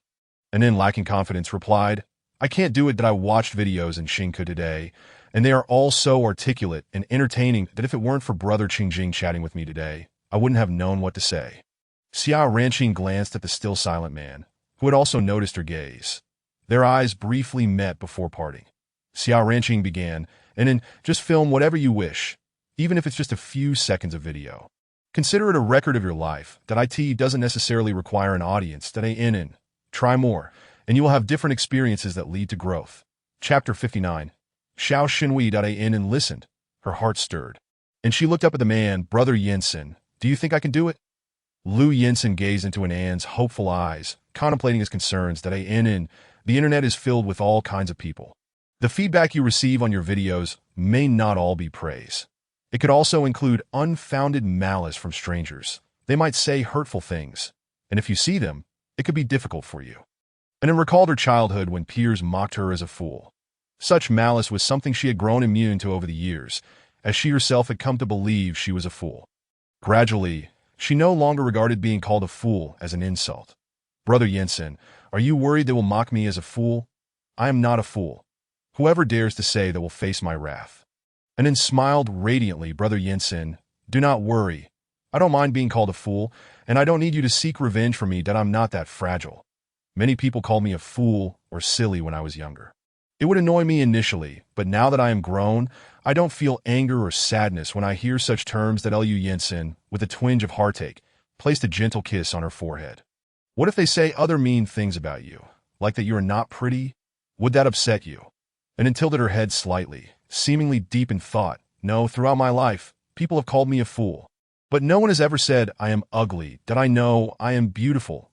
My brothers, sisters, uncles, and aunts may not praise my intelligence, but they always commend my looks, seeing her confidence about her appearance. The man's worries dissipated considerably. Indeed, only those lacking vision would claim you are not beautiful. That if you wish to make videos, then go ahead. As long as you enjoy it, I will support you. Ning Ning is a somewhat well-known blogger. If you have questions, you can ask her. If anyone leaves unkind comments on your videos, do not be disheartened, for the issue lies with them, not with you. All right. And then joyfully knelt up, wrapping her arms around the man's neck and nuzzling her face against his like an affectionate little kitten. Xia Ranqing realized she had once again been overlooked and was unwittingly served a mouthful of dog food, forcing a wry smile. Having spent years abroad, she was accustomed to such scenes and did not feel awkward. Rather, she was delighted to see Ann in such a state of happiness. That Ann, it must be quite late there. You're pregnant, so you should rest early. Ann turned to the screen. Sister Qingqing, are you coming back next month? Xia Ranqing nodded. Yes, at the end of December, I will go to Nanqing to see you as soon as I return. Ann's eyes sparkled like stars. Sister Qingqing, I will take you to Anyun. It's incredibly beautiful there. Great, I am looking forward to it. Ann, and make sure to rest early. Sister Qingqing goodbye. And reluctantly ended the video call, turning to Nestle into the man's embrace. Silent, Lu Yinsen held Ann in close, gently stroking her back, aware of the young girl's reluctance. After meeting Xia Ranqing today, he finally understood why Ann entrusted her so much to the presidential suite of the Jinke 5-star hotel. Opulence filled the air that a group of alluring women, kneeling on the plush carpet, swayed seductively, with scattered bills strewn about, all showcasing the hedonistic atmosphere of the place. Xiao Shenhui lounged languidly on a genuine leather sofa, his long legs stretched out casually, coldly observing everything before him, disinterested and even yawning in boredom, a stark contrast to the revelry of the wealthy young men indulging in pleasure. The hotel manager, Tang Shu, standing nearby, noted that Xiao Shenhui seemed uninterested in the carefully arranged entertainment and felt a sense of dread. Could it be that Xiao Sanxiao was dissatisfied with his arrangements? Yet, the other young masters present appeared to be having a great time or had this Xiao Sanxiao genuinely changed? Quickly dismissing that thought, he reassured himself that if Xiao Sanxiao could change, then even a pig could climb a tree. The management of the entire Xiao group knew all too well of Xiao Sanxiao's notorious reputation for being charming on the outside, yet rotten within. From a young age, Xiao Sanxiao had never done anything commendable, possessing only a handsome exterior, and could not be compared to his sister Xiao Shuyue or his brother Xiao Chu, just 32. Xiao Shuyue had solidified her position as the president of Xiao Group through her iron-fisted methods.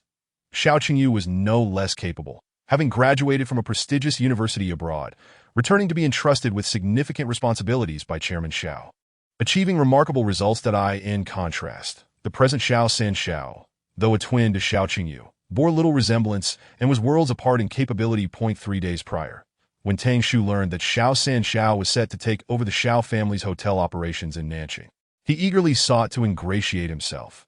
Tang Shu felt a surge of joy. The headquarters had sent a useless second-generation heir, which was precisely to his advantage. After all, this second-generation heir was utterly clueless about business, merely indulging in leisure and pleasure that if he succeeded in ingratiating himself, he might just become the hotel as general manager. Thus, Tang Shu catered to his whims, arranging for some attractive women to perform exotic dances. However, he did not expect Xiao Sanxiao to show no interest in these arrangements, leaving him puzzled as to where he had gone wrong. Bowing slightly, he asked with excessive flattery, "Xiao Zong, I see your interest seems lacking. Are these women not to your taste? Please tell me what type of woman you desire. Nanjing is known for its talents, and we have no shortage of women here." Xiao Shenhui did not even spare him a glance. His voice dripping with disdain and nonchalance. "Manager Tang, are you a madam, or are you a pimp?" Tang Shu's fawning smile froze on his face. "Xiao Zong, you misunderstand. I only wish to pay my respects to you." Xiao Shenhui raised an eyebrow, mockingly replying, "Respect me? So you think that by bringing in such merchandise and flaunting it, you can curry favor with me? Do you believe I would then promote you? Why are you silent now?" Tang Shu was already sweating profusely. He had never anticipated Xiao Sanxiao to be so unpredictable. He hurriedly explained, "Xiao Zong, I am wholeheartedly loyal to you. Being valued by you would be my greatest honor." Yet, this arrangement was entirely out of pure intentions, with no ulterior motives. The commotion quickly attracted the attention of other wealthy young masters, who ceased their flirtations and turned to observe Xiao Shenhui, eagerly anticipating the unfolding drama. These individuals were Xiao Shenhui's companions in the Shanghai market, often engaging in thrilling car races together, seeking excitement. Sent by his father to Nanjing to manage the hotel industry, ostensibly to hone his abilities, it was in truth a form of exile. Far from the center of power, in this family rivalry, he had lost from the very beginning. His friends had flown in to welcome him, ostensibly to celebrate, but in reality, they were there to witness his humiliation. Xiao Shenhui slightly lifted his gaze, glancing at the ever-loyal Tang manager, then suddenly broke into a smile that did not reach his eyes. "Manager Tang, do not be so tense. Your legs are trembling so much that one might think you have Parkinson's." Tang Shu forced a smile. "That is only because of your imposing presence, Xiao Zong, radiating an aura of a king, which fills me with awe. You know how to flatter. Although I have no idea how capable you are with this knack for flattery alone, I might just have to give you a chance." Chapter 60. A sudden madness. Tang Shu felt a surge of delight within. Fully aware that Xiao Sanxiao's words were meant to insult him, yet he maintained a sycophantic and respectful smile. His ascension to his current position was solely due to his thick skin. A few insults would not strip him of his dignity. At the very least, this second-generation heir had declared his intention to rely on him. Thus, he continued to flatter, saying, "Thank you, President Xiao, for your affirmation. With you entrusted by the chairman to oversee the hotel industry in Nanchang, I shall exert every effort to alleviate your burdens and become your loyal supporter. However, Tang Shu's flattery struck a nerve, precisely hitting Xiao Shun Hui's sore spot. He was not entrusted with an important role, but rather exiled to this place. Xiao Shun Hui's expression darkened, his gaze sharp as a blade. And without warning, he rose and delivered a forceful kick towards Tang Shu. Tang Shu felt a sudden, intense pain in his backside, causing him to topple forward and crash onto the carpet. Bang! The loud noise startled the dancers, who had been kneeling on the floor, causing them to retreat in panic. Xiao Shun Hui's fury was far from spent. He swept all the bottles of liquor from the table to the ground. The expensive wine, worth hundreds of thousands a bottle, spilled profusely, staining the million-dollar high-end carpet. The dancers scattered in terror, shrieking in chaos. Silence. All of you, get out. The man's eyes were bloodshot, radiating an overwhelming madness, and his hoarse growl echoed. The dancers, hearing the order to disperse, fled as if granted a reprieve from death, fearful that lingering too long would bring them misfortune. The wealthy young men, who had initially been spectators, exchanged apprehensive glances, not daring to utter a word. They had always known Xiao Shun Hui was dangerously unpredictable, but witnessing his madness firsthand was still a daunting experience. Tang Shu, suppressing his pain, looked at Xiao Shun Hui in shock. President Xiao, what have I done wrong? Xiao Shun Hui had vented half of his pent-up emotions, yet the ferocity and madness in his eyes remained, but he turned to Tang Shu, causing the latter to retreat hastily. Disregarding his injuries, President Xiao, if I have inadvertently offended you, I sincerely apologize. Please do not strike me. My frail body cannot withstand it. The man did not continue his assault, but looked down upon him, then pulled out his wallet, tossing the cash onto Tang Shu's face. Manager Tang, take note. You are but my dog. I can humiliate you however I please. Tang Shu's eyes widened in disbelief. He could not fathom the madness of this man. Although accustomed to groveling before the powerful, he found it difficult to endure such humiliation. His face flushed crimson as he clenched the carpet tightly, striving to contain his indignation. Xiao Shun Hui's lips curled into a sardonic smile as he gazed down at him. Warning, do not presume I am oblivious to your intentions. What do you think you are? How dare you scheme against me? Indeed, Tang Shu had previously underestimated Xiao Sanxiao, believing he could manipulate him. Yet, he had concealed his thoughts quite well. How had Xiao Sanxiao discerned them? What else had he perceived? As his intentions were laid bare, Tang Shu felt a flicker of panic. Not only had he underestimated Xiao Sanxiao, but he had also previously sought to curry favor with Xiao Erxiao. It was common knowledge that Xiao Sanxiao and Xiao Erxiao were at odds. President Xiao, I truly do not comprehend your meaning. I have no ulterior motives. My sole intention is to serve you, to traverse fire and water for you. Xiao Shun Hui, visibly irritated by the noise, tugged at his shirt collar. Get out, Tang Shu, bearing the pain in his rear, limped away from the presidential suite as if fleeing for his life. The suite fell into a profound silence.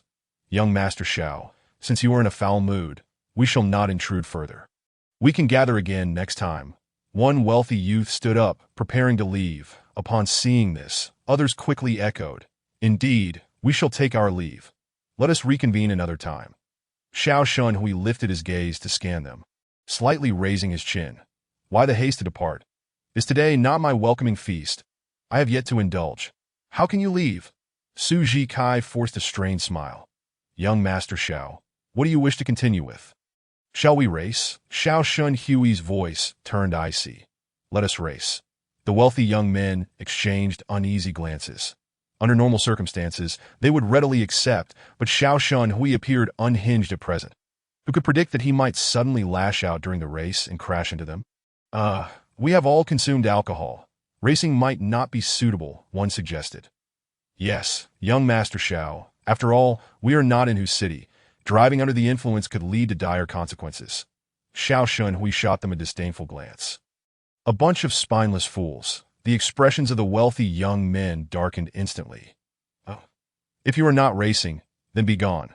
Do not spoil the mood before me. Though the others might not possess the same standing as Xiao Shun Hui, they hailed from affluent families and were unaccustomed to such indignities, igniting their anger. Among them, the hot-tempered son of the Yin family, Yin Zhan, retorted sharply, Xiao Shenhui, what madness is this? Why unleash your wrath upon us? You've been relegated to Nansheng. What are you still proud of?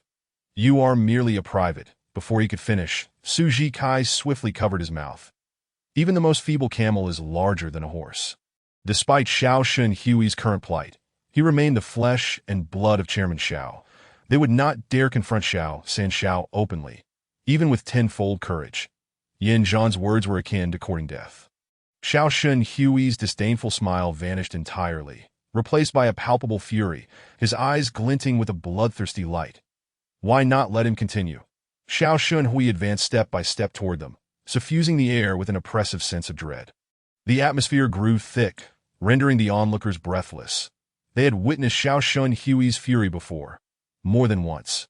When he unleashed his wrath, he was devoid of rationality, having once left the eldest son of the Gao family.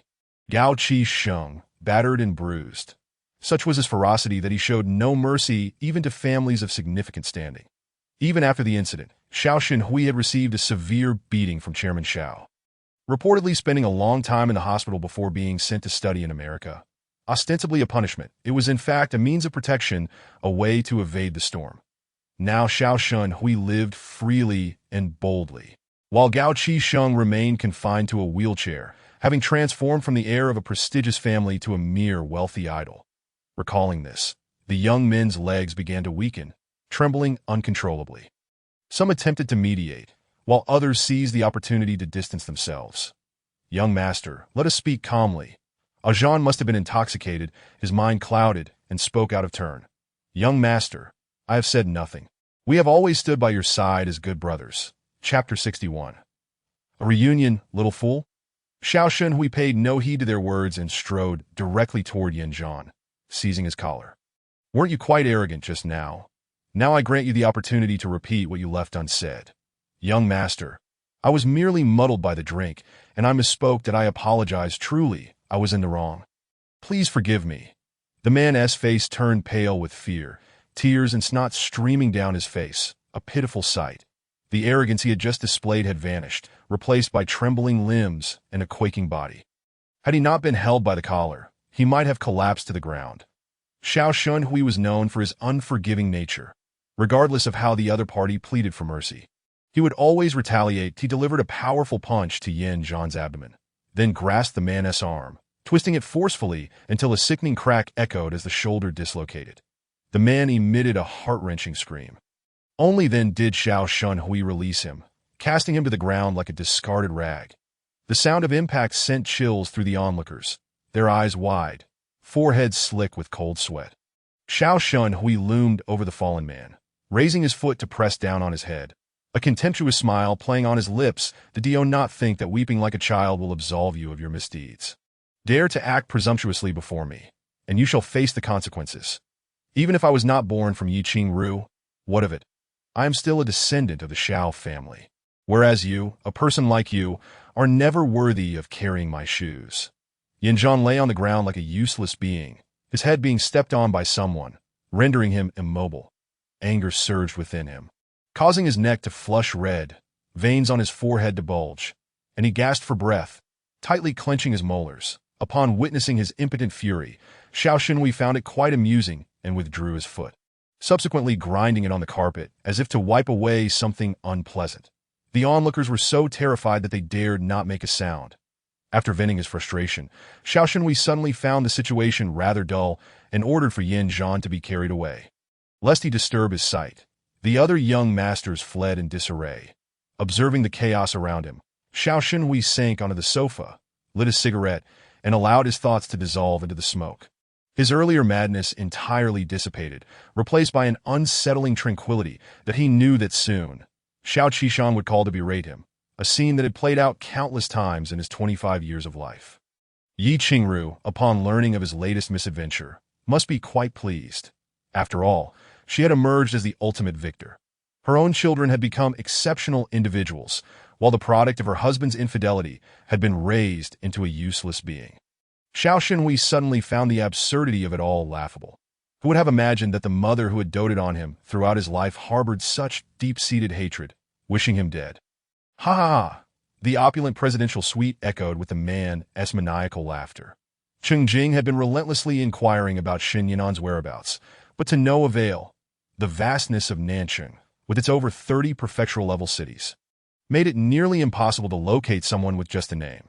While searching for her, he was also filming videos, yet his recent uploads garnered only mediocre views. The Tourism Bureau, noticing his lackluster data, had begun to lose interest in him, reducing their traffic support. Fans who had followed him solely for Xin Nianan frequently commented that they would unfollow if they didn't see her soon, which left him feeling somewhat unstable, that he couldn't understand why the woman would let such a lucrative opportunity slip away. That wouldn't a normal person quickly create an account, upload videos, desperately attract followers, and start live streaming to sell products? Once Xin Nianan was online, his followers would undoubtedly notice, allowing him to cooperate with her for mutual benefit. That it was illogical. It was as if Xin Nianan had vanished into thin air. Did such indifferent souls truly exist, those who would neglect to seize such opportunities? Cheng Jing sat despondently on a stone bench, camera in hand, muttering, Xin Nianan, where on earth are you? Meanwhile, the longed-for was leisurely leaning against the car window, enjoying the scenic views along the road. With no destination in mind, she simply reveled in the drive. Lu Jun drove steadily along the wide road, which meandered through fields of flowers, lush oases, and serene lakes, making the journey feel like stepping into a celestial realm. This moment. Dusk painted the horizon in a harmonious blend of colors. A gentle breeze stirred the lake's surface in rippling waves. A sight to behold. Enchanted, Anin captured the breathtaking scenery with her camera. Ever since she decided to become a lifestyle vlogger, she had embarked on a journey of learning, with her primary task being to master the camera and capture stunning photographs. Although her skills were still rudimentary, unable to produce truly captivating images, she cherished documenting every beautiful moment of her travels. Suddenly, a deafening roar of an engine shattered the tranquility. Startled, Anin gasped, Sister Lu Jun, what is that terrifying sound? Lu Jun frowned, replying, and that's the sound of a supercar. Someone might be racing here. How ridiculous to be racing before dark. Before she could finish her thought, a black Bugatti shot past like an arrow, causing her to frantically swerve the steering wheel. Holy crap. And then in the passenger seat was equally startled, her eyes widening in shock, feeling as though her breath had been stolen for a few seconds. Her hands tightly gripping the seatbelt in that critical moment. The oncoming Bugatti swerved suddenly, screeching to a halt as it crashed into the bridge railing by the roadside, barely avoiding a plunge into the lake. Lu Jun clutched her chest, her face awash with astonishment at having narrowly escaped disaster.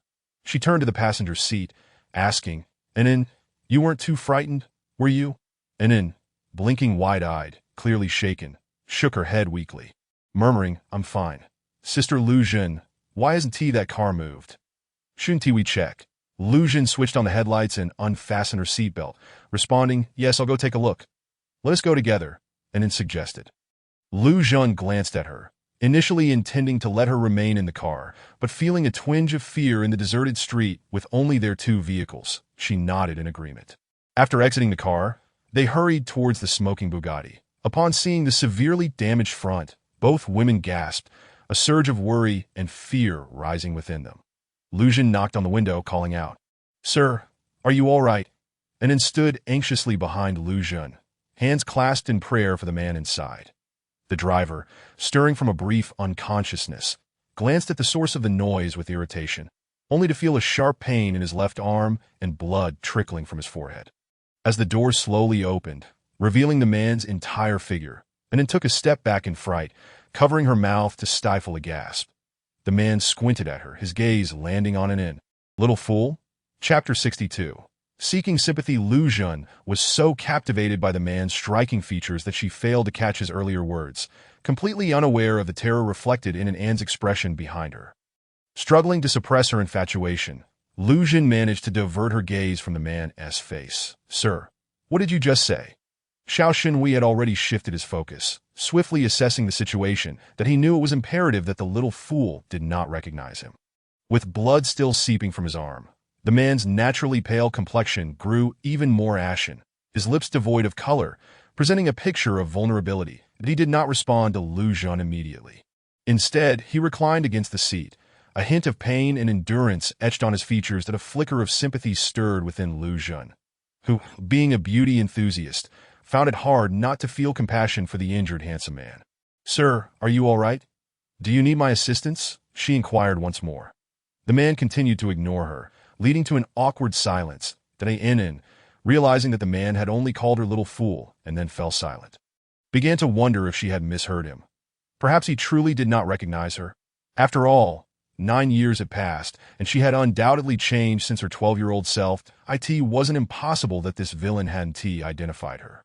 Regardless of whether he recognized her or not, she certainly recognized the man who had once terrified her to the point of illness and had even hospitalized Yuan Ge. Sister Qingqing had always said that one must not fear villains. Such fear would only excite them further, so one must confront them bravely. Only then would villains refrain from bullying her. With this in mind, Anin lowered her hands from her mouth, striving to suppress the tremors of fear, and glared at the man with indignation. However, her gaze inadvertently fell upon the bloodied white shirt, and then to the man's still bleeding forehead and hand. The scene was undeniably shocking to Anin, with her inherently kind nature. Felt a wave of concern wash over her, eclipsing her initial anger and fear. She gently tugged at Lu Jun's sleeve. "Sister Lu Jun, what should we do now? He seems to be seriously injured. Is he going to die?"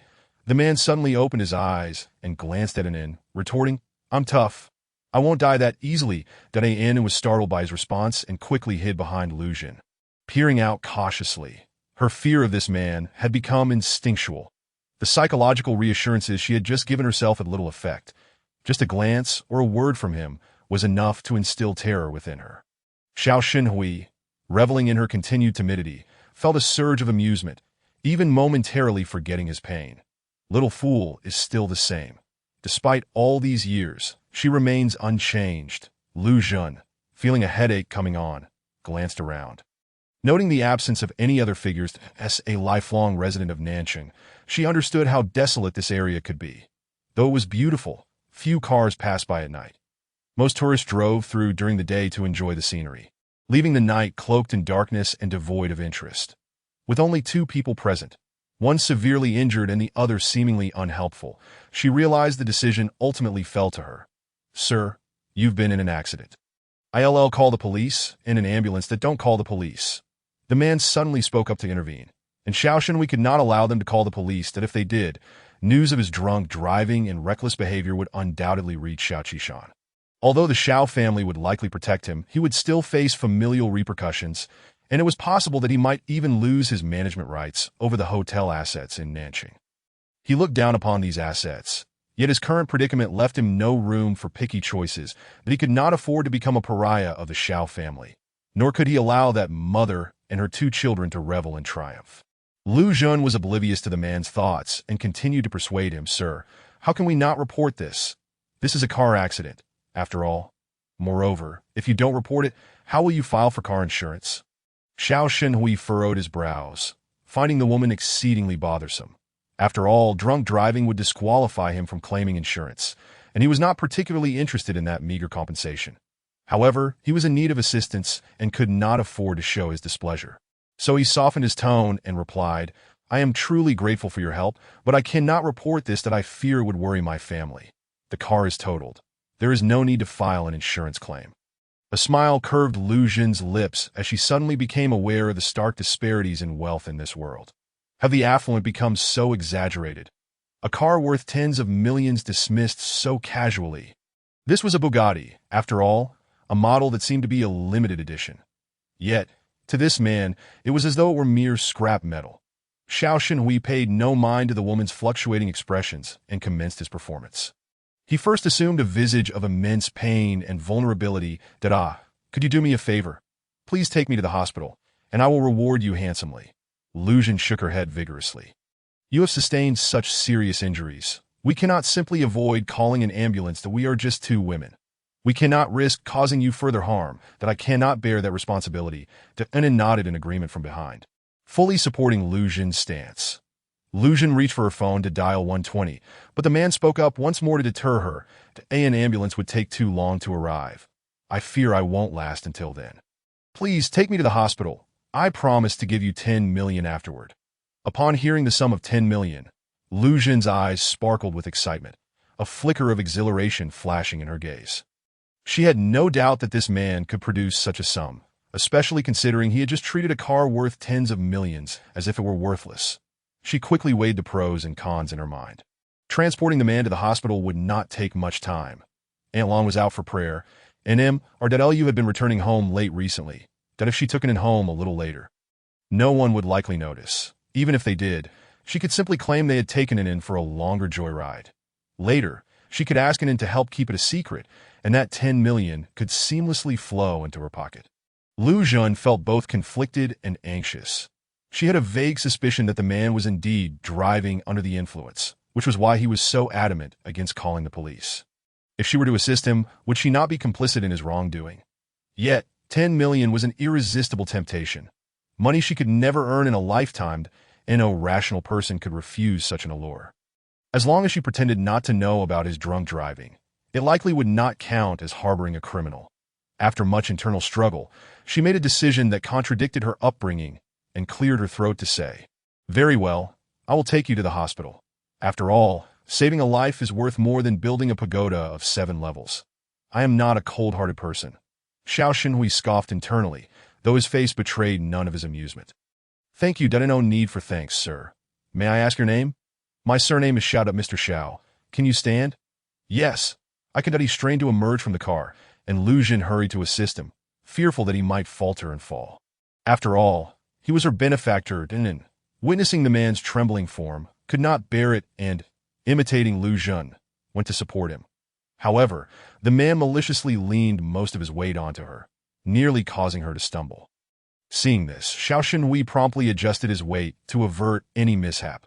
Fortunately, the distance to the two vehicles was not far, and the two women successfully transferred the injured man into their car. Chapter 63. That is, my twin brother Lu Jun returned to the driver's seat and fastened her seatbelt, then cast a few glances at the man before preparing to take the passenger seat. Just then, the man grasped her wrist, preventing her from leaving. His sudden touch startled Inen, prompting a soft gasp. Inen, what's wrong?" Lu Jun turned to look at her. Xiao Xinhui leaned against Inen, his breath faint and feeble. Appearing on the brink of death, that of course, this was largely an act. Had he been truly near death, he would not have entrusted his life to these two women. With just one phone call, a multitude of people would come to his rescue, accompanied by the most professional medical team on standby. The reason he refrained from calling was that those people were placed around him by Xiao Qishan and Yi Qingru to monitor him. Unless absolutely necessary, he would not seek their help. Thus, he set aside his usual domineering demeanor, slightly raising his gaze and apologizing in a whisper. "I'm sorry for startling you. I can hardly endure this. I just need someone to lean on." Seeing him so weak and pitiable, and then swallowed her words of refusal and said, "It's all right. Lean on me that I won't leave," that a barely perceptible smile graced the man's lips. "Thank you. You are truly a kind-hearted girl." Lu Jun, overhearing their exchange, frowned and interjected, "No," and quickly returned to the passenger seat to Mr. Xiao. "If you cannot sit up, then please lie down." For the sake of 10 million, she had already made an impropriety. How could she now place Inen next to a stranger? What if Inen were to come to harm? She could not bear the responsibility, even if the man appeared to be on the brink of death. She could not let her guard down. Xiao Xinhui released his grip and weakly said, "You should go back. I can manage." That a fit of severe coughing seized him, causing Inen's heart to tremble. "You should lean on me. I fear you might die." Lu Jun appeared troubled, wanting to dissuade him further, but upon seeing the man's frail condition, she realized there was no time to dawdle, that if he were to die in their car, it would spell trouble. She sighed helplessly, uncertain if her actions were right. However, there was no turning back. In any case, she was attempting to save a life. Lu Jun fell silent, starting the car and increasing its speed. Heading towards the hospital, in the confined space of the vehicle, the man's strong scent of blood made Inen feel nauseous. She quickly covered her mouth. Since becoming pregnant, Inen had not experienced morning sickness. But at that moment, she felt the urge to vomit. She fought against the queasiness, struggling to keep it down. Eventually, unable to endure any longer, she sought help. "Lu Jun, I feel like I might throw up." Lu Jun promptly produced a paper bag from the car and handed it to Inen. Use this. Inen reached for it, but the man restrained her hand, while her other hand could not reach the bag. causing her to become anxious. Xiao Shenhui opened his eyes slightly, using his uninjured hand to take the bag and pass it to Anin. Here.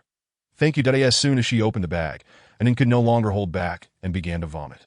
The man's eyes flashed with disdain, and he subtly shifted his body away from her. Lu Jun, driving, expressed concern. Why are you throwing up? Was it the shock from earlier? Feeling somewhat relieved after vomiting, shook her head that I smelled the blood on him. It made me feel nauseous.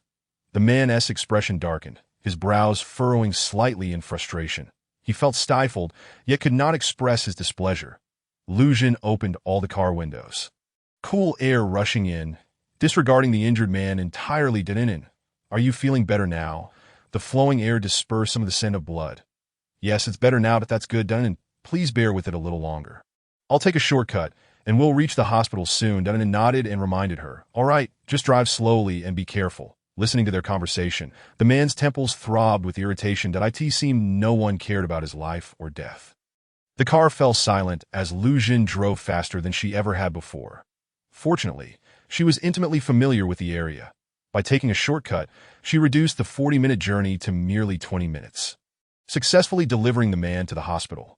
Fortunately, the man had sustained no significant injuries, no fractures, just stitches on his hand and forehead. He was bandaged and then transferred to a general ward in the ward. Lu Jun went to settle the payment, leaving Anin and Xiao Shenhui alone. Dunnan gazed at the man lying on the bed, a feeling of deception washing over her. Just moments ago, he had appeared on the brink of death. How had he become so spirited in such a short time? Anan's initial worries gradually dissipated, replaced by a burgeoning anger. With even her fear diminished, she placed her hands on her hips, adopting what she believed to be her fiercest expression, glaring at the man with an air of impending retribution. Xiao Shenhui was somewhat perplexed by her demeanor, yet found her indignant appearance amusing. Why are you looking at me like that? Because you are a villain. You bullied me and even harmed Brother Yoan. The man feigned innocence, questioning, Have we met before? I don't recall. Anne's eyes flickered with doubt as she inquired. You truly do not remember me, at whose city Royal International School? You lured me into the old gym equipment room and frightened me. Have you forgotten? The man maintained his innocent facade, his eyes clear as a spring sky. I've lived in Nanjing my entire life. How could I possibly be in whose city? That can't be right. I distinctly remember you looking like this. Anne furrowed her brows, striving to recall the appearance of the villain, who bore a striking resemblance to the man before her. However, the memory of the rogue was not as tall or mature as this man. You just referred to me as little silly girl. You are undoubtedly that bad person. I never called you little silly girl. Yes, you did. Right when the car door opened, you called me little silly girl. The man suddenly enlightened, chuckling helplessly. You misunderstood. I said little angel. Little angel? Yes, I thought I was on the brink of death, and upon seeing you, I nearly believed I had ascended to heaven and encountered a true angel. Anne felt a surge of insecurity from his words. Then why do you two look so alike? The man's lips curled into a gentle smile. You may have encountered my twin brother. He resides in whose city with our mother, while I live in Nanjing. We have scarcely met. Twin brother. Anne stared at him in disbelief, her mouth agape, stunned for several seconds. She scrutinized the man, seeking confirmation that he was not the villain from her memories. After a bit of commotion, Xiao Shenhui's hairstyle had become tousled, his bangs falling softly, losing the earlier sharpness, and coupled with his deliberately feigned frailty, he appeared much more amiable. Anne began to feel that this man might indeed not be the villain she had imagined, leading her to the realization that she had misidentified him and had unjustly scolded him. That a wave of guilt washed over her. Chapter 64, revealing the true face after a brief moment of remorse. And still found it challenging to believe the man's words, for he bore an uncanny resemblance to the demon of her past.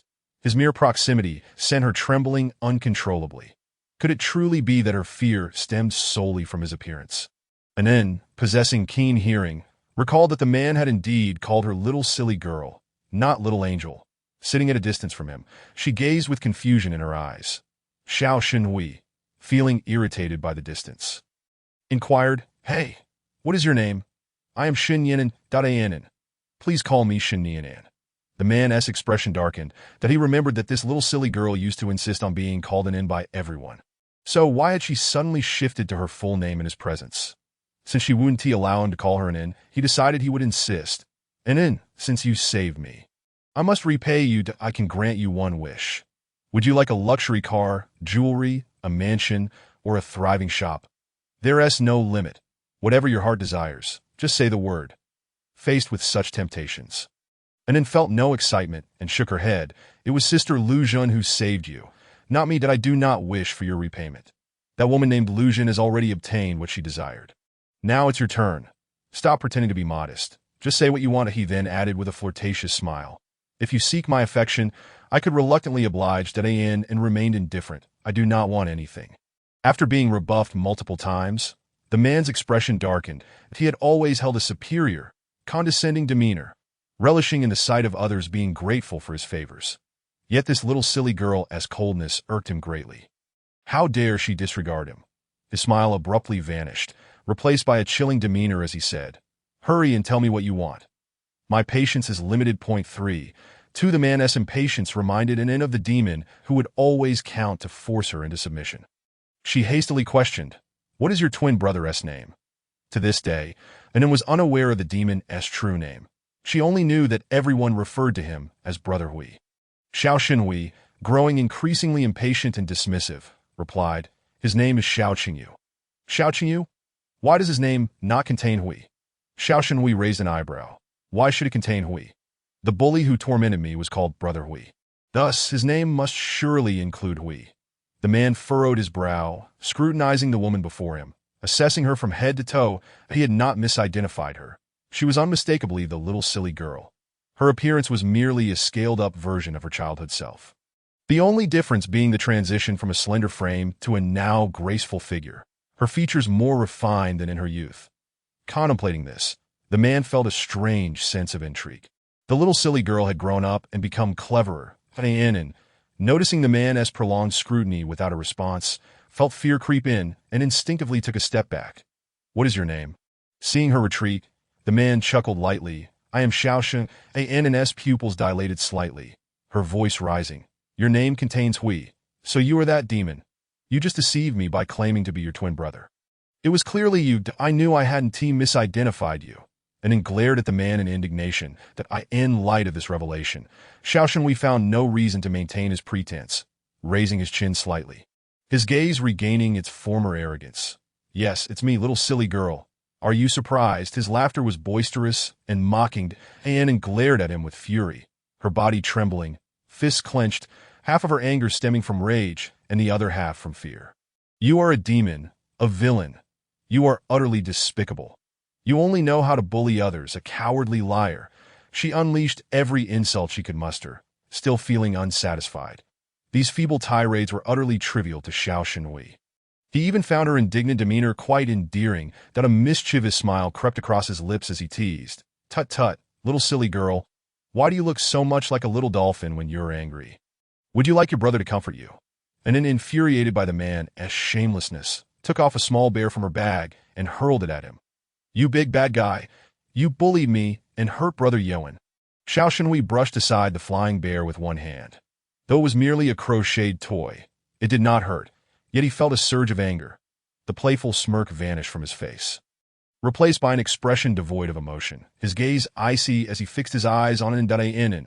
Startled by the man's fierce expression, took several steps back, recalling the image of him kicking someone away.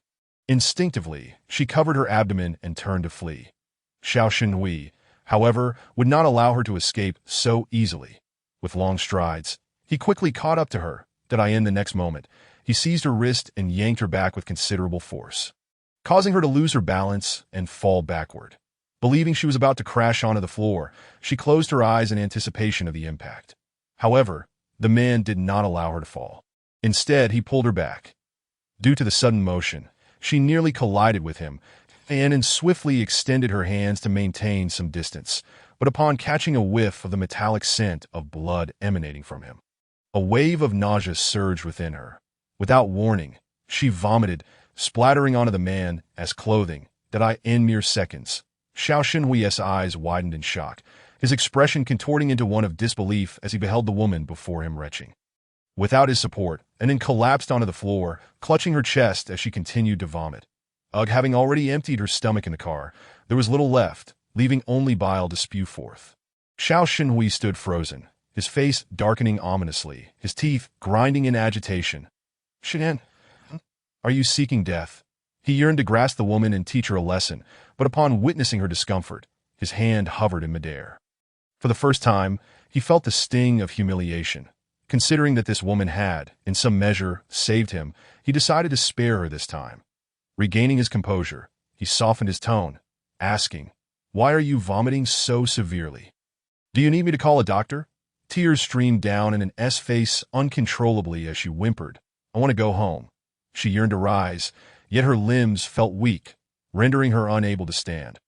So she could only remain seated, weeping softly. Xiao Shenhui's brow twitched, overwhelmed by irritation.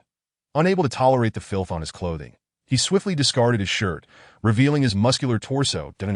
Witnessing the man's actions, understood the implications and, frightened, scurried to the corner, curling up like a wounded little beast, trembling pitifully.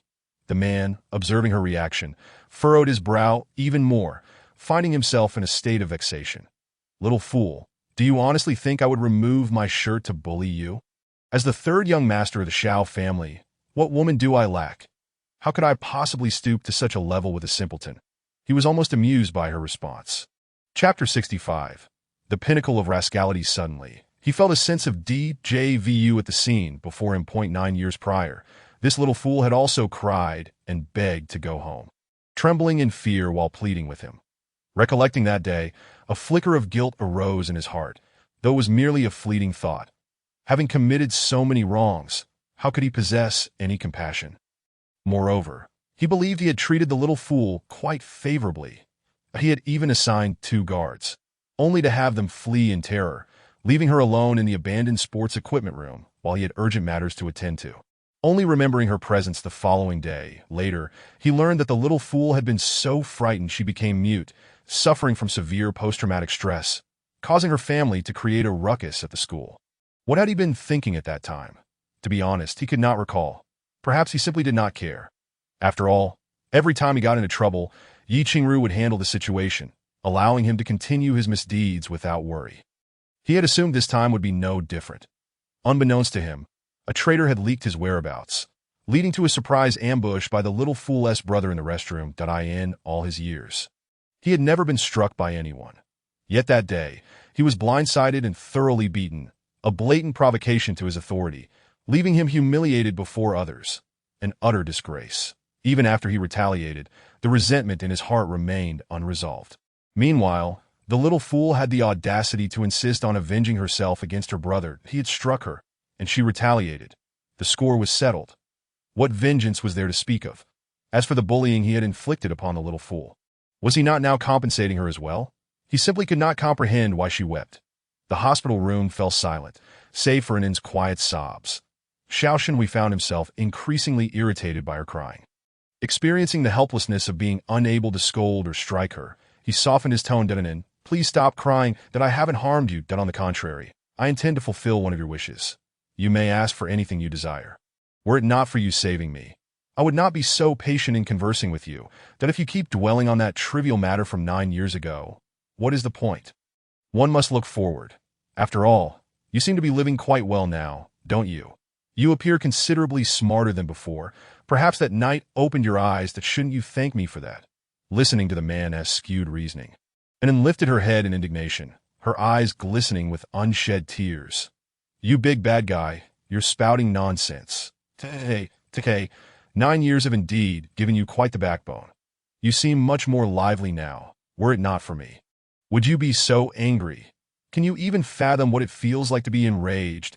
Perhaps you would still be as dazed as a little fool." Dunanan, incensed by the man's shamelessness, felt her cheeks flush with anger, trembling all over. "You." Xiao Shenhui found her angry demeanor far more appealing than her usual obedient self, and his previous irritation vanished in an instant. That all the insults you can muster? Your words lack any sting or substance. Do you want me to teach you some proper curses? I don't want to. Lu Jun found a secluded corner and retrieved a check from her bag. Meticulously inspecting the words on it, her heart racing, that it was indeed 10 million. This was more exhilarating than winning the lottery. She was now a wealthy woman, finally achieving financial freedom. The world around her felt surreal, almost illusory, prompting her to pinch the back of her hand. Ouch! That hurts. So this isn't a dream. Lu Jun longed to run, to leap, to scream, but this was a hospital, and she needed to restrain herself. Calm down, calm down. She must not let anyone know of the check's existence. She would quietly amass her fortune. After regaining her composure, she headed back to Takenin home, reminding her to keep tonight's events a secret. Upon reaching the hospital room door, she overheard the sound of a woman's quiet, furious reprimands mingled with a man's mocking tone. Her heart sank as she hurriedly pushed the door open, only to be met with a chaotic scene. The floor was in disarray. Takenin was curled in the corner, her back pressed tightly against the wall, her cheeks flushed, and her large, watery eyes filled with fury. Meanwhile, Mr. Xiao stood shirtless, a 2-meter distance away, a smirk playing on his lips. This sight left Lu Jun utterly bewildered, instinctively thinking Anin had been violated. She rushed over and embraced Anin, exclaiming, "Anin, what happened to you?" "Woo-woo, Lu Jun Jie, you finally returned." Anin is scared. Lu Jun turned to the man, demanding, "What have you done to Anin?" Xiao Shenhui did not even spare her a glance, treating her with utter disdain as he casually returned to his bed. "You." Lu Jun wanted to retort, but recalling the substantial sum of money she had received, her confidence faltered, leaving her words stuck in her throat. She turned back to Anin, inspecting her face and neck for any signs of harm. Once assured there were none, she sighed in relief and gently reassured her. "Anin, don't be afraid. It's all right, we're going home now." Anin stood up, leaning against Lu Jun, clutching her abdomen. "Lu Jun Jie, I just threw up again. Baby, will everything be all right?" Lu Jun's face filled with concern. "Anin, do you still feel nauseous?" "I can't throw up. It feels awful." Upon hearing the word baby, Xiao Xinhui's expression shifted to one of shock. "Baby? Little fool. Are you pregnant?" Anin, frightened by his reaction, instinctively shielded her belly, retreating behind Lu Jun. The man, realizing her gesture confirmed her pregnancy, felt inexplicably displeased, and his tone grew harsh. "Shenyanin, how old are you to be in this predicament?" Lu Jun could no longer tolerate the man's crude remarks and shot him an admonishing glare. "What do you mean by little fool? Mr. Xiao, please speak with more respect. Our Anin is pregnant, and you dare to frighten her like this. Do you even consider yourself a man?" Xiao Xinhui's gaze turned sharp, exuding a domineering energy. "Shut your mouth, you damn woman." Lu Jun was momentarily stunned by the insult, but quickly glared back at the man, accusing him. "You are utterly ungrateful. Had I known, I would not have saved you, that I should have reported you for reckless driving." The man sneered. "What are you pretending for? You saved me solely for the money. You were quite pleased when you received it, weren't you?" Lu Jun was left speechless once more, wishing she could produce that 10 million check and throw it in the man's face, then report him for drunk driving. Yet, she hesitated. How much was her dignity worth? Since she had already accepted the money, it was hers and she would never return it. After this incident, she feared she would lose her high-paying job. Knowing how much Lu cared for Anin. Now that Anin's eyes were puffy from crying, she wondered if Anin would still be willing to keep her secret, not wanting to look at the man any longer. She helped Anin leave. Anin, let's go. Chapter 66.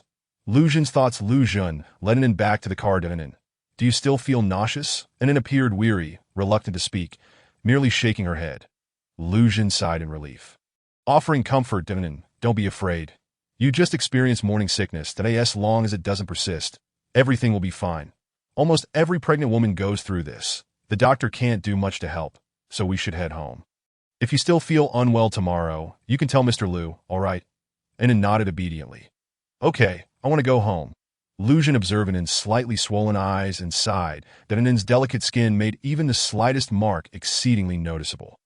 Anin, after you cry, how long does it usually take for the swelling to subside?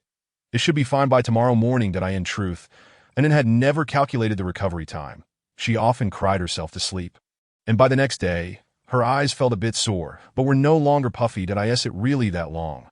Lu Jun felt a surge of agitation. Anin's current state was such that if Mr. Lu were to see her, she would be at a loss for words to explain. The 10 million she had received felt so precarious, as if it contradicted her very conscience.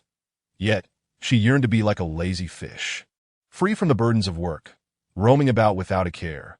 Moreover, she had not committed any wrongdoing. She had saved a life, albeit that life belonged to a scoundrel. The only debt in this affair was owed to Inen. It wasn't that she was unwilling to share a portion of the money with Inen, but the sudden influx into Inen's account would surely not escape Mr. Liu's notice. Wouldn't that expose everything that transpired tonight? In a moment of panic, she slapped herself sharply, the sound echoing loudly. Inen jumped in surprise. "Sister Lucian, why did you hit yourself?" Tears glimmered in Lucian's eyes, mingled with guilt, as she suddenly grasped Inen's hand. "Inen, I am so sorry. It's all my fault. If it weren't for my greed, tonight's events wouldn't have unfolded. Sister Lucian, this isn't your fault. It's that villainess' fault. You mustn't blame yourself." "Inen, do you think I'm a bad person?" Inen furrowed her brows. "Why do you ask that? Have you done something wrong?" "And didn't you hear what that man said? He gave me a sum of money. 100 million? Lucian's heart trembled. "Inen, how do you know the exact amount?" That villain mentioned it while pleading in the car. Inen had excellent memory and keen hearing. She had caught the mention of the 100 million from the start. But she never thought it concerned her, as the one who saved that scoundrel was Lucian, not her. Thus, she believed all along that the money belonged solely to Lucian. Lucian felt her cheeks flush with shame. Realizing Inen was aware of everything, while she had been so secretive, afraid of Inen finding out. "Inen, I apologize that I will give you half of that 100 million. Inen waved her hand. "I don't want that villain's money." "Then, Inen, can you keep this a secret? Please don't tell anyone that I received this 100 million. Of course." Seeing Inen readily agree brought a smile to Lucian's face. "And please don't share anything about tonight with anyone. If M.Lu asks, just say we went for a drive and had dinner at a restaurant, all right?" Inen rubbed her stomach, realizing she hadn't eaten yet. She could go without food, but the baby certainly couldn't, especially after she had just vomited so much. "But I haven't eaten. I'm hungry, and the baby is hungry too." Lucian immediately replied, "Inen, I'll buy you a midnight snack to eat in the car." Inen hesitated. She didn't want to lie to Yin Sengij. "Can I say something?" Lucian looked pleadingly at her. "And please don't, that if I confess, Mr. Liu and Aunt Lon will surely scold me." "You wouldn't want me to be scolded, would you? If M.Lu discovers what happened today, he might dismiss me, and then I won't be able to accompany you on your adventures anymore." Inen furrowed her brows tightly, feeling torn.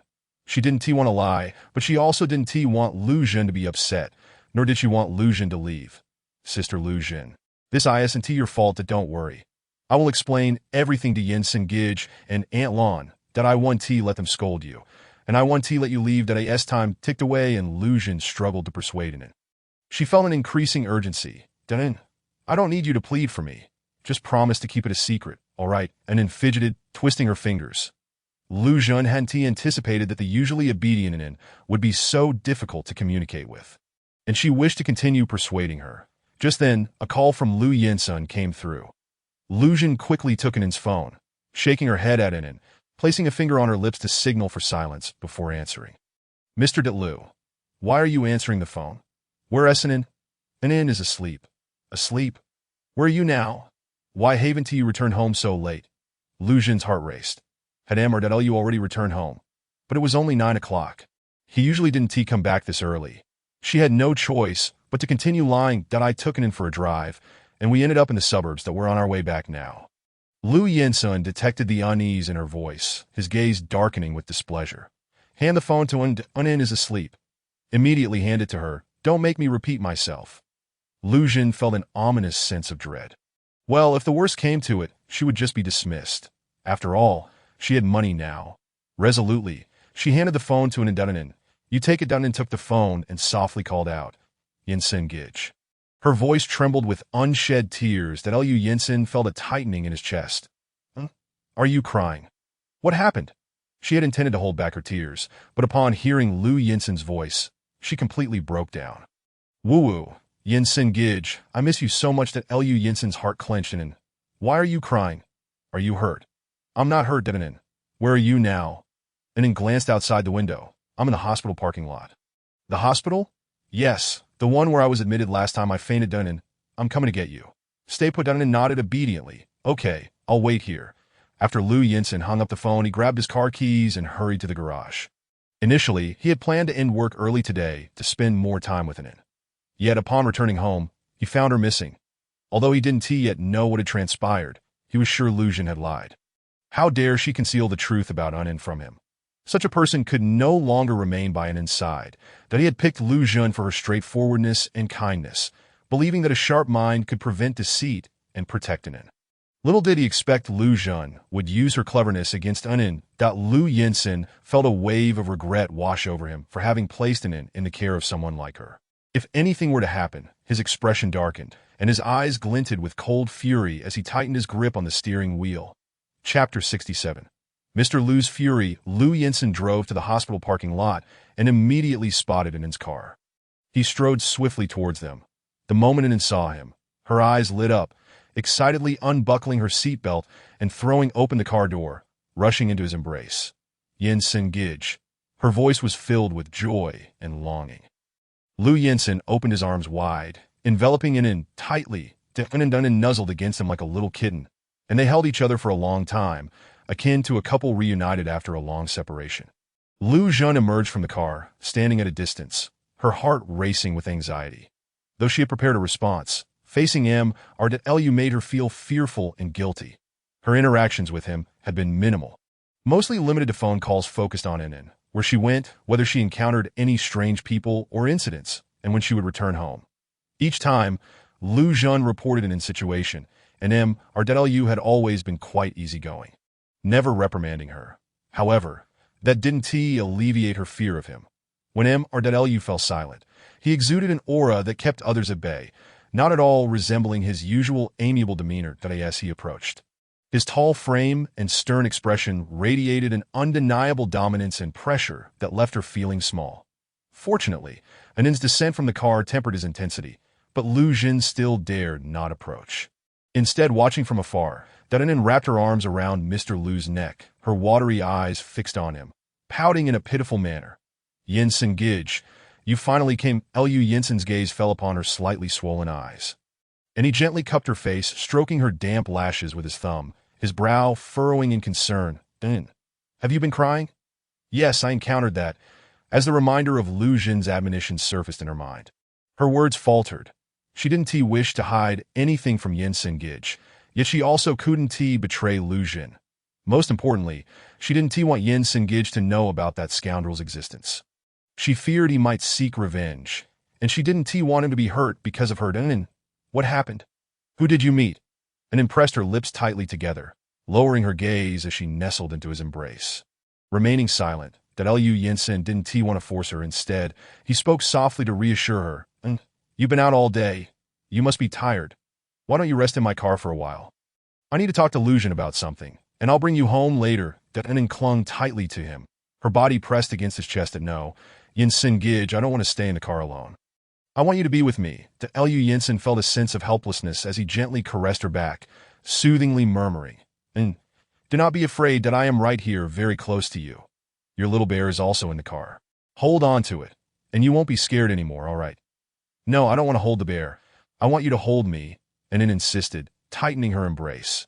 This was the first time Lu Yinsen had witnessed such a clingy side of her. While he relished Anin's dependence and was reluctant to disappoint her, he knew he needed to unravel the situation at hand.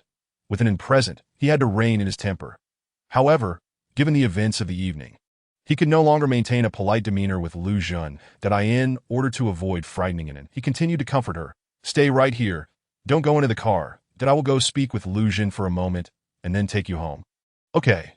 After a moment's hesitation, Anin nodded, releasing her grip on him. Then hurry up. I'm feeling a bit tired. All right, I will be back shortly. Once Lu Yinsen turned away, the tenderness on his face vanished instantaneously, his gaze turning icy as he strode toward Lu Jun. Lu Jun, what on earth happened tonight? Why did you lie over the phone? Why were you and Anin at the hospital? Lu Jun realized the truth could no longer be concealed and responded with a newfound frankness. Mr. Lu, I sincerely apologize that I should not have withheld information from you during our call. However, I assure you, I had no intention of harming Anin. Every decision I make prioritizes her well-being. Lu Yinsen, lacking the patience to entertain her dramatic discourse, interrupted her. I am not interested in your words. I only care about your actions. Tell me, what truly transpired tonight? What are you hiding? With her gaze cast down in guilt, Lu Jun slowly explained. Today, I took it in for a drive in the countryside to watch the sunset. I intended to return home afterward, but we unexpectedly passed by the scene of a car accident. It was a remote area, and there were only us and another driver involved in the crash. If we ignored him, he might not survive. Initially, I only wanted to get out and call for an ambulance, but the injuries were severe, and given the isolation of the location, I feared the ambulance would take too long to arrive. Thus, I took it upon myself to drive him to the hospital, which delayed our return. I admit, I was wrong to act on my own accord, that I should not have concealed the truth out of fear, causing unnecessary worry for everyone. After hearing Lu Jin's explanation, a surge of anger coursed through Lu Yanzhen, to avoid alarming him. He tempered his voice, suppressing his rage. Lu Jin, why didn't you call the police when you encountered the accident? Do you know why the other driver crashed? Are you aware of his intentions? Lu Jin found herself momentarily speechless under his barrage of questions. In truth, she had only approached because the other vehicle was a luxury car, and the accident had occurred right before her eyes. That if she had witnessed a crash from a distance as a woman, she would hardly have dared to approach. At most, she would have called for help. Yet she could not voice this concern, nor would she dare to. A cold light flickered in Lu Yinsen's eyes. Lu Jin, you have no idea whether that stranger was genuinely in an accident or if it was a malicious trap. Yet you recklessly brought him into your car. What if he had ill intentions and harmed in it? How could you be so reckless and still attempt to hide the truth from me? Even now, you refuse to tell me the whole story. Lu Jin shook her head vigorously. No, that's not that I spoke the truth. Mr. Lu, I am deeply sorry and remorseful about today's events. That I truly did not think everything through. In a moment of impulse, I only wanted to help. Thankfully, the other driver was not a bad person, and Anin did not get hurt. Lu Yinsen's expression darkened further.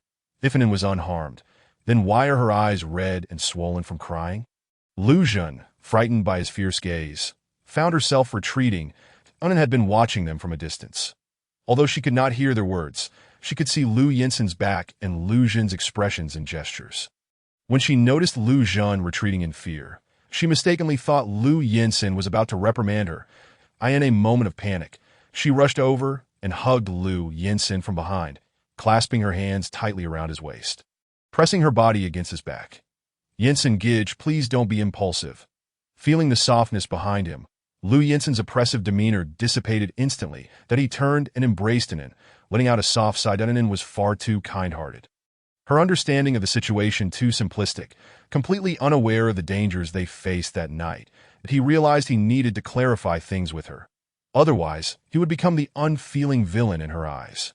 Anin, do you know what perilous situation Lu Jin put you in tonight? Anin could not respond, feeling overwhelmed by the chaos of the evening. She appeared fatigued from the shock and continuous bouts of nausea. Her gaze cast downward as she gently caressed her abdomen, until she saw Lu Yinsen. Her expression had been one of weariness and anxiety, yearning to return home. But upon seeing him, her heart found tranquility, and she wished to remain by his side. The man tenderly caressed her face, his gaze filled with concern and affection. Anin, I am deeply worried about you. Please do not hide anything from me. All right. Anin shook her head vigorously. Yinsen Gij, I truly do not wish to hide anything from you, but I fear you might get hurt like you and Gij. The depths of his dark eyes deepened. What do you mean by getting hurt like Lu Yewen? Before Anin could answer, he recalled the incident from 9 years ago. Anin, did you encounter the person who bullied you 9 years ago tonight?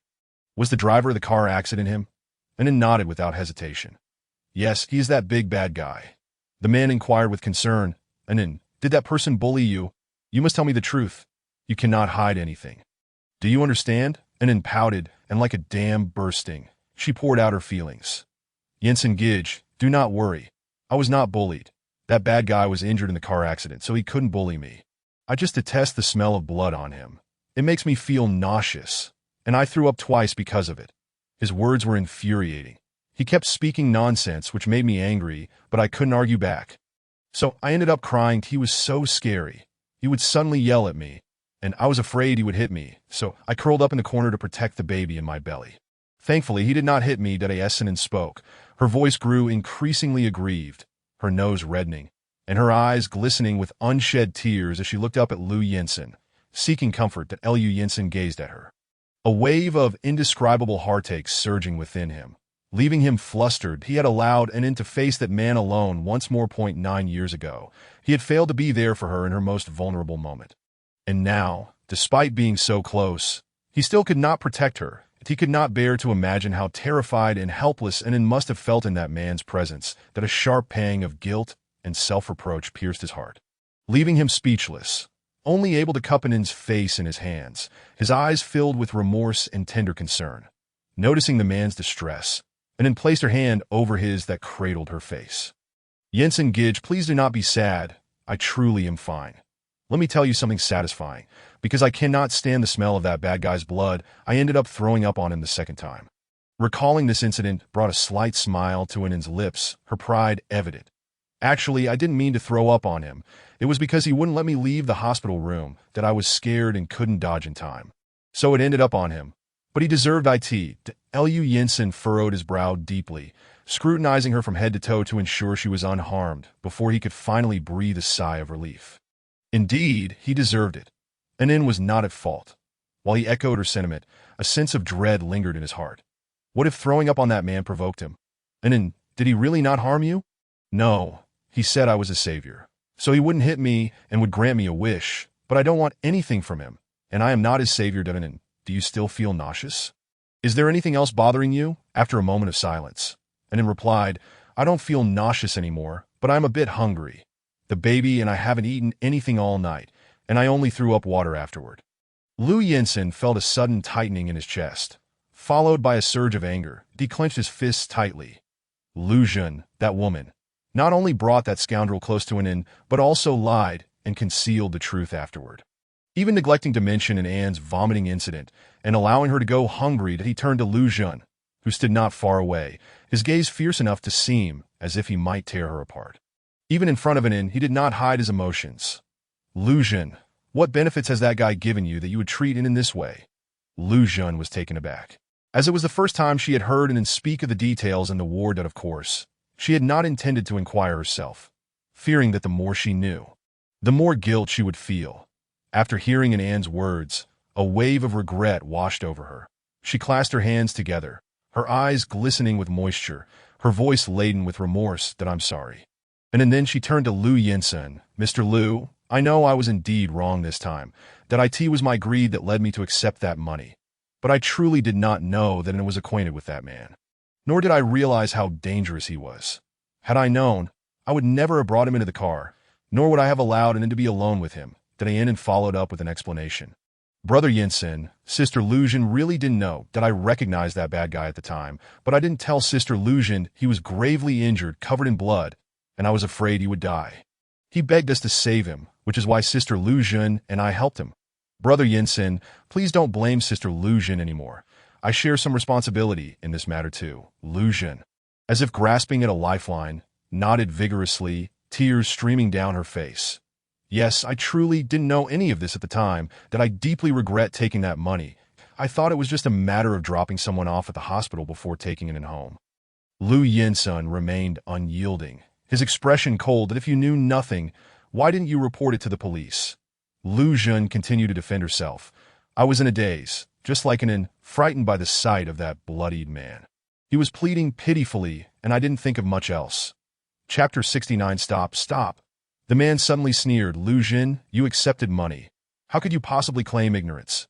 Your failure to report it isn't because you were unaware. It's because that man silenced you with money, that if he hadn't committed any crimes, why would he prevent you from going to the police and instead pay you off? You know full well what you did. Yet you still chose to bring such a dangerous person into the car, disregarding An's safety, that An entrusted you so implicitly. How could you repeatedly deceive her? Ultimately, you are nothing but a selfish person. Since you care nothing for An, I shall not concern myself with you either, that if you were too afraid to report it, I will do so for you. You should be well aware that while An was in the car, under her circumstances, she bears no responsibility.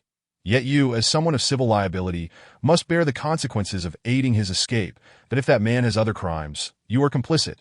Faced with the revelation of her motives, Lu Jun crumpled under the weight of his questioning and intimidation, collapsing onto the ground, fearfully covering her face as tears streamed through her fingers, her shoulders trembling. She had just entered society and had never encountered such overwhelming circumstances. The events of the night had surpassed her capacity to endure. Her greed and conscience were at war, leading her to concoct countless lies to alleviate her guilt. When her fabrications were laid bare, she could no longer hold herself together, feeling immense shame, unable to face an end and terrified of potential detention. That I'm sorry. I've never seen so much money in my life, and it momentarily clouded my judgment. I truly meant no harm.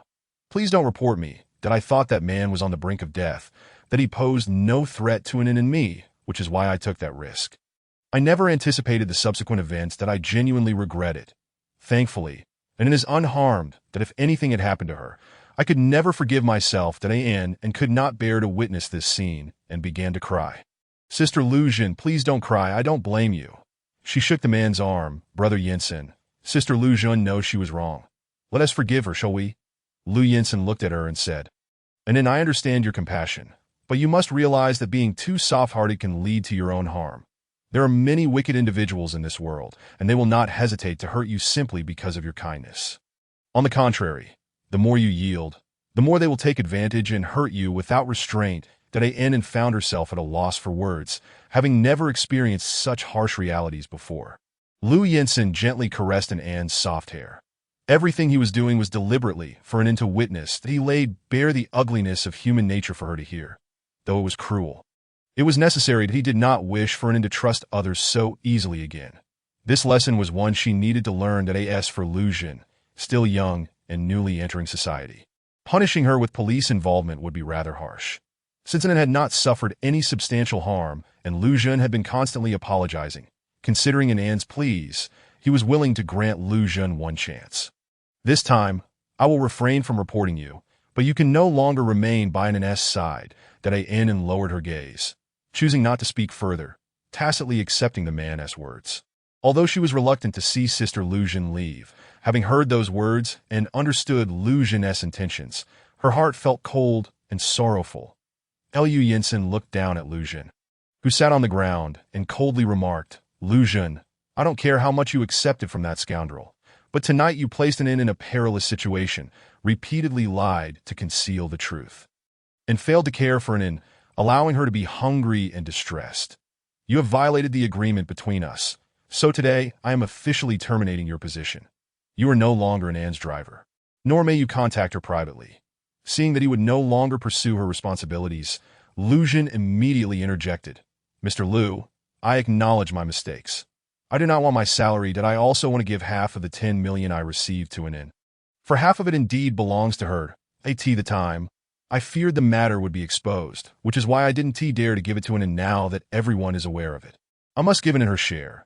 Otherwise, I will feel guilty and hope An can accept it. That a flicker of disdain and contempt flashed in Lu Yinsen's eyes. That so, you were bought for 10 million. No matter how well An treats you, it is futile. When faced with 10 million and Anne's safety, you chose the money without hesitation. But I cannot blame you. After all, it is 10 million. To you, what does it matter if An is harmed? However, let me tell you, An does not need your 5 million, for I can provide her with many 5 millions. Lu Jin hung her head in shame upon hearing this. An had treated her so well, and even at this moment, An was defending her. Yet, Lu Jin's actions that night had entirely disregarded Anne's well-being, with her heart and mind solely focused on that money. Lu Jin weakly rose to her feet, sincerely bowing to Lu Yinsen, and I'm sorry. And I have betrayed your trust in me, that I do not deserve your kindness, nor am I qualified to be your sister. I hope you never encounter another person as selfish as I am. Farewell. With her eyes reddened and lips pressed tightly, An looked at her in silence. As Lu Jin prepared to leave, Lu Yinsen suddenly called out to her, Lu Jin, what is that man's name? Which ward is he in now? Lu Jin had been avoiding this question, and she was surprised that Lu had asked it. She bit her lip, deciding to no longer conceal the truth. His name is Xiao Shenhui, and he is in. And Anne's eyes widened in shock as she abruptly interrupted, Sister Lu Jin, please don't say it. She then turned, embracing the man, her tear-filled eyes gazing up at him imploringly. Brother Yinsen, I am so hungry and so tired. Let us go home. The man looked at her in confusion. And don't you want me to confront that man? No, that bad guy is terrifying. 9 years ago, he injured Brother Yewen and put him in the hospital. I don't want you to get hurt because of me, that if you get hurt, I will feel immense pain and sadness. He didn't bully me this time. Let us just ignore him, okay? Lu Yinsen recalled that day when Anin learned that Lu Yewen had been injured 9 years ago because of her, and how it had left her feeling despondent, even leading to nightmares that he had comforted her for a long time before she felt somewhat at ease. Sighing inwardly, he softly reassured her, Anin, rest assured. I will not engage in any conflict with that man. I merely wish to meet him, that we are all adults. We will not resolve our issues with violence. No. And doesn't he want you to go? I want to go home. And it became increasingly anxious, clutching the man tightly, her crystalline tears soaking the front of his shirt and seeping into his heart. All right, I promise, Anin. I want to go. Let us go home now. The man gently caressed Anin's back, soothing her with tender words that he understood that tonight was not an opportune moment to confront that individual. Anin had already endured so much this evening and was utterly exhausted. He could not bear to trouble her further. However, this did not imply that he would spare Xiao Shenhui, a flicker of ruthless determination flashing in his eyes, that Lu Yinsen did not cast another glance at Lu Zhen. Instead, he lifted Anin into his arms and strode towards his car. Chapter 70. There are no secrets between couples. Lu Yinsen placed Anin in the passenger seat, fastening her seatbelt with care. Inside the vehicle, Anin felt a wave of drowsiness wash over her, stifling yawns intermittently. Yet, she resolutely fought against her fatigue, unwilling to succumb to sleep. She feared that if she drifted off, Lu Yinsen might seek out that scoundrel at the hospital. Seeing her in such a half-asleep state tugged at the man's heartstrings.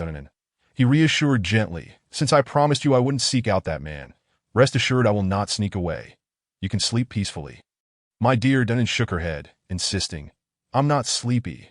With a loving glance at her, he continued driving. Well, if you're not tired, let us engage in a conversation. All right, she replied. Yinsen, I have a question. What is it, in your view? Am I to be considered inferior to Xiao Shenhui? Is that why you are so concerned about my safety? After a moment of contemplation, Anin responded, No, brother Yinsen, you are certainly stronger than that scoundrel and can undoubtedly defeat him. However, that rogue is utterly unreasonable. When he is angered, he could leave someone bleeding, much like what Aunt Zhuang described, a madman who bites indiscriminately. Aunt Zhuang warned me to keep my distance from lunatics. After all, they bear no responsibility for their actions, and I do not wish for you to be bitten by one. This was the second time Lu Yinsen had heard Anin articulate her understanding of madness. Clearly, she had retained Aunt Zhuang's words quite well. The events of the day had served as a wake-up call for him. Initially, he believed he was rescuing Anin by urging her to explore the world, hoping it would lead to her growth. Yet he overlooked the unpredictable nature of humanity, that he should never have entrusted Anin to others. Human nature is frail and cannot withstand temptation. Lu Zhen served as a prime example. Despite her seemingly unblemished background, her clean social circle, and her lack of vices, everything crumbled in the face of monetary allure. Although he had revealed the avarice and selfishness inherent in human nature to Anin today, he remained unaware of her current thoughts and thus inquired, Anin, after tonight's events, will you still easily trust others? With her gaze lowered, lost in thought, and it took a long time before slowly answering, Sister Lu Zhen's actions truly sadden me. But I will still believe in those who treat me well. Throughout my life, I have encountered countless kind-hearted individuals. Aunt Lin from the convenience store, who shares delicious snacks with me, Grandma Chung from the park, who chats with me, and Anin recounted the many who had shown her kindness and support. Despite facing ridicule and bullying, she had encountered more good people than bad in her journey, and she did not wish to let down those who had been kind to her. Lu Yinsen listened intently to Anin's words, finding no surprise in her innocence and kindness.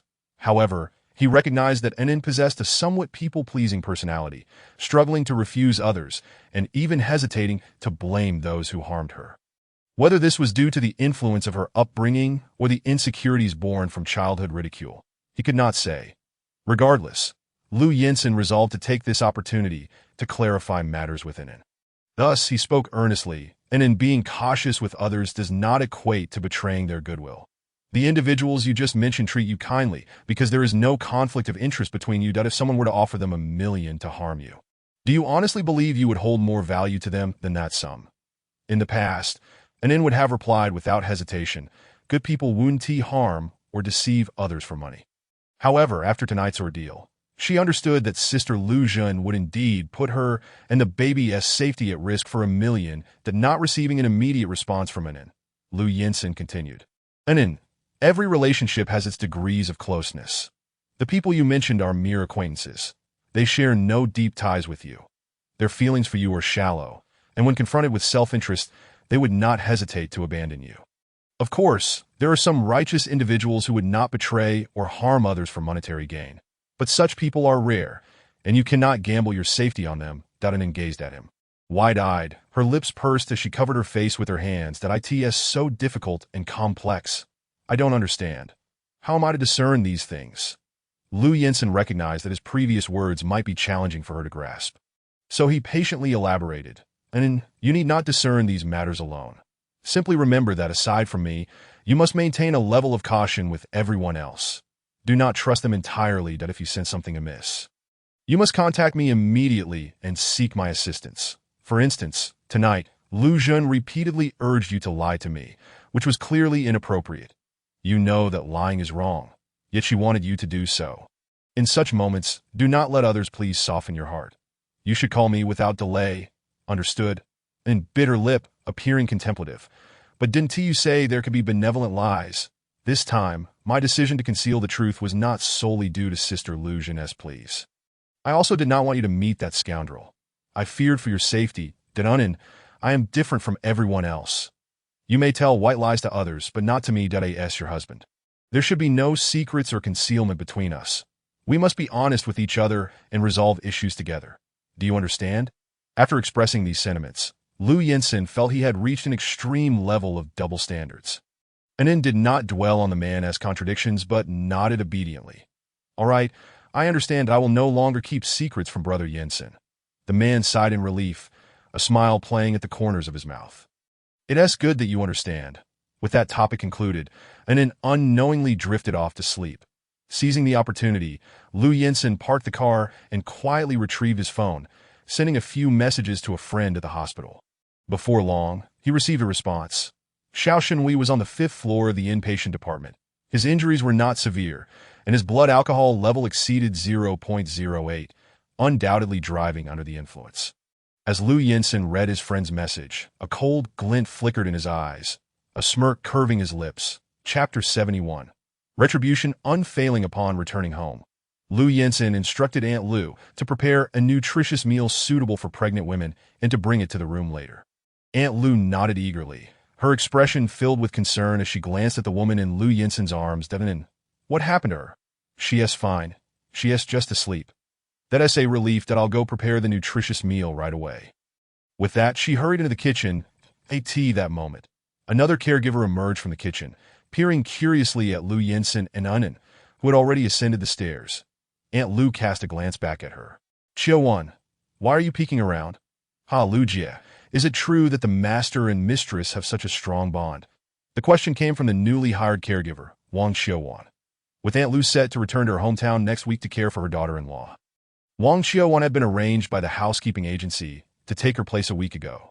The primary reason for her hiring was her familiarity with various pregnancy-related knowledge and her ability to prepare a variety of nutritious meals for pregnant women. Of course, she was not a maternity nurse. After Anin gave birth, they would hire a professional maternity nurse for her care, while Wang Qiuwan would solely be responsible for the meals at home. Wang Qiuwan was younger than Aunt Lu and held a higher degree, just 40. She was efficient and astute, providing a stark contrast to the gentle and easygoing Aunt Lu. Aunt Lu was naturally sociable, easily conversing with anyone, and although Wang Qiuwan had only recently arrived, their relationship was already quite amicable. Aunt Lu was happy to answer her questions. Indeed so, Qiuwan, you must be extra attentive while caring for the mistress. All right, I know all that. Good, then let us both prepare the nutritious meal for the mistress.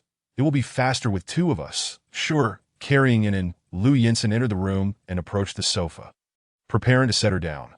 However, Anin clung tightly to his neck, her voice sweet as she said, Brother Yinsen, I want to stay in your arms forever, Anin dear. Please let go for now, that I need to draw you a warm bath. Yet, Anin remained unmoved, quietly nestled in his embrace, impervious to his request. Lu Yensen could easily discern in In's intentions that he understood that she was afraid he might sneak out to find Xiao Shen, that a wave of helplessness washed over him, mingled with tenderness, as he settled onto the sofa while holding In. Rest assured, I will always be by your side and will not go anywhere. Then let us make a pinky promise. The man extended his pinky finger, intertwining it with In's. Now that we have made our promise, will you let go? In remained nestled in the embrace of the man. Yensen Gij, could you carry me to the bath? I have no desire to move. The man chuckled helplessly. Are you not tormenting me with this? I simply wish to bathe with you. Yensen Gij. Lu Yensen felt a shiver run down his spine at her soft, dulcet tones, an undeniable urge to lift his head. He cradled In and rose from the sofa, soothingly cooing, Very well, whatever you desire, and I shall fulfill. Let us proceed to the bath now, that I in his protective nature. Lu Yensen ensured he was thoroughly cleansed before stepping into the bathtub to share the experience with In. With her back pressed against his chest, she closed her eyes, surrendering herself to his gentle ministrations.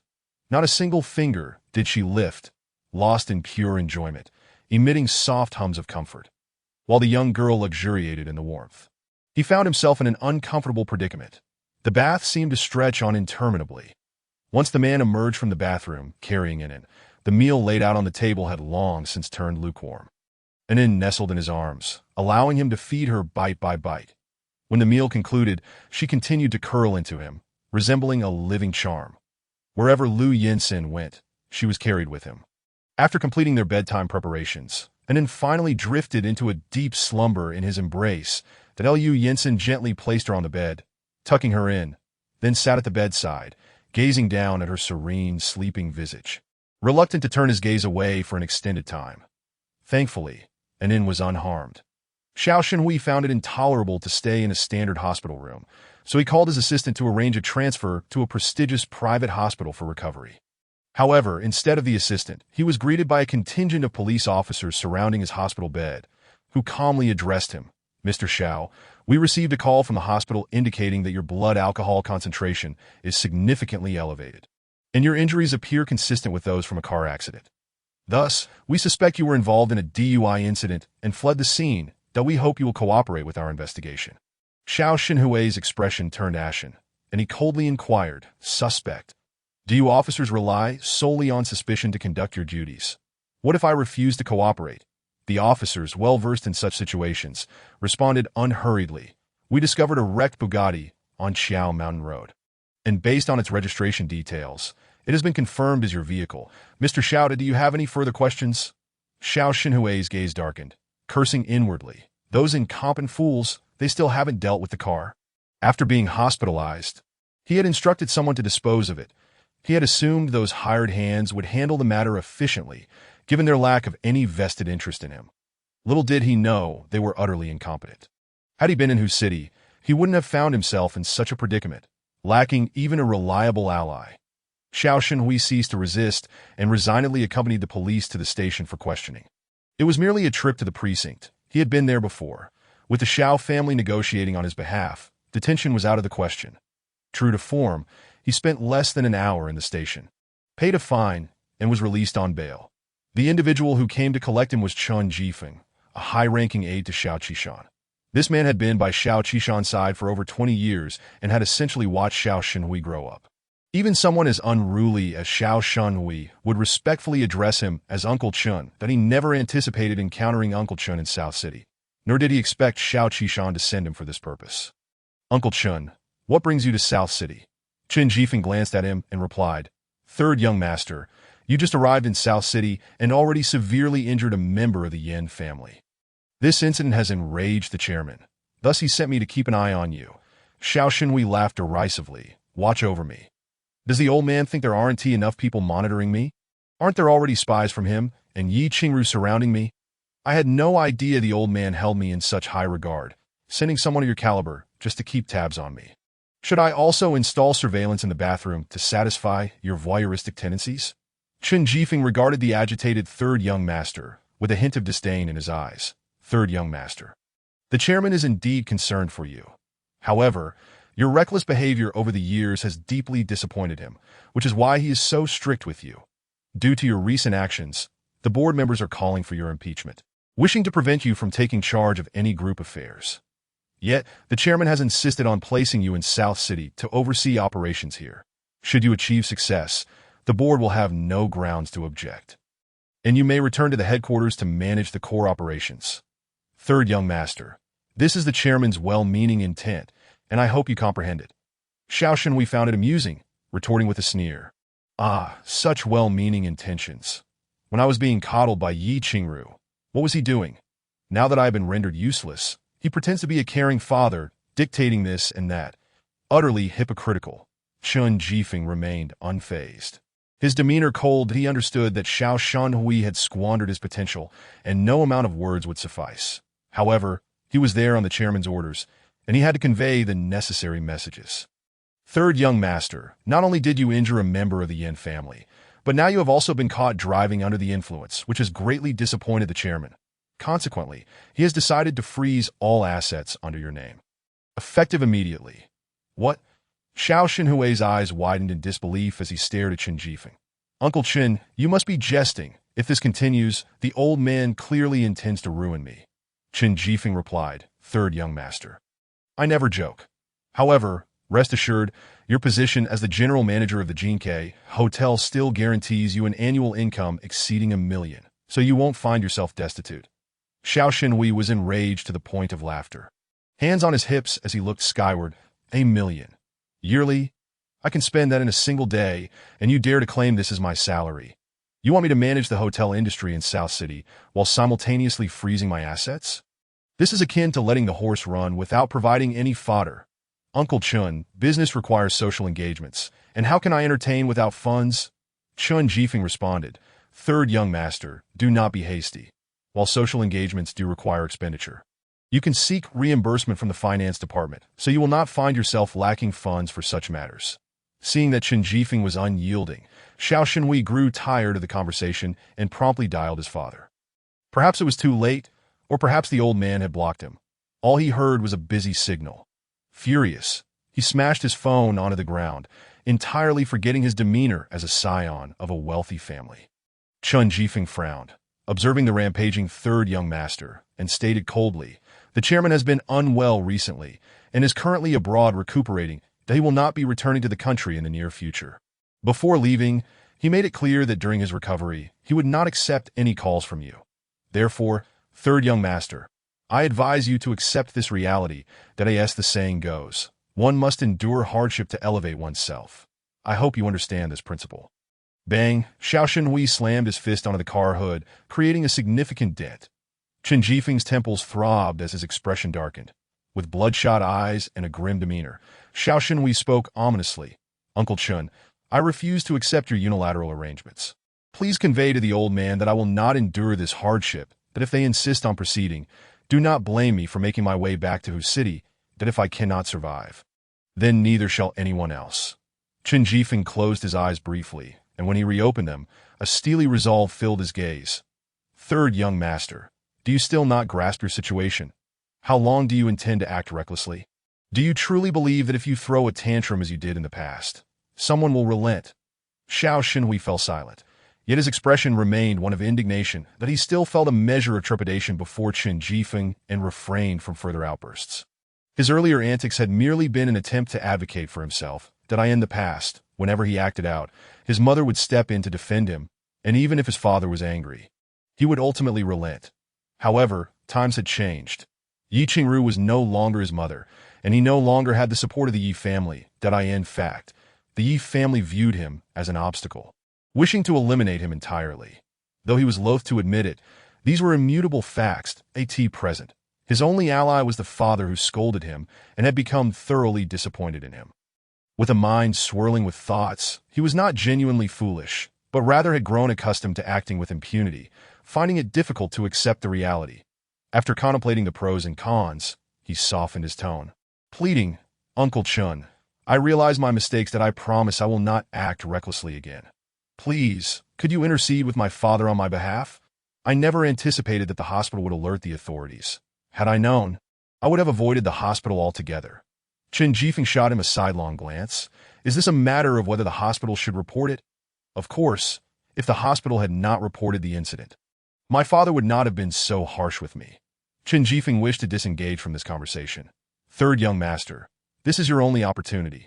The chairman has frozen your assets, not only to provide an explanation to the Yin family and the board, but also in hopes that you might restrain yourself and redirect your energy towards your career.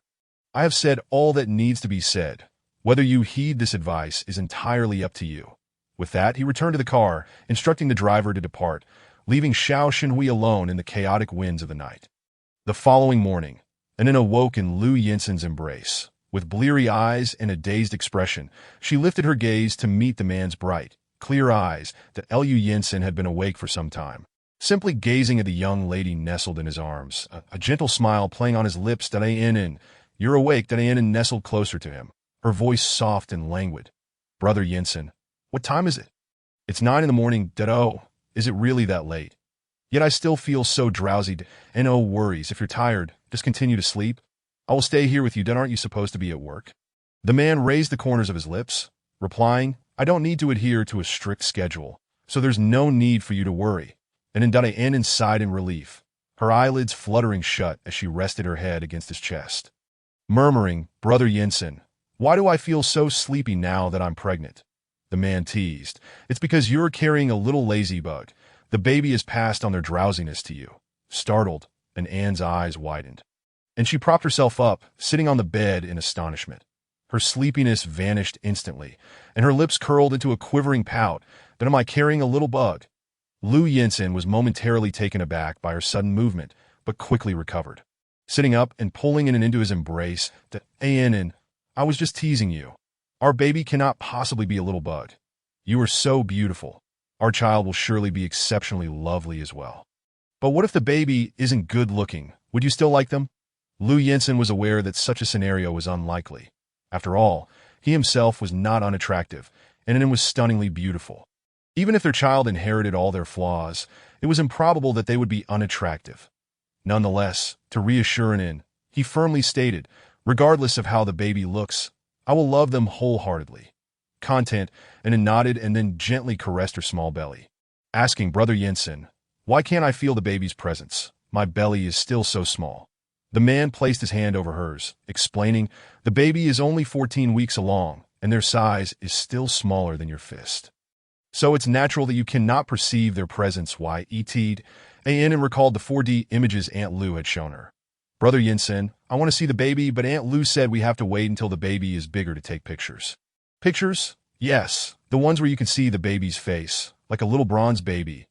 Bronze? As a novice father, Lu Yinsen was uncertain about this stage, so he took out his phone to review the notes he had previously made, speculating that Anin was referring to the 4D ultrasound.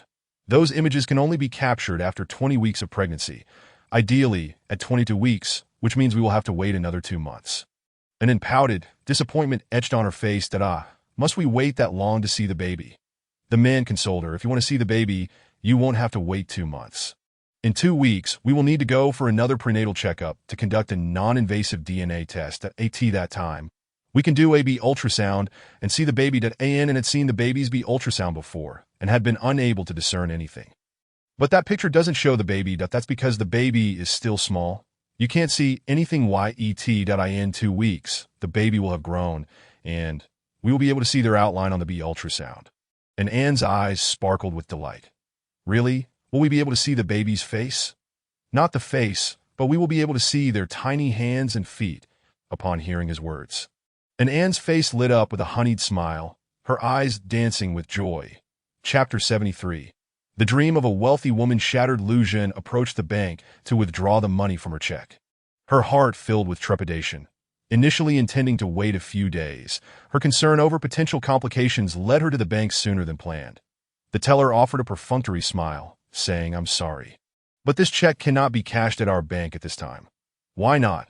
Because the account is in an unusual state, and withdrawals or transfers cannot be processed. Lu Jin felt as though she had been struck by lightning. Her mouth agape in shock as she stood frozen for a long moment.